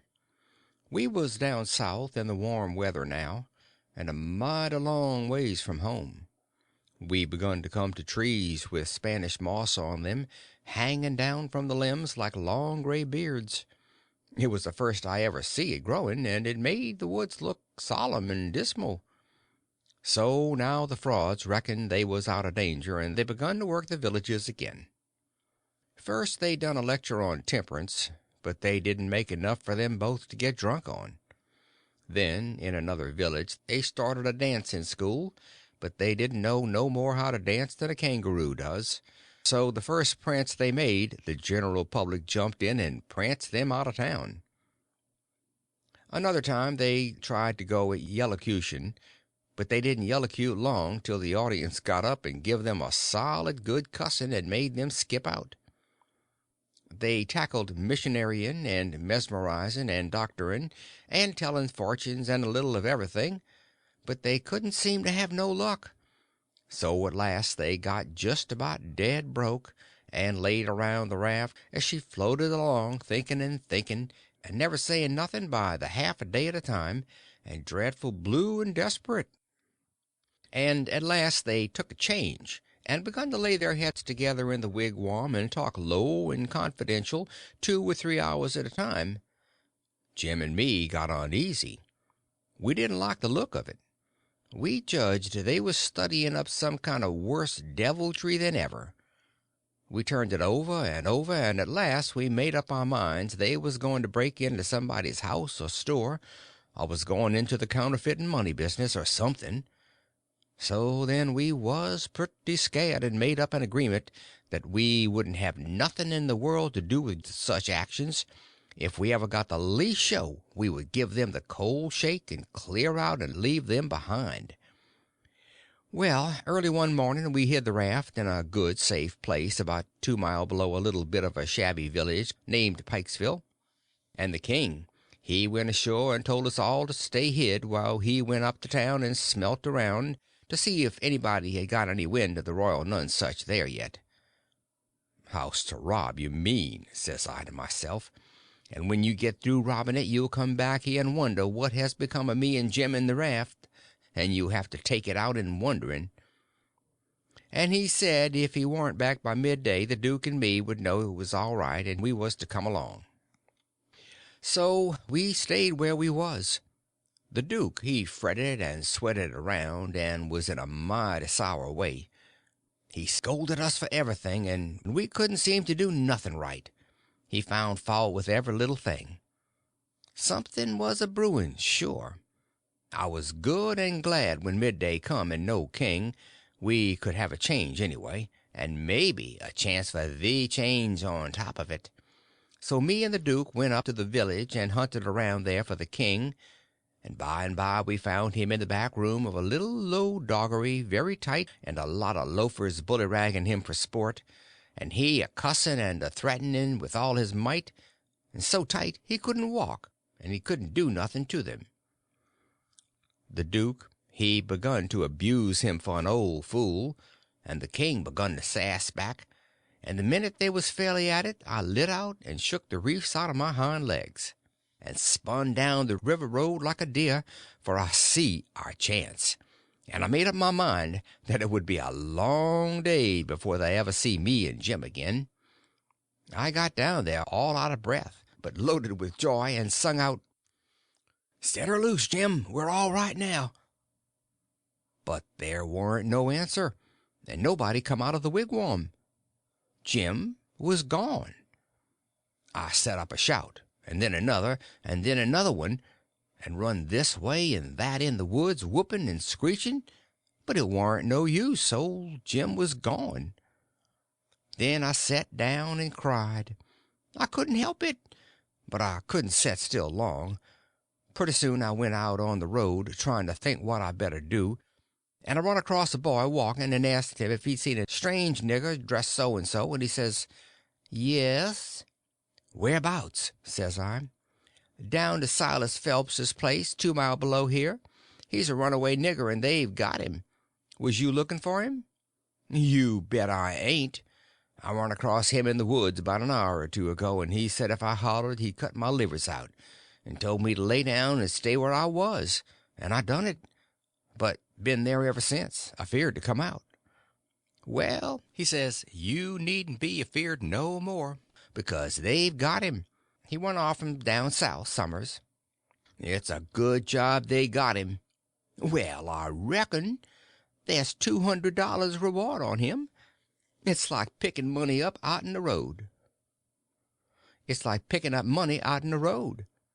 "Yes, it is, and I would 'a' had it if I'd 'a' been big enough. I see him first. Who nailed him?" "It was an old feller, a stranger, and he sold out his chance in him for $40, because he's got to go up the river and can't wait. Think of that now. You bet I'd wait if it was 7 year. That's me every time," says I. "But maybe his chance ain't worth no more than that if he'll sell it so cheap. Maybe there's something ain't straight about it." "But it is, though, straight as a string. I see the handbill myself. It tells all about him to a dot, paints him like a picture, and tells the plantation he's from, below Newrleans. No, sirree, Bob, there ain't no trouble about that speculation, you bet you. Say, give me a chaw of tobacco, won't you?" I didn't have none, so he left. I went to the raft and sat down in the wigwam to think. But I couldn't come to nothing. I thought till I wore my head sore, but I couldn't see no way out of the trouble. After all this long journey, and after all we'd done for them scoundrels, here it was all come to nothing, and everything all busted up and ruined because they could have the heart to serve Jim such a trick as that, and make him a slave again all his life, and among strangers, too, for $40 dirty. Once I said to myself it would be 1,000 times better for Jim to be a slave at home where his family was, as long as he'd got to be a slave, and so I'd better write a letter to Tom Sawyer and tell him to tell Miss Watson where he was. But I soon give up that notion for two things. She'd be mad and disgusted at his rascality and ungratefulness for leaving her, and so she'd sell him straight down the river again. And if she didn't, everybody naturally despises an ungrateful nigger, and they'd make Jim feel it all the time, and so he'd feel ornery and disgraced. And then think of me. It would get all around that Huck Finn helped a nigger to get his freedom. And if I was ever to see anybody from that town again, I'd be ready to get down and lick his boots for shame. That's just the way. A person does a low-down thing, and then he don't want to take no consequences of it. Thinks as long as he can hide it, it ain't no disgrace. That was my fix exactly. The more I studied about this, the more my conscience went to grinding me, and the more wicked and low-down and ornery I got to feeling. And at last, when it hit me all of a sudden that here was the plain hand of Providence slapping me in the face and letting me know my wickedness was being watched all the time from up there in heaven, whilst I was stealing a poor old woman's nigger that hadn't ever done me no harm, and now was showing me there's one that's always on the lookout and ain't a-going to allow no such miserable things to go only just so fur and no further. I most dropped in my tracks, I was so scared. Well, I tried the best I could to kind of soften it up somehow for myself by saying I was brung up wicked, and so I warn't so much to blame. But something inside me kept saying, there was the Sunday school, and you could a gone to it, and if you'd 'a' done it, they'd 'a' learnt you there that people that acts as I'd been acting about that nigger goes to everlasting fire. It made me shiver, and I about made up my mind to pray and see if I couldn't try to quit being the kind of boy I was and be better. So I kneeled down, but the words wouldn't come. Why wouldn't they? It warn't no use to try and hide it from him, nor from me neither. I knowed very well why they wouldn't come. It was because my heart warn't right. It was because I warn't square. It was because I was playing double. I was letting on to give up sin, but away inside of me I was holding on to the biggest one of all. I was trying to make my mouth say I would do the right thing and the clean thing, and go and write to that nigger's owner and tell where he was. But deep down in me I knowed it was a lie, and he knowed it. You can't pray a lie, I found that out. So I was full of trouble, full as I could be, and didn't know what to do. At last I had an idea, and I says, I'll go and write the letter and then see if I can pray. Why, it was astonishing the way I felt as light as a feather right straight off, and my troubles gone. So I got a piece of paper and a pencil, all glad and excited, and sat down and wrote, Miss Watson, your runaway nigger Jim is down here 2 mile below Pikesville, and Mr. Phelps has got him, and he will give him up for the reward if you send. Huck Finn. I felt good and all washed clean of sin for the first time I had ever felt so in my life, and I knowed I could pray now. But I didn't do it straight off, but laid the paper down and set there thinking how good it was all this happened so, and how near I come to being lost and going to hell. And went on thinking. And got to thinking over I tripped down the river, and I see Jim before me all the time, in the day and in the night time, sometimes moonlight, sometimes storms, and we a floating along, talking and singing and laughing. But somehow I couldn't seem to strike no places to harden me against him, but only the other kind. I'd see him standing my watch on top of his'n, 'stead of calling me so I could go on sleeping, and see how glad he was when I come back out of the fog. And when I come to him again in the swamp up there where the feud was, and such like times, and would always call me honey and pet me and do everything he could think of for me, and how good he always was, and at last I struck the time I saved him by telling the men we had smallpox aboard, and he was so grateful, and said I was the best friend old Jim ever had in the world, and the only one he's got now. And then I happened to look around and see that paper. It was a close place. I took it up and held it in my hand. I was a-trembling because I'd got to decide forever twixt two things, and I knowed it. I studied a minute, sort of holding my breath, then says to myself, all right, then, I'll go to hell, and tore it up. It was awful thoughts and awful words, but they was said, and I let them stay said, and never thought no more about reforming. I shoved the whole thing out of my head, and said I would take up wickedness again, which was in my line, being brung up to it, and the other warrant. And for a starter, I would go to work and steal Jim out of slavery again, and if I could think up anything worse I'd do that too, because as long as I was in, and in for good, I might as well go to whole hog. Then I set to thinking over how to get at it, and turned over some considerable many ways in my mind, and at last fixed up a plan that suited me.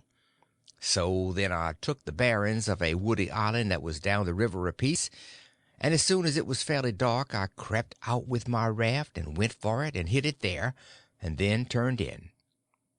I slept the night through, and got up before it was light, and had my breakfast and put on my store clothes, and tied up some others and one thing or another in a bundle, and took the canoe and cleared for shore. I landed below where I judged was Phelps's place, and hid my bundle in the woods, and then filled up the canoe with water and loaded rocks into her and sunk her where I could find her again when I wanted her, about a quarter of a mile below a little stream sawmill that was on the bank.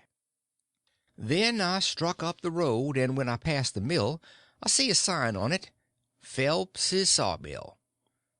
And when I come to the farmhouses, 200 or 300 yards further along, I keep my eyes peeled and didn't see nobody around, though it was good daylight now. But I didn't mind, because I didn't want to see nobody just yet. I only wanted to get the lay of the land. According to my plan, I was going to turn up there from the village, not from below, so I just took a look and shoved along straight for town. Well, the very first man I see when I got there was the Duke. He was sticking up a bill for the Royal Nonesuch 3-night performance like that other time. They had the cheek, them frauds. I was right on him before I could shirk. He looked astonished and says, "Hello, where'd you come from?" Then he says, kind of glad and eager, "Where's the raft? Got her in a good place?" I says, "Why, that's just what I was going to ask your grace." Then he didn't look so joyful, and says, "What was your idea for asking me?" he says. "Well," I says, "when I see the king in that doggery yesterday, I says to myself, we can't get him home for hours till he's soberer, so I went a-loafing around town to put in the time and wait. A man up and offered me 10 cents to help him pull a skiff over the river and back to fetch a sheep, and so I went along, and when we was dragging him to the boat, and the man left me a holt of the rope and went behind him to shove him along, he was too strong for me and jerked loose and run, and we after him. We didn't have no dog, and so we had to chase him all over the country till we tired him out. We never got him till dark. Then we fetched him over, and I started down for the raft. When I got there and see it was gone, I says to myself, they've got into trouble and had to leave, and they've took my nigger, which is the only nigger I've got in the world, and now I'm in a strange country and ain't got no property no more, nor nothing, and no way to make my living. So I sat down and cried. I slept in the woods all night. What did become of the raft then? And Jim? Poor Jim! Blamed if I know. That is, what's become of the raft. That old fool had made a trade and got $40, and when we found him in the doggery the loafers had mashed $half with him and got every cent but what he'd spent on whiskey. When I got him home late last night and found the raft gone, we said, that little rascal has stole our raft and shook us and run off down the river. I wouldn't shake my nigger, would I? The only nigger I had in the world, and the only property. We never thought of that. Fact is, I reckon we'd come to consider him our nigger. Yes, we did consider him so. Goodness knows we had trouble enough for him. So when we see the raft was gone and we flat broke, there warn't nothing for it but to try the Royal Nonesuch another shake. And I've pegged along ever since, dry as a powder horn. Where's that 10 cents? Give it here. I had considerable money, so I give him 10 cents, but begged him to spend it for something to eat and give me some, because it was all the money I had, and I hadn't had nothing to eat since yesterday. He never said nothing. The next minute he whirls on me and says, "Do you reckon that nigger would blow on us? We'd skin him if he done that." "How can he blow? Hain't he run off?" "No.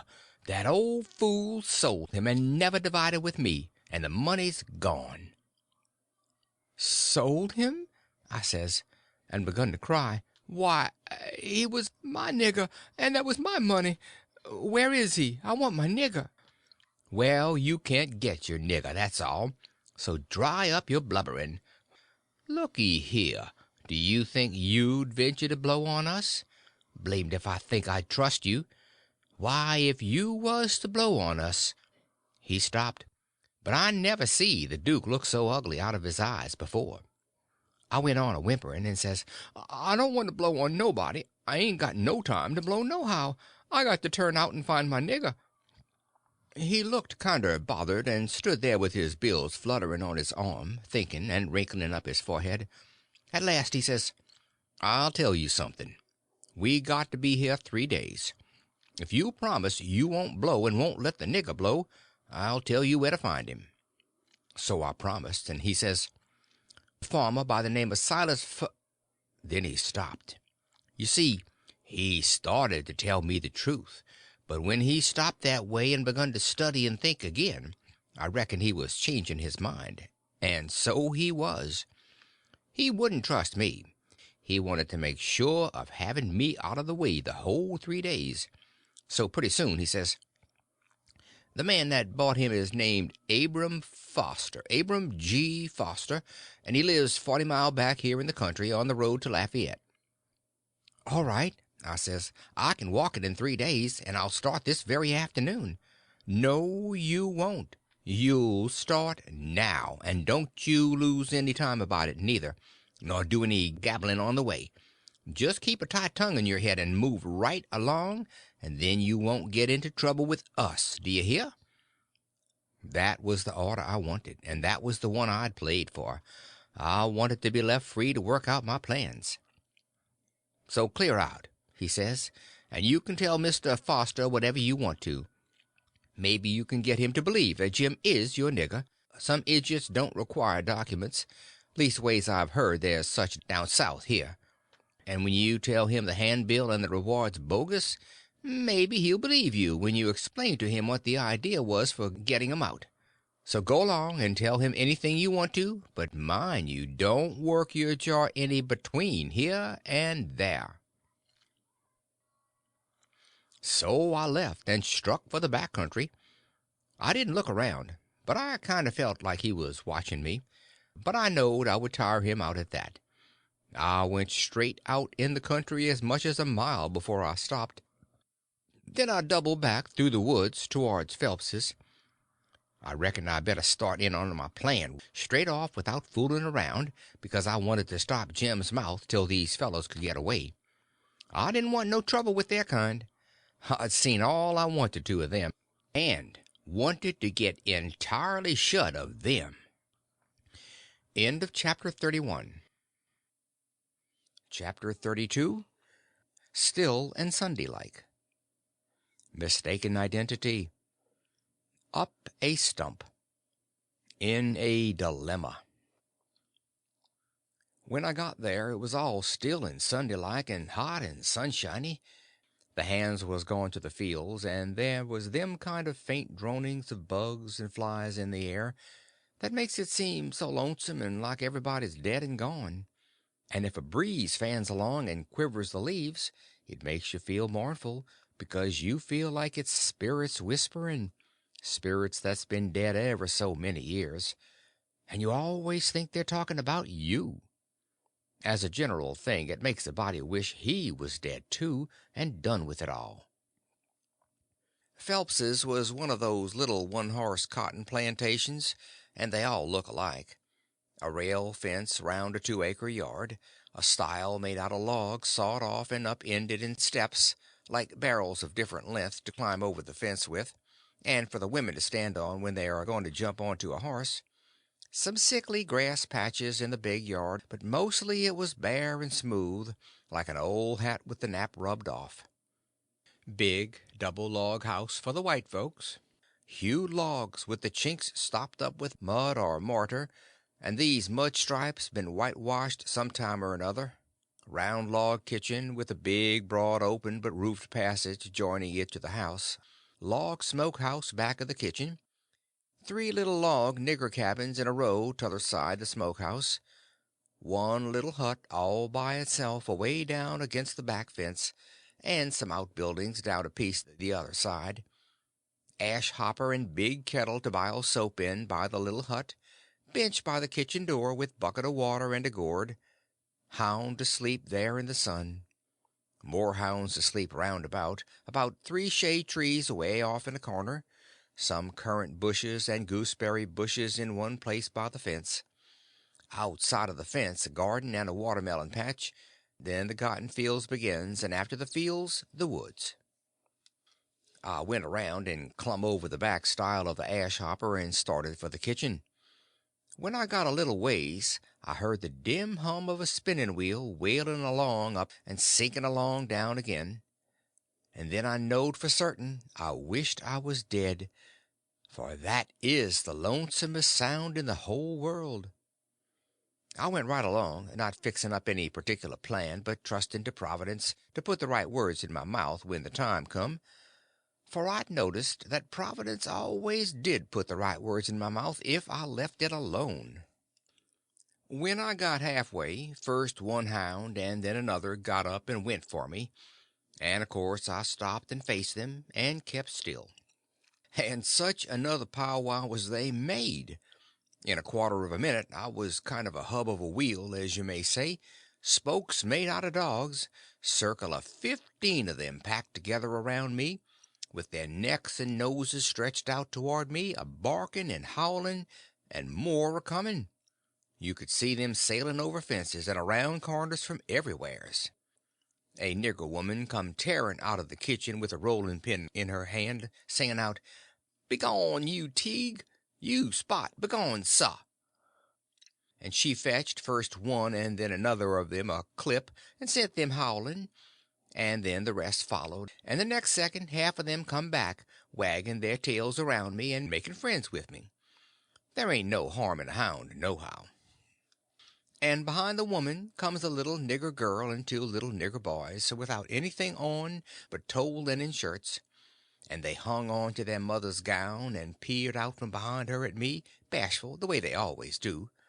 And here comes the white woman running from the house, about 45 or 50 year old, bareheaded, and her spinning stick in her hand, and behind her comes her little white children, acting the same way the little niggers was doing. She was smiling all over so she could hardly stand, and says, "It's you at last, ain't it?" I out with a "Yes'm" before I thought.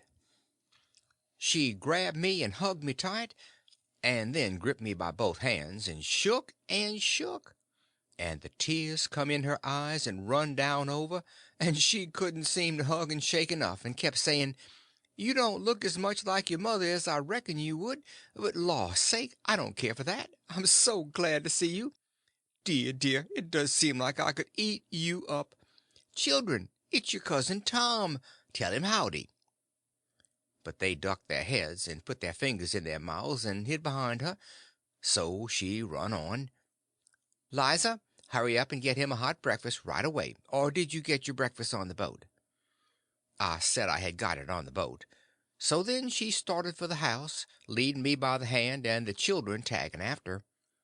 When we got there she set me down in a split bottom chair and set herself down on a little low stool in front of me, holding both of my hands, and says, "Now I can have a good look at you. And laws a me, I've been hungry for it a many and a many a time all these long years, and it's come at last. We been expecting you a couple of days and more. What kept you? Boat get aground?" "Yes'm, she—" "Don't say yes'm. Say Aunt Sally. Where'd she get aground?" I didn't rightly know what to say, because I didn't know whether the boat would be coming up the river or down. But I go a good deal on instinct, and my instinct said she would be coming up, from down towards Orleans. That didn't help me much, though, for I didn't know the names of bars down that way. I see I'd got to invent a bar, or forget the name of the one we got aground on, or now I struck an idea and fetched it out. It warn't a grounding. That didn't keep us back but a little. We blowed out a cylinder head. "Good gracious! Anybody hurt?" "No'm. Killed a nigger."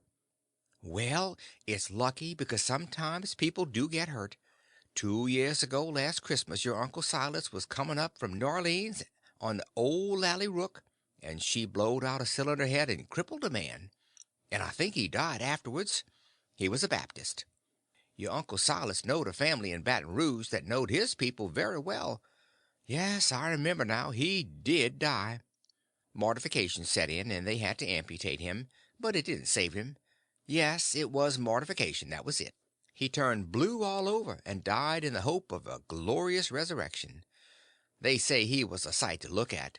Your uncle's been up to the town every day to fetch you, and he's gone again not more'n an hour ago. He'll be back any minute now. You must have met him on the road, didn't you? Oldish man with a— No, I didn't see nobody, Aunt Sally.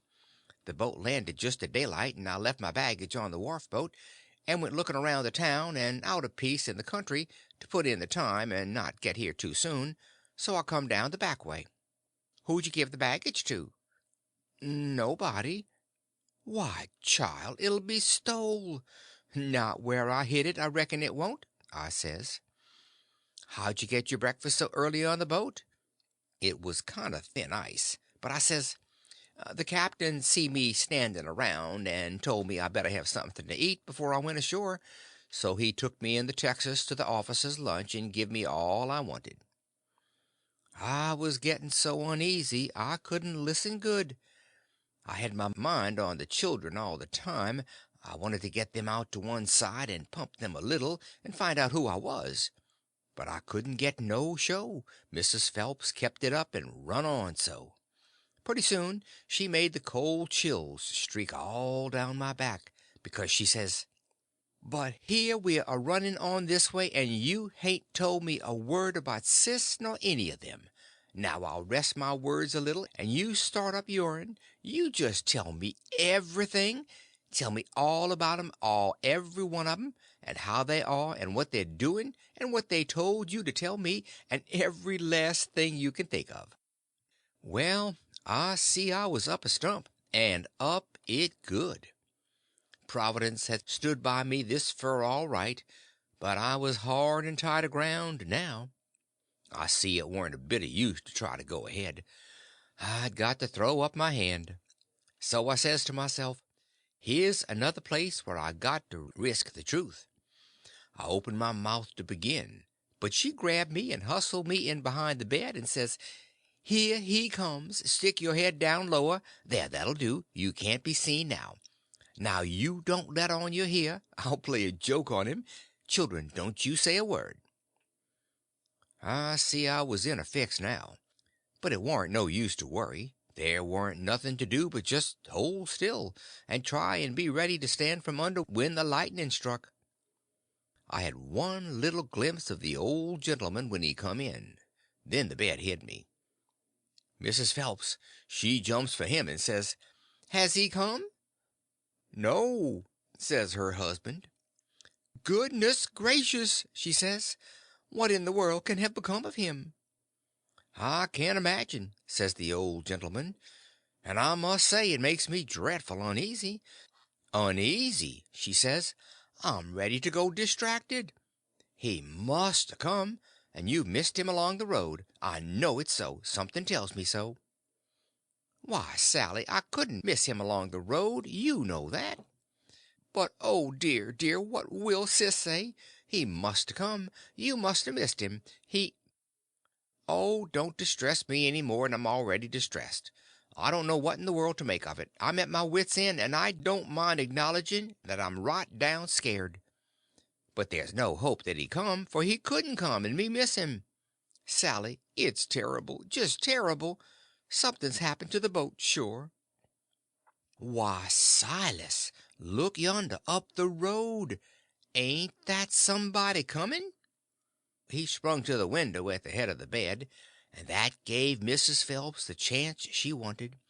She stooped down quick at the foot of the bed and give me a pull, and out I come.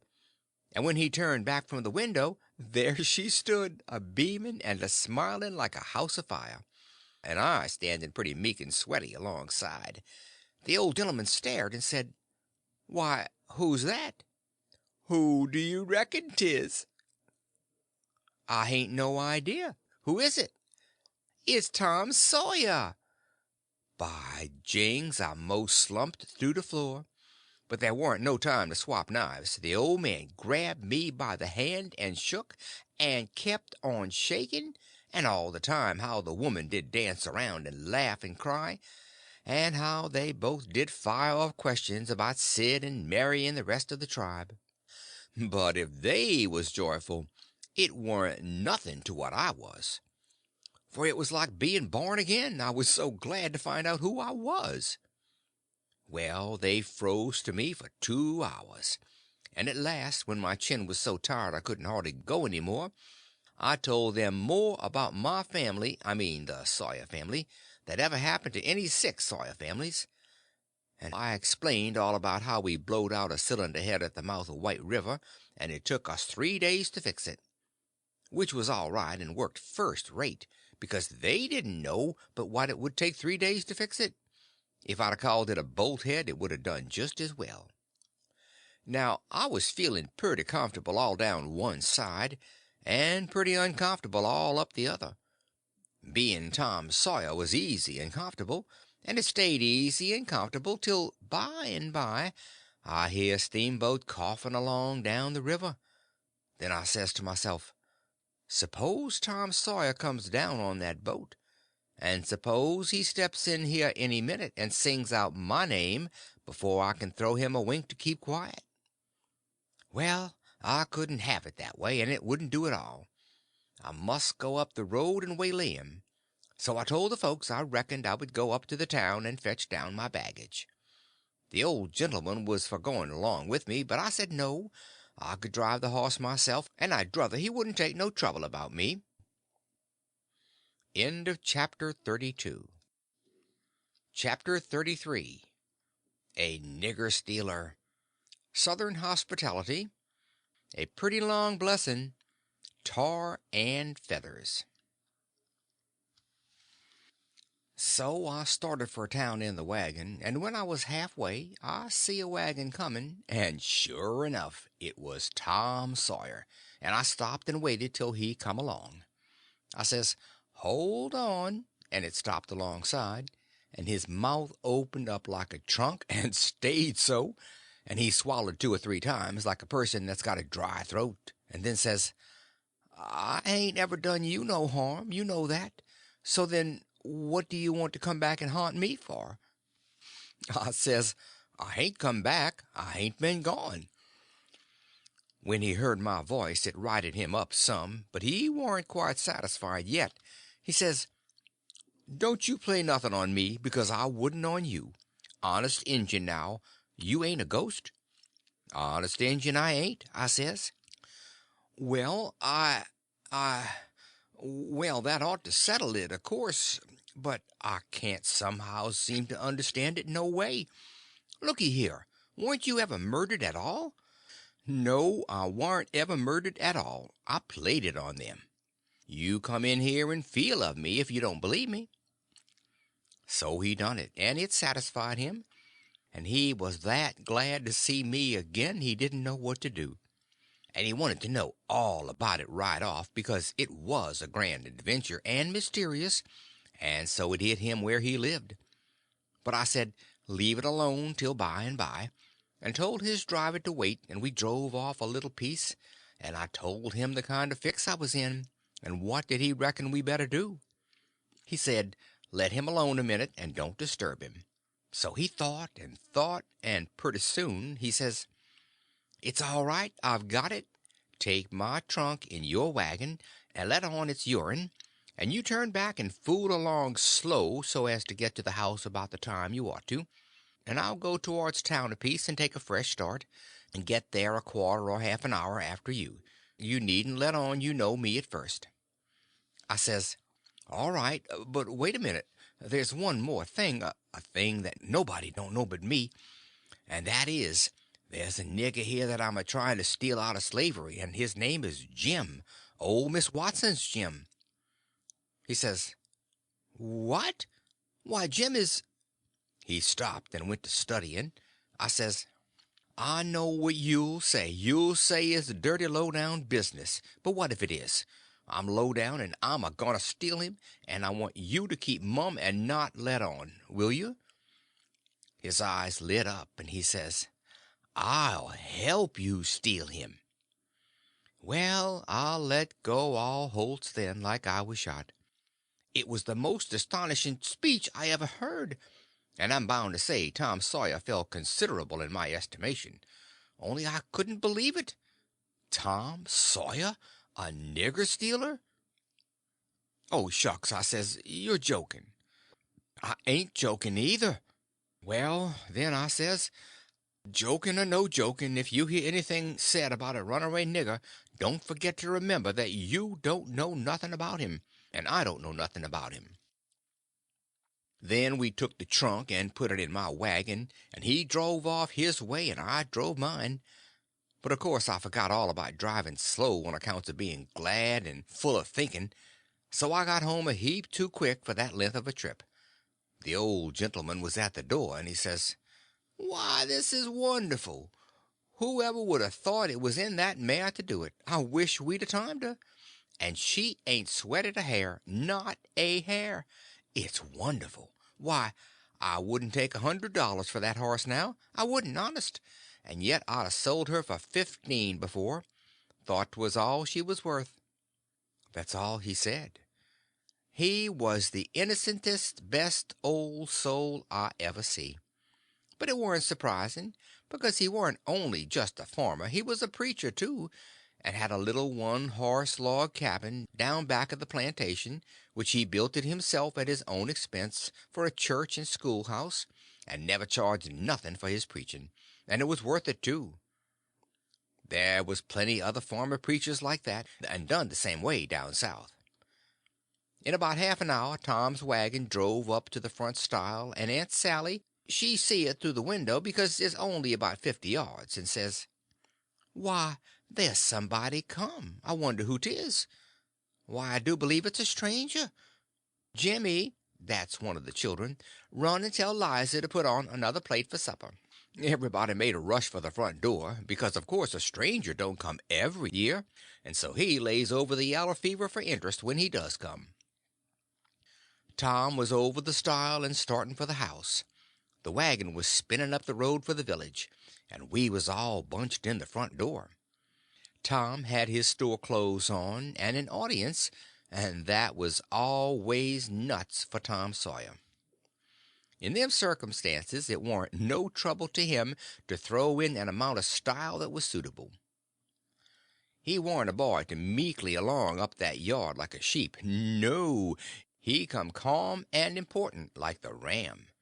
When he got a front of us he lifts his hat ever so gracious and dainty, like it was the lid of a box that had butterflies asleep in it, and he didn't want to disturb them, and says, "Mr. Archibald Nichols, I presume?"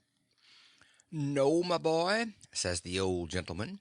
"I'm sorry to say your driver has deceived you. Nichols' place is down a matter of 3 mile more. Come in, come in." Tom he took a look back over his shoulder, and says, "Too late, he's out of sight." "Yes, he's gone, my son, and you must come in and eat your dinner with us, and then we'll hitch up and take you down to Nichols." "Oh, I can't make you so much trouble. I wouldn't think of it. I'll walk. I don't mind the distance." "But we won't let you walk. It wouldn't be Southern hospitality to do it. Come right in." "Oh, do," says Aunt Sally. "It ain't a bit of trouble to us, not a bit in the world. You must stay. It's a long, dusty 3 mile, and we can't let you walk. And besides, I've already told him to put on another plate when I see you coming, so you mustn't disappoint us. Come right in and make yourself at home." So Tom he thanked them very hearty and handsome, and let himself be persuaded, and come in.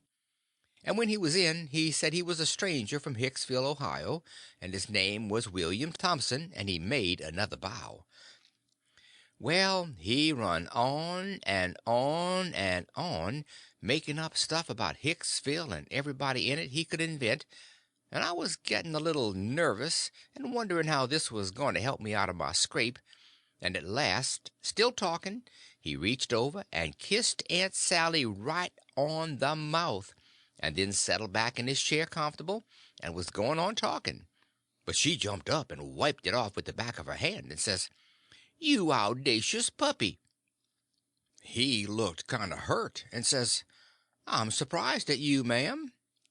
"You're Why, what do you reckon I am? I've got a good notion to taking. Say, what do you mean by kissing me?" He looked kind of humble, and says, "I didn't mean nothing, ma'am. I didn't mean no harm. I thought you'd like it. Why, you born fool. She took up the spinning stick, and it looked like it was all she could do to keep from giving him a crack with it. What made you think I'd like it? Well, I don't know, only they told me you would. They told you I would? Whoever told you's another lunatic. I never heard the beat of it. Who's they? Why, everybody. They all said so, ma'am. It was all she could do to hold in, and her eyes snapped, and her fingers worked like she wanted to scratch him, and she says, "Who's everybody? Out with their names, or there'll be an idiot short." He got up and looked distressed, and fumbled his hat, and says, "I'm sorry, I warn't expecting it. They told me to. They all told me to. They said kiss her, and said she'd like it. They all said it, every one of them. But I'm sorry, ma'am, and I won't do it no more. I won't, honest." "You won't you? Well, I should reckon you won't." "No'm, I'm honest about it. I won't ever do it again till you ask me." "Till I ask you? Well, I never see the beat of it my born days. I lay you'll be the Methuselah numbskull of creation before I ever ask you, or the likes of you." "Well," he says, "it does surprise me so. I can't make it out somehow. They said you would, and I thought you would, but—" He stopped and looked around slow, like he wished he could run across a friendly eye somewheres, and fetched up on the old gentleman's, and says, "Didn't you think she'd like me to kiss her, sir?" "Why, no, well, no, I believe I didn't." Then he looks on around the same way to me, and says, "Tom, didn't you think Aunt Sally'd open her arms and say, 'Sid Sawyer'?" "My land," she says, breaking in and jumping for him, "you impudent young rascal to fool a body so!" and was going to hug him, but he fended her off, and says, "No, not till you've asked me first." She didn't lose no time, but asked him, and hugged him, and kissed him over and over again, and then turned him over to the old man, and he took what was left. And after they got a little quiet again, she says, "Why, dear me, I never see such a surprise. We weren't looking for you at all, but only Tom. Sis never wrote to me about anybody coming but him. It's because it warn't intended for any of us to come but Tom," he says. "But I begged and begged, and at the last minute she let me come too. So coming down the river, me and Tom thought it would be a first-rate surprise for him to come here to the house first, and for me to by and by tag along and drop in and let on to be a stranger. But it was a mistake, Aunt Sally. This ain't no healthy place for a stranger to come. No, not impudent whelps, Sid. You ought to had your jaws boxed. I hain't been so put out since I don't know when. But I don't care. I don't mind the terms. I'd be willing to stand 1,000 such jokes to have you here. Well, to think of that performance! I don't deny it. I was most putrefied with astonishment when you gave me that smack. We had dinner out in that broad open passage betwixt the house and the kitchen, and there was things enough on that table for 7 families, and all hot, too. None of your flabby tough meat that's laid in a cupboard in a damp cellar all night and tastes like a hunk of old cold cannibal in the morning. Uncle Silas he asked a pretty long blessing over it, but it was worth it, and it didn't cool it a bit, neither, the way I'd seen them kind of interruptions do lots of times. There was a considerable good deal of talk all the afternoon, and me and Tom was on the lookout all the time, but it warn't no use. They didn't happen to say nothing about any runaway nigger, and we was afraid to try to work up to it. But at supper at night one of the little boys says, "Pa, mayn't Tom and Sid and me go to the show?" "No," says the old man, "I reckon there ain't going to be any, and you couldn't go if there was, because the runaway nigger told Burton and me all about that scandalous show, and Burton said he would tell the people, so I reckon they've drove the audacious loafers out of town before this time." So there it was, but I couldn't help it. Tom and me was to sleep in the same room and bed, so being tired, we bid good night and went up to bed right after supper, and clumb out of the window and down the lightning rod and shoved for the town. For I didn't believe anybody was going to give the king and duke a hint, and so if I didn't hurry up and give them one they'd get into trouble sure. On the road Tom he told me all about how it was reckoned I was murdered, and how pap disappeared pretty quick and didn't come back no more, and what a stir there was when Jim run away. And I told Tom all about our Royal Nonesuch rapscallions, and as much of the raft voyage as I had time to, and as we struck into town and up through the middle of it was as much as half after 8 then. Here come a raging rush of people with torches, and an awful whooping and yelling and banging tin pans and blowing horns, and we jumped to one side and let them go by. And as they went by I see they had the king and the duke astraddle of a rail. That is, I knowed it was the king and the duke, though they was all over tar and feathers, and didn't look like nothing in the world that was human, just looked like a couple of monstrous big soldier plumes. Well, it made me sick to see it. I was sorry for them poor pitiful rascals. It didn't seem like I couldn't ever feel any hardness against them any more in the world. It was a dreadful thing to see. Human beings can be awful cruel to one another. We see we was too late, couldn't do no good. We asked some stragglers about it, and they said everybody went to the show looking very innocent, and laid low and kept dark till the poor old king was in the middle of his cavortings on the stage. Then somebody gave a signal, and the house rose up and went for them.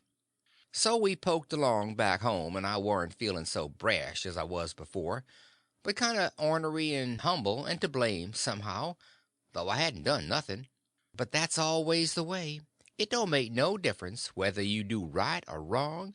A person's conscience ain't got no sense, and just goes for him anyway. If I had a yaller dog that didn't know no more than a person's conscience does, I would poison him. It takes up more room than all the rest of a person's insides, and yet ain't no good nohow. Tom Sawyer, he says the same. End of chapter 33. Chapter 34. The Hut by the Ash Hopper. Outrageous. Climbing the lightning rod. Trouble with witches. We stopped talking and got to thinking. By and by Tom says, "Looky here, Huck.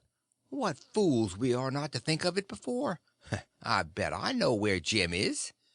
"No, where?" "In that hut down by the ash hopper. Why, looky here. When we was at dinner, didn't you see a nigger man go in there with some victuals?" "Yes." "What did you think the victuals was for?" "For a dog." "So'd I." "Well, it wasn't for a dog." "Why?" "Because part of it was watermelon." "So it was. I noticed it. Well, it does beat all that I never thought about a dog not eating watermelon. It shows how a body can see and don't see at the same time. Well, the nigger unlocked the padlock when he went in, and he locked it again when he came out. He fetched uncle a key about the time we got up from table. Same key, I bet. Watermelon shows man, lock shows prisoner, and it ain't likely there's two prisoners on such a little plantation, and where the people's all so kind and good. Jim's the prisoner. All right, I'm glad we found it out detective fashion. I wouldn't give shucks for any other way. Now you work your mind and study out a plan to steal Jim, and I will study out one too, and we'll take the one we like best. What a head for just a boy to have! If I had Tom Sawyer's head I wouldn't trade it off to be a duke, nor mate of a steamboat, nor clown in a circus, nor nothing I can think of. I went to thinking out a plan, but only just to be doing something. I knowed very well where the right plan was going to come from. Pretty soon Tom says, "Ready?" "Yes," I says. "All right, bring it out." "My plan is this," I says. "We can easy find out if it's Jim in there.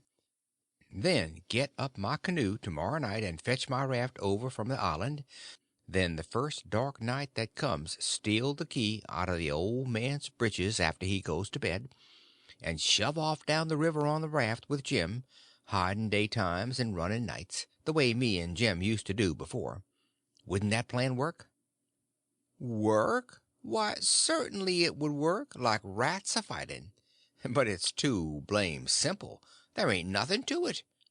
What's the good of a plan that ain't no more trouble than that? It's as mild as goose milk. Why, Huck, it wouldn't make no more talk than breaking into a soap factory.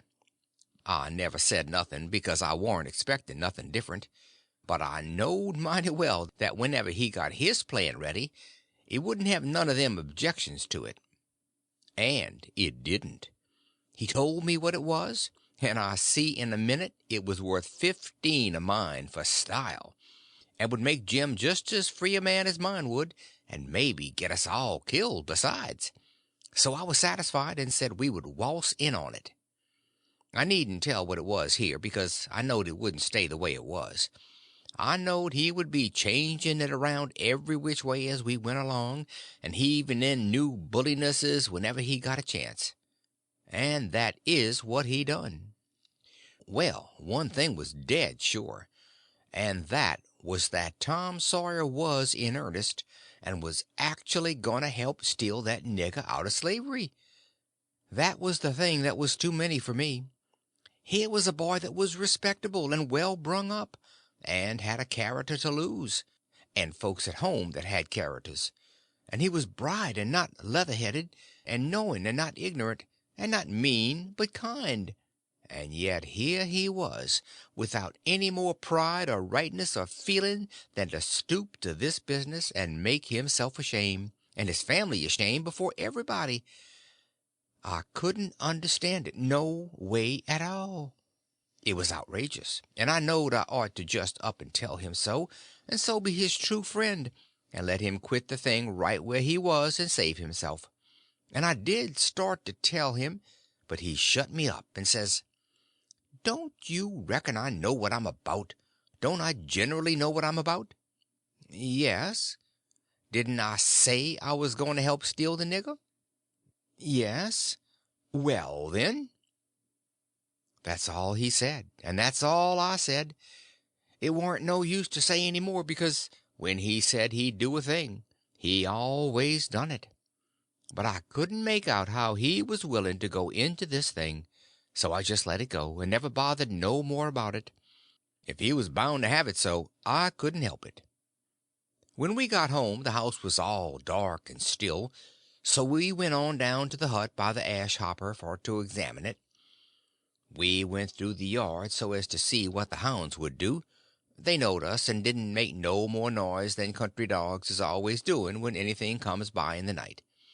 When we got to the cabin we took a look at the front and the two sides, and on the side I warn't acquainted with, which was the north side, we found a square window hole up tolerable high, with just one stout board nailed across it. I says, "Here's the ticket. This hole's big enough for Jim to get through if we wrench off the board." Tom says, "It's as simple as tic-tac-toe, 3 in a row, and as easy as playing hooky. I should hope we can find a way that's a little more complicated than that, Huck Finn." "Well, then," I says, "how'll it do to saw him out, the way I done before I was murdered that time?" "That's more like," he said. "It's real mysterious and troublesome and good," he says, "but I bet we can find a way that's twice as long. There ain't no hurry. Let's keep on looking around." Betwixt the hut and the fence on the back side was a lean-to that joined the hut at the eaves, and was made out of plank. It was as long as the hut, but narrow, only about 6 foot wide. The door to it was at the south end, and was padlocked. Tom he went to the soap kettle and searched around, and fetched back the iron thing they lift the lid with. So he took it and prized out one of the staples. The chain fell down, and we opened the door and went in and shut it and struck a match, and see the shed was only built against a cabin, and hadn't no connection with it, and there warn't no floor to the shed, nor nothing in it but some old rusty played-out hoes and spades and picks and a crippled plow. The match went out, and so did we, and shoved in the staple again, and the door was locked as good as ever. Tom was joyful. He says, Now we're all right. We'll dig him out. It'll take about a week. Then we started for the house, and I went in the back door. You only have to pull a buckskin latch string. They don't fasten the doors. But that warn't romantic enough for Tom Sawyer. No way would do him but he must climb up the lightning rod. But after he got up halfway about 3 times and missed fire and fell every time, and the last time most busted his brains out, he thought he'd got to give it up. But after he was rested he allowed he would give her one more turn for luck, and this time he made the trip. In the morning we was up at break of day and down to the nigger cabins to pet the dogs and make friends with the nigger that fed Jim, if it was Jim that was being fed. The niggers was just getting through breakfast and starting for the fields, and Jim's nigger was piling up a tin can with bread and meat and things, and whilst the others was leaving the key come from the house. This nigger had a good-natured, chuckle-headed face, and his wool was all tied up in little bunches with thread. That was to keep the witches off. He said the witches was pestering him awful these nights and making him see all kinds of strange things and hear all kinds of strange words and noises, and he didn't believe he was ever witched so long before in his life. He got so worked up and got to running on so about his troubles, he forgot all about what he'd been going to do. So Tom says, "Who's the vittles for? Going to feed the dogs?" The nigger kind of smiled around gradually over his face, like when you heave a brickbat in the mud puddle, and he says, "Yes, Mars Sid, a dog. Curious dog, too. Does you want to go and look at him?" "Yes." I hunched Tom and whispered, "You going right in there in the daybreak? That warn't the plan." "No, it warn't, but it's the plan now." So, drat him, we went along, but I didn't like it much. When we got in we couldn't hardly see anything, it was so dark. But Jim was there, sure enough, and could see us, and he sings out, "Why, Huck, and good land, ain't that Mr. Tom?"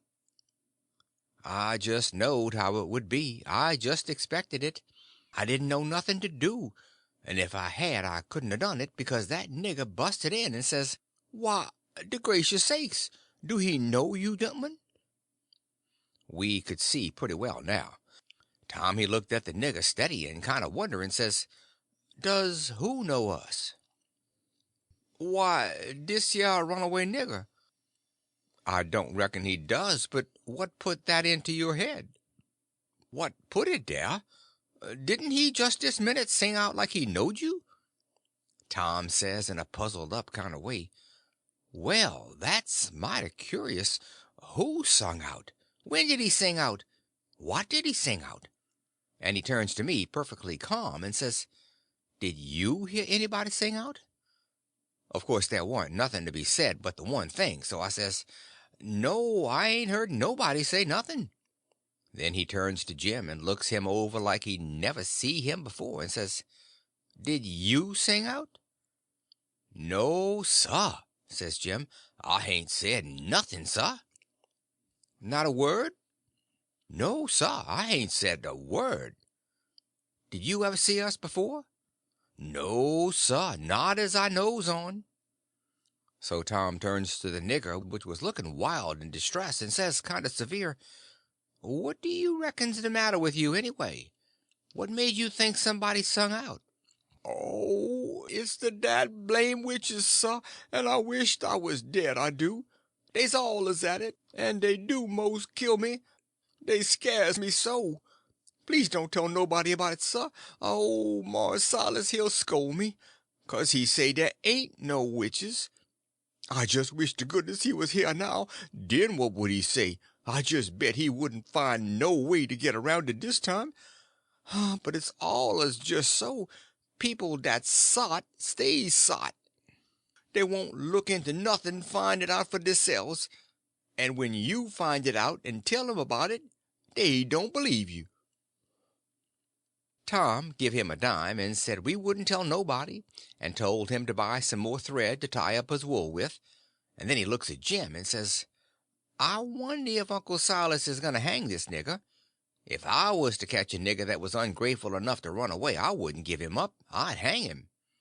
and whilst the nigger stepped to the door to look at the dime and bite it to see if it was good, he whispers to Jim and says, "Don't ever let on to know us, and if you hear any digging going on nights, it's us. We're going to set you free." Jim only had time to grab us by the hand and squeeze it. Then the nigger come back, and we said we'd come again sometime if the nigger wanted us to, and he said he would, most particular if it was dark, because the witches went for him mostly in the dark, and it was good to have folks around then. End of chapter 34. Chapter 35. Escaping properly. Dark schemes. Discrimination in stealing. A deep hole. It would be most an hour yet till breakfast, so we left and struck down into the woods, because Tom said we got to have some light to see how to dig by, and the lantern makes too much and might get us into trouble. What we must have was a lot of them rotten chunks that's called foxfire, and just makes a soft kind of glow when you lay them in a dark place.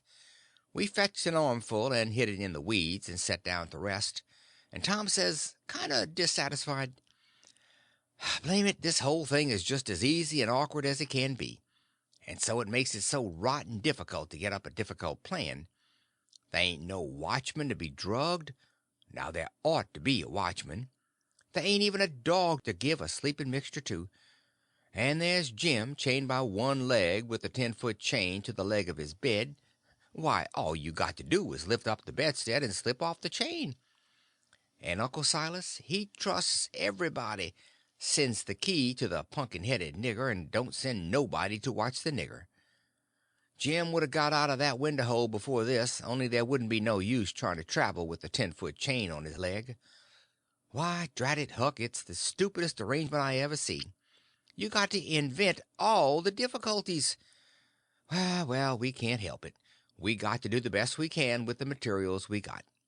Anyhow, there's one thing. There's more honor in getting him out through a lot of difficulties and dangers when there weren't one of them furnished to you by the people who it was their duty to furnish them. And you got to contrive them all out of your own head. Now, look at just that one thing of the lantern. When you come down to the cold facts, we simply got to let on that a lantern's risky. Why, we could work with a torchlight procession if we wanted to, I believe. Now, whilst I think of it, we got to hunt up something to make a saw out of the first chance we get. What do we want of a saw? What do we want of it? Hain't we got to saw the leg of Jim's bed off so as to get the chain loose? Why, you just said a body could lift up the bedstead and slip the chain off. Well, if that ain't just like you, Huck Finn, you can get up the infant schooliest ways of going at a thing. Why, hain't you ever read any books at all? Baron Trek, nor Casanova, nor Benvenuto Cellini, nor Henry the Fourth, nor none of them heroes? Who ever heard of getting a prisoner loose in such an old matey way as that? No, the way all best authorities does is to saw the bed leg in two, and leave it just so, and swallow the sawdust so it can't be found, and put some dirt and grease around the sawed place so the very keenest cynical can't see no sign of its being sawed, and think the bed leg is perfectly sound. And then, the night you're ready, fetch the leg a kick, down she goes, slip off your chain, and there you are. Nothing to do but hitch your rope ladder to the battlements, shin down it, break your leg in the moat, because a rope ladder is 19 foot too short, you know, and there's your horses and your trusty vassals, and they scoop you up and fling you across the saddle, and away you go to your native Languedoc or Navarre or whatever it is. It's gaudy, Huck. I wish there was a moat to this cabin. If we get time the night of the escape, we'll dig one. I says, what do we want of a moat when we're going to snake him out from under the cabin? But he never heard me. He had forgot me and everything else. He had his chin in his hand, thinking. Pretty soon he sighs and shakes his head, then sighs again and says, no, it wouldn't do. There ain't necessity enough for it. For what? I says. Why, to saw Jim's leg off, he says. Good land, I says.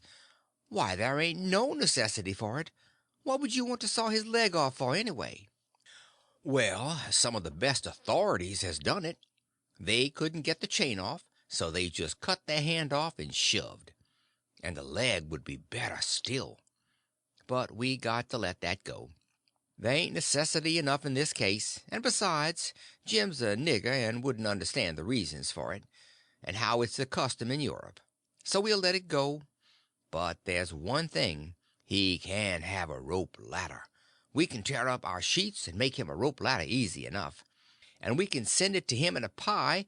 It's mostly done that way, and I've ate worse pies. Why, Tom Sawyer, how you talk, I says. Jim ain't got no use for a rope ladder. He has got use for it.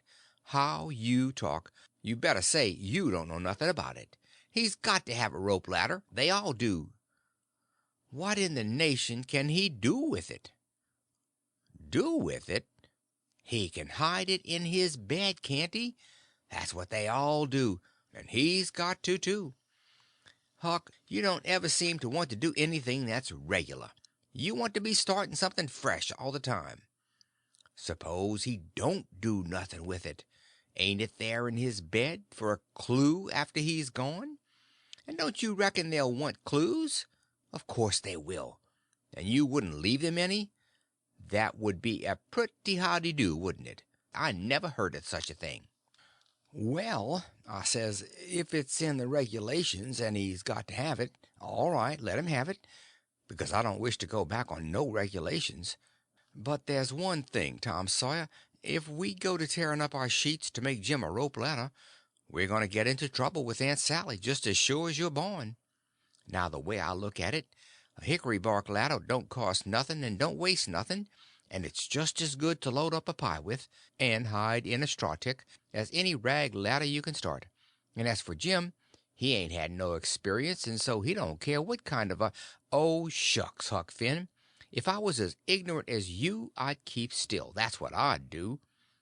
Who ever heard of a state prisoner escaping by a hickory bark ladder? Why, it's perfectly ridiculous. Well, all right, Tom, fix it your own way, but if you'll take my advice, you'll let me borrow a sheet off the clothesline. He said that would do, and that gave him another idea, and he says, borrow a shirt, too. What do we want of a shirt, Tom? Want it for Jim to keep a journal on. Journal? Your granny. Jim can't write. Suppose he can't write. He can make marks on the shirt, can't he, if we make him a pen out of an old pewter spoon or a piece of an old iron barrel hoop? Why, Tom, we can pull a feather out of a goose and make him a better one, and quicker, too. Prisoners don't have geese running around the dungeon keep to pull pens out of, you muggins. They always makes their pens out of the hardest, toughest, troublesomest piece of old brass candlestick or something like that they can get their hands on, and it takes them weeks and weeks and months to file it out, too, because they've got to do it by rubbing it on the wall. They wouldn't use a goose quill if they had it. It ain't regular. Well, then, what'll we make him the ink out of? Many makes it out of iron rust and tears, but that's the common sort, and women. The best authorities use their own blood. Jim can do that, and when he wants to send any little common ordinary mysterious message to let the world know where he's captivated, he can write it on the bottom of a tin plate with a fork and throw it out of the window. The Iron Mask always done that, and it's a blame good way, too. Jim ain't got no tin plates. They feed him in a pan. That ain't nothing. We can get him some. Can't nobody read his plates. That ain't got anything to do with it, Huck Finn. All he's got to do is to write on the plate and throw it out. You don't have to be able to read it. Why, half the time you can't read anything a prisoner writes on a tin plate or anywhere else. Well, then, what's the sense in wasting the plates? Why, blame it all, it ain't the prisoner's plates. But it's somebody's plates, ain't it? Well, supposing it is. What does the prisoner care who's—" He broke off there because we heard the breakfast horn blowing, so he cleared out for the house. Along during the morning I borrowed a sheet and a white shirt off of the clothesline, and I found an old sack and put them in it, and we went down and got the fox fire and put that in too. I called it borrowing because that's what pap always called it, but Tom said it warn't borrowing, it was stealing. He said we was representing prisoners, and prisoners don't care how they get a thing, so they get it, and nobody don't blame them for it either. It ain't no crime in a prisoner to steal the thing he needs to get away with, Tom said. It's his right, and so long as we was representing a prisoner, we had a perfect right to steal anything on this place we had the least use for to get ourselves out of prison with.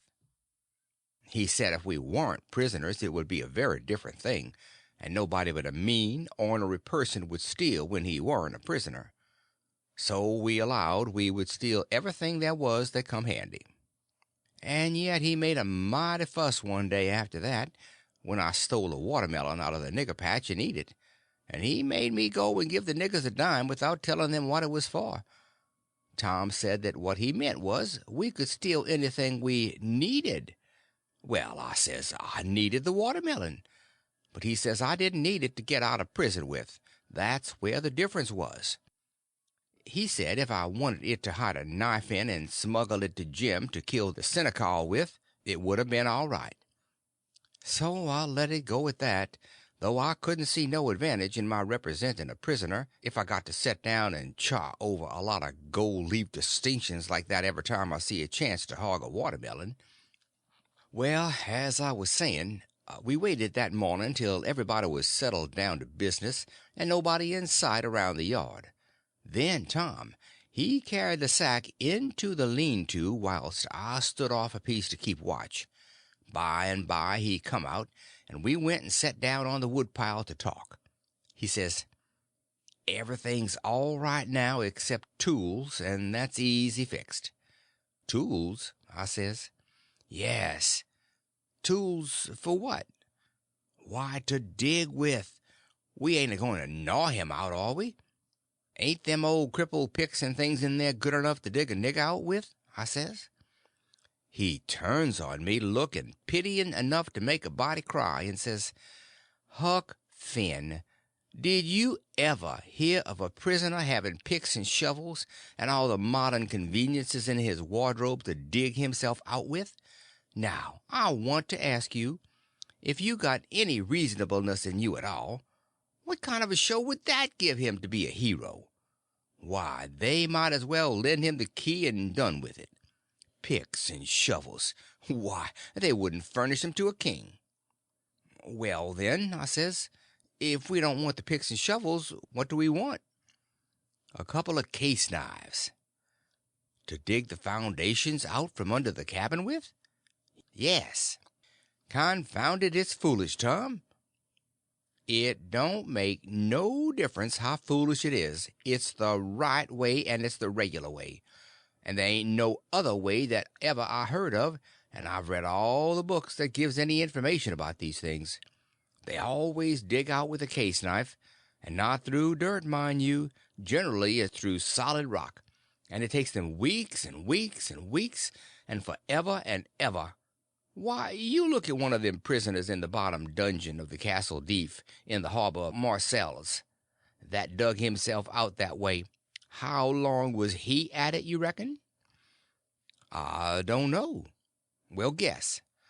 "I don't know. A month and a half." 37 year, and he come out in China. That's the kind. I wish the bottom of this fortress was solid rock." "Jim don't know nobody in China." "What's that got to do with it? Neither did that other fella.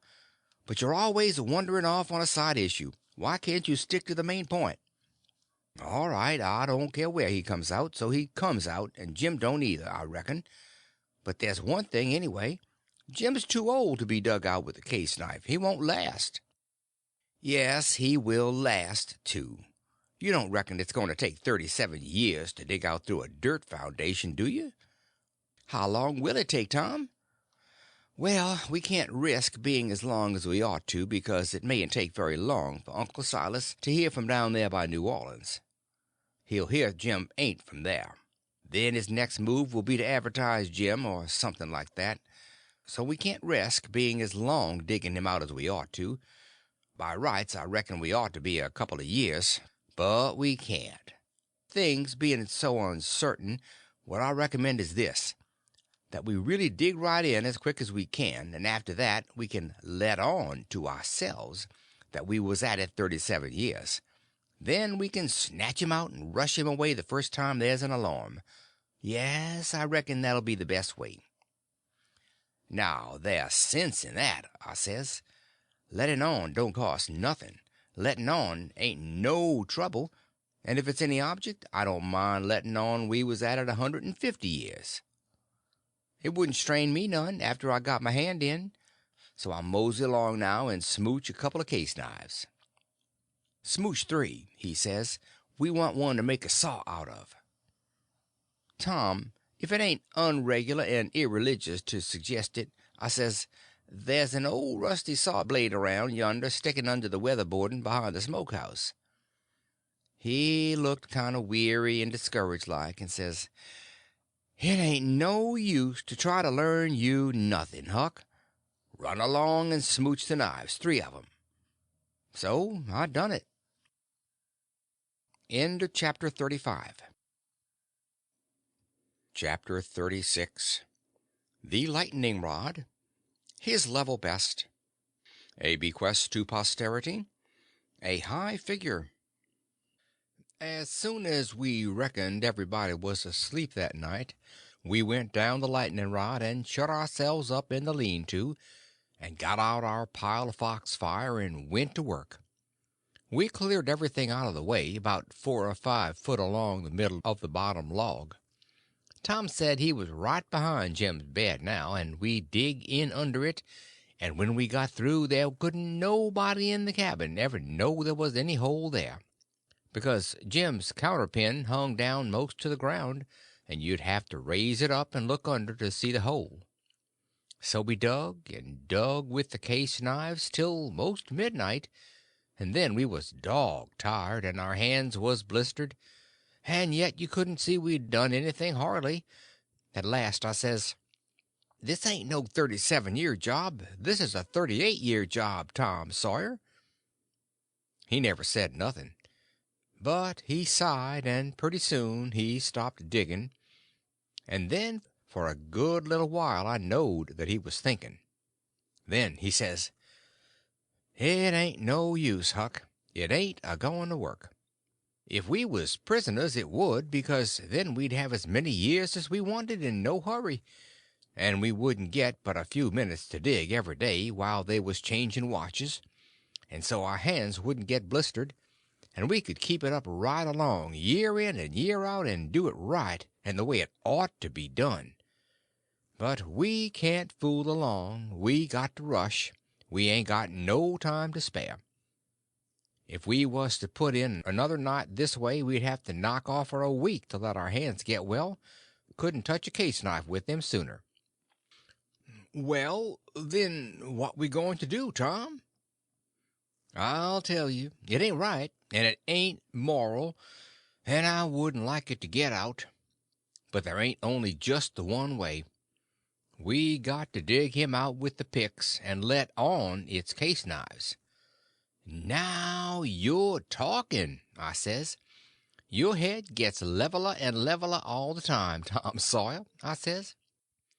Picks is a thing, moral or no moral, and as for me, I don't care shucks for the morality of it nohow. When I start in to steal a nigger or a watermelon or a Sunday school book, I ain't no ways particular how it's done, so it's done. What I want is my nigger, or what I want is my watermelon, or what I want is my Sunday school book. And if a pick's the handiest thing, that's the thing I'm a-going to dig that nigger or that watermelon or that Sunday school book out with, and I don't give a dead rat what the authorities thinks about it, nuther. Well, he says, there's excuse for picks and letting on in a case like this, If it warn't so, I wouldn't approve of it, nor wouldn't stand by and see the rules broke, because right is right and wrong is wrong, and a body ain't got no business doing wrong when he ain't ignorant and knows better. It might answer for you to dig Jim out with the pick without any letting on, because you don't know no better, but it wouldn't for me, because I do know better. Gimme a case knife. He had his own, but I handed him mine. He flung it down and says, "Gimme a case knife." I didn't know just what to do, but then I thought. I scratched around amongst the old tools and got a pickaxe and give it to him, and he took it and went to work and never said a word. He was always just that particular, full of principle. So then I got a shovel, and then we picked and shoveled, turnabout, and made the fur fly. We stuck it about half an hour, which was as long as we could stand it, but we had a good deal of a hole to show for it. When I got upstairs I looked out at the window and see Tom doing his level best with the lightning rod, but he couldn't come it, his hand was so sore.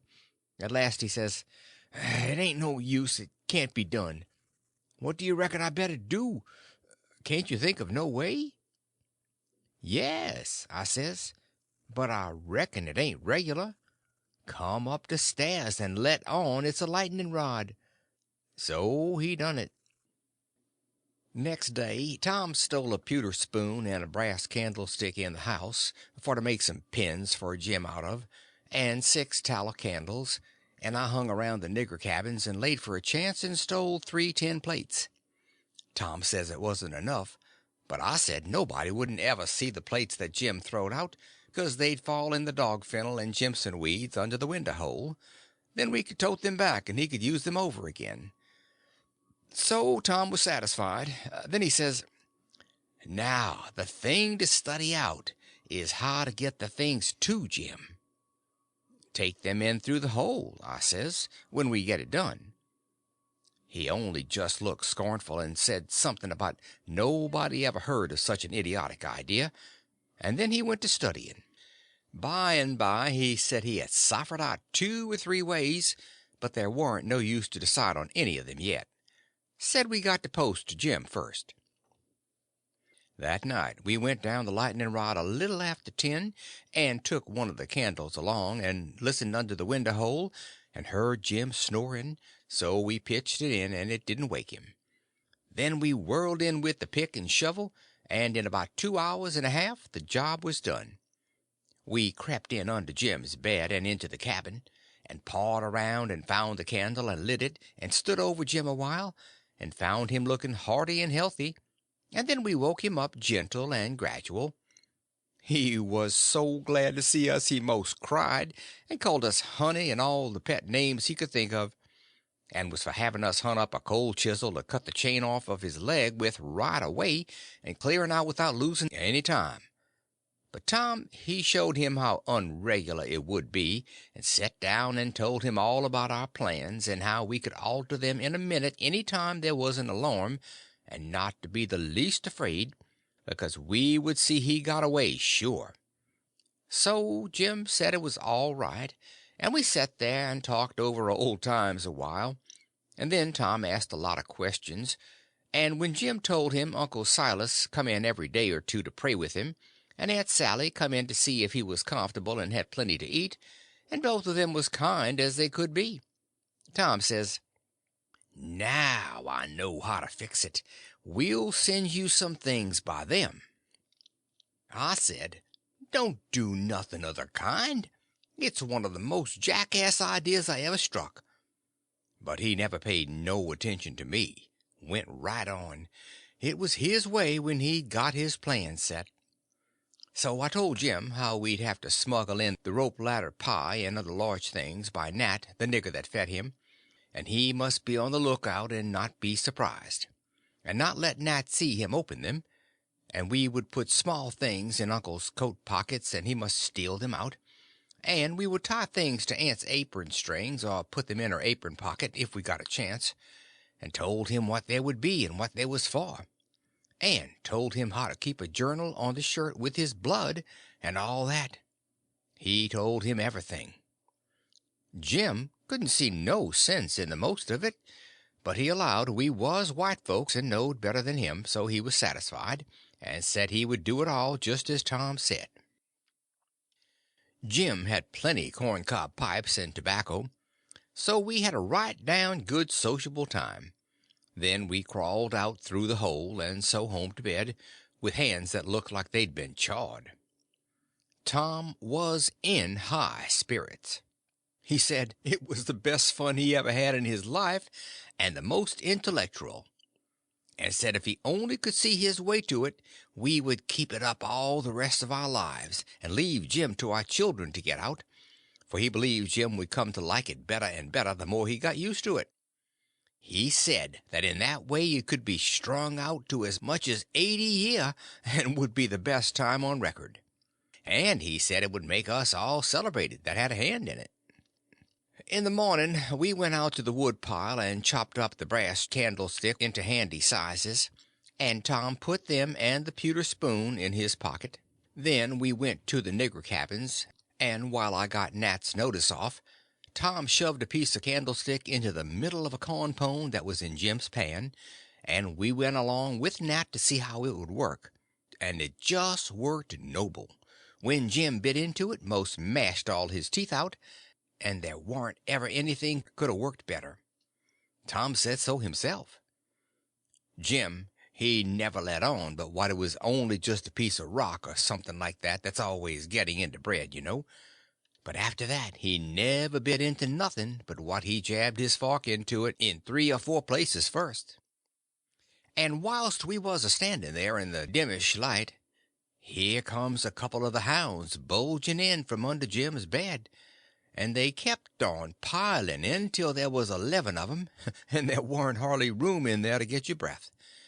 By jings, we forgot to fasten that lean-to door.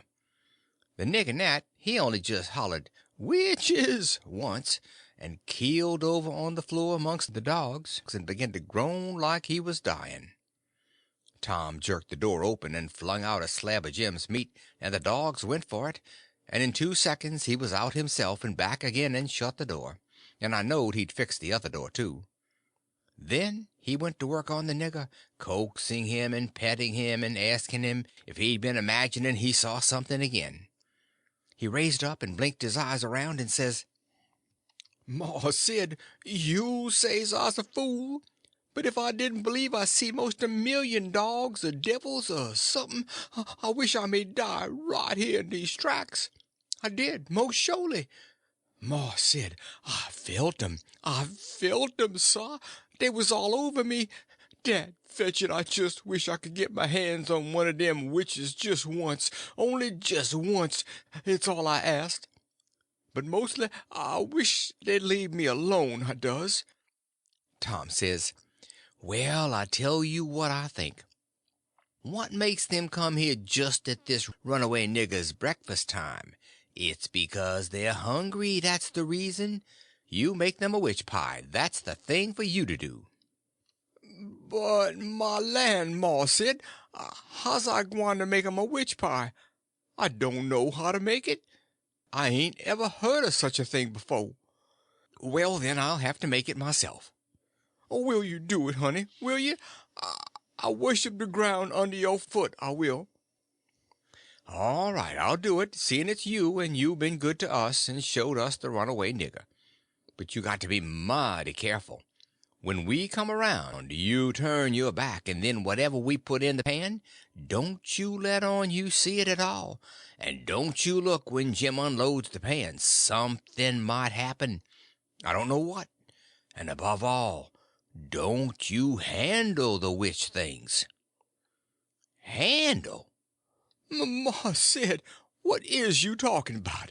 I wouldn't lay the weight of a finger on 'em. Not for $10,000,000,000,000, I wouldn't." End of chapter 36. Chapter 37. The Last Shirt, Mooning Around, Sailing Orders, The Witch Pie. That was all fixed. So then we went away and went to the rubbish pile in the backyard where they keep the old boots and rags and pieces of bottles, and wore out tin things and all such truck, and scratched around and found an old tin washpan, and stopped up the holes as well as we could to bake the pie in, and took it down cellar and stowed it full of flour and started for breakfast. And found a couple of shingle nails that Tom said would be handy for a prisoner to scrabble his name and sorrows on the dungeon walls with, and dropped one of them in Aunt Sally's apron pocket, which was hanging on a chair, and t'other we stuck in the band of Uncle Silas's hat, which was on the bureau, because we heard the children say their pa and ma was going to the runaway nigger's house this morning, and then went to breakfast, and Tom dropped the pewter spoon in Uncle Silas's coat pocket, and Aunt Sally wasn't come yet, so we had to wait a little while. And when she come she was hot and red and cross, and couldn't hardly wait for the blessing. And then she went to sluicing out coffee with one hand and cracking the handiest child's head with her thimble with the other, and says, "I've hunted high and I've hunted low, and it does beat all what has become of your other shirt."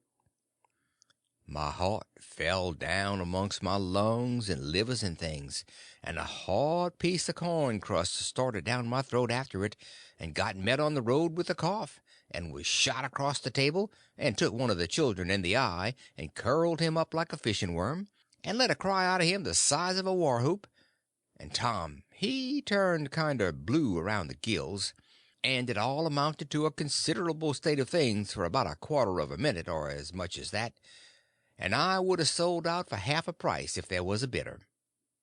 But after that we was all right again. It was the sudden surprise of it that knocked us so kind of cold.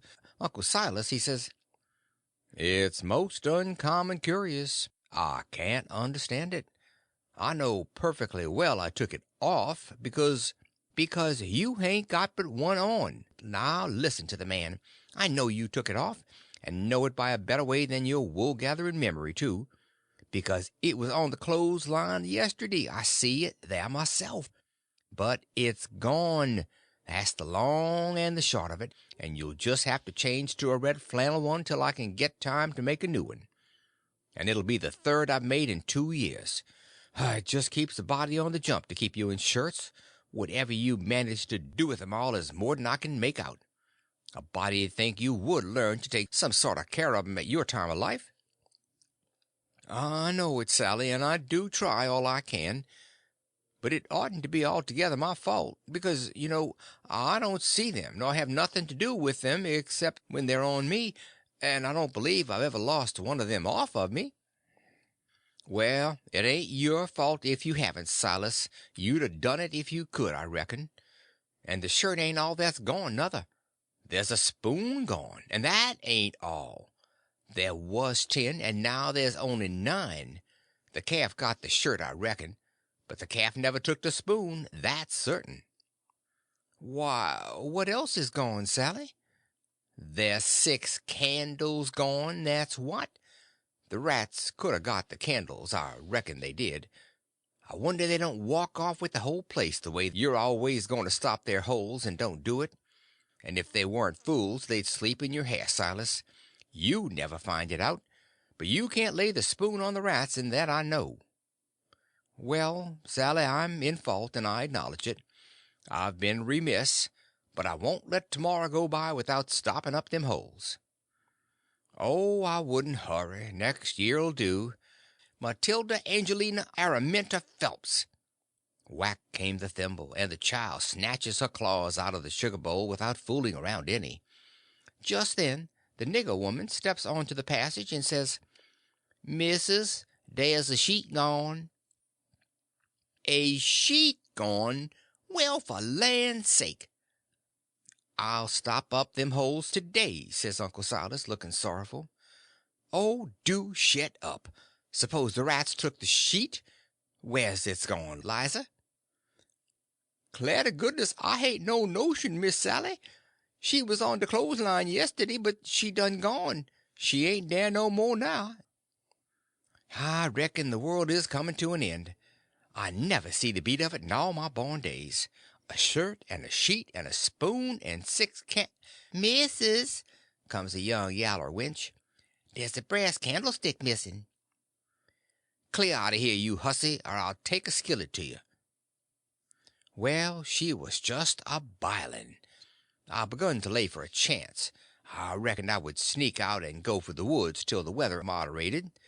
She kept a raging right along, running her insurrection all by herself, and everybody else mighty meek and quiet. And at last Uncle Silas, looking kind of foolish, fishes up that spoon out of his pocket. She stopped with her mouth open and her hands up, and as for me, I wished I was in Jerusalem or somewheres. But not long, because she says, "It's just as I expected. So you had it in your pocket all the time, and like as not you got the other things there too. How'd it get there?" "I really don't know, Sally," he says, kind of apologizing, "or you know I would tell. I was a studying over my text in Acts 17 before breakfast, and I reckon I put it in there, not noticing, meaning to put my testament in, and it must be so. Because my testament ain't in, but I'll go and see, and if the testament is where I had it, I'll know I didn't put it in, and that will show that I laid the testament down and took up the spoon, and— "Oh, for the land's sake, give a body a rest. Go long now, the whole kit and bilin' of you, and don't come nigh to me again till I've got back my peace of mind." I'd a heard her if she'd a said it to herself, let alone speaking it out, and I'd a got up and obeyed her if I'd a been dead. As we was passing through the setting room, the old man he took up his hat, and the shingle nail fell out on the floor, and he just merely picked it up and laid it on the mantel shelf, and never said nothing, and went out. Tom see him do it, and remembered about the spoon, and says, "Well, it ain't no use to send things by him no more. He ain't reliable." Then he says, "But he done us a good turn with the spoon, anyway, without knowing it, and so we'll go and do him one without him knowing it. Stop up his rat holes." There was a noble good lot of them down cellar, and it took us a whole hour, but we done the job tight and good and shipshape. Then we heard steps on the stairs, and blowed out our light and hid, and here comes the old man with the candle in one hand and a bundle of stuff in t'other, looking as absent-minded as year before last. He went a mooning around, first to one rat hole and then another, till he'd been to them all. Then he stood about 5 minutes picking tallow drip off his candle and thinking. Then he turns off slow and dreamy towards the stairs, saying, "Well, for the life of me I can't remember when I done it. I could show her now that I warn't to blame on account of the rats, but never mind, let it go. I reckon it wouldn't do no good." And so he went on a mumbling upstairs, and then we left. He was a mighty nice old man, and always is. Tom was a good deal bothered about what to do for a spoon, but he said we'd got to have it, so he took a think. When he had ciphered it out, he told me how we was to do it. Then we went and waited around the spoon basket till we see Aunt Sally coming, and then Tom went to counting the spoons and laying them out to one side, and I slid one of them up my sleeve, and Tom says, "Why, Aunt Sally, there ain't but 9 spoons yet." She says, "Go long to your play and don't bother me. I know better. I counted them myself." "Well, I've counted them twice, Aunty, and I can't make but 9." She looked all out of patience, but of course she come to count. Anybody would. "I declare to gracious there ain't but 9," she says. "Why, what in the world? Plague take the things, I'll count 'em again." So I slipped back the one I had, and when she got done counting, she says, "Hang the troublesome rubbage, there's 10 now," and she looked huffy and bothered both. But Tom says, "Why, Aunty, I don't think there's 10. You numbskull, didn't you see me count 'em?" "I know, but—" "Well, I'll count 'em again." So I smooched one, and they come out 9, same as the other time. Well, she was in a tearing way, just a trembling all over, she was so mad. But she counted and counted till she got that addled she started to count in the basket for a spoon sometimes, and so 3 times they come out right and 3 times they come out wrong. Then she grabbed up the basket and slammed it across the house and knocked the cat galley west, and she said clear out and let her have some peace, and if we come bothering around her again betwixt that and dinner she'd skin us. So we had the odd spoon and dropped it in her apron pocket while she was giving us our sailing orders, and Jim got it all right along with her shingle nail before noon. We was very well satisfied with this business, and Tom allowed it was worth twice the trouble it took, because he said now she couldn't ever count them spoons twice alike again to save her life, and wouldn't believe she'd counted them right if she did, and said that after she'd about counted her head off for the next 3 days he judged she'd give it up and offer to kill anybody that wanted her to ever count them any more. So we put the sheet back on the line that night and stole one out of a closet, and kept on putting it back and stealing it again for a couple of days, till she didn't know how many sheets she had any more, and she didn't care, and warn't a going to bullyrag the rest of her soul out about it, and wouldn't count them again not to save her life. She'd rather die first. So we was all right now, as to the shirt and the sheet and the spoon and the candles, by the help of the calf and the rats and the mixed up counting, and as to the candlestick, it warn't no consequence, it would blow over by and by. But that pie was a job. We had no end of trouble with that pie. We fixed it up away down in the woods, and cooked it there, and we got it done at last, and very satisfactory, too, but not all in one day, and we had to use up 3 wash pans full of flour before we got through, and we got burnt pretty much all over in places, and eyes put out with the smoke, because, you see, we didn't want nothing but a crust, and we couldn't prop it up right, and she would always cave in. But of course we thought of the right way at last, which was to cook the latter, too, in the pie. So then we laid in with Jim the second night, and tore up the sheet all in little strings and twisted them together, and long before daylight we had a lovely rope that you could have hung a person with. We let on it took 9 months to make it. And in the forenoon we took it down to the woods, but it wouldn't go into the pie. Being made of a whole sheet that way, there was rope enough for 40 pies if we'd a wanted them, and plenty left over for soup or sausage or anything you choose. We could have had a whole dinner. But we didn't need it. All we needed was just enough for the pie, and so we throwed the rest away. We didn't cook none of the pies in the washpan, afraid the solder would melt, but Uncle Silas, he had a noble brass warming pan which he thought considerable of, because it belonged to one of his ancestors with a long wooden handle that come over from England with William the Conqueror in the Mayflower, or one of them early ships, and was hid away up garret with a lot of other old pots and things that was valuable, not on account of being any account, because they warn't, but on account of them being relics, you know, and we snaked her out private and took her down there, but she failed on the first pies because we didn't know how, but she come up smiling on the last one. We took and lined her with dough, and set her in the coals, and loaded her up with rag rope, and put on a dough roof, and shut down the lid, and put hot embers on top, and stood off 5 foot with the long handle, cool and comfortable, and in 15 minutes she turned out a pie that was satisfaction to look at.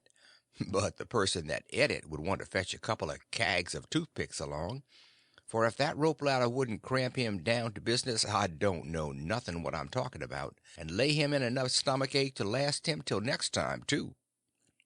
Nat didn't look when we put the witch pie in Jim's pan, and we put the 3 tin plates in the bottom of the pan under the vittles, and so Jim got everything all right, and as soon as he was by himself, he busted into the pie and hid the rope ladder inside his straw tick, and scratched some marks on a tin plate and throwed it out of the window hole.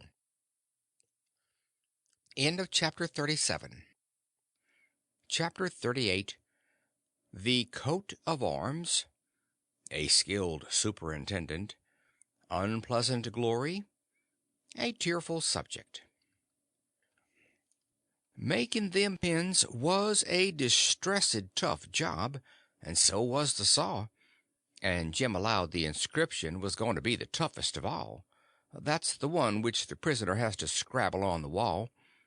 But he had to have it. Tom said he'd got to. There weren't no case of a state prisoner not scrabbling his inscription to leave behind, and his coat of arms. "Look at Lady Jane Grey," he says. "Look at Guilford Dunley. Look at old Northumberland. Why, Huck, suppose it is considerable trouble. What you going to do? How you going to get around it? Jim's got to do his inscription and coat of arms. They all do." Jim says, "Why, Mars Tom, I hain't got no coat of harm. I hain't got nothing but this yer whole shirt, and you knows I got to keep the journal on that." "Oh, you don't understand, Jim. A coat of arms is very different." "Well," I says, "Jim's right, anyway, when he says he ain't got no coat of arms, because he hain't." "I reckon I knowed that," Tom says, "but you bet he'll have one before he goes out of this, because he's going out right, and there ain't going to be no flaws in his record." So, whilst me and Jim filed away at the pens on a brickbat apiece, Jim a making his'n out of the brass and I making mine out of the spoon, Tom set to work to think out the coat of arms. By and by he says he'd struck so many good ones he didn't hardly know which to take, but there was one which he reckoned he'd decide on. He says, "On the escutcheon we'll have a bend R in the dexter base, a solitaire Murray in the fess, with the dog couchant for common charge, and under his foot a chain embattled for slavery, with the chevron vert in a chief engrailed, and 3 invected lines on a field azure, with the mombrel points rampant on a dancet indented. Crest, a runaway nigger, sable, with his bundle over his shoulder on a bar sinister, and a couple of gules for supporters, which is you and me. Motto, Magiare fretta minore auto. Got it out of a book. Means the more haste, the less speed." "Gee willikins," I says, "but what does the rest of it mean?" "We ain't got no time to bother over that," he says. "We got to dig in like all get out." "Well, anyway," I says, "what's some of it? What's a fess?" "A fess? A fess is— you don't need to know what a fess is. I'll show you how to make it when he gets to it." "Shucks, Tom," I says, "I think you might tell a person. What's a bar sinister?" "Oh, I don't know, but he's got to have it. All the nobility does." That was just his way. If it didn't suit him to explain a thing to you, he wouldn't do it. You might pump at him a week, and it wouldn't make no difference. He'd got all that coat of arms business fixed, so now he started in to finish up the rest of that part of the work, which was to plan out a mournful inscription. Said Jim got to have one, like they all done. He made up a lot and wrote them out on a paper and read them off, so: 1. Here a captive heart busted. 2. Here a poor prisoner forsook by the world and friends fretted his sorrowful life. 3.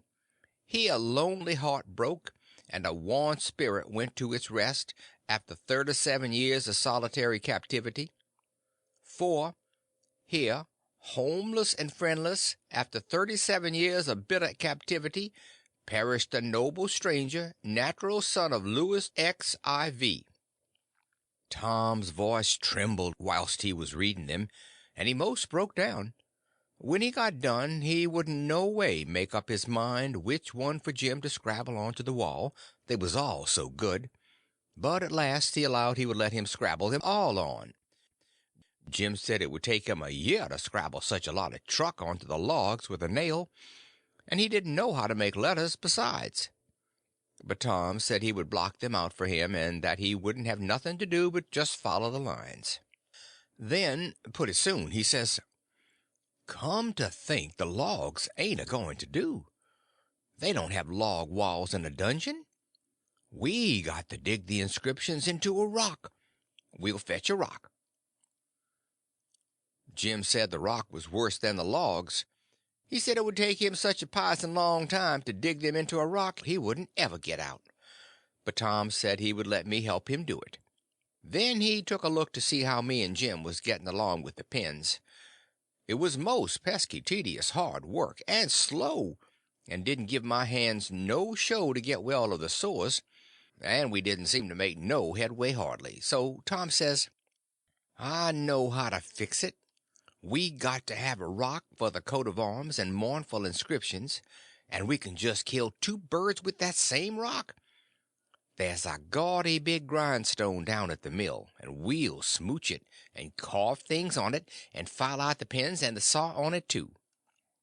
It warn't no slouch of an idea, and it warn't no slouch of a grindstone, nother, but we allowed we'd tackle it. It warn't quite midnight yet, so we cleared out for the mill, leaving Jim at work. We smooched the grindstone and set out to roll her home, but it was a most nation tough job. Sometimes, do what we couldn't keep her from falling over, and she come mighty near mashing us every time. Tom said she was going to get one of us sure before we got through. We got her halfway, and then we was plumb played out and most drowned with sweat. We see it warn't no use, we got to go and fetch Jim. So we raised up his bed and slid the chain off of the bed leg and wrapped it round and round his neck, and we crawled out through our hole and down there, and Jim and me laid that grindstone and walked her along like nothing. And Tom superintended. He could out-superintend any boy I ever see. He knowed how to do everything. Our hole was pretty big, but it warn't big enough to get the grindstone through. But Jim, he took the pick and soon made it big enough. Then Tom marked out them things on it with a nail and set Jim to work on them with the nail for a chisel and an iron bolt from the rubbish in the lean-to for a hammer, and told him to work till the rest of his candle quit on him. Then he could go to bed and hide the grindstone under his straw tick and sleep on it. Then we helped him fix his chain back on the bed leg, and was ready for bed ourselves. But Tom thought of something and says, You got any spiders in here, Jim? No, sir, thanks to goodness, I hain't, Mars Tom. All right, we'll get you some. But, bless you, honey, I don't want none. I's afeard of 'em. I'd just as soon have rattlesnakes round. Tom thought a minute or two, and says, It's a good idea, and I reckon it's been done. It must have been done. It stands to reason. Yes, it's a prime good idea. Where would you keep it? Keep what, Mars Tom? Why, a rattlesnake. The goodness gracious alive, Mars Tom.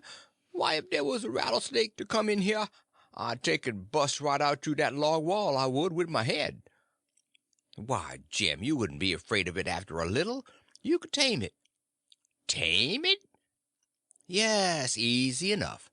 Every animal is grateful for kindness and petting, and they wouldn't think of hurting the person that pets them. Any book will tell you that. You try, that's all I ask. Just try for 2 or 3 days. Why, you can get him so in a little while that he'll love you and sleep with you and won't stay away from you a minute, and will let you wrap him round your neck and put his head in your mouth. Please, Mars Tom, don't talk so. I can't stand it. He'd let me shove my head in his mouth? For a favor, hain't it? I lay he'd wait a powerful long time 'fore I asked him, and more'n that, I don't want him to sleep with me. Jim, don't act so foolish. A prisoner's got to have some kind of a dumb pet, and if a rattlesnake hain't ever been tried, why, there's more glory to be gained in your being the first to ever try than any other way you could ever think of to save your life. Why, Mars Tom, I don't want no such glory. Snake taking bite Jim's chin off, and then where's the glory? No, sir, I don't want no such doings. Blame it, can't you try? I only want you to try. You needn't keep it up if it don't work. But the trouble all done if the snake bite me while I tryin' him, Mars Tom. I's willing to tackle most anything that ain't unreasonable, but if you and Huck fetches a rattlesnake in here for me to tame, I's going to leave, that's sure. Well, then, let it go, if you're so bull-headed about it. We can get you some garter snakes, and you can tie some buttons on their tails and let on they're rattlesnakes, and I reckon that'll have to do. I can stand dem, Mars Tom, but blame if I couldn't get along without 'em, I tell you dat. I never knowed before it was so much bother and trouble to be a prisoner. Well, it always is when it's done right. You got any rats around here? No, sir, I hain't seed none. Well, we'll get you some rats. Why, Mars Tom, I don't want no rats.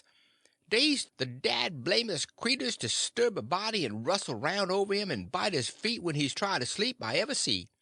No, sir, gimme garter snakes, if I's got to have 'em, but don't gimme no rats. I hain't got no use for 'em scasely. But, Jim, you got to have 'em. They all do. So don't make no more fuss about it. Prisoners ain't ever without rats. There ain't no instance of it. And they train them and pet them and learn them tricks, and they get to be as sociable as flies. But you got to play music to them. You got anything to play music on? I ain't got nothing but a coarse comb and a piece of paper and a juice harp, but I reckon they wouldn't take no stop in a juice harp. Yes, they would. They don't care what kind of music 'tis. A juice harp's plenty good enough for a rat. All animals like music. In a prison they dote on it, especially painful music, and you can't get no other kind out of a Jew's harp. It always interests them. They come out to see what's the matter with you. Yes, you're all right. You're fixed very well. You want to sit on your bed nights before you go to sleep and early in the mornings and play your Jew's harp. Play The Last Link is Broken. That's the thing that'll scoop a rat quicker'n anything else. And when you played about 2 minutes, you'll see all the rats and the snakes and spiders and things begin to feel worried about you and come. And they'll just fairly swarm over you and have a noble good time. Yes, they will, I reckon, Mars Tom. But what kind of time is Jim having? Blessed if I can see the pint. But I'll do it if I got to. I reckon I better keep the animals satisfied and not have no trouble in the house. Tom waited to think it over and see if there wasn't nothing else, and pretty soon he says, "Oh, there's one thing I forgot. Could you raise a flower here, do you reckon?" "I don't know, but maybe I could, Mars Tom. But it's tolerable dark in here, and I ain't got no use for no flower nohow, and she'd be a powerful sight of trouble."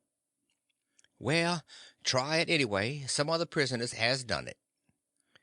"One of them big cat-tail looking mullein stalks would grow in here, Mars Tom, I reckon, but she wouldn't be worth half the trouble she costs." "Don't you believe it? We'll fetch you a little one, and you plant it in the corner over there and raise it. And don't call it mullein. Call it pitchiola. That's its right name when it's in a prison. And you want to water it with your tears." "Why, I got plenty spring water, Mars Tom." "You don't want spring water. You want to water it with your tears. It's the way they always do." "Why, Mars Tom, I can raise one of them mullein stalks twice with spring water while's another man starting one with tears." "That ain't the idea. You got to do it with tears." "She'll die on my hands, Mars Tom. She surely will, 'cause I don't scarcely ever cry." So Tom was stumped. But he studied it over, and then said Jim would have to worry along the best he could with an onion. He promised he'd go to the nigger cabins and drop one private in Jim's coffee pot in the morning.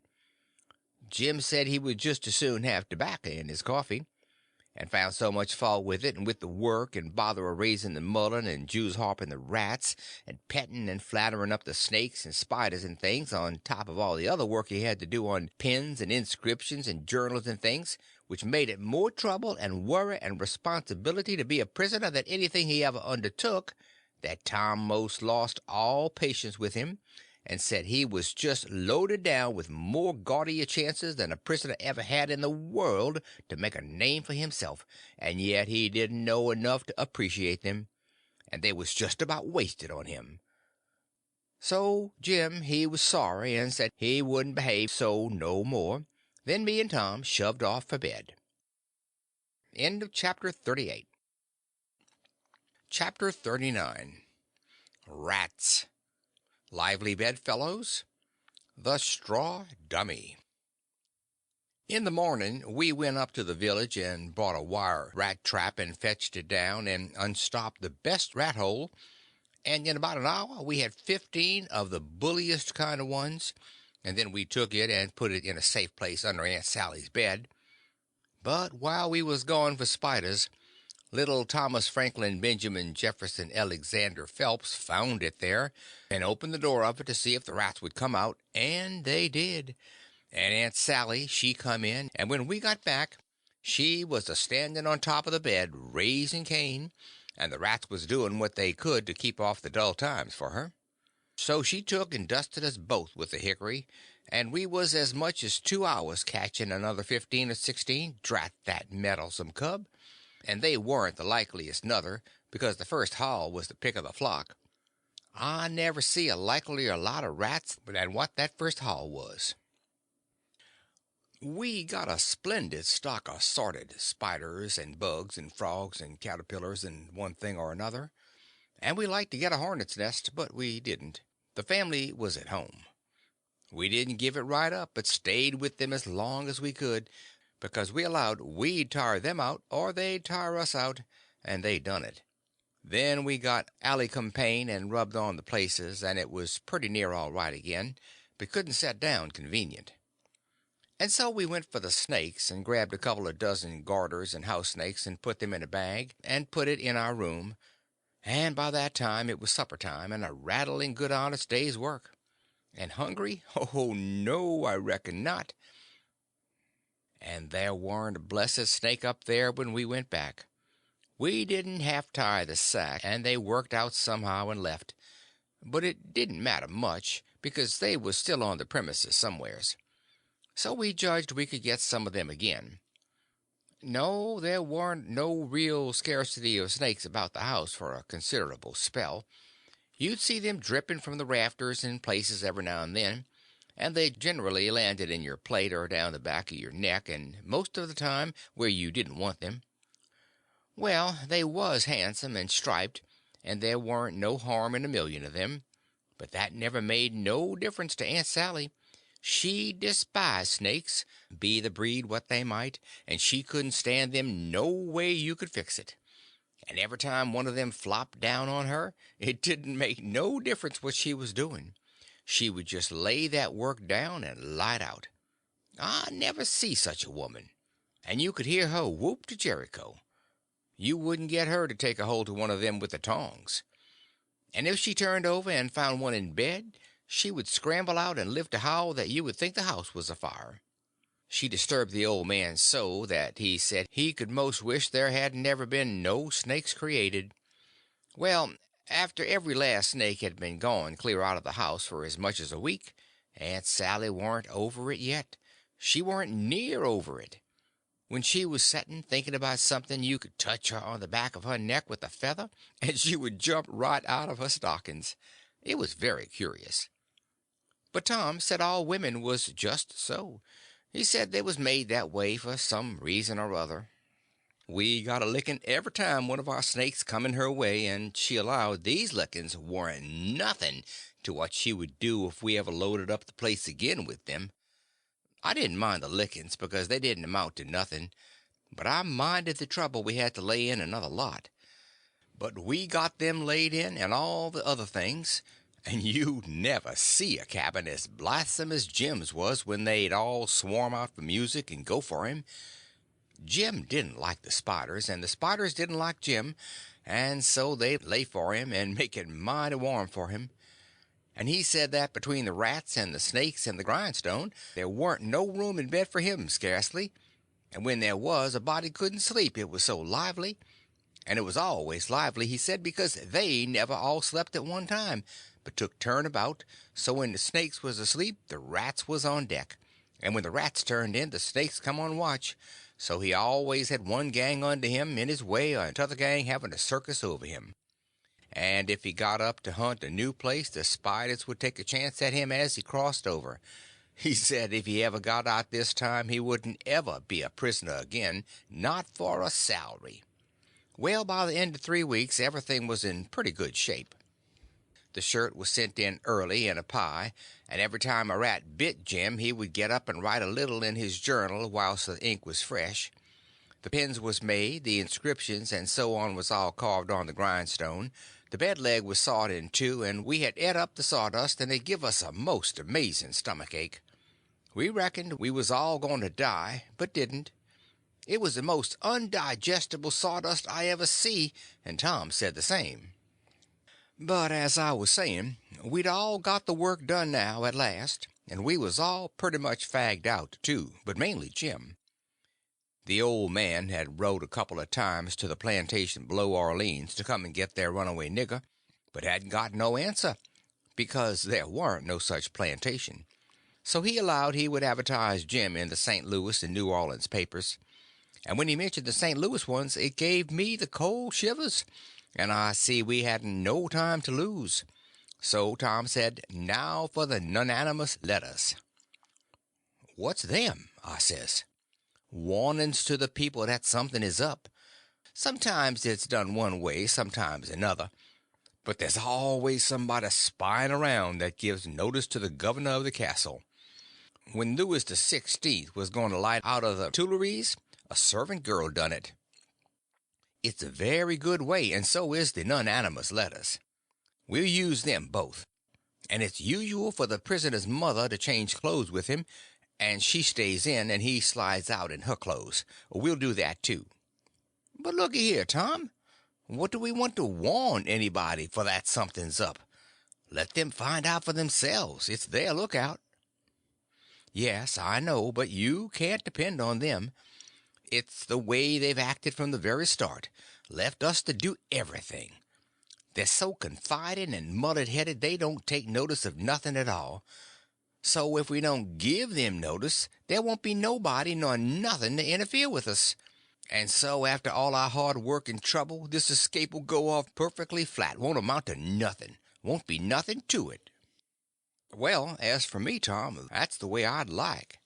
"Shucks," he says, and looks disgusted. So I says, "But I ain't going to make no complaint. Any way that suits you suits me. What are you going to do about the servant girl?" "You'll be her. You slide in the middle of the night and hook that yaller girl's frock." "Why, Tom, that'll make trouble next morning, because of course she probably hain't got any but that one." "I know, but you don't want it but 15 minutes to carry the nonanimous letter and shove it under the front door." "All right, then, I'll do it, but I could carry it just as handy in my own togs." "You wouldn't look like a servant girl then, would you?" "No, but there won't be nobody to see what I look like anyway." "That ain't got nothing to do with it. The thing for us to do is just to do our duty, and not worry about whether anybody sees us do it or not. Hain't you got no principle at all?" "All right, I ain't saying nothing. I'm the servant girl. Who's Jim's mother?" "I'm his mother. I'll hook a gown from Aunt Sally." "Well, then you'll have to stay in the cabin when me and Jim leaves." "Not much. I'll stuff Jim's clothes full of straw and lay it on his bed to represent his mother in disguise, and Jim will take the nigger woman's gown off of me and wear it, and we'll all evade together. When a prisoner of style escapes, it's called an evasion. It's always so when a king escapes, for instance, and the same with a king's son. It don't make no difference whether he's a natural one or an unnatural one." So Tom wrote the nonanimous letter, and I smooched the yaller wench's frock that night and put it on, and shoved it under the front door the way Tom told me to. It said, "Beware, trouble is brewing. Keep a sharp lookout. Unknown friend." Next night we stuck a picture, which Tom drawed in blood, of a skull and crossbones on the front door, and next night another one of a coffin on the back door.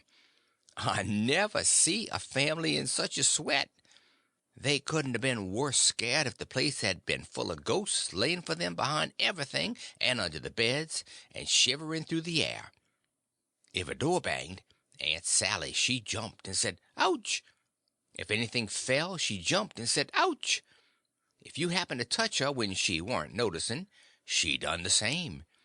She couldn't face no way and be satisfied, because she allowed there was something behind her every time, so she was always a whirling around sudden and saying ouch, and before she got two-thirds around she'd whirl back again and say it again.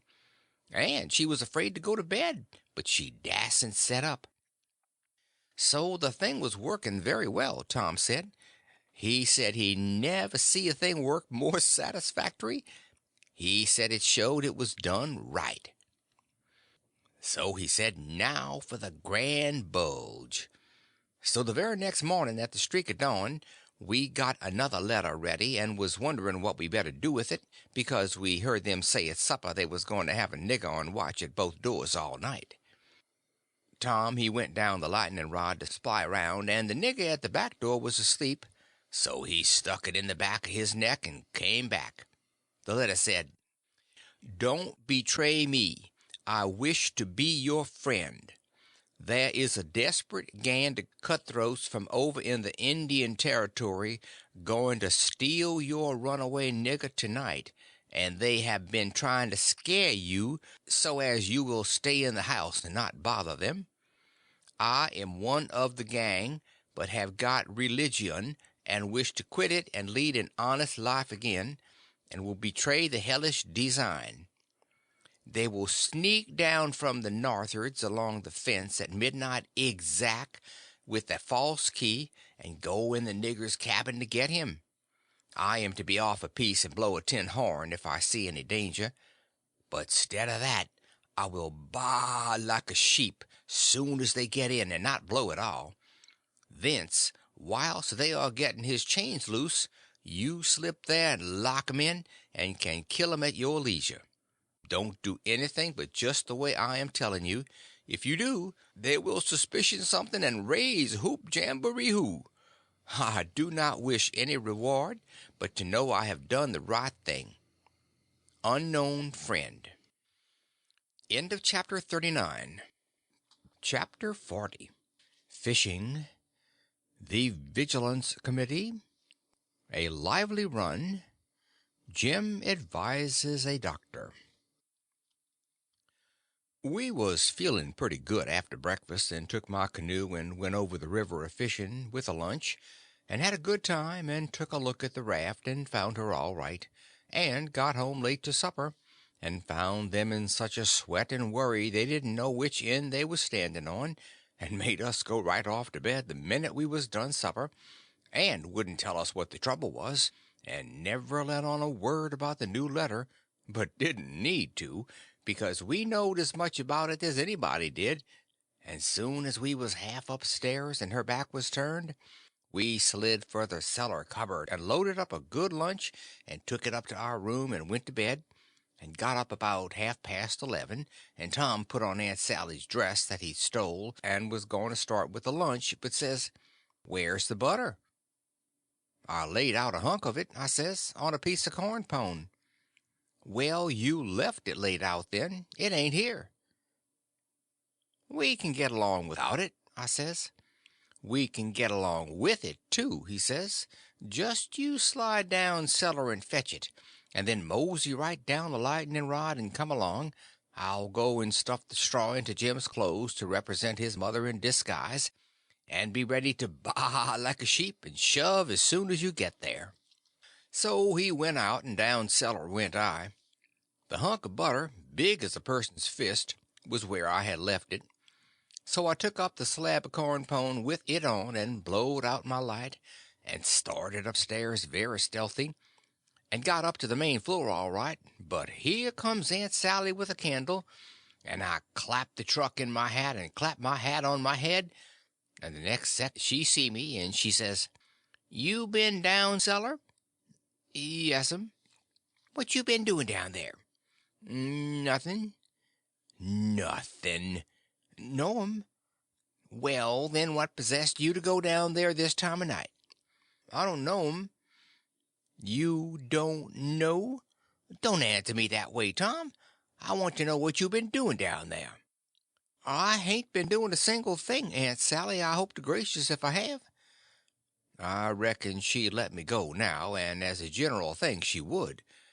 But I suppose there was so many strange things going on, she was just in a sweat about every little thing that warn't yardstick straight, so she says, very decided, "You just march into that setting room and stay there till I come.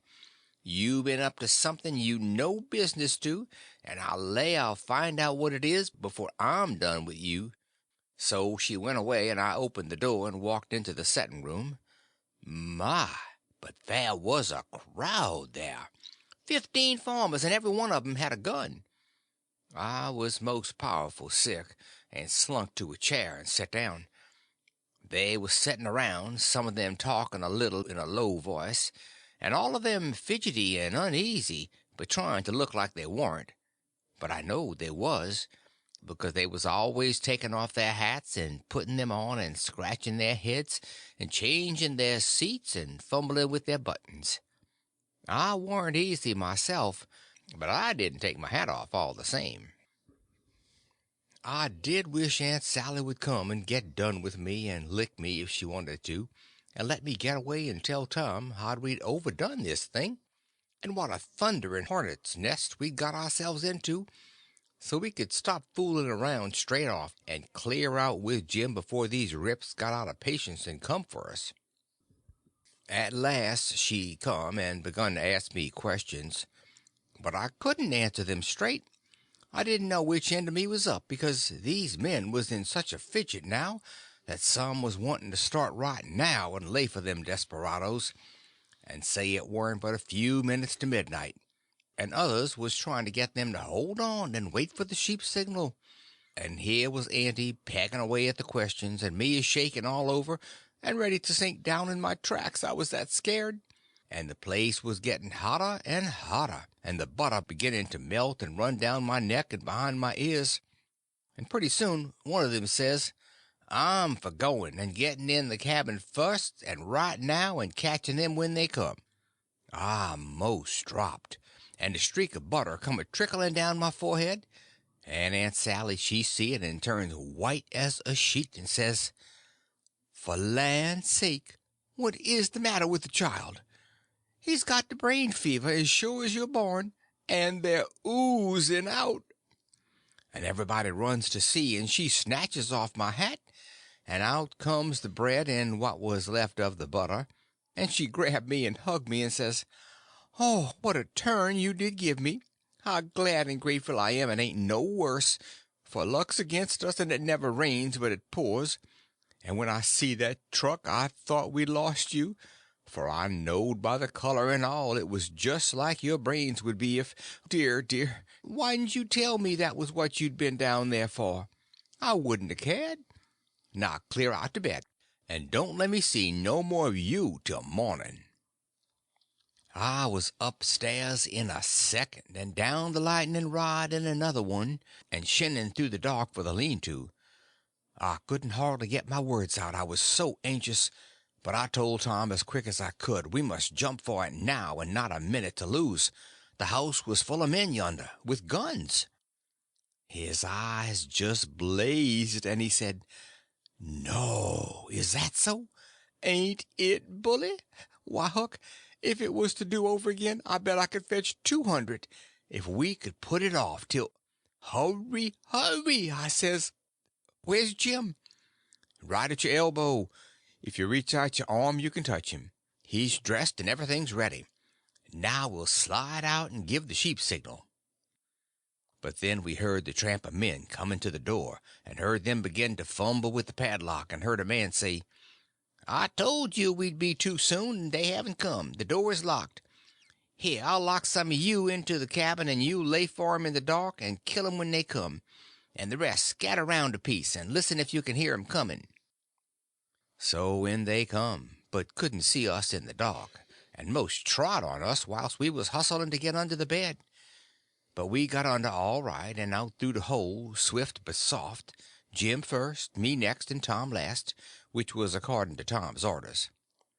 Now we was in the lean-to, and heard trampings close by outside. So we crept to the door, and Tom stopped us there and put his eye to the crack, but couldn't make out nothing, it was so dark, and whispered and said he would listen for the steps to get further. And when he nudged us, Jim must glide out first and him last. So he set his ear to the crack and listened and listened and listened, and the steps all scraping around out there all the time. And at last he nudged us, and we slid out and stooped down, not breathing and not making the least noise, and slipped stealthily toward the fence and engine file, and got to it all right, and me and Jim over it, but Tom's britches catched fast on a splinter on the top rail, and then we hears the steps coming, so we had to pull loose, which snapped a splinter and made a noise, and as he dropped in our tracks and started, somebody sings out, "Who's that? Answer or I'll shoot." But we didn't answer, we just unfurled our heels and shoved. Then there was a rush and a bang, bang, bang, and the bullets fairly whizzed around us. We heard them sing out, "Here they are, they've broke for the river. After 'em, boys, and turn loose the dogs." So here they come, full tilt. We could hear them because they wore boots and yelled, but we didn't wear no boots and didn't yell. We was in the path to the mill, and when they got pretty close on to us we dodged into the bush and let them go by, and then dropped in behind them. They'd had all the dogs shut up so they wouldn't scare off the robbers, but by this time somebody had let them loose, and here they come, making powwow enough for 1,000,000. But they was our dogs, so we stopped in our tracks till they catched up, and when they see it warn't nobody but us and no excitement to offer them, they only just said howdy and tore right ahead toward the shouting and clattering, and then we upstream again and whizzed along after them till we was nearly to the mill, and then struck up through the bush to where my canoe was tied, and hopped in and pulled for dear life toward the middle of the river, but didn't make no more noise than we was obleeged to. Then we struck out, easy and comfortable, for the island where my raft was, and we could hear them yelling and barking at each other all up and down the bank, till we was so far away the sounds got dim and died out. And when we stepped on to the raft, I says, "Now, old Jim, you're a free man again, and I bet you won't ever be a slave no more." "And a mighty good job it was, Huck. It is planned beautiful, and it is done beautiful, and dey ain't nobody can get up a plan that's more mixed up and splendid than what dat one was."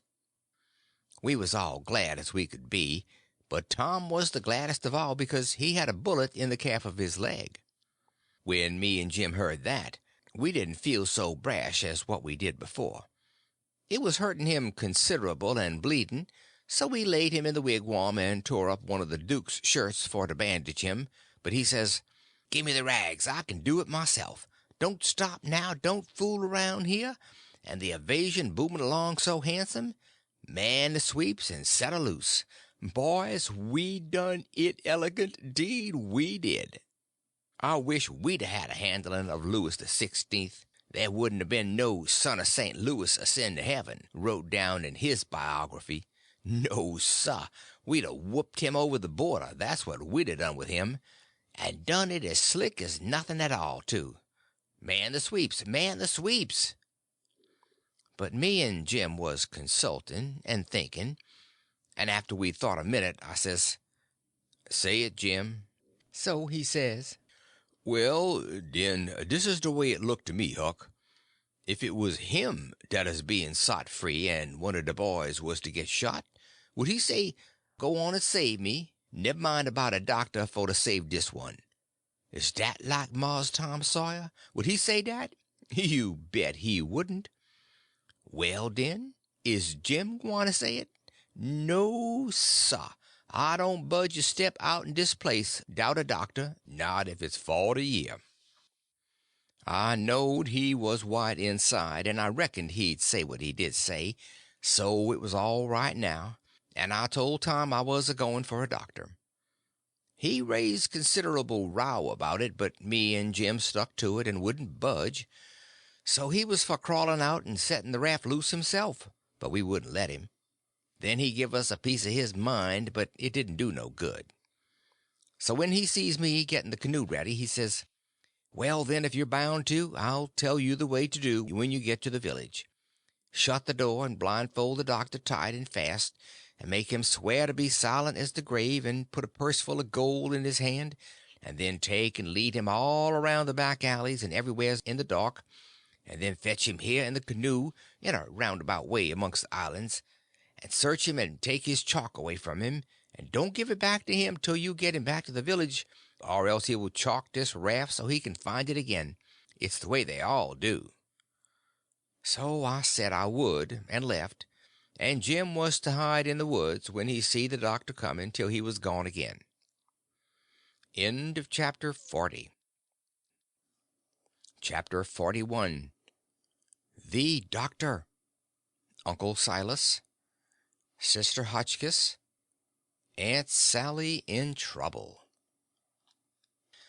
The doctor was an old man, a very nice, kind-looking old man when I got him up. I told him me and my brother was over on Spanish Island hunting yesterday afternoon, and camped on a piece of a raft we found, and about midnight he must have kicked his gun in his dreams, for it went off and shot him in the leg, and we wanted him to go over there and fix it and not say nothing about it, nor let anybody know, because we wanted to come home this evening and surprise the folks. "Who is your folks?" he says. "The Phelpses down yonder."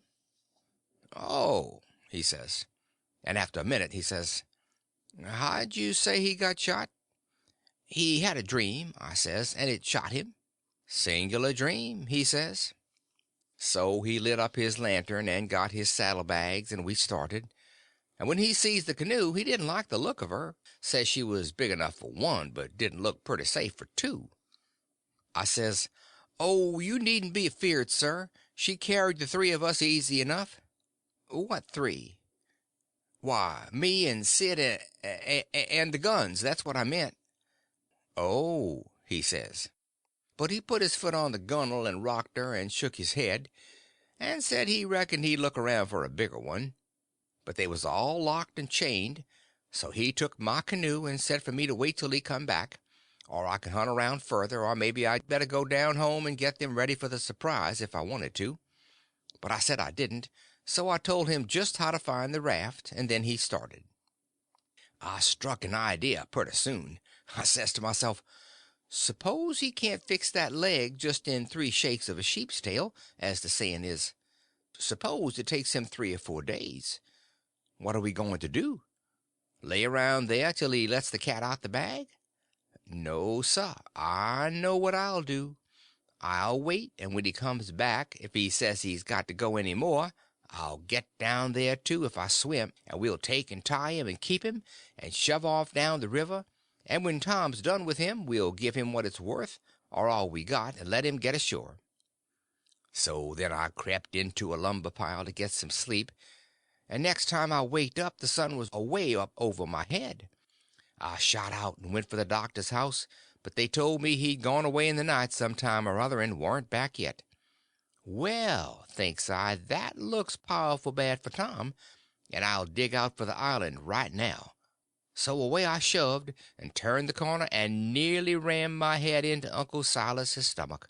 He says, "Why, Tom, where you been all this time, you rascal?" "I ain't been nowheres," I said, "only just hunting for the runaway nigger, me and Sid." "Why, wherever did you go?" he says. "Your aunt's been mighty uneasy." "She needn't," I says, "because we was all right. We followed the men and the dogs, but they outrun us, and we lost them. But we thought we heard them on the water, so we got a canoe and took out after 'em and crossed over, but couldn't find nothing of 'em. So we cruised along up shore till we got kind of tired and beat out, and tied up the canoe and went to sleep, and never waked up till about an hour ago. Then we paddled over here to hear the news, and Sid's at the post office to see what he can hear. I'm a branching out to get something to eat for us, but then we're going home." So then we went to the post office to get Sid, but just as I suspicioned, he warn't there.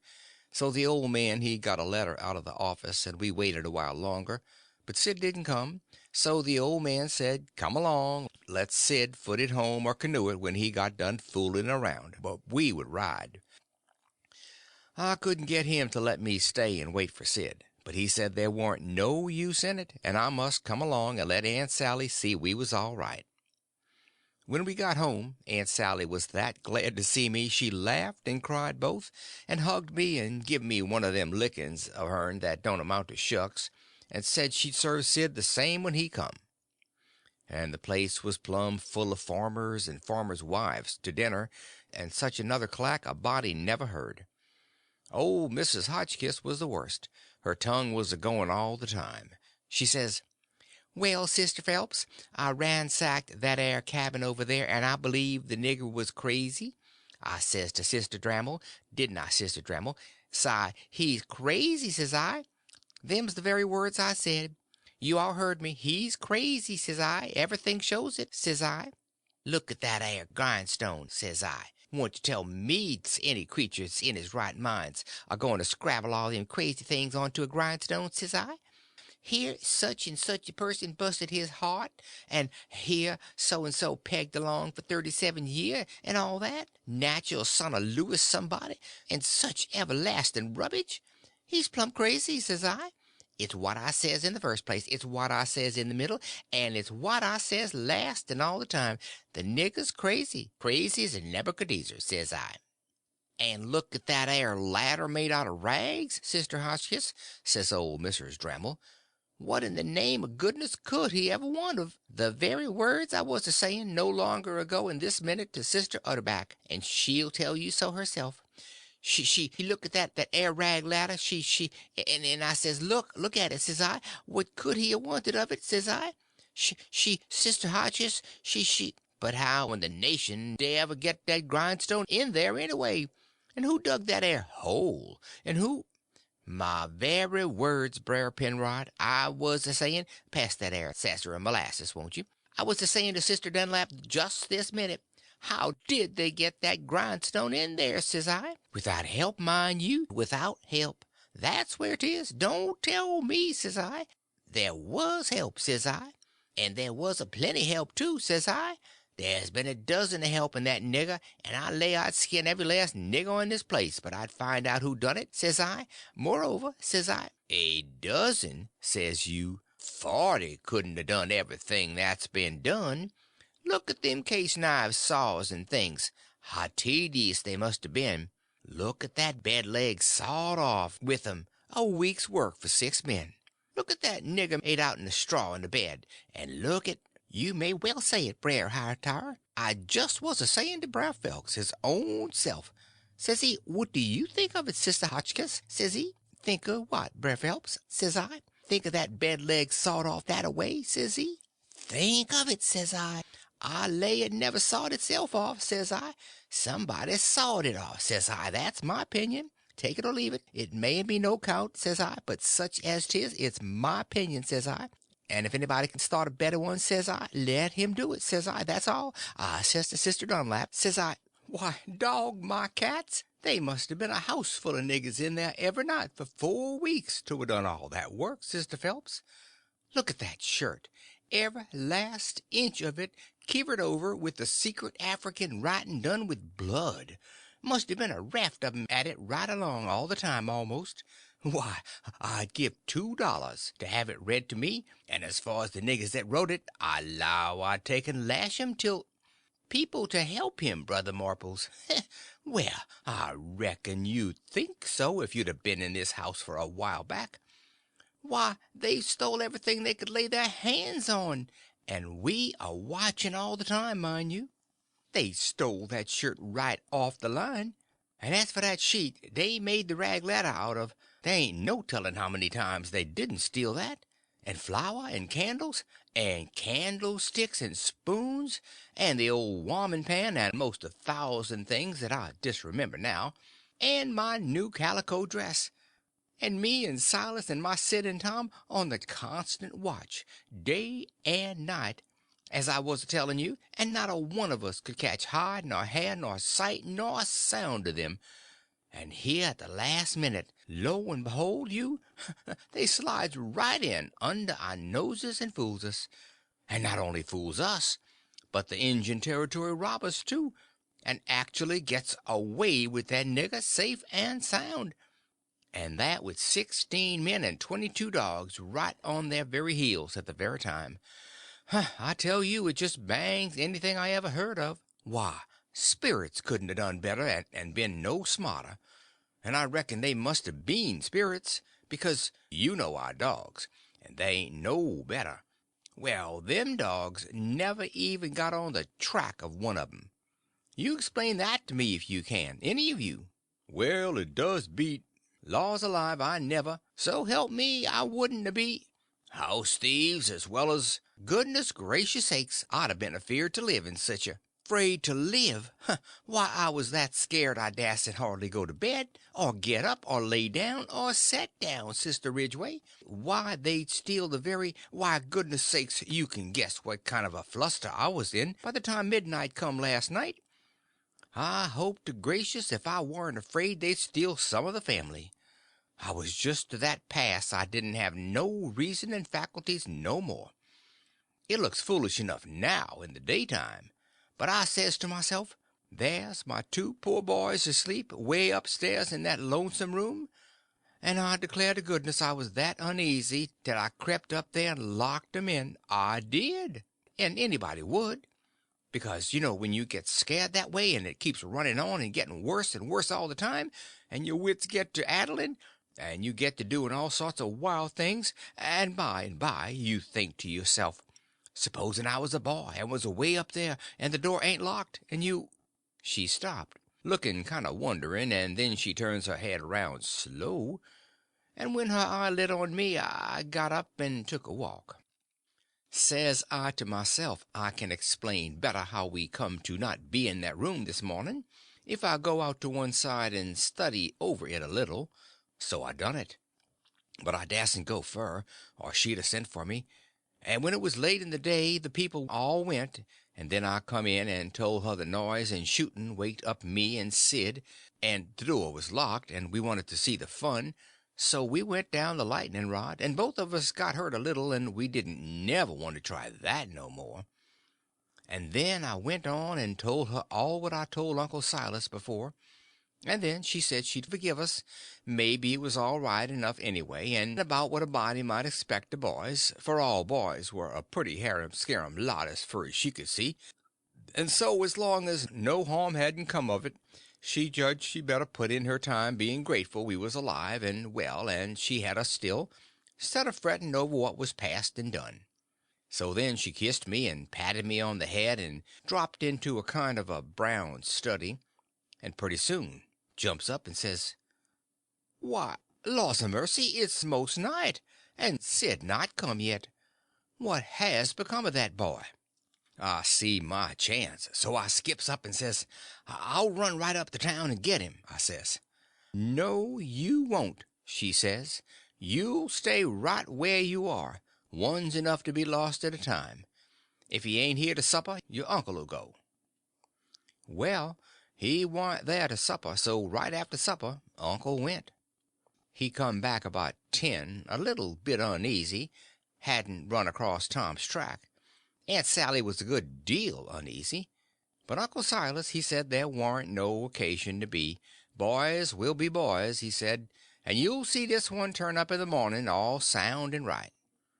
So she had to be satisfied. But she said she'd set up for him a while anyway, and keep a light burning so he could see it. And then when I went up to bed she come up with me and fetched her candle and tucked me in, and mothered me so good I felt mean, and like I couldn't look her in the face. And she sat down on the bed and talked with me a long time, and said what a splendid boy Sid was, and didn't seem to want to ever stop talking about him, and kept asking me every now and then if I reckoned he could a got lost or hurt or maybe drownded, and might be lying at this minute somewhere suffering or dead, and she not by him to help him. And so the tears would drip down silent, and I would tell her that Sid was all right and would be home in the morning, sure. And she would squeeze my hand, or maybe kiss me and tell me to say it again, and keep on saying it because it done her good, and she was in so much trouble. And when she was going away she looked down in my eyes so steady and gentle and says, "The door ain't going to be locked, Tom, and there's the window and the rod, but you'll be good, won't you? And you won't go, for my sake?" Lord knows I wanted to go bad enough to see about Tom, and was all intending to go, but after that I wouldn't a went, not for kingdoms. But she was on my mind, and Tom was on my mind, so I slept very restless. And twice I went down the rod away in the night and slipped around front, and see her setting there by her candle in the window, with her eyes towards the road and the tears in them, and I wished I could do something for her, but I couldn't, only to swear that I wouldn't never do nothing to grieve her any more. And the third time I waked up at dawn and slid down, and she was there yet, and her candle was most out, and her old gray head was resting on her hand, and she was asleep. End of chapter 41. Chapter 42. Tom Sawyer Wounded. The Doctor's Story. Tom Confesses. Aunt Polly Arrives. Hand out them letters. The old man was uptown again before breakfast, but couldn't get no track of Tom, and both of them set at the table thinking and not saying nothing, and looking mournful, and their coffee getting cold and not eating anything. And by the old man says, "Did I give you the letter?" "What letter?" "The one I got yesterday out of the post office." "No, you didn't give me no letter." "Well, I must have forgot it." So he rummaged his pockets, and then went off somewheres where he had laid it down, and fetched it, and gave it to her, and she says, "Why, it's from St. Petersburg. It's from Sis." I allowed another walk would do me good, but I couldn't stir. But before she could break it open she dropped it and run, for she see something, and so did I. It was Tom Sawyer on a mattress, and that old doctor and Jim in her calico dress, with his hands tied behind him, and a lot of people. I hid the letter behind the first thing that come handy, and rushed. She flung herself at Tom, crying, and says, "Oh, he's dead, I know he's dead." And Tom he turned his head a little and muttered something or other, which showed he warn't in his right mind. Then she flung up her hands and said, "He's alive, thank God, and that's enough." And she snatched a kiss of him and flew for the house to get the bed ready, and scattering orders right and left at the niggers and everybody else as fast as her tongue would go, every jump of the way. I followed the men to see what they was going to do with Jim, and the old doctor and Uncle Silas followed after Tom into the house. The men was very huffy, and some of them wanted to hang Jim for an example to all the other niggers around there, so they wouldn't be trying to run away like Jim done, and making such a raft of trouble, and keeping the whole family scared most to death for days and nights. But the others said don't do it, it wouldn't answer at all. He ain't our nigger, and his owner would turn up and make us pay for him sure. So that cooled them down a little, because the people that's always the most anxious for to hang a nigger that hain't done just right is always the very ones that ain't the most anxious to pay for him when they've got their satisfaction out of him. They cussed Jim considerable, though, and give him a cuff or two side of the head once in a while, but Jim never said nothing, and he never let on to know me, and they took him to the same cabin and put his own clothes on him and chained him again, and not to no bed leg this time, but to a big staple drove into the bottom log, and chained his hands, too, and both legs, and said he warn't to have nothing but bread and water to eat after this till his owner come, or he was sold at auction, because he didn't come in a certain length of time, and filled up our hole, and said a couple of farmers with guns must stand watch around about the cabin every night, and a bulldog tied to the door in the daytime. And about this time that they was through with the job, and was tapering off with a kind of general goodbye cussing, and then the old doctor comes and takes a look, and says, "Don't be no rougher on him than you're obleeged to, because he ain't a bad nigger. When I got to where I found the boy, I could see I couldn't cut the bullet out without some help, and he warn't in no condition for me to leave to go and get help. And he got a little worse and a little worse, and after a long time he went out of his head, and wouldn't let me come anigh him any more, and said if I chalked his raft he'd kill me, and no end of wild foolishness like that. And I see I couldn't do anything at all with him, and so I says I got to have help somehow. And the minute I says it, out crawls this nigger from somewheres and says he'll help.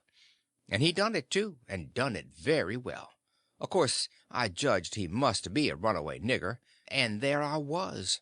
And there I had to stick right straight along and all the rest of the day and all night. It was a fix, I tell you. I had a couple of patients with the chills, and of course I'd a liked to run up to town and see them, but I dasn't, because the nigger might get away, and then I'd be to blame. And yet never a skiff come close enough for me to hail. So there I had to stick plumb until daylight this morning, and I never see a nigger that was a better nuss nor faithfuler. And yet he was risking his freedom to do it, and all tired out, too. And I see plain enough he'd been worked main hard lately. I like the nigger for that. I tell you, gentlemen, a nigger like that is worth $1,000, and kind treatment, too. I had everything I needed, and the boy was doing as well there as he would have done at home. Better, maybe, because it was so quiet. But there I was, with both of 'em on my hands, and there I had to stick till about dawn this morning. Then some men in a skiff come by, and as good luck would have it, the nigger was setting by the pallet with his head propped on his knees, sound asleep. So I motioned them in quiet, and they slipped up on him and grabbed him and tied him before he knowed what he was about, and we never had no trouble. And the boy being in a kind of a flighty sleep, too, we muffled the oars and hitched the raft on and towed her over very nice and quiet. And the nigger never made the least row nor said a word from the start. He ain't no bad nigger, gentlemen. That's what I think about him. Somebody says, "Well, it sounds very good, doctor, I'm obleeged to say." Then the others softened up a little, too, and I was mighty thankful to that old doctor for doing Jim that good turn, and I was glad it was according to my judgment of him, too, because I thought he had a good heart in him, and he was a good man the first time I see him. Then they all agreed that Jim had acted very well and was deserving to have some notice took of it and reward. So every one of them promised right out and hearty that they wouldn't cuss him no more. Then they come out and locked him up. I hoped they was going to say he could have one or two of the chains took off because they was rotten heavy, or could have meat and greens with his bread and water, but they didn't think of it, and I reckoned it warn't best for me to mix in.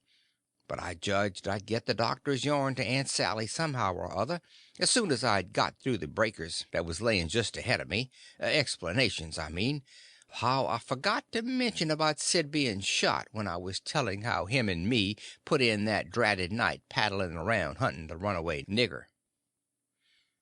But I had plenty time. Aunt Sally, she stuck to the sick room all day and all night, and every time I see Uncle Silas mooning around I dodged him. Next morning I heard Tom was a good deal better, and they said Aunt Sally was going to get a nap.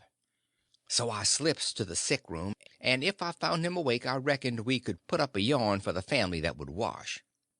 But he was sleeping, and sleeping very peaceful, too, and pale, not fire-faced the way he was when he come. So I sat down and laid for him to wake. In about half an hour Aunt Sally comes gliding in, and there it was, up a stump again. She motioned me to be still, and sat down by me, and begun to whisper, and said we could all be joyful now, because all the symptoms was first rate, and he'd been sleeping like that for ever so long, and looking better and peacefuler all the time, and 10 to 1 he'd wake up in his right mind. So we set there watching, and by he stirs a bit, and opened his eyes very natural, and takes a look, and says, "Hello, why, I'm at home. How's that? Where's the raft?" "It's all right," I says. And Jim? The same, I says, but couldn't say it pretty brash. But he never noticed, but says, good, splendid. Now we're all right and safe. Did you tell Auntie? I was going to say yes, but she chipped in and says, about what, Sid? Why, about the way the whole thing was done. What whole thing?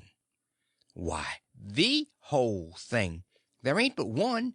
How we set the runaway nigger free, me and Tom. Good land! Set the What is the child talking about? Dear, dear, out of his head again. No, I ain't out of my head. I know all what I'm talking about. We did set him free, me and Tom. We laid out to do it, and we done it. And we done it elegant, too. He'd got a start, and she never checked him up. Just set and stared and let him clip along, and I see it warn't no use for me to put in. Why, Auntie, it cost us a power of work, weeks of it, hours and hours every night whilst you was all asleep, and we had to steal candles and the sheet and the shirt and your dress and spoons and tin plates and case knives and the warming pan and the grindstone and flour, and just no end of things. And you can't think what work it was to make the saws and pins and inscriptions and one thing or another. And you can't think half the fun it was.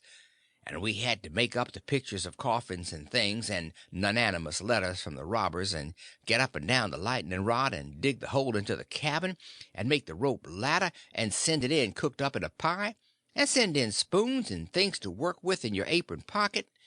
Mercy sakes! And load up the cabin with rats and snakes and so on, for company for Jim. And then you kept Tom here so long with the butter in his hat that you had to come near spilling the whole business, because the men come before we was out of the cabin, and we had to rush, and they heard us and let drive at us, and I got my share, and we dodged out of the path and let them go by, and when the dogs come they warn't interested in us, but went for the most noise.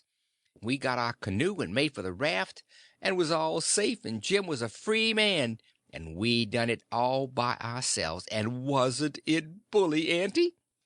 Well, I never heard the likes of it in all my born days. So it was you little rapscallions, that's been making all this trouble, and turned everybody's wits clean inside out, and scared us almost to death. I've a good notion as ever I had in my life to take it out of you this very minute. To think, here I've been night after night. You just get well once, you young scamp, and I'll lay I'll tan the old Harry out of both of you.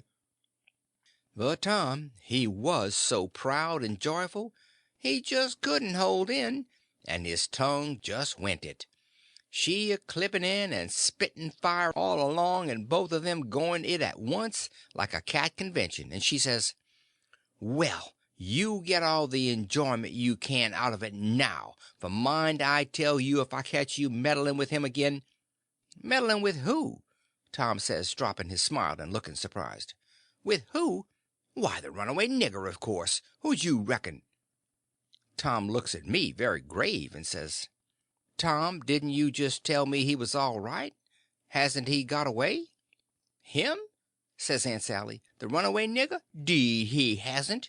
They've got him back safe and sound, and he's in that cabin again on bread and water, and loaded down with chains till he's claimed or sold.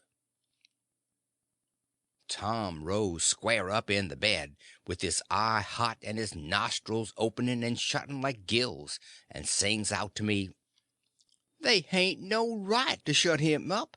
Shove, and don't you lose a minute. Turn him loose. He ain't no slave. He's as free as any critter that walks this earth. What does the child mean? I mean every word I say, Aunt Sally, and if somebody don't go, I'll go. I've knowed him all his life, and so has Tom there.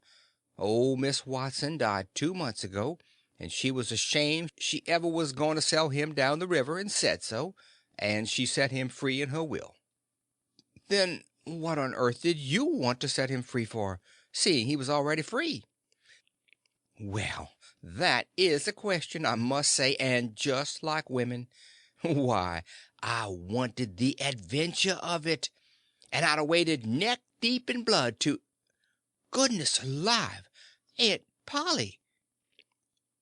If she weren't standing right there, just inside the door, looking as sweet and contented as an angel half full of pie, I wish I may never. Aunt Sally jumped for her and most hugged the head off of her, and cried over her, and I found a good enough place for me under the bed, for it was getting pretty sultry for us, seemed to me.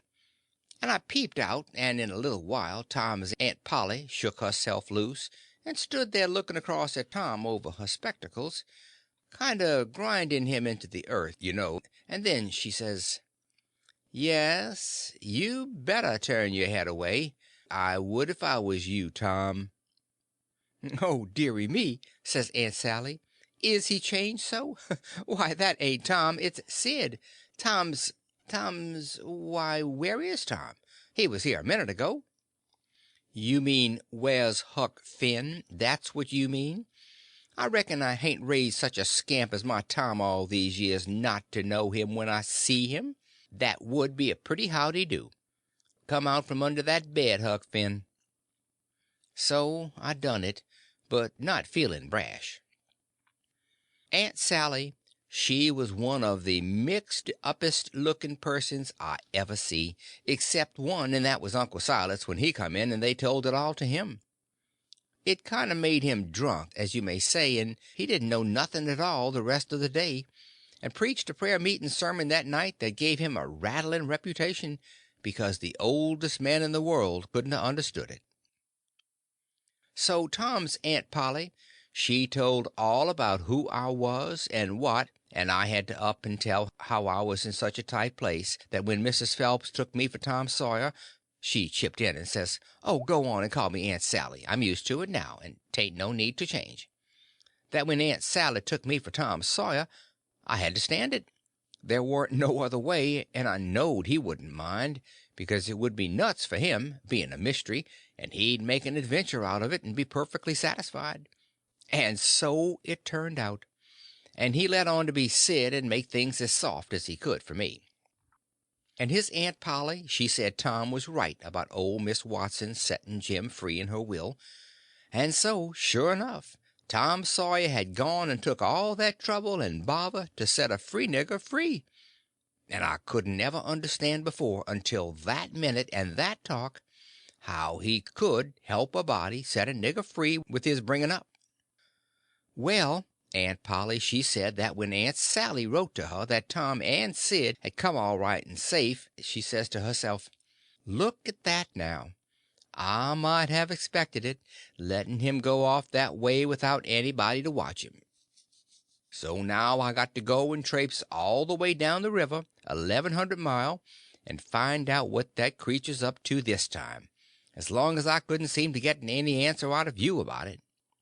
"Why, I never heard nothing from you," says Aunt Sally. "Well, I wonder. Why, I wrote you twice to ask you what you could mean by Sid being here." "Well, I never got 'em, sis." Aunt Polly, she turns around slow and severe, and says, "You, Tom—" "Well, what?" he says, kind of pettish. "Don't you what me, you impudent thing. Hand out them letters." "What letters?" "Them letters. I be bound if I have to take a holt of you, They're in the trunk. There now. And they're just the same as they was when I got them out of the office. I ain't looked into them, I ain't touched them. But I knowed they'd make trouble, and I thought if you weren't in no hurry, I'd— Well, you do need skinning, there ain't no mistake about it. And I wrote another one to tell you I was coming. I suppose he— No, it come yesterday. I hain't read it yet, but it's all right. I've got that one. I wanted to offer to bet $2 she hadn't, but I reckon maybe it was just as safe to not to. So I never said nothing. End of chapter 42. Chapter 43. The Last. Out of bondage. Paying the captive. Yours truly, Huck Finn. The first time I catched Tom private, I asked him what was his idea time of the evasion. what it was he'd planned to do if the evasion worked all right and he managed to set a nigger free that was already free before. And he says what he had planned in his head from the start, if we got Jim out all safe, was for us to run him down the river on the raft, and have adventures plumb to the mouth of the river, and then tell him about his being free, and take him back up home on a steamboat, in style, and pay him for his lost time, and write word ahead, and get out all the niggers around, and have them waltz him into town with a torchlight procession and a brass band. And then he would be a hero, and so would we. But I reckoned it was about as well the way it was. We had Jim out of the chains in no time, and when Aunt Polly and Uncle Silas and Aunt Sally found out how good he helped the doctor nurse Tom, they made a heap of fuss over him, and fixed him up prime, and give him all he wanted to eat, and a good time, and nothing to do. And we had him up to the sick room, and had a high talk, and Tom gave Jim $40 for being a prisoner for us so patient, and doing it up so good, and Jim was pleased most to death, and busted out and says: "There now, Huck, what I tell you? What I tell you down Jackson Island? I told you I got a hairy breast and what's to sign on it, and I told you I been rich onced, and gwine to be rich again, and it's come true, and here it is. Dad, now, don't talk to me. Signs is signs. Mine I tell you, and I know just as well that I is gwine to be rich again as I's a standing here this minute." And then Tom he talked along and says, let's all three slide out of here one of these nights and get an outfit and go for howling adventures amongst the Injuns over in the territory for a couple of weeks or two. And I says, all right, that suits me, but I ain't got no money for to buy the outfit. And I reckon I couldn't get none from home, because it's likely Pap's been back before now and got it all away from Judge Thatcher and drunk it up. No, he ain't, Tom says. It's all there yet, $6,000 and more, and your Pap ain't ever been back since. Hadn't when I come away, anyhow.